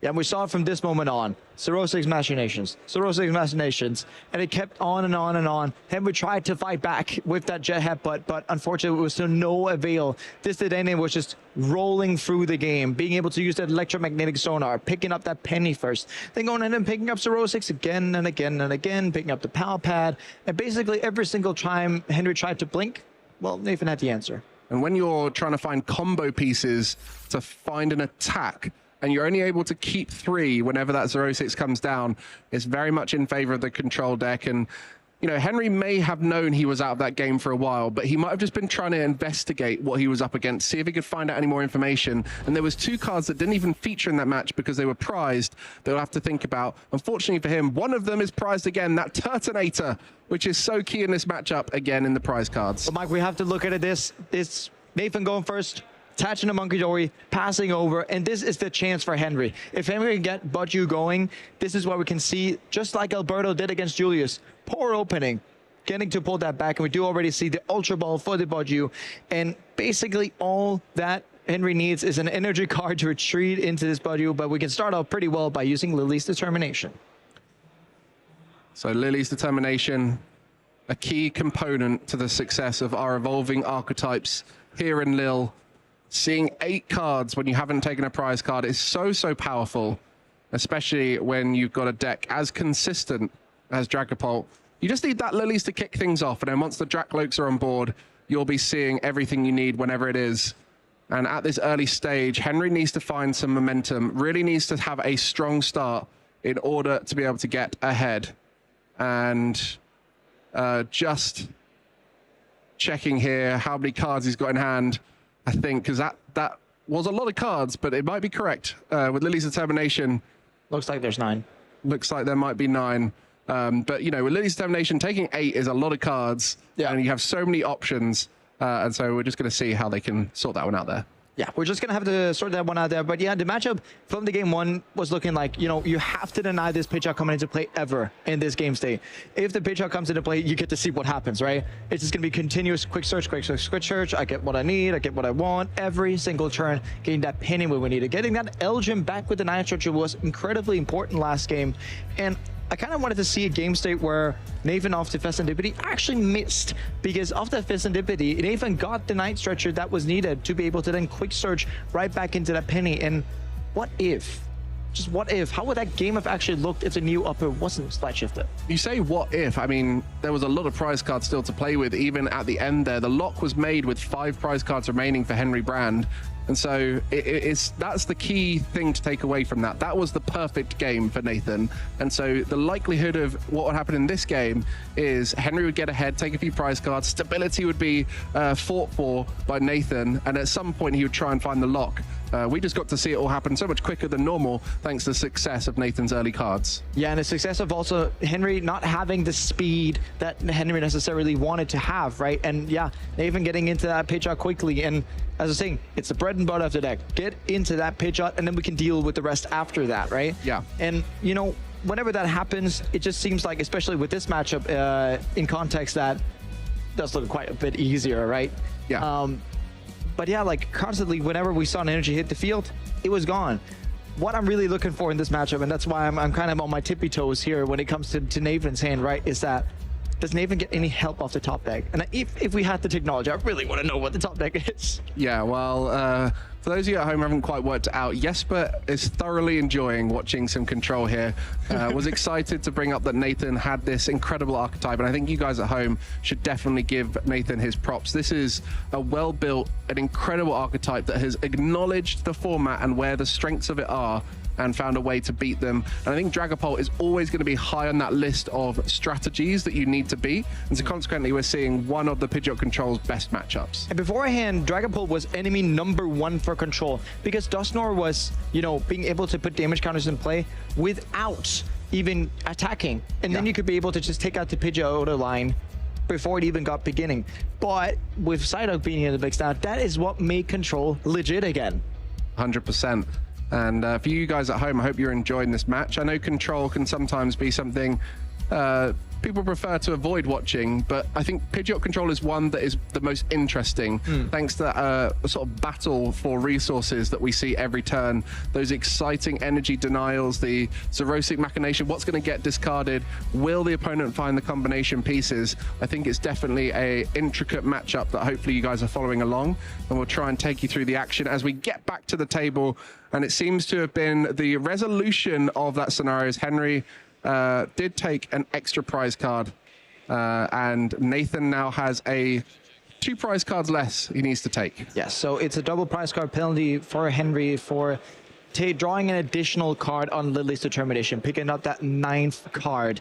Now, Sorosic's Machination is being played pretty early now, and it's what you were saying before, right? Pidgeot Control is much easier on to watch because it has more movement, it has more pieces to watch for, and it has more, you know, activity, whereas stalling decks, wall decks, like for example Crustle, is either make it or break it, right? Doesn't have many options to do. It's basically just, you know, attach, attack. Well, as we get back into this game, I think it's important for you guys to notice that a turn has happened for Nathan where all he did was the Zerosic Machination with that Monkey Dory in the active with 1 energy attached, and it's straight back to Henry, who's now having to set up as quickly as possible. If that Monkey Dory remains the only Pokemon in play as Henry gets to that also powerful Dragapult, we could be seeing the game ending quite quickly. There's no help for there, and it means that would you say Boss's Orders trying to get up that Fescendipity, but all Henry needs is Latias, Hilda, because Hilda can give new upper energy, and we do see the Dracloak there. Basically, just get Latias, and that's the first piece, and then we can, you know, start tinkering about the rest of it. But it's get this Fescendipity out of the active, get the energy for Dragapult, the new upper especially, and then we're there. Yeah, exactly. As we see Lily's Determination again from Henry, will be looking to get another 8 cards. Does have a Dracloak in play as well, but now has another challenge with that Fescendipity EX in the active. Even though that item lock from Budu was really important, there is a lot of cards in Nathan's deck that he doesn't want to see, and that's the disadvantage of control, is there's so many cards that aren't great early on. There's a new upper energy, I guess Ultra Balls and new upper energy. I think we're there. Does he have it all? Just needs a way to get both Dragapult, Neo upper energy, as well as a way to move that Fescendipity. That is in the discard pile. We need Night Stretchers to do that. Gonna see another Dracloak being able. We still have the second Dracloak left to use, so off this Dracloak, we be able, if we're able to see the Night Stretcher, it's the Night Stretcher again being able to bind these pieces together. Otherwise, we may see Nathan survive and get another turn. I don't see Night Stretcher there. No Night Stretcher. It was the Zerosic Machination that's come through clutch here, denying the Latias early on. An energy attachment to the active, into the Budu, and is just going to have 1 turn to breathe here. Henry knows he's still in a great position. And there is the Elgim. It's pretty useful in this position, but not necessarily. Oh, we got to get to see the prize card being taken. Unfortunately, it's a Nest Ball. It's just besides the Mega Kangaskhan. So unfortunately, not going to be able to use that Nest Ball due to the Budu. And Elgim is not great on the bench, as it's got 60 HP, which is the perfect number for a Dragapult. So if Nathan throws back now, I think Henry has it next turn. What plans have you got to try and make it harder? As there is just there's an Arven, but there, you know what, Mike? There's a Hero's Cape being able to be played. There's no Dusclops on the bench, so maybe with the Hero's Cape, if Henry does not get Jamming Tower, we may be able to survive another turn. Just asking another question, I think, is the best way to put it. Nathan Only needs 3 prize cards to win this game here, but that's not the strategy of a control deck. Needs to try and survive for a bit longer. No item still, because that Budu did attack last turn with Itchy Pollen. Let's see how Nathan sets up the board to be as unbreakable as possible. The unfortunate thing about control is that you can win a really good game 1 in about half the time, right? The unfortunate part of it is that if you lose those game 2s, it's so often that you'll head straight into a tie because your strategy, just by the ways of how it is, takes a while to get going, takes a while to come into fruition. And we're going to see the retreat here into the Elgin, which at first glance makes it so, well, Henry doesn't win off the bat. Hero's Cape attached to the Monkey Dory, making sure that at least the bench damage not going to be able to take that out. But, you know, the combination of Jamming Tower, Boss, Neo, and Dragapult would take this game. Let's see if that's possible. Well, there's the Ultra Ball, and I believe the Neo Upper Energy is in hand too. So a few draws as well with the Drakloak. So it's very possible at this stage for Henry to do so. Seeing a lot of cards, just making sure he gets the Dragapult out now. Oh, actually going to just go for stability. And we're only missing 1 card off the combo here. We have the Jamming Tower in hand. We have the Neo Upper in hand already. So Ultra Ball to thin out Henry's own deck. And then these 2 Recon Directive. If they yield the boss, game's over. Well, Henry, the king of optimization. For those of you who've tried out his perfection puzzles, you know how much he loves to include thinning as a part of the combination, as every little card makes a difference. And at this stage, Pheasantipity is available thanks to that Budu being knocked out last turn. So we'll be seeing even more cards. Well, there's the Dragapults. And he's going fast now. Jamming Tower, Neo Upper Energy, Boss's Orders, and that's all she wrote. Being able, with that Jamming Tower, to turn off that Hero's Cape, getting the knockout onto that Monkey Dory. And yeah, Henry Brand, even though with a game 1 where Nathan sets up, looked like a horrible matchup, swung it back, took advantage of Nathan's, terrible start, to say the least. And yeah, with a replay, not much happening. Budu again. Nathan drawing no answers. Drawing Palpad whenever you item locked is not great. That Boss's Sword has kept him in the game for that turn there. And then, yeah, we got to see the Desperation, Adrenabrain. Please give me good prize card that I can actually use for something. No. And then we get to see Arvin, Heroescape. Maybe that lets me stay in the game. Retreating back to Elgin. And then, yeah, off the Pheasantipity, off the Recon Directives. Yeah, Henry just got everything. Well, the downside of taking a knockout was that you were giving so many cards to Henry, and he already had most of it in his hand. Tried to make it as hard as possible. In the end, Monkey Dory and Elgin not tanky enough to take the hit that turn. But it is that Pidgeot line that was never seen that game. Game 1, it was evolved to nice and comfortably. There was no rare candy required as the evolution was done the traditional way. On this occasion, not even a Pidgey down. And Pidgey, again, a big liability in this matchup. So it's so key for Nathan to get set up quickly. It has to be set up before the Dragon Ball touches the board, because otherwise you cannot protect the Pidgey. The Pidgey has to be evolved before Dragon Ball EX gets to attack. We do get to take a look at the price cards. And oh, wow. Oh, whoa. Well, some of those Dreepies and Drakloaks are missing. 2 of each. 2 of each. And the second Budu will be missing, but there is 1 still in the deck. As we see a completely different start this time. And this is the beauty of control. It's always going to be a different game every time. And what's funny is that typically we've been seeing Henry using the Budu, but what's really effective against Dragon Ball Dusknoir 2, you know what that is? Item locking them. We start with Frillish, and if Nathan get an energy on, we can basically do Oceanic Gloom and item lock. Well, just a pass from Henry. Nothing more than the active Dreepy. And so Nathan in a great spot here to take control, especially if he can get the Pidgey down.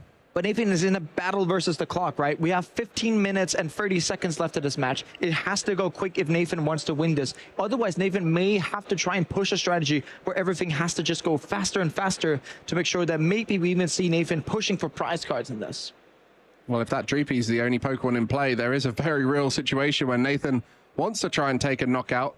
But with Frillish in the active, it only does 20 damage with Oceanic Gloom, but no item cards, and that will deny Henry the ability to set up quite as well as before. We didn't get a peep of that hand, so we don't know. There might be a Lily's Determination in the hand, but we do know that the 2 Droopy and Drakloaks in the prize cards will make it even harder for Henry to set up on this occasion. So Nathan actually in a very strong position at this stage, despite it being a short game 3 for a control deck. Yeah, indeed it is. And what I really want to see from Nathan here is just lightning-paced action, right? You want to win this game. You want to make sure to get on to 701. 701 sounds a lot better than 602 does, right? 100%. And getting into this phase 2, being on the upper hand in terms of all these match points that you can get. But yeah, getting the Mega Kangaskhan here, it's your early game draw engine. But still, when you're playing Control, the thing that you're playing off of is information. You need information. That's why whenever you're price checking here as Nathan, you want to make sure that you are exactly knowing what's in the prize cards. And if you don't know that, you know, the precision needed to play Control is not going to be there. I did see a supporter in Henry's hand, so we'll be able to see more cards. No Pokemon to put down there, just a Dragapult, as there was no energy from Nathan, so he's not actually going to be item locked here. And does have that Lily's Determination as well as an early Ultra Ball. So we'll be getting set up reasonably well at this stage as he does his first deck check. And prizes will be apparent. Very clear that there is only one Dreepy available left in the deck. And actually is going to be going for that Dracloak now. More outs to the basic Pokemon in the deck. So happy to find those on the other side. And assuming that Nathan won't be able to knock out the active anytime soon. And look at the position that Nathan is in. Another poor start heading into this game free. Henry getting their cloak, securing that you can draw cards, playing as Lily's Determination, being able to see 8 extra cards. With the Lilies plus their cloak, you're seeing 10 cards. Your aim as Henry this turn is to budge you. Then the turn after, go ahead and just go Phantom Dive and hope that's going to work out. Many people want to put as many Pokemon down as possible in the games that they play. You know, the support Pokemon on the bench are such a key part of our strategies as Pokemon players, but sometimes that's exactly what Control would like. And so actually Henry opting to try and keep his bench as empty as possible in this occasion, knowing that a single Dragapult cannot have its energy removed or denied through the previous routes, but there are other ways in which Nathan looks to do that, which Henry, I'm sure, is anticipating in this game. You want to think about it like this. If you only have one Pokemon in play, where does the energy go? It stays. Especially when we're talking about slight shifts, right? Unless there's that Turtonator, which is in deck. But Henry hasn't seen the Turtonator yet. That is the out if Dragapult goes single Pokemon and just go ahead. But here with how it's looking, Henry's looking down the situation, passing back over to Nathan, and Nathan's sitting with a whole lot of nothing. Yeah, can't even get the item lock going at this stage. And this is the challenge of every Control deck, is so many of the cards are for specific matchups, for certain stages of the game, a recovery or a particular combo piece that goes with other things. And until you have the Pidgeot in play, you're not in control of how you set up. You're very much at the whim of that early setup. And so Lathan just sending it straight back. Does put the Psyduck down. No Duskull in play at this stage, but aware that that could be a key piece to keep in play in case of an INO.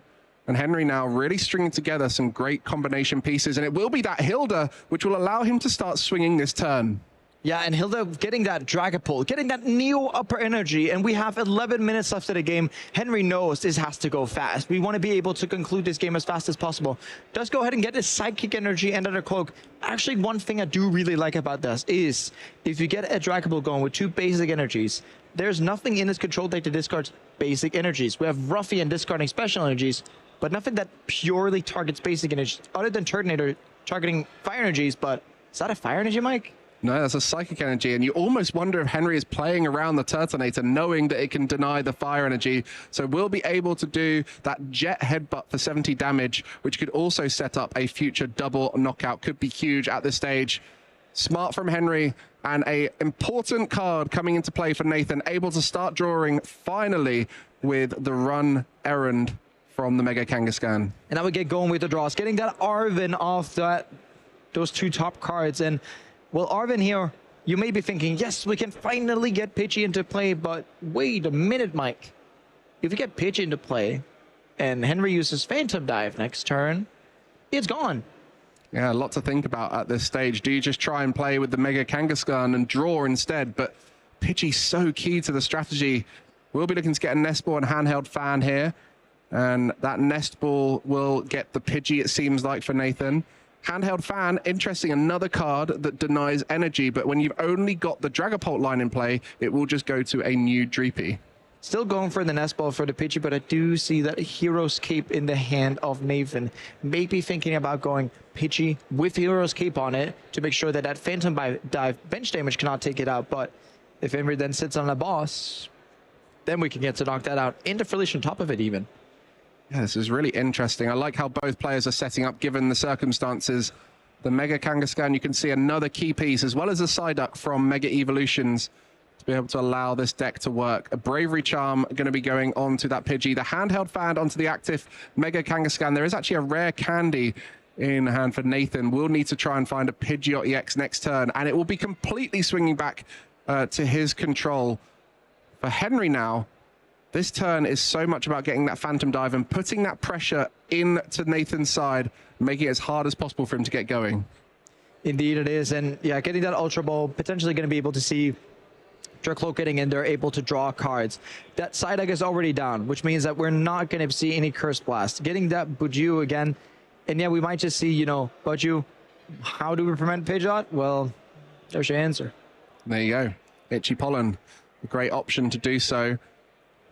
There's also like the Gust options. There's so many things for both these players to think about. It's fascinating to watch, and when they're looking at 2 cards at the top of their deck every turn, for Henry, it's that Dracloak with Recon Directive. For Nathan, it's the Run Errand of Mega Kangaskhan. They are both finding tools to help them win this game. With 8 minutes left, Henry really needs to try and start taking some knockouts to take down Nathan's board. Yeah, taking out Nathan's board indeed. Would have loved to see a Boss's Orders plus energy here, but we can't have everything we wish for. Putting down that Buju. And what I really do like about this is it is a nod to if I miss. If I miss the energy, I can at least go back to Buju and kind of keep away that Pidgeot. One thing that's very important as well, if you want to attack into this Mega Kangaskhan, you need Jamming Tower first. Because if that handheld fan gets going, especially with the Buju down, yeah, you've got to limit that. Yeah, Jamming Tower plus energy would be huge at this stage for Henry. And there is an energy. Is there the Jamming Tower in those cards? Don't think so, but he does have the... Oh, there it is. The Jamming Tower's there, so we'll be able to attach to the Dragapult. Handheld fan switched off. Bravery Charm on Pidgey switched off. So 200 into the active. Knock out the Pidgey. Now what are you going to do, Nathan? This is a back foot position.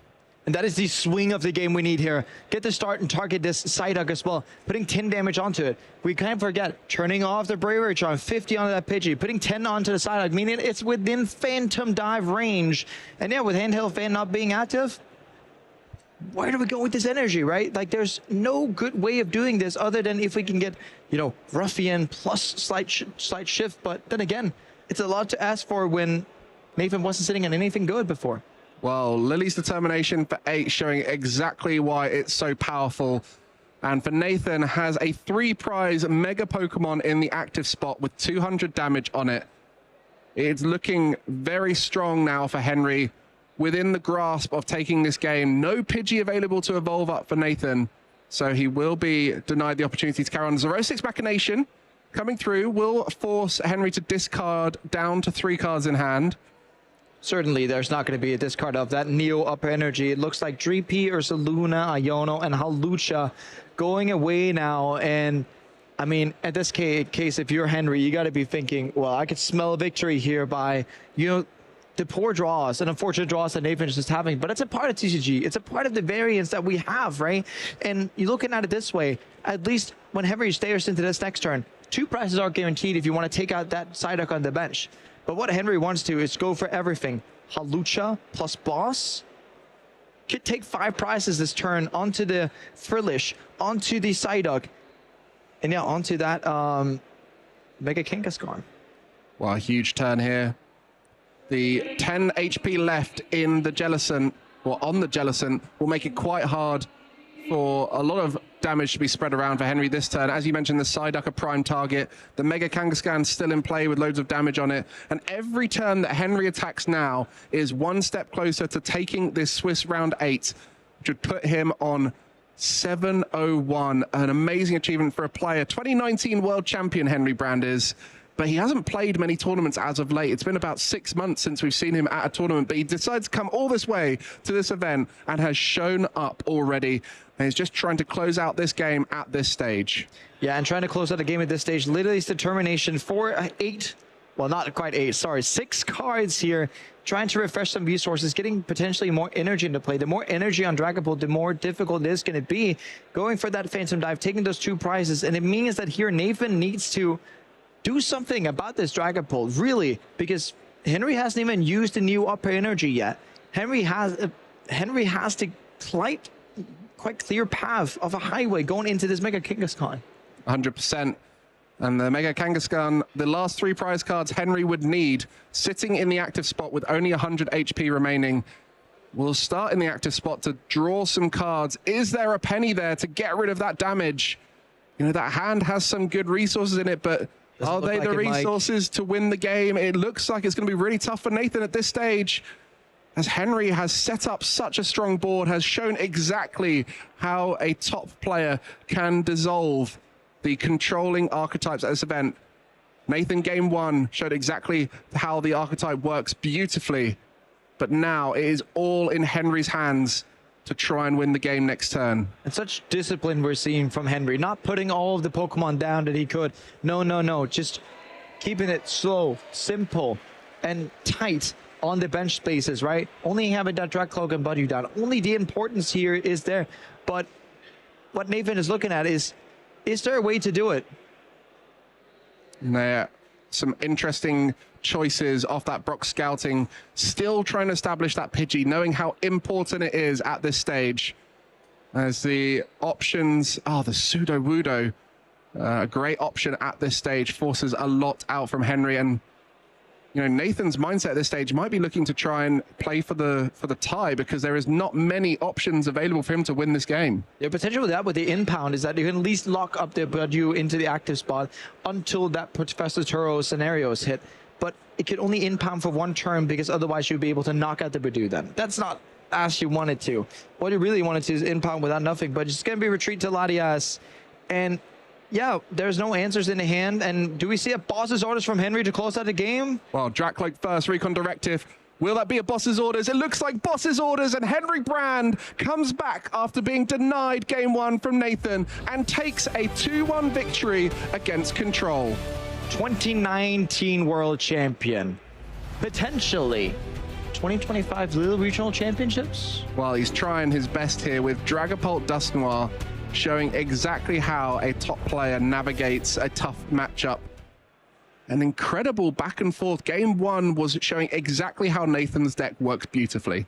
Yeah, and Nathan's deck working beautifully. That new up energy, slight shift, get that away down to the Badu. But what we saw was this, like slight change, or slight shift, getting that new up energy down to Badu. Using that counter catcher to stick that Duskull in the active. The second part of the damp ability is that when you evolve into Dusclops, you're not able to use Curse Blast to actually retreat it back. And with all of that, we see Sorosix on Sorosix on Sorosix. The whole game plan was working because why? We had Pidgeot in play. You wonder how much of this game 1 Henry was actually playing to win and how much of it was playing to learn. He was trying to work out what the options Nathan had were. Recognized Psyduck was there. We're not going to put a Duskull in play in the future. Recognized the energy denial. So went, hang on, I'm going to have to be clever with how I use my energy in the future. Recognized the reliance on the Pidgeot EX. And so was able to then deny that throughout the rest of the set. And it was at this stage that Henry started to execute that game plan. Nathan unable to establish anything much in game 2. Yeah, and it was just this Monkey Dory taking that 1 prize off the Adrenabrain. The Desperation Arven for that Nest Ball, for that Heroescape, retreating and putting that Monkey Dory on the bench. And then, yeah, since that Badu was knocked out, being able to use Festendipity for free cards, gets that Boss's Orders and the Dragapult, being able to Jamming Tower to turn off that Heroescape. And then we were on to game 3. Well, you saw that 4-card combo from Henry, played eloquently at a nice little tempo. But in game 3, it was the key. How he just built that 1 Dragapult up and slowly built up the second. Recognized the Buddy was a good safety net off the back of that laser determination, but in the end found the perfect combination of Jamming Tower and energy to take out that Pidgey. And taking out that Pidgey afterwards, we're kind of seeing how Nathan's deck was smoldering apart, right? We get to see the end of the game here, you know, recon directive, hitting that boss's orders, and that Phantom Dive previously onto the Mega Kangaskhan was punished. Well, beautiful gameplay there from both sides, and I think Nathan still in a great position, 6-1-1, playing against one of the best players at the tournament. You're gonna find out the real challenges of playing these tough to play control decks is they can be a little bit inconsistent in those early stages, and a strong player can navigate that and deny you the opportunity to set up. Indeed, and when you're playing these control decks, typically you're having a bit of a tough time in terms of the consistency, right? Control is one of these archetypes that has an answer into every single matchup, but what you pay for it is that your consistency is not there.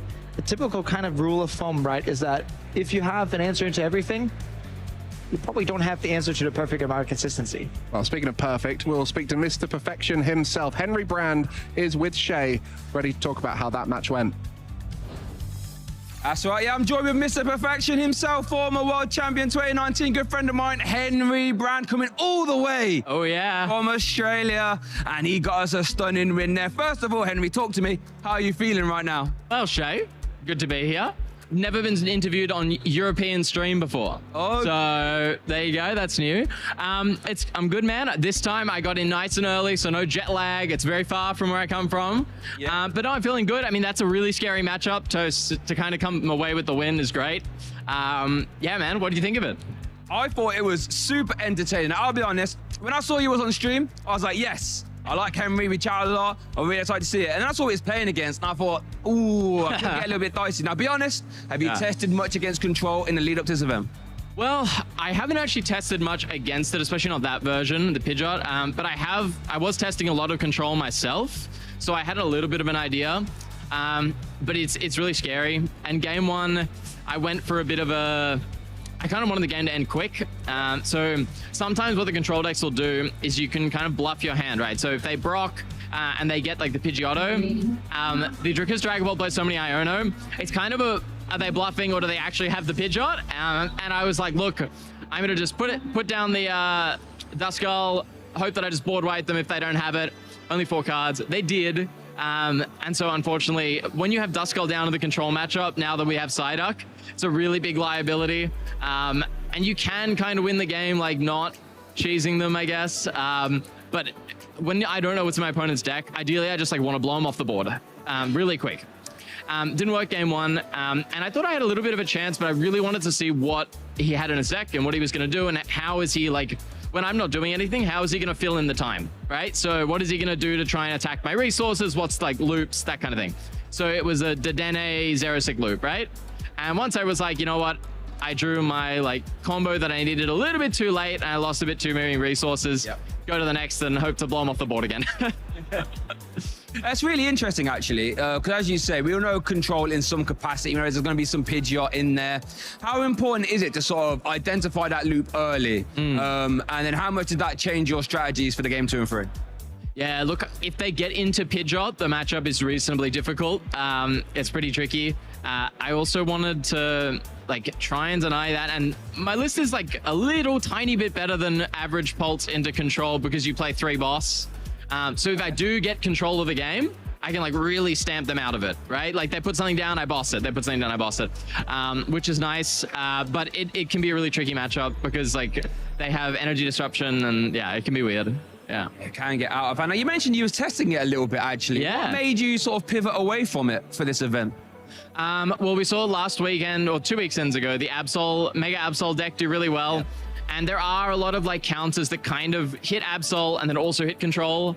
And I really liked, I don't like this, in those matchups, if they overtech for you, you have very little control of the game, funnily enough. Like your deck is called Control, but you can't really do very much because your deck is very much like, do I win or do I not? It's pretty binary in a lot of situations. So yeah, so I just leaned away from it. I kind of want to work on a few concepts for Poland. But given I was traveling cross-continent this week, I was like, I'm going to play Old Faithful, nice and simple, Dragapult, Dusknoir, and go for it. Interesting. Now, that was something I actually wanted to talk to you a little bit about because I had a feeling, I would see on social media, tweeting in and around Europe, he's not going to come all this way for just one event. Obviously, Gdansk is next week. Yeah. How do you feel the meta, do you feel the meta game will progress a lot in this week, or do you think people will just play the same deck twice? What's your thoughts going into that? I think so, yeah, because I think the Absol deck was really like asterisk, right? Because it was such a nice play into Milwaukee. The meta was nice to it. But then immediately after, the meta is like kind of a bit hostile to it. Like you saw it beat a lot of its matchups with Cornerstone. Because the deck's really cool, but against anything that has a higher power level than it, it struggles a little bit. And so I think we might just see, like, after this tournament, back to what the meta was before Milwaukee. Like, I think it'll just be a nice reset. Like, everyone forget about Absol, kind of. Gardevoir is still incredible. So, but I got a little bit lucky. I like Pole Noir because a lot of the Gardevoir lists that was successful, they weren't playing much TM Evolution. Right, and have you ever played Gardevoir against Bidoof? It can get a little bit dicey, can't it? It's not fun. You get a little, Bidoof is a terrifying card when it comes out at the right or wrong time, depending on what side of the itchy pollen you're on. So Henry, you've traveled all this way, very long time, as you say. Big time. What's the local scene like there in Australia? Do you have a local? Do you go to one of them often, or? Yeah, well, this is actually, it's funny you ask that. So we have a really good local scene. Like, there's just tons of players. There's lots of people at each challenges and cups, and it's great. But I reckon there was a long period where I hadn't gone to locals or many league cups or challenges in a really long time. Right. I really liked, you know, I play a lot of Pokemon, and often they're on weekends. And I want to make sure that, you know, I'm also leading like a healthy life in general. So if I get to play a lot of Pokemon during the week, sometimes, you know, I want to try and be a bit active on the weekends. But then I found I'd come to tournaments and I would maybe practice a lot online, right?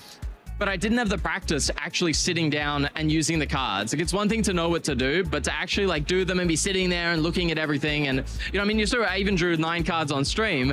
Really easy to do. Yeah, for sure. You know, I can be a bit careless, and it's good to actually have that sit down practice. And so now every Friday when I'm at home, I go to our local store and I play the league.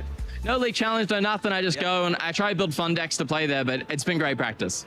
No, I think I echo the sentiment so much. You know, you can play a lot of online, but, you know, something like the Lilies, for example, is very easy to just, you know, go into backdoor mode and just really forget how these cards actually work, draw the wrong amounts, and you can't really beat that on the top table testing. And it's something that we always preach a lot, you know, trying to get to your local league. So talk to me now then, Henry. So you've come all this way. You got the phase 2 locked up. Yeah. How are you feeling now? What's your game plan for the rest of this event? What's your target, actually? What do you want to do? Shay, come on, there's only one target. What's that then? Tell the viewers. Number 1. First place, man. First place. Look, I'd love to win another regional. It'd be amazing. I haven't won one in Europe before, so that'd be really cool. Look, I'm just going to try and play my best. I haven't played a tournament in 6 months. This is the first time I played like a big tournament, and I didn't play many last season either. I only played about 3, I think. So I'm glad I've kept the day 2 streak up. That's going nice. Hopefully keep the cash streak up, but hey, man, I want a medal. That sounds good to me. Well, viewers, you've heard it straight from Henry. He wants a medal. Oh, He's been going to the local leagues often. Let's see how it all pans out. Thank you so much for your time, Henry. Pleasure. The floor is yours. Any more shout-outs before we wrap this up? Yeah, absolutely, Shay. Well, I've had a wild trip. It's been really great, and I'm looking forward to playing more European tournaments and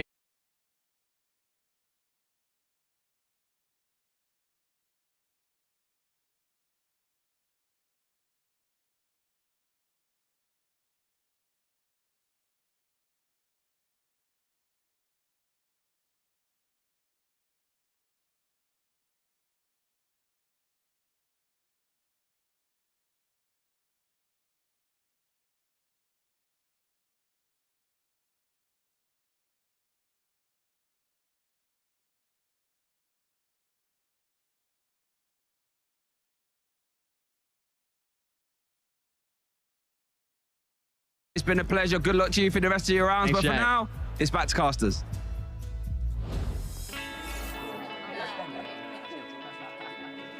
Hey, do you want to play? Yeah.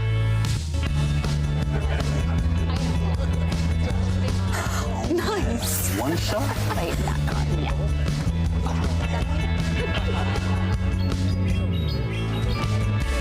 I'll use twin cannons. Great game, guys. Bye. See you next week. Come play at your local Pokémon League. Definitely get stuck in at your local Pokemon League near you, and you might even meet a world champion like Henry Brand playing their locals. It's so important for you guys to learn how to play, meet people, have a lot of fun, and maybe one day you can win a tournament just like Henry himself. Scan that QR code to find an event. And yes, but you've been going to locals for more years than most players will ever play the game. Or have been alive, for that matter. Yeah, exactly. What's it like building that community? For you, it's been around your family and your local friends. I mean, the best of my friends I have, I mean, constantly been talking about, you know, Oscar Masson, one of the guys I work the closest with whenever I have to play tournaments. Such a creative guy, but we met when I was 7, he was 6 years old at locals, and now, yeah, 24, 23. I mean, as life goes on, that one thing has been a constant, that's been Pokemon and locals at that matter. You get to meet so many great people, and one thing that is so nice about locals is that we all love the same thing, Pokemon. Yeah, and you can get involved in all the different games for Pokemon. I know the video games and the local Go scenes are amazing too. For us, it's all about those trading card games. I've been very lucky to set up my local, and I get to play it now every week since I've stopped working with them. And it's honestly the best feeling ever, seeing new players starting the game, learning about Pokemon, learning about new archetypes, and, you know, for players like Jesper and myself who've got a bit more experience, being able to help them and teach them new ways of how to play their own decks. And hopefully one day we'll see them on the stream competing at the top level. So get involved, find that local scene. You never know, it might actually just be around the corner. I always find it's closer than you realize whenever I move to a new city. There's always going to be an event locator somewhere hidden on the Pokemon.com website, so definitely go ahead and check that out. And one thing for sure, if you're looking at the players, you may be thinking, wow, they're good, I'm never going to be as good as them. You have to remember, they started somewhere too. They started with zero knowledge, and look where, for example, Henry is at. And he's a pretty recent player. I think he started back in like 2016. Yeah. So from that, 10 years later, being at the position where he's at now, and, you know, I was talking about, you know, potentially a regional champion here in Europe, has already won one in North America. I guess that's the question we'll answer tomorrow. Well, we'll find out for sure, and good luck to Henry and all the other players who are finishing up their phase 1 right now. We've had 8 rounds of Pokemon here in Lille, which means phase 1 is coming to a close. We will have one more round on stream today. That'll be the first round of phase 2, our round 9 of the tournament, which we'll be having a bit later on. But at this stage, all the players with 16 or more match points will be making it through to phase 2. So that's 5 wins and any more points on top of that, whether it's a tie or more wins. And so these players are locking in their chance to go all the way to the top. And now we've gotten through the phase 1 period. We've scattered our points. We've gotten our 16 at least points that we need to get in. But now it's about hogging all the points that we can. Get as many points as we can, because that is going to be the differentiator between making top 512, top 256, top 120, top 64, and etc., right? Even a single point can be the differentiator between, you know, making top 64 and making that sweet cash in top 32. Or making top cut and top 16. Frankfurt, I was 1 point short, and I mean, it is literally just part of the game, right? Having to win as many games as possible. You look back at moments, you always think, I should have beaten Conkelder, as we talk back through my Frankfurt experience. To me, mate. But for yourself, you know, these tournaments, you go through the motions, and getting to phase 2 is such a simple goal for a lot of the top players, but is often a first goal for many players when they go along to these tournaments. So there's going to be people out there celebrating as they've made their first phase 2, which is an incredible achievement to go 5 wins out of 8 or more. That alone is an incredible achievement. So for those players now, they're going to be riding through and enjoying their time. For other players like Henry, the idea of getting from phase 1 to phase 2 is almost expected, and so they'll be looking to go on. But for those players who were in phase 1, these were the decks that they chose to bring, and how many of them of each archetype were here. Of course, Gardevoir, the current best deck in the format, is sitting in that top spot with 12% with no Jellicent there. And I think it's 4% with the Jellicent build. Yes, it is indeed. And looking down the list, the Milwaukee champion, Charizard, Pidgeot. Not much of that we've been seeing today. Goldengo, Lunaton, Solrock, something we saw of Stefan Ivanov, and Cerulech has also been seeing around the tables. What all of these decks have in common is that they're either playing Lily's Determination from Mega Evolutions, or they gotten help by Lunaton Solrock package. So a great nod to Mega Evolutions getting in here. But yeah, Henry Brand, Dragapult Dusknoll was talking a bit about, you know, yes, the Gardevoir matchup is quite difficult, but against all these other matchups, you know, we can't underestimate how powerful Bidoof is when it comes to that. And that new archetype to come out of Milwaukee, thanks to Tord Reklev, Mega Absoli X and Mega Kangaskhan X. We've seen a little bit on the stream, and it was a little bit of the components of that control deck that Nathan had and it is here in troves, as well as the Gardevoir Genesis that we mentioned, and many other aggressive archetypes. A little bit of Crustle out there. I've seen some Crustle doing quite well on the top tables too, but it is really those powerful archetypes of the top 6 decks that are thriving in the top tables right now. The unfortunate part about Crustle, it reminds us a lot about, Cornerstone Ogerpon as a thing in Mega Absol, Mega Kangaskhan. If you're playing against players who doesn't have an answer to it, yes, that's great, that's nice, you win. But if you're playing against Gardevoir specifically as Crustle feels like, let's dodge Gardevoir, dodge simulator. And if you're not dodging Gardevoir, yeah, you're gonna have a terrible day. Well, here's a little pro tip for you guys at home. If you're trying to dodge the best deck in the room, that might be a tough decision. But for more tips, we are some of the best players at Milwaukee.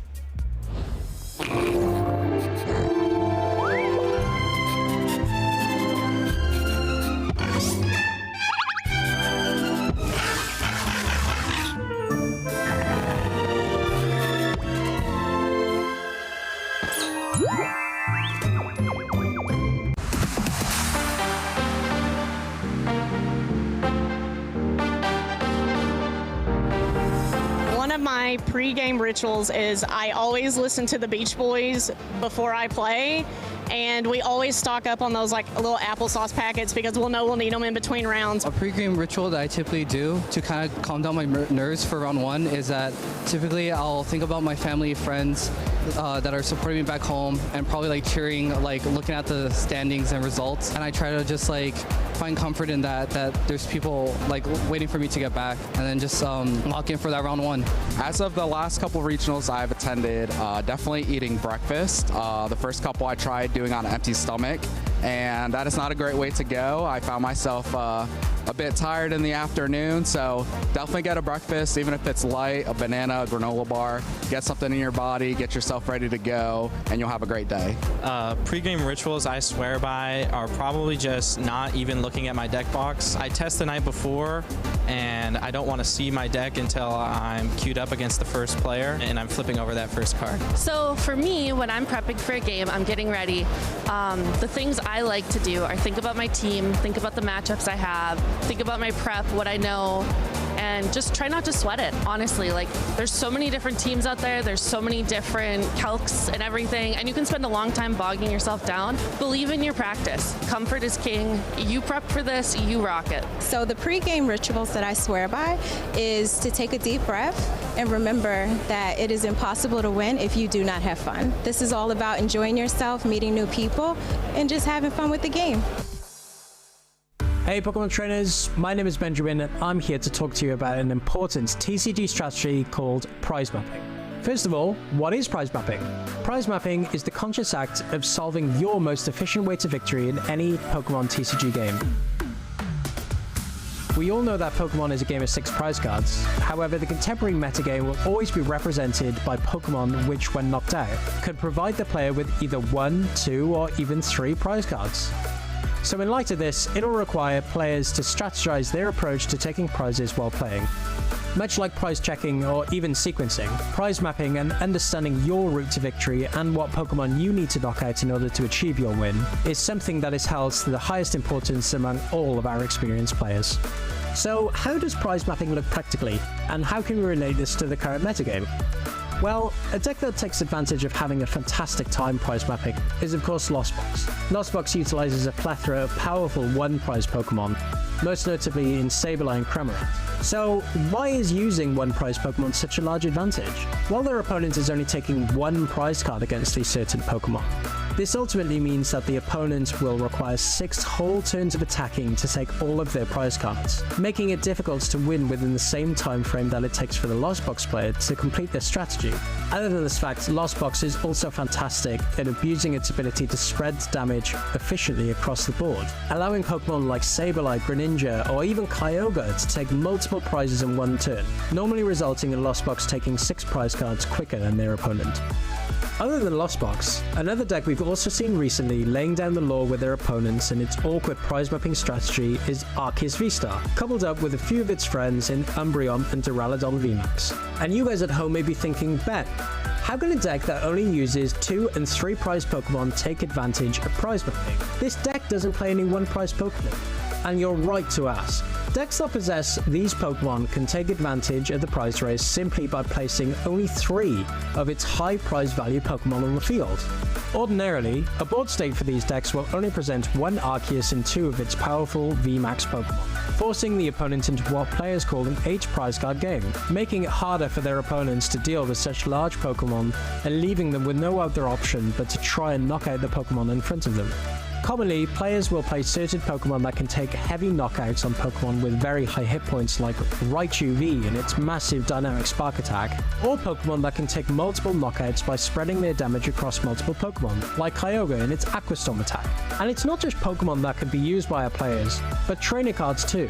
For example, cards like Echoing Horn can bring Pokemon from an opponent's discard pile, helping players that are struggling to keep up with the prize race by bringing back Pokemon from their discard pile back onto the field. And even stadiums like Collapse Stadium will help players with their board state, mitigating the risk of having vulnerable 2 or even 3 prize Pokemon on their bench, thus manipulating their opponent's prize mapping strategy. So now that we know how certain decks, Pokemon, and trainers can alter the prize mapping strategies of our trainers, let's look at an example of one of our past games. During our most recent Toronto Regional Championships in Round 9, we saw Logan McKay's Turbo Lost Box deck up against Yehoshua Tate's Chen Power EX deck. On the face of it, you'll see that the main attacker of Yehoshua's deck is of course Chen Power EX, a 2-prize Pokemon. And as we've already established, this may not fare so well against the powerful single-prize Pokemon within Logan's Lost Box. So, what can Yehoshua do to help his prize mapping strategy? With a few tricks up their sleeve, they were able to take multiple prizes against their opponent by utilizing 2 plays of trickery, using both Cancelling Cologne, negating Manaphy's bench protecting wave ability, and knocking out 2 Pokemon with a single attack, with Raging Greninja's Moonlight Shuriken. With low hit point Pokemon littering Logan's field and 2 copies of Cancelling Cologne, Yehoshua happily helped themselves to 2 easy prize cards and continued to get ahead of the prize race, showing a perfect example of how both certain Pokemon and trainer cards can help any trainer with their prize mapping strategy. With this summary and more tips, you'll be able to take your game to the next level. I really hope this helps you in understanding the importance of prize mapping and helps you win more games more efficiently. Who doesn't want to win quicker than their opponent? Until next time, trainers, catch you later.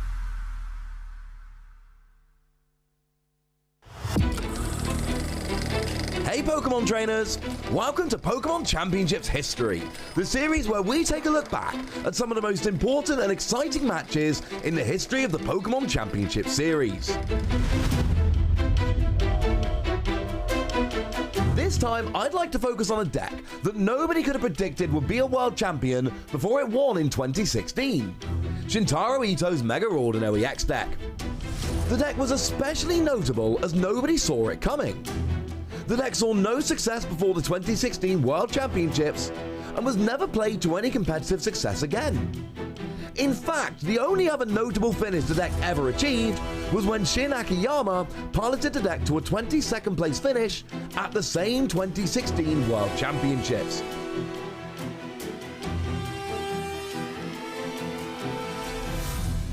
Now, Mega Ordinary X was a card that almost the entire player base had overlooked.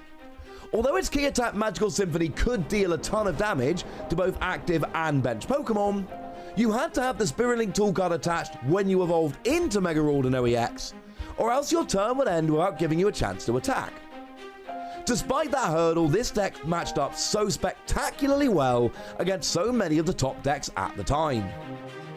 The 110 base damage from Magical Symphony was the perfect number to get a one-hit knockout on Shaman EX, a 2-prize Pokemon played in almost every deck in 2016.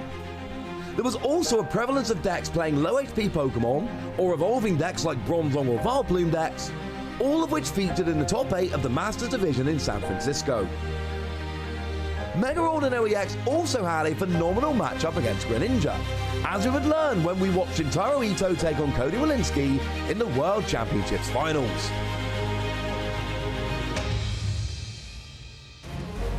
As Game 1 started, we saw that Shintaro had prized 2 of his free copies of Mega Ordinary X, and the crowd was worried whether we'd even get to see Mega Ordino. Shintaro had no such worries. A turn 1 Hooper EX to search free Pokemon EX, led to a turn 2 Mega Ordino fully charged and attacking with Magical Symphony. So here we do see Mega Ordino EX come into play. Cody's going to be under a ton of pressure immediately. After a double KO on turn 3, Cody had seen enough and conceded, putting Shintaro a single game away from becoming a world champion. Shintaro takes game number 1 in immediate fashion. Mega Ordino EX absolutely dominates that first game. Game 2 went almost exactly the same. Shintaro was forced to attach or discard all of his Spirit Links on turn 1, giving Cody a single turn to try to find Startling Megaphone and force Mega Ordino to end the turn when evolving. But this was not to be, and we again saw a turn 2 Magical Symphony taking a KO. Turn 3 saw Lysander play to take another double KO, and once again, after just 3 turns, Shintaro had taken the game, giving him the World Championship's final victory in 6 turns. It's over! Mega Ordino EX! Shintaro Ito came into Worlds 2016 after back-to-back Japanese National Championship top 8 finishes, but left as a household name, something he would only further solidify with a second-place World Championships finish 3 years later. For now, Mega Ordino EX remains the most surprising deck to ever win a Pokémon TCG World Championship. Thanks for watching, and make sure to let us know your favourite competitive Pokémon TCG moments using the hashtag #PlayPokemon.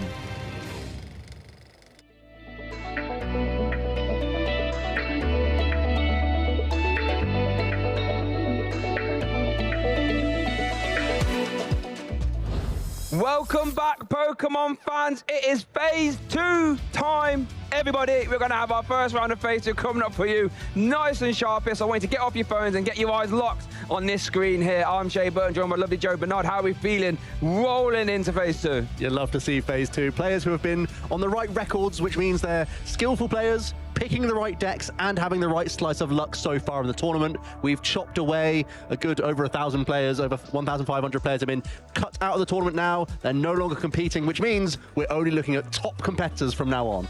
Yeah, and everyone's here to, you know, try and do the same thing. Take home that championship trophy and take a lot of championship points at the same time. Let's take a look at our Swiss standings after going into round 9, I should say. Kai Wainwright, the perfect 8-0.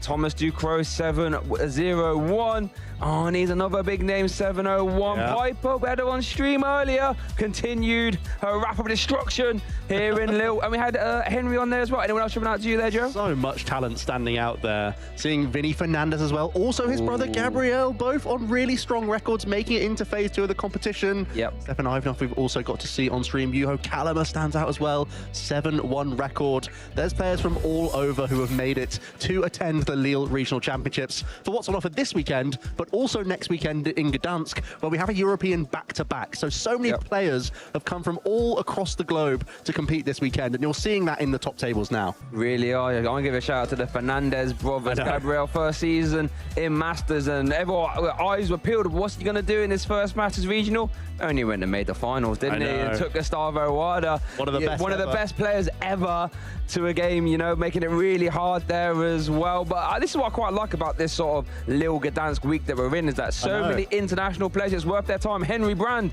you know, Australia, Piper Lepine, Canada, Fernandez brothers, Brazil, all here in Europe, ready to throw down for this back-to-back weekend. And we've only just going to get started with Phase 2. We've got so much Pokemon left to go. So many regional champions, international champions, world champions out in our venue. We saw Henry Brand, Diego Casaraga also in Phase 2, a recent world champion who's also on that great record playing Gardevoir. So again, you'd back him to go far in the tournament. Jumping off a recent really good performance with Joltik Box, getting a top 4 in Belo Horizonte, but changing up his deck this weekend. So clearly can see an adjustment in the metagame and is pouncing on it.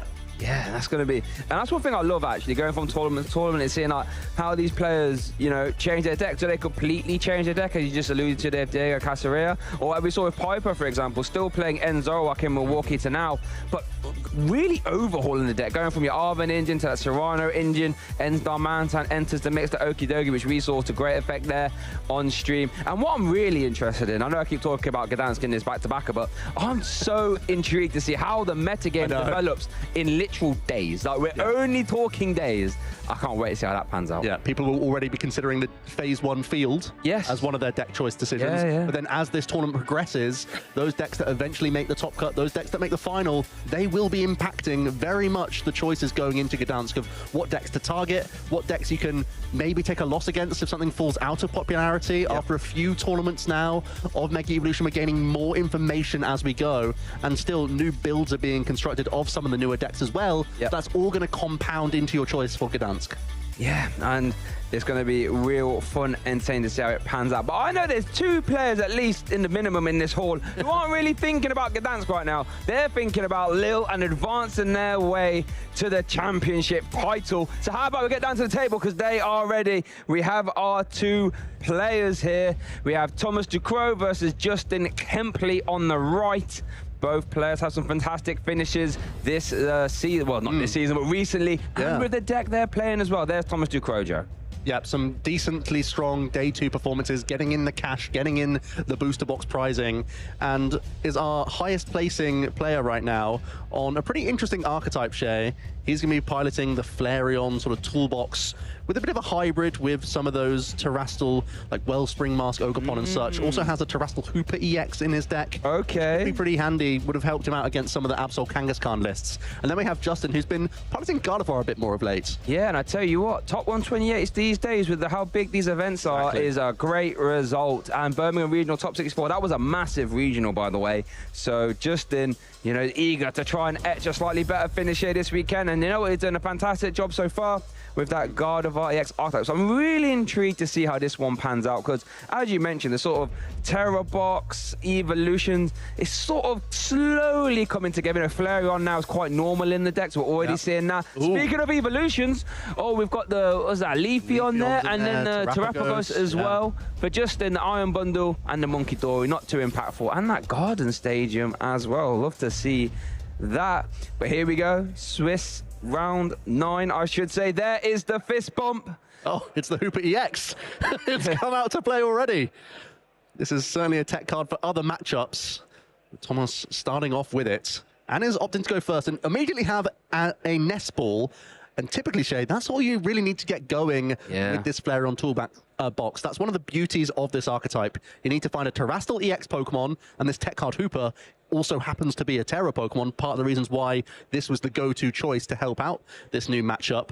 Because there's a Terra in play, now we can Nestball just for Fan Rotom and Fan Call out a suite of Hoot Hoot and Noctowl, because all of these are colorless Pokemon with 100 hit points or less. And if you use that Fan Call on the first turn of the game only, it means you can grab 3 of those sorts of Pokemon, which sets you up for this turn and for the following turn, because Jewel Seeker allows you to cherry pick any 2 trainer cards out of your deck, really amassing some crazy combinations. Yeah, it's honestly that Fan Rotom just really get out of hand, letting you search for pretty much anything you like. We're going to see the Hoot Hoot plus Pidgey combination and the Noctowl, that Jewel Seeker. When you evolve into it, you can grab any 2 trainer cards you like, as long as you have a Terra Pokemon in play. And as you rightfully said, you know, this deck loves to use Terrapagos as your basic Terra activation. Hooper, well, it might not be useful, and this matchup does fulfill that. So Jewel Seeker will be online. We're going to try and use that Flareon EX to power up your bevy, your cornucopia of attackers with that burning charge. And I tell you what, Flareon can attack as well in its own right. 208 damage is nothing to get sniffed at. Is over to Justin now. Let's see what his turn 1 is going to be with that Gardevoir EX archetype. I'm sure you're all accustomed to Gardevoir EX at this point. Immediately the first action for Justin, searching his deck with the Earthen Vessel to discard an energy, and that's pretty much the goal of every Gardevoir EX player. Thanks to the Psychic Embrace ability of Gardevoir EX, you're going to be plucking those energy from the discard pile, throwing them onto your Psychic Pokemon, and you can amass a huge amount of energy onto the board all in one go. The downside, you're placing counters on your Pokemon as you do so. But that's actually not a downside when you have Monkey Dory at your disposal as well. So another objective of a Gardevoir player is to get multiple Monkey Dory into play, attach those Darkness energy throughout the game, and start adrenabraiding the damage you're putting on your own Pokemon over onto your opponents. One of the core reasons why Gardevoir has been at the top of our metagame for so long now is that Monkey Dory gives you so much control over where you're placing this damage throughout the game. And this is a really good opener for Justin, having the Earthen Vessel straight into the Ultra Ball. Already objective number 1 is complete. There's plenty of Psych energy already in the discard pile. Yeah, that's the first minigame of Gardevoir. Get those energy in the disc up. I'll tell you what, though. What's that? Oh, it's a Lily in the hand. I was about to say, I didn't see anything good in that hand. That Lily's determination. A new card for Gardevoir. Well, for a lot of decks, actually, in format. Letting you shuffle in your hand and draw 8 if you haven't taken a single prize card, which obviously you haven't. Worth noting as well, the Gardevoir does have that new Curlier as well, which we did see is in the deck, letting you, for 1 energy grab, as any 3 Pokemon you like and pop in your hands. Not too bad. So already a great turn for Justin, who's seeing a fresh 8. Ideally, more single prize basic Pokemon come into play here. Even retreating into a Monkey Dory could be handy to try and play around an early Fan Rotom attack. We want to try and protect this Pheasantipity if we can as well for additional draw. And I think there is Artisan and Ultra Ball in this hand. Yes. So it's looking like a really good start here. Another Earthen Vessel as well if we want to get more energy in the discard pile. What a turn. Can't ask for more than that as a Gardevoir player, I can tell you that for free. Oh my. This is looking good. Has the Gardevoir EX in hand as well. I think Mew EX, Clefairy. Yeah, so Justin, it didn't look like I was able to find the TM Evolution. That would be the cream on top, right? The 1 copy of the TM Evolution. We're not leaning fully into that, and I think a lot of builds these days are moving more towards a hybrid with a good amount of rare candy. Still has the secret box in there and still has that TM Evolution. But it means that Justin can at least get the Artisan going here. And we'll have to try and find a rare candy combo next turn. But for all intents and purposes, getting this early discard of so many energy really gives him so much relief throughout the remainder of the game. And it looks like he might even be able to retreat into a Monkey Dory here as well. That's the ideal scenario. Force Thomas into a strange attacker here that has to deal with a higher hit point Monkey Dory than just one of these easy to take out rolls. Well, you mentioned that you were forced into an awkward attack here, but what sort of attackers do you think Thomas will want to be using against the Gardevoir EX archetype? Typically early on, despite this being a Flareon deck, there is that Wellspring Mask Ogerpon EX in the deck, and that's normally the Torrential Pump option is the sort of go-to aggressive line. Oh, sorry, Joe. Opted to leave Pheasantipity in the active? Yeah. This is also a fighting weak Pokemon. Yeah. Let's have a quick peek at Energy Crush, doing 50 for the amount of energy attached to all of your opponent's Pokemon. So I don't think the Pheasantipity is in the line of fire of Hooper. So Thomas will have a few objectives this turn. Doesn't play Crispin, do they? Could go for Crispin. Crystal. Could you get to the Crystal. There's only the Bandit Ring? Or? Yeah, there's only the 1 Darkness Energy. Oh, okay. But, I mean, you could rare candy Pidgeot and quick search for the Luminous Energy in the deck as well. Okay. It's possible. With this 1 Jewel Seeker plus quick search, there are some possibilities here. Beyond that, there's not an easy 2 prize turn coming out, especially with that Terrapagos EX in the prize cards. Here comes the supporter for the turn, so no energy acceleration coming out. Yeah, true. Just going to be the Cyrano instead. Means we can instantly go quick searching with Pidgeot. We also give ourselves free retreat now with this Hooper EX. Going to quickly take advantage of our opponent's Artisan. A really smart play here from Tomas. It's free. He's just picked up his Stadium Bounce and will be expanding his bench with the Area 0 Underdepths as soon as, well, as long as you have a Terrestrial EX Pokemon in play, you can go all the way up to 8 basic Pokemon, or 8 of any Pokemon on your bench. So that's really handy. Also spying, maybe this indicates there's a Buddy Poffin for the quick search. Oh, it's already in the hand. So this Area 0 will allow us to go really wide here. Yeah, Area 0, the Stadium card. As long as you have a terrestrial Pokemon in play, have up to 8 Pokemon on your bench. Lets you get a little bit, you know, weird with all the support Pokemon. Noctowl, Hoo-Hoo, Pidgeot. There is Area 0. Loving that play reward promo there as well. Get that from your local leagues if you don't go already. Time to get down there. I think the idea this turn is for Thomas to simply sob the active. Trap this Pheasantipity into the active and say, even if this Gardevoir is evolved up, and you can start flinging around a bunch of Psych Energy, you still can't launch a meaningful attack. So I really like this choice. If you can't get an aggressive turn in, at least slow my opponent down with this a nice sob play here, and still open yourself up for future Torrential Pump attacks. Yeah, it's interesting, the sort of sob effect we see it now on your Vettel. So really, and the Sudowoodo as well. We see this effect all over. And it can be really impactful. Now, it looked like Justin has the Mystery Garden. Absolutely, a new card from... Yeah.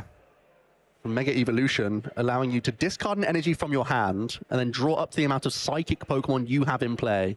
Vitally, this is also discarding the Area 0 Underdepths, which forces Thomas now to get rid of some Pokemon.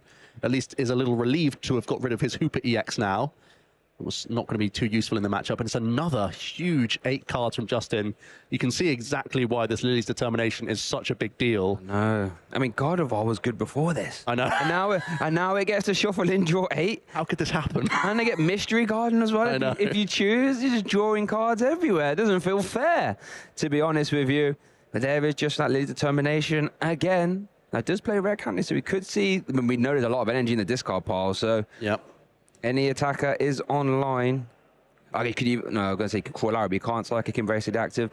Was that Switch? I'm not seeing Rare Candy. I'm not seeing. Was there Curlier at least? There's one Curlier, but that's still vulnerable.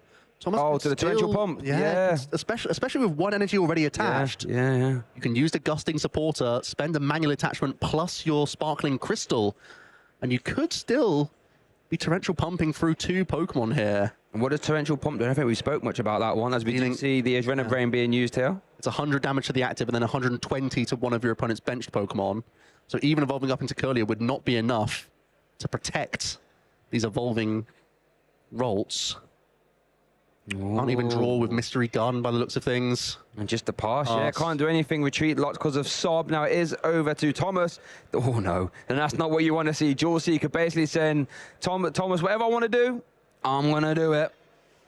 And immediately Boss's Orders is coming to the top, which highlights that we're certainly looking for a torrential pump angle here. The Crystal is the second piece of that puzzle. That Sparkling Crystal and Ace Pack, I don't think we've seen on stream so far, I believe. Tool card, when it's attached to a Terra Pokemon, we do see Boss's Orders being played on the rolls. There's a turn attached.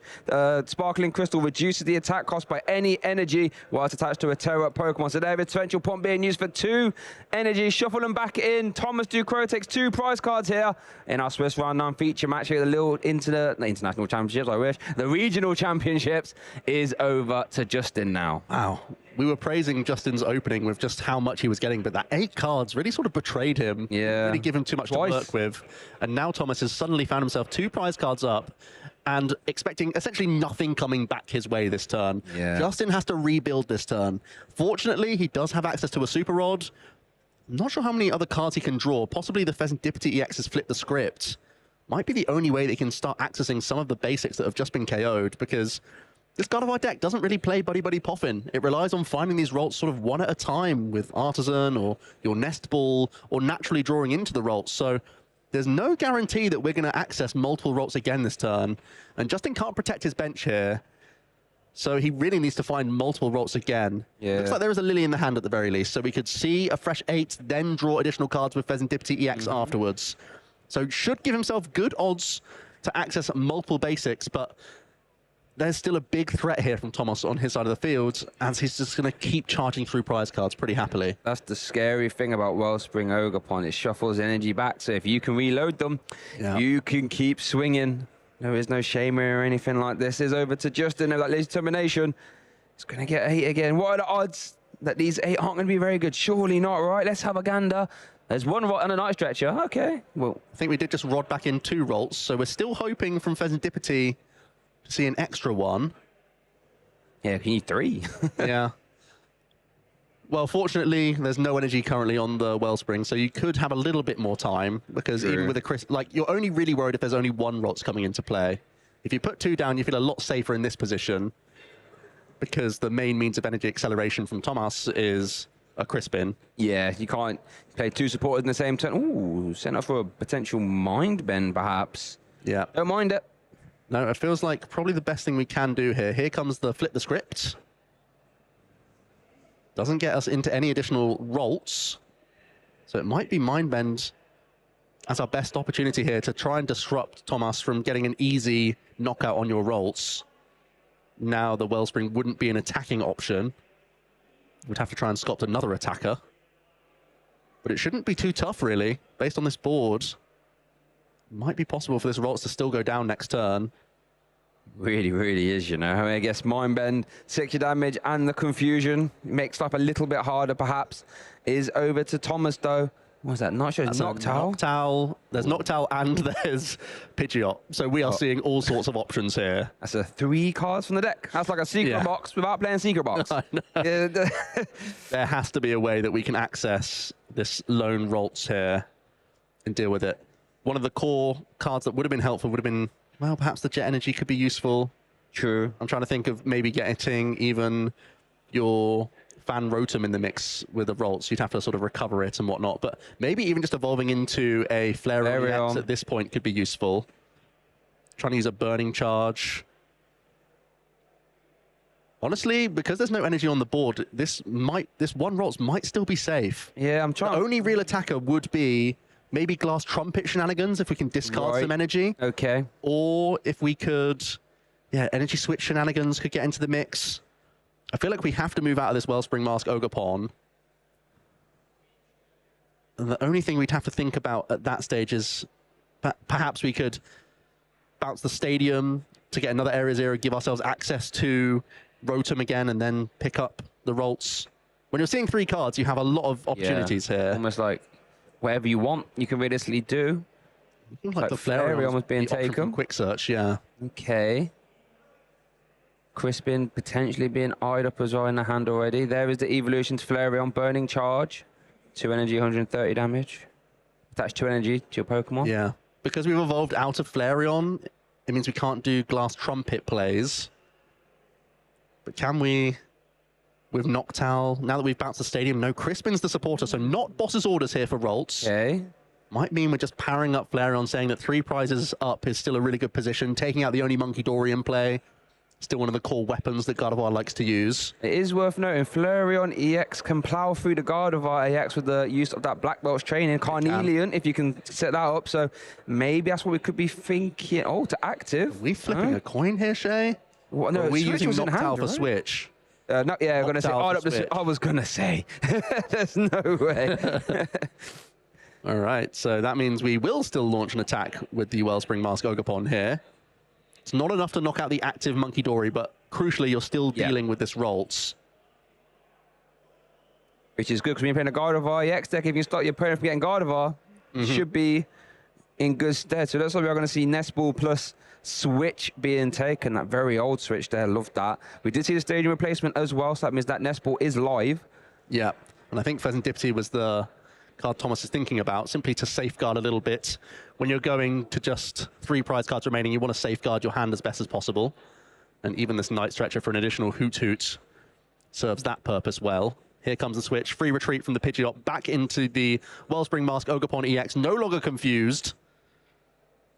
And there we go. Big torrential pump. 100 damage into the active. Not quite a KO, but it's fine because we are going to KO that benched Rolts. 3rd prize card being taken there for Thomas. And it is over to Justin. Does have to shuffle in those energy, of course. Can't just leave them there. That would be rather good. So they're going to get shuffled away. It's over to Justin now. Joe, I mean, I guess we've got some damage to play around with Monkey Dory at the very least, but yeah, what's the game plan here? It's probably another Mind Bend. I'm going to be real with you. Okay. it's probably flinging some more damage counters around with multiple Monkey Dory, but Iono in the mix now has to be pretty critical. The only good news is that Thomas is whittling down cards remaining in the hand. You still have no energy on the board. Yep. So you're still going to make it difficult for the opponent, and there is the Iono, crucially here, for Justin. Keeping him in this mix. Was also able to Night Stretcher back the first Rolts. Again, an extra copy of Rolts would be really handy on the other side of this hand. Doesn't look like, well, possibly Counter Catcher could be useful on the Flareon EX now as well. Yeah. Because that has a chunky retreat cost and isn't a basic. Well, we do see Secret Box off the Iono there for Justin. So another Rolts as well. Seems pretty important. That's immediately coming into play. Doesn't look like easy fodder for the Secret Box. Oh, yeah, that third option for the discard does seem a bit costly. So how about we get an extra 3 cards first? We flip the script. Now a rare Candy Gardevoir combination, but turn too late for that one. Handy for next turn. Yep. Yeah, this Monkey Dory vulnerable as well. It's still likely that Thomas can keep charging through prizes next turn, even with, again, Monkey Dory using the Adrenabrain and trying to heal up a little bit. Thomas will be very happy to just Crispin and Burning Charge next turn. Because then he'd be just 2 prize cards away, and there's vulnerable Mew EX and Pheasantipity. So Thomas may not even have to ever go through a Gardevoir this game and still come out the victor. It wouldn't surprise me. We're going to see Adrenabrain used ×2, 180 damage onto that. And then the Mind Bend afterwards as well. So we are confused again. Remember, Thomas did get Ionode, was it Glass Trumpet, Buddy off an Ultra Ball? There's Ultra Ball, which means again there's Dual Seeker and Pidgeot if we want it. I feel like simply going into Flareon EX is really good here. You don't have to overplay your hand. There's potential to look to use like Turo or something along those lines, but straight away the Crispin being spied from the quick search, I've got a pretty good feeling about that. I really like just getting the Flareon in touching distance for KO. Or perhaps Jet Energy is the choice though. Would that mean another Torrential Pump? We'd go down to just one prize card if we use Jet Energy and Crispin. We could still get a decent attack in with the Glass Trumpet, perhaps, and Energy Switch combos. Thomas really trying to get the most out of this Wellspring, absolutely. Yeah, I mean, there's the Ultra Ball now. Very good attacker, right? Like, it's been doing him well so far. Ultra Ball gonna grab the Noctowl again. And let's cherry pick that supporter out. And I feel like Energy Switch has to be a piece. Unless we get, because when we're, oh no, we can Crispin, yeah, the Jet in the active doesn't make sense. You could attack with Pidgeot, perhaps, if you're taking the Jet Energy. I'm just trying to think how we get in that mix, because we're clearly trying to sculpt more. If we're spending this Noctowl this turn, we're trying to really get creative. Ooh, Nest Ball, maybe the Fan Rotom to now just knock out the Monkey Dory cleanly, because it does have 4 counters remaining on it. Okay, do you Jet Energy straight into the active? Yeah. Assault Landing 70 to stadium in play. Whilst perhaps maybe banking 1 energy onto Flareon. Oh, this is the Crispin. Yeah, I was gonna yeah, Crispin. Grab 2 different basic energy. Oh, wow. Wait. Going on to the Wellspring Mask Ogerpon. Then we're going to Nest Ball out an Eevee. What have I missed? Can't use Jet Energy. Wait. No. Can't do that. Wait. No, we can't. Yeah, that's 1 extra energy. Yeah. I was confused. I was like, yeah, we can't attach the Jet. Yeah. So now, do you risk the attack now? Do you get knocked out if you flip tails. Oh, true. Yeah, good point, actually. But you have so many prizes ahead. This is why I talk about the game, everybody. Yeah, it feels like Thomas was really trying to put as much pressure on as possible. I felt like just 1 prize KO who opened felt so safe. Yeah, this is... But now we've tried to get really quite... And you put the EV aggressive down. Oh, he is going for the attack. Here we go. If heads, the attack goes for tails. The self KO. Oh my goodness. Justin is on the board now. The Mind Bend came up clutch. Wellspring Ogerpon sent to the discard pile off the confusion. Self-damage. Wow. Not something you see every day. This opens the door for Justin. No question about it. Just gets to pick up 2 prize cards. And suddenly, I actually think Justin's in a phenomenal position now. Yeah. There's a Noctowl in the active position. There's Rare Candy Gardevoir at last. Counter Catcher's still available. I mean, there is a lot of energy down there. There's 2 Monkey Dory with 2 Darkness Energy on the board as well. We have so much damage to play with. It should not be difficult from Justin from this stage to take two prize KOs from this position with so many Psychic in the discard pile. The priority's on him, and he has double Monkey Dory set up. This has completely opened the door wide open for Justin, and I feel like he's going to really capitalize on this from here. Yeah, and Thomas been at 3 prize cards left as well, so you know it's hard to navigate out of that one. And Justin's going to now immediately start looking at the door. Remember, Justin hasn't had Gardevoir in play till this exact turn. So now I can really start to apply the pressure. We know there's a whole multitude of Psychic Energy in the discard pile. That basically means whatever Justin wants to attack with, he can probably pretty much do it. I think there's a second Candy Gardevoir coming down as well here, Shay. Don't mind Justin putting himself in the best possible position. It means he could even attack with the Gardevoir EX fairly comfortably. Yeah. You know, when you've got the double Monkey Dory, it's actually a pretty fun attack, right? There's, 190 normally, but because you attach, you put 6 damage counts on yourself by the ability. With double Monkey Dory, you just push them off like an extra 60, whatever you like. I just say these Noctowl haven't got the greatest amount of hit points. You can start to build them up, you know? And there's that little EVEX, which has no right being there as well. It's little, yeah. 200 hit points. There's the counter catcher into Pheasantipity. Yeah. We have plenty of damage to play with. We haven't used either of our Adrenobrain yet. Yeah. The only thing that Justin has to not trip up on now is that there is the fear of Briar. You're going down to 2 prize cards remaining. True. You have to make sure your Gardevoir's out of range of any Briar shenanigans, because Thomas could still win in 1 attack if Briar were live. True. The only concern with that is the Flareon's the only thing and you need to crispin in order to get that, so you can't really piece that together in one turn. We can trumpet E-switch and still get close. Okay, to the attachment as well, because the Eevee's a colorless Pokemon. Okay. So it could still come together. That would. You'd have to Gravity Mountain as well. Like, there's a big combo. I'm not saying it's easy, but here comes. Oh yeah, Craft Mountain. Yeah. Here comes the heel of the Gardevoir EX with double Monkey Dory. We're going to take a knockout on the Pheasantipity EX. Justin now going down to just 2 prize cards in a position he never thought he'd be in this game. Yeah, went from hero. Now we're struggling a little bit here. Does have the free promotion to Pidgeot at the very least. 3 prize cards to take. Justin Kembley, 2 prize cards left to take in a very commanding position. Double Gardevoir, develop Mew EX, double Monkey Dory is over. Thomas does have that Glass Trumpet in hand and the Jet Energy, of course. But the problem is now there's no Hoo-Hoo. It's just, it's just Pidgeot. What one card, perhaps, Joe, could get you out of this mess? Is there one? Does it exist? I don't think one card gets us there. And this deck's not great at playing defense either. No. It plays 1 copy of Iono for any means of defense. There's a Gardevoir pretty well powered up. Monkey Dory there as well. If you try and go for an Iono play, you still need to probably take a single prize, and I'm not seeing how that comes together very easily. Ironically, Counter Catcher is now live on the Flareon side. True. Funny how the tables can turn so quick. This is a really tough Pidgeot. And when one card can't get you there, do we have to go for Pheasantipity for a multiple? Ooh, the Sob angle. Okay. There is Boss's Orders in the hand. Is it time to see if you can trap Pheasantipity EX?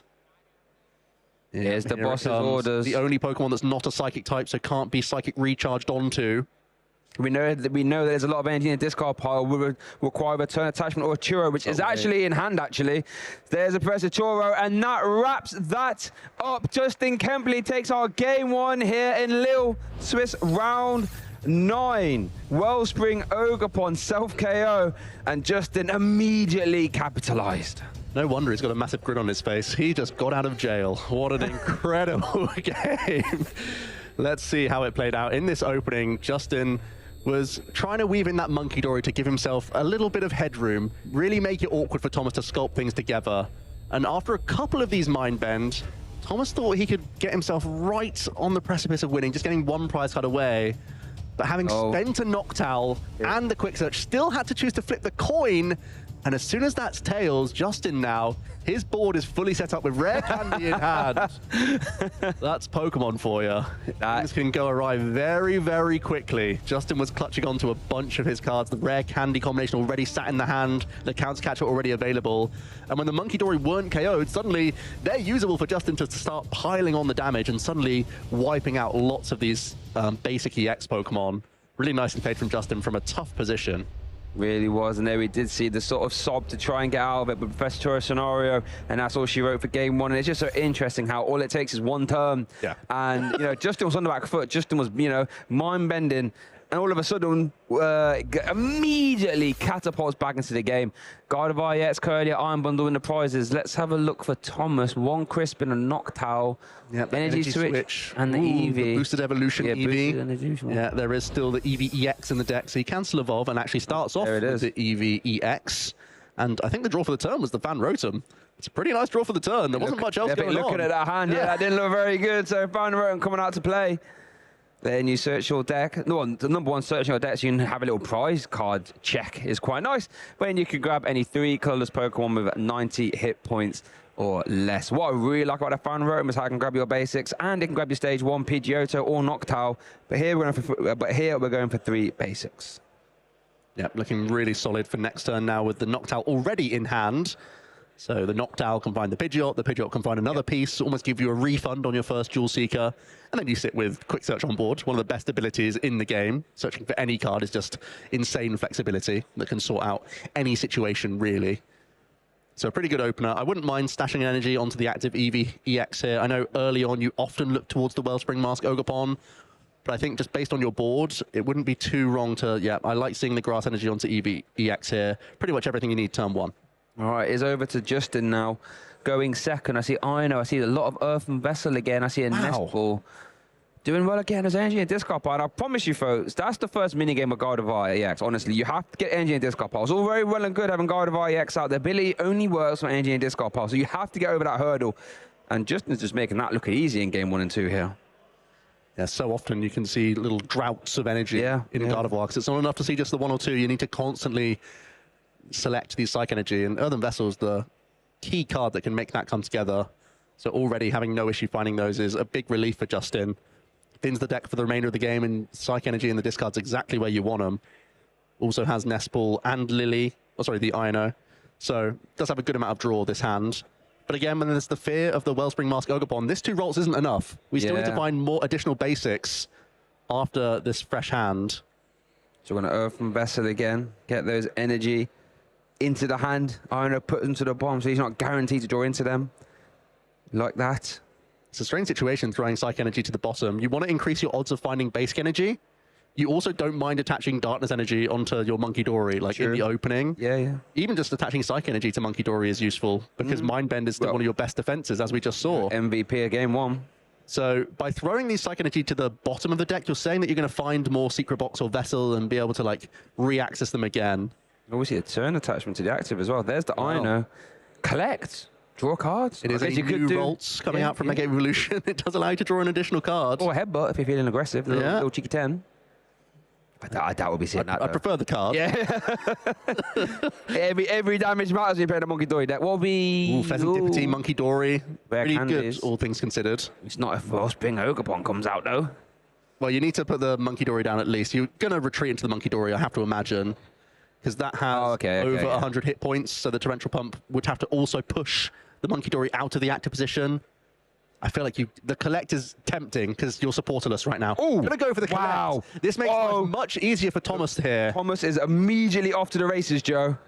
If we can access our Wellspring Mask Ogerpon, we can once again take out double Rolts.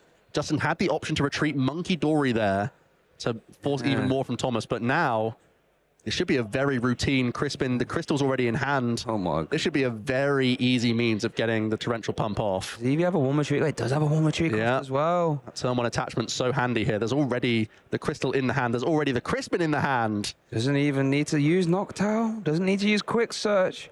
Spark. Oh wow, look at this turn. Yeah, we are retreating. Wellspring Ogerpon in the active Torrential Pump. KO. Thomas Ducro cleaning up those Rolts, escorting them to the discard pile. So it's Justin again. He has been in a situation before. Roltsless in game 1, was able to navigate out of it. This time, no energy in play. This board state looks a lot more dire than last time. Let's see what Justin can piece together. Well, we've already seen the Lily's Determination pickup, which is at least something. There's the energy onto the Lily's Clefairy EX as well, especially with a full bench right now. Yep. That can be a pretty useful attacker without the need of Gardevoir, which is the main reason we're going towards this Pokemon, as the Rolts are being recycled with the Super Rod. And again, we're giving ourselves a pretty nice 8-card dig to try and find the Rolts that we've just shuffled back into the deck now. So he's on Project Rebuild, as we saw in that game 1. Yeah, no, I mean, it looks like Justin's back against the ropes. It kind of is a little bit, but he has been here before. Differences. Well, last time we saw the Monkey Dory's got some energy early on. We saw the Mind Bends come out. This time, Lily's Clefairy, has got that energy. But as you do say, that Full Moon Wonder can actually be really good at KOing basic EXs, right? Especially if Area 0 gets in the mix. Here comes the fresh 8 from Lily, as we haven't taken any prizes on Justin's side just yet. Secret Box. Secret Box is exactly what you want to see, especially with the Flip the Script helping out for some additional cards. That's some more Psych Energy followed. That's the Rolts naturally found as well with the Artisan, so you might even be able to hold the Secret Box now. Yeah. And get double Rolts either way. Here comes the Artisan to search for a non-rule box basic. You got to think it's another Rolts here. It's got to be. No questions there. Second Rolts already in the hand.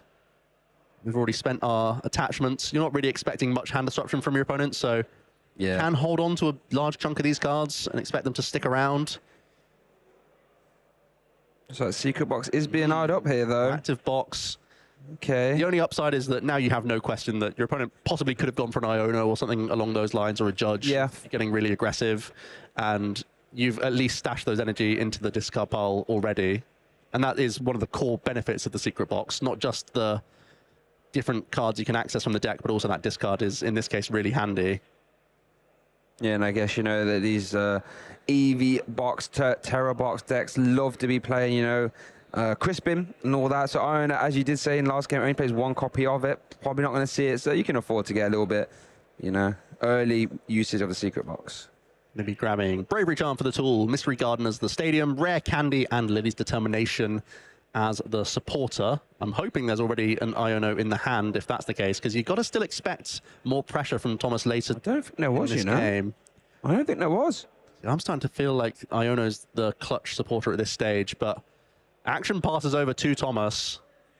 Glass Trumpet was the top. Trumpet's actually handy right now. Yeah. There is a Grass Energy discarded from that EVEX earlier. So you could Trumpet to your EVEX. Again, re-establishing the energy. No, we're going to forego that option. Attaching to the Flareon EX here. Do we have a way to... We still have Energy Switch. We no, can't get out the active, just a Sob, yeah? Yeah, Sob thanks to the Sparkling Crystal. We're actually caught on a pretty weak hand from Thomas here. Oh, but there's a Rare Candy Gardevoir coming out multitudes earlier than game 2. Psychic Embrace is online. I remember that Monkey Dory has been hit by Sob, so it cannot retreat. There's a Drifloon. Ooh. Balloon Blast. Don't see that every day. Yeah, this has been the card that we saw Gustavo Wado win with in Belo Horizonte. So it has made a bit of a resurgence, having some higher damage output, especially with the Megas now wandering around in the format. It seems silly not to have a single prize Pokemon that can get all the way up into those Mega Evolution Pokemon. So part of the reason why Justin's made this adjustment with his list. I think one card we saw in Belo Horizonte as well was the Mega Guard of EX. Yeah. That's another one that has no problem hitting those ridiculously high outputs. It would have been nice to be a Gardevoir player. All these options, some of them don't even get played. Drifloon, Mega Gardevoir, you have the options though. Yeah, your opponent has to play around all of them until you don't see it. Looks like a really good hand from the Lily as well. Going into Curlier, having Earthen Vessel in the hand for more filtering of these energy cards. Is that Darkness Energy being pulled out now? Pretty much all the energy has now been stripped from the deck. I guess it's interesting because, you know, bench lock, as long as because there is no area 0. But you go for the Mind Bend again, and you know, opponent didn't have a great turn last time. The confusion might stick. I want to go more aggressive than Mind Bend here. We've got our Gardevoir online now. Well, we got Sob though, right? Yeah, we did get Sob. So yeah, I suppose we are Mind Bending. Yeah. Point. So there we go. There's a turn attachment and the Psychic Embrace. And we can move off some of that if we want to with the Adrenabrain, as we are going to see. Got to be the Pidgey, yeah. Got to be the Pidgey. And then the Mind Bend as well. Should be the 3 damage caps on the Pidgey. And the Mind Bend for 6. And the Confusion. Yep, there we go. There's the 3 damage counters caught. And we know that Thomas is not sat on a great hand. Yeah, exactly. By any means. What was the top deck? Nest Ball is completely useless. So there's no playables apart from Trumpet. We've got Trumpet Energy Switch, so we could pay Retreat and do nothing with it. Oh dear. That's a really poor hand that Thomas has just been stuck on. It just, you know, one Noctowl, one Ultra Ball. That's all it takes for these decks to start going off to the races, but it was just a pass. We're back over to Justin now. Not even the Sob. Not even the Confusion. You can't risk that. And that means Justin can, well, realistically, attack with whatever he likes. We know there's a lot of energy in the discard pile. We got Drifloon there waiting in the wings, ready to pounce. Not quite yet, though. Yeah. Second copy of Gardevoir EX is in the prize cards, so we can't search that out just yet. But Justin will be able to at least thin Monkey Dory, thin some of those superfluous items where we've already got to the point in the game where we're pretty much entirely set up. Basically has his choice of what attack he wants to launch this turn. We'll be able to take out the Pidgey in addition to this active Pokemon. What do you think we're going with here then? Is it the... I think the Fairy's reasonable. I don't think you have to get too creative with Drifloon. I think you're just you're going so far ahead with prizes, but Gardevoir coming into the mix. My fear with this is that you can put yourself in range of the shenanigans of a Flareon. Yeah. You're going to take the one prize knockout first via Adrenabrain. Did take a Curlier from that. It wasn't the Gardevoir from prizes. I think Justin was trying to pluck that out. Yeah, I think so as well. Drifloon's still really reasonable here. You know that Thomas is on even prize cards. I quite like keeping the Drifloon back though. I mean, that's because that's so useful into the Flareon, right? That's all I'm seeing here. Yeah, but it looks like we are going to see the Perry into that. Balloon Blast does 30 damage for each damage counter, so each energy attack for Psychic Embrace is an effective 60 damage. Yeah. So we just need a 3. Big Balloon Blast. Yeah, it means you're not vulnerable to Jamming Tower. or tool scrapper, anything like that. You're not worried about those shenanigans coming out from the Flareon. This is a toolbox deck that can play all sorts of one-offs. So Justin doing a great job of playing around these potentially troublesome cards. So there is Justin with a big 2-prize KO there with the Drifloon. Going down to 3 prize cards, is ahead currently in our Swiss Round 9 feature match here at the Lille Regional Championships. Is over to Thomas Ducrot, 1 game down. Does need to win this game to win this round. No ifs, ands, or buts about it. Promotes the Flareon. Oh, Serendipity. I thought, well, that's playable. Yeah, we finally got bench space available for use of these nest balls also. So we can start to finally see some additional cards here. And you're not too far behind in the prize race either. No. Still have a... Plus, taking a single prize knockout isn't terrible this turn as well, when there is the option of Briar. Good point. That's only if Gardevoir sort of walks into it. That's not always the case. Gardevoir can take 3 prizes or take no prizes on a turn and then set yourself up on the following. There's no guarantee that Briar will be useful, but I'm not seeing an easy way to take 2 prizes from this hand. Yeah, I feel as if a lot of players you're playing against a Flareon, Terrabox, you kind of expect the Briar, so you try your hardest not to walk into it, and Gardevoir's probably one of the best decks at avoiding it as well. But there we are going to see Serendipity hit the bench and flip the script. Noctowl is step 1 here. Yep. If we can find perhaps Crispin plus Countercatcher, that could be a way towards 2 prizes. Is that a Crispin? I think it was the Crispin. That's Pidgeot and Lati.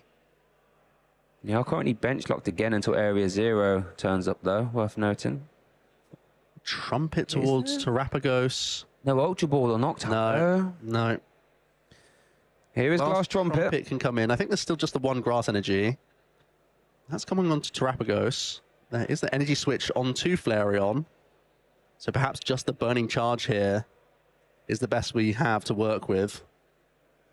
Yeah, Burning Charge for a single prize knockout. You can also grab a couple energy out of the deck and attach them to your Pokemon. It's going to go on to the Terrapagos EX in the back. And I think at this point, Thomas knows he's in a pretty awkward position. When you go down to those 3 prize cards, it feels like you need a couple turns to attack with if you're going to go over the line, unless Justin, for some reason, walks into this Briar play. And I'm not seeing it line up easily on the board, let alone whether or not Justin's going to play around it. So it feels pretty confident right now that Justin can put himself in touching distance of this game number 2. So here's what, if you didn't attack with the Drifloon earlier, you could have just immediately sent that off and dispatched that Flareon. We are going to see Monkey Dory Dark Energy developed. But Shane, not taking prizes is a benefit here.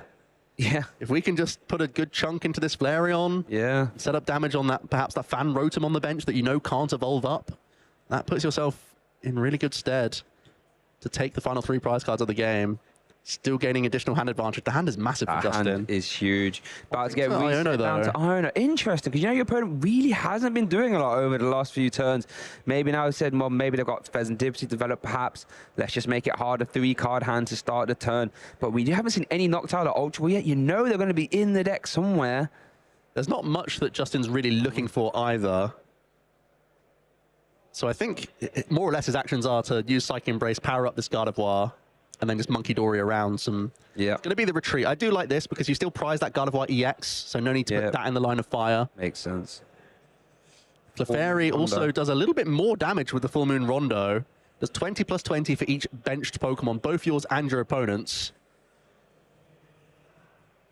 Just adding up quite nicely. We can go down to 1 prize card this turn with double Monkey Dory. Oh, wow. Full Moon Rondo. We're going to put... Wow, big KO there from Justin. The double Monkey Dory plus Full Moon Rondo combination. That Glilis Clefairy dancing Justin down to 1 prize card. The Briar has been completely nullified. Is over to Thomas. Now, did get the hand refresh of 3. I think one of them was a Noctowl. Did take the Gardevoir from the prize cards as well. Worth noting from Justin. In terms of the biggest Pokemon you can represent here, it's probably Blood Moon Ursaluna EX. Right. That sits just out of range of Gardevoir plus double Monkey Dory. That's the 260 hit points. That's in the hand. That might be your go-to attacker here to go down to just 1 prize card remaining. Can flip the script, get us towards Iono. I feel like if you can use Blood Moon and Iono, that still gives you a chance. Night Stretcher might be able to get us knocked. Oh, there's already Noctowl in the hand. So Blood Moon Ursaluna taking out the active. Yep. in addition to Noctowl cherry-picking Iono here, keeps Thomas just about in this game. It's going to be a big Iono, though, because, you know, if that was to be the case with a KO, Screamtail immediately wins the game at that point, just hoping that that one card from that Iono doesn't have access. I mean, the Heartizon's currently in play, actually, as well, so we need to try and replace the stadium bounce as well. You have to replace the stadium as well. It's going to be Iono plus stadium bump, you have to think. Yep, already the Area Zero being one of the options. Ooh, Counter Catcher. Interesting. Denying the Pheasantipity EX draw, saying that you can take out the draw, put your opponent to a lower hand size, but you are, like you said, Shay, very vulnerable to Screamtail winning the game. I feel like the Stadium Bump is still the safer route here. Yeah, you have to. Stadium Bump plus Iono. Iono's certainly a piece. There's no question about that. There's no debate on that one. Any pieces in the hand? Not currently. If you recognize the threat of this Artisan, you have to go Stadium here, I think. Yeah, because Counter Catcher, it is tempting to go Counter Catcher because you're limiting the Pheasantipity draw. That looks really tempting from the board position, but you have to think that there's a Screamtail waiting in the rings. Looks like, or just debating perhaps. I really like this choice. You have to. Yeah.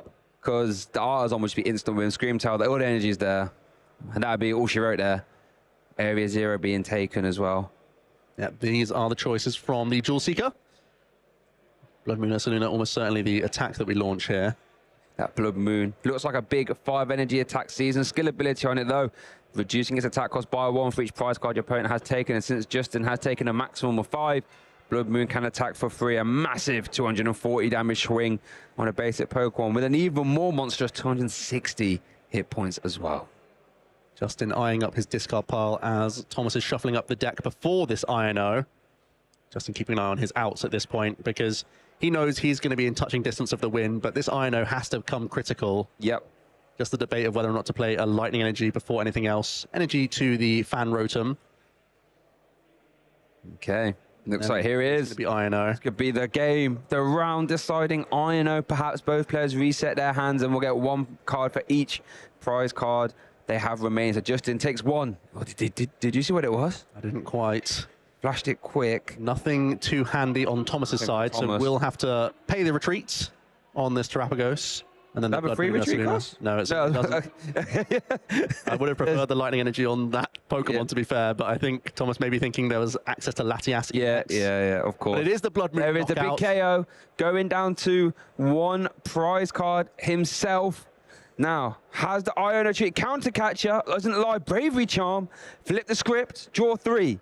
Here we go, 1, 2, Ultra Ball.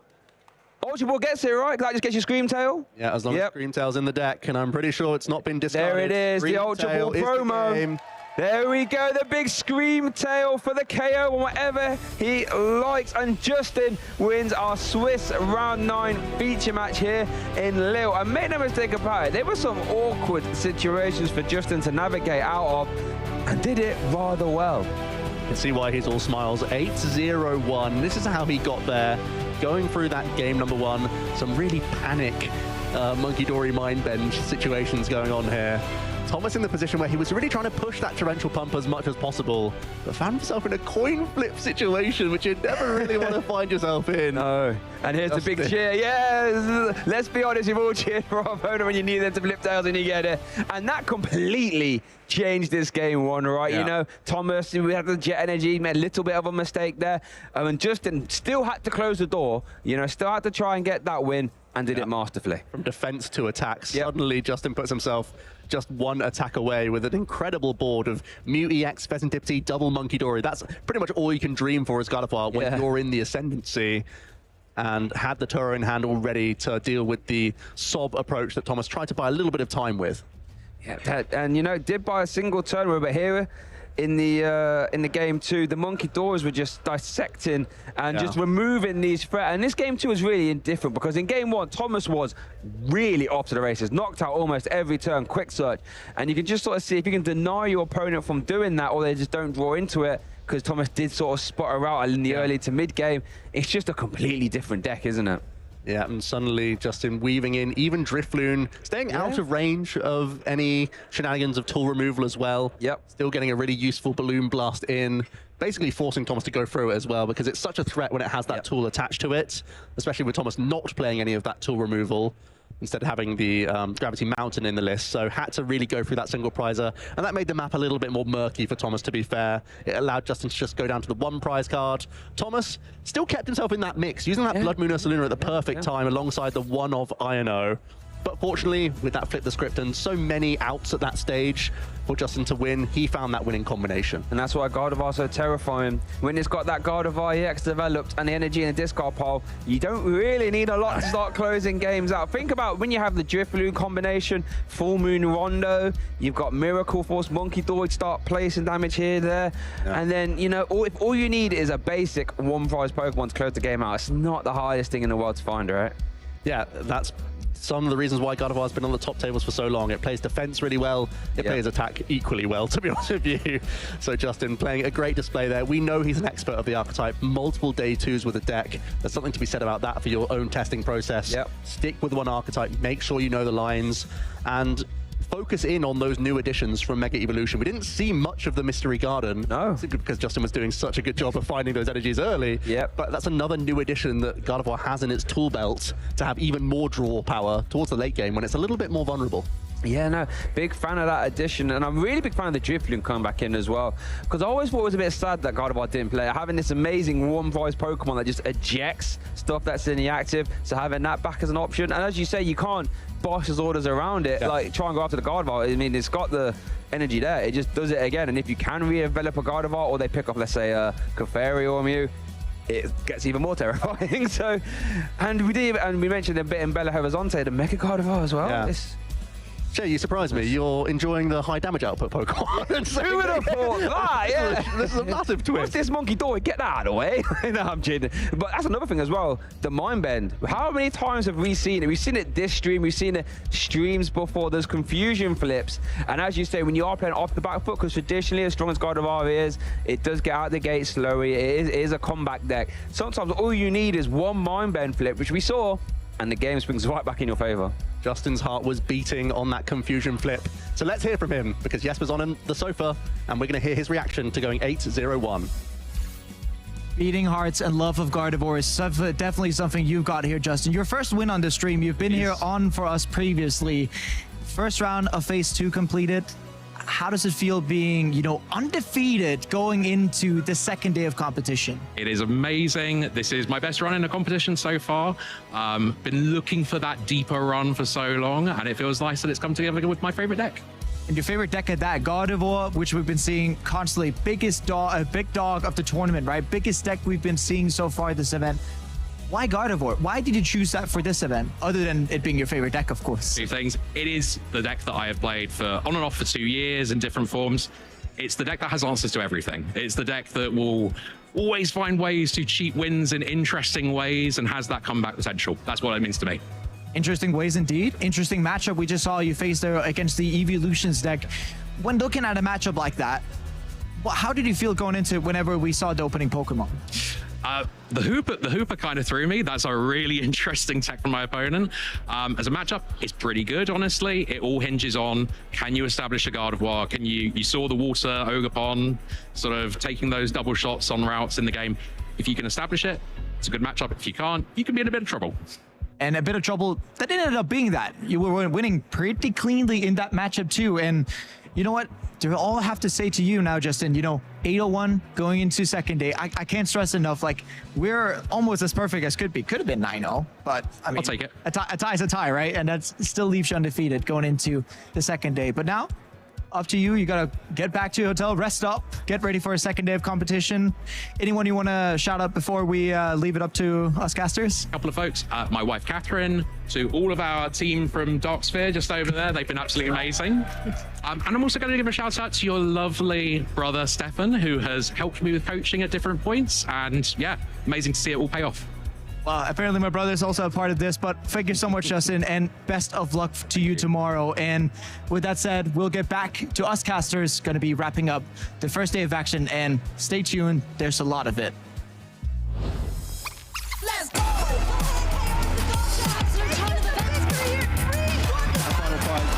The world invite is secure.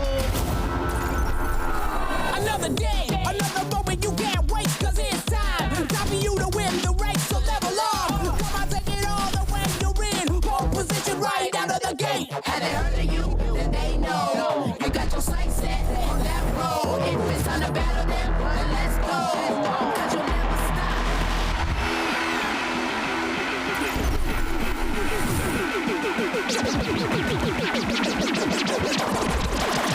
Show 'em what you got. Yeah, they already know. You got your sights set on victory road. Show 'em what you got. Yeah, they already know. You got your sights set on victory road. Put your hands up. Put your hands. What a day we've had here at the Lille Regional Championships. It never fails, Pokemon. We've had some incredible games throughout the day, incredible players that we got to see, lots of new decks as well, new innovations in the Mega Evolution format. That's exactly what I'd hoped for, and it didn't disappoint today. Well, especially not when we saw so many great players on stream as well. I mean, throughout the day, we saw big plays. But when it comes down to the archetypes, we kind of got a lot of Dragapult Dusknoir really showing up at this event, which was really interesting, especially seeing our 2019 world champion coming onto the stage and dismantling a control deck with it. Shay, how about you? What's your highlight of day one? Oh, it's got to be being able, not only seeing the Mega Lucario, but getting to cast it as well. Only got to see Mega Brave once, and it wasn't terribly impactful. But as Joe rightfully pointed out in the last round, I love damage output, and Mega Lucario is one of the best ones at doing that. And we got to announce some Heave-Ho Catcher as well. I mean, speaking of big moments, we cannot forget Alberto Conte getting on stream with that 6 prize turn against Gardevoir, the big dog of the tournament, biggest percentage played at 12%. And yet we were talking about, this is an unfavorable matchup for Dragapult. Alberto just went, nah, we got this.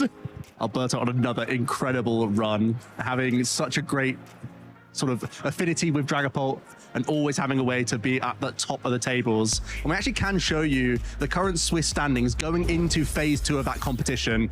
So these are the players who put themselves in really good stead to really advance towards that top cut. That's what their goal is at this point. Yeah, Kai Wainwright, the only 8-0 player, was top 16 in Frankfurt, so looking to make a really strong start to the 2026 season. And also so many players traveling from afar. We know we got to see Piper in round 4 traveling from North America, Henry Brown from Oceania. We have some players from South America and all around the world, all coming out to compete here in Lille. It really feels like an international vibe, to be honest with you, because of this double header, which we don't often get here in Europe. It's very fortunate that we get to see it and see so much talent come across the pond and from basically anywhere just to get involved in the action, because it's an easy hop over to Gdansk in just a week's time. So it's a huge chunk of championship points. That can be a big heave-ho towards the end of the season for you if you can get those points now. So great to see all of these talented players. That's just a snapshot of the top standings going into that phase 2 of competition, but still so many fighting out for that eventual top cut that we're going to be seeing tomorrow. And here are some of those other top names that we didn't quite get to feature, and some other players who we've always heard of before. And speaking of top players, we cannot. The second player on the left, Diego Casidraga, 2017 world champion. We got world champions galore here today. I mean, seeing Henry Brand on stream, potentially getting to see Diego tomorrow, maybe it's a bit of a foresight, but a lot of great players here, and also players, again, trying to make themselves a name in the tournament. And we got you as well, world champion as well. Come on. You're getting involved. Not too shabby. We'll see him on the tables again soon, I'm sure. I'm back here again, I'm sure.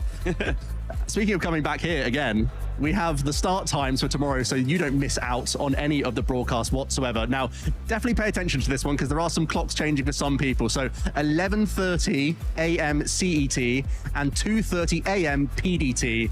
That's the times you need to get straight back, seeing us again on the sofa, probably in a bit more official attire, I would say. You're going to be looking a bit more proper this time around, but then we're going to be seeing even more proper action from our players on the tables, because it's going to be the very top tier players getting into touching distance of great prizes. Got to shout out the Alder outfit, incredible today. I tried. It's been thoroughly enjoyable watching Joe walking around in a poncho.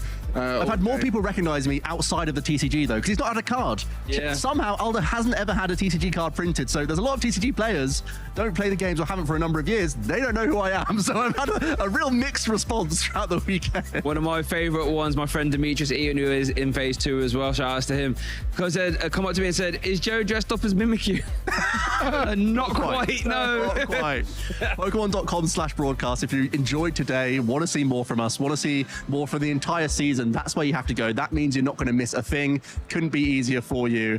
And of course, there's not just the major tournaments that's on Twitch. There's all sorts going on this week, so make sure you try and have a look at some of this. What picks out your fancy here, Jesper? What picks up my fancy is the VGC rerun of LAIC. You know, getting to view that 2025 Latin American International Championships is a bit of a warm-up to the International Championships we're going to have, you know, in about a month's time, where, you know, both me, Mike, we're going to be going out to LAIC and having some fun. Yeah, I can't wait for that. And also on Thursday, I was going to say Jesse, James, and Meowth, the squad for us Giovannis, hoping to tune in and watch them finally get that Pikachu for us.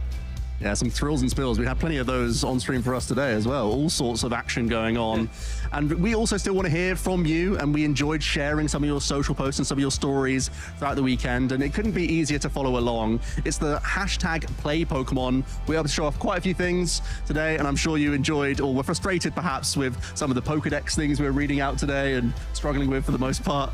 And I'm sure you were shouting and typing on your screen saying, how are they getting this so horribly wrong? But we always want to hear your stories. And using the /PlayPokemon, this is a fairly new channel, by the way, so don't be caught out. If you're already subscribed to Pokemon, that's great, but Play Pokemon is where we want to see you for all the competitive content. So make sure you're following along on all those channels. And Pokemon TCG, if you enjoy the TCG, this is the place to be.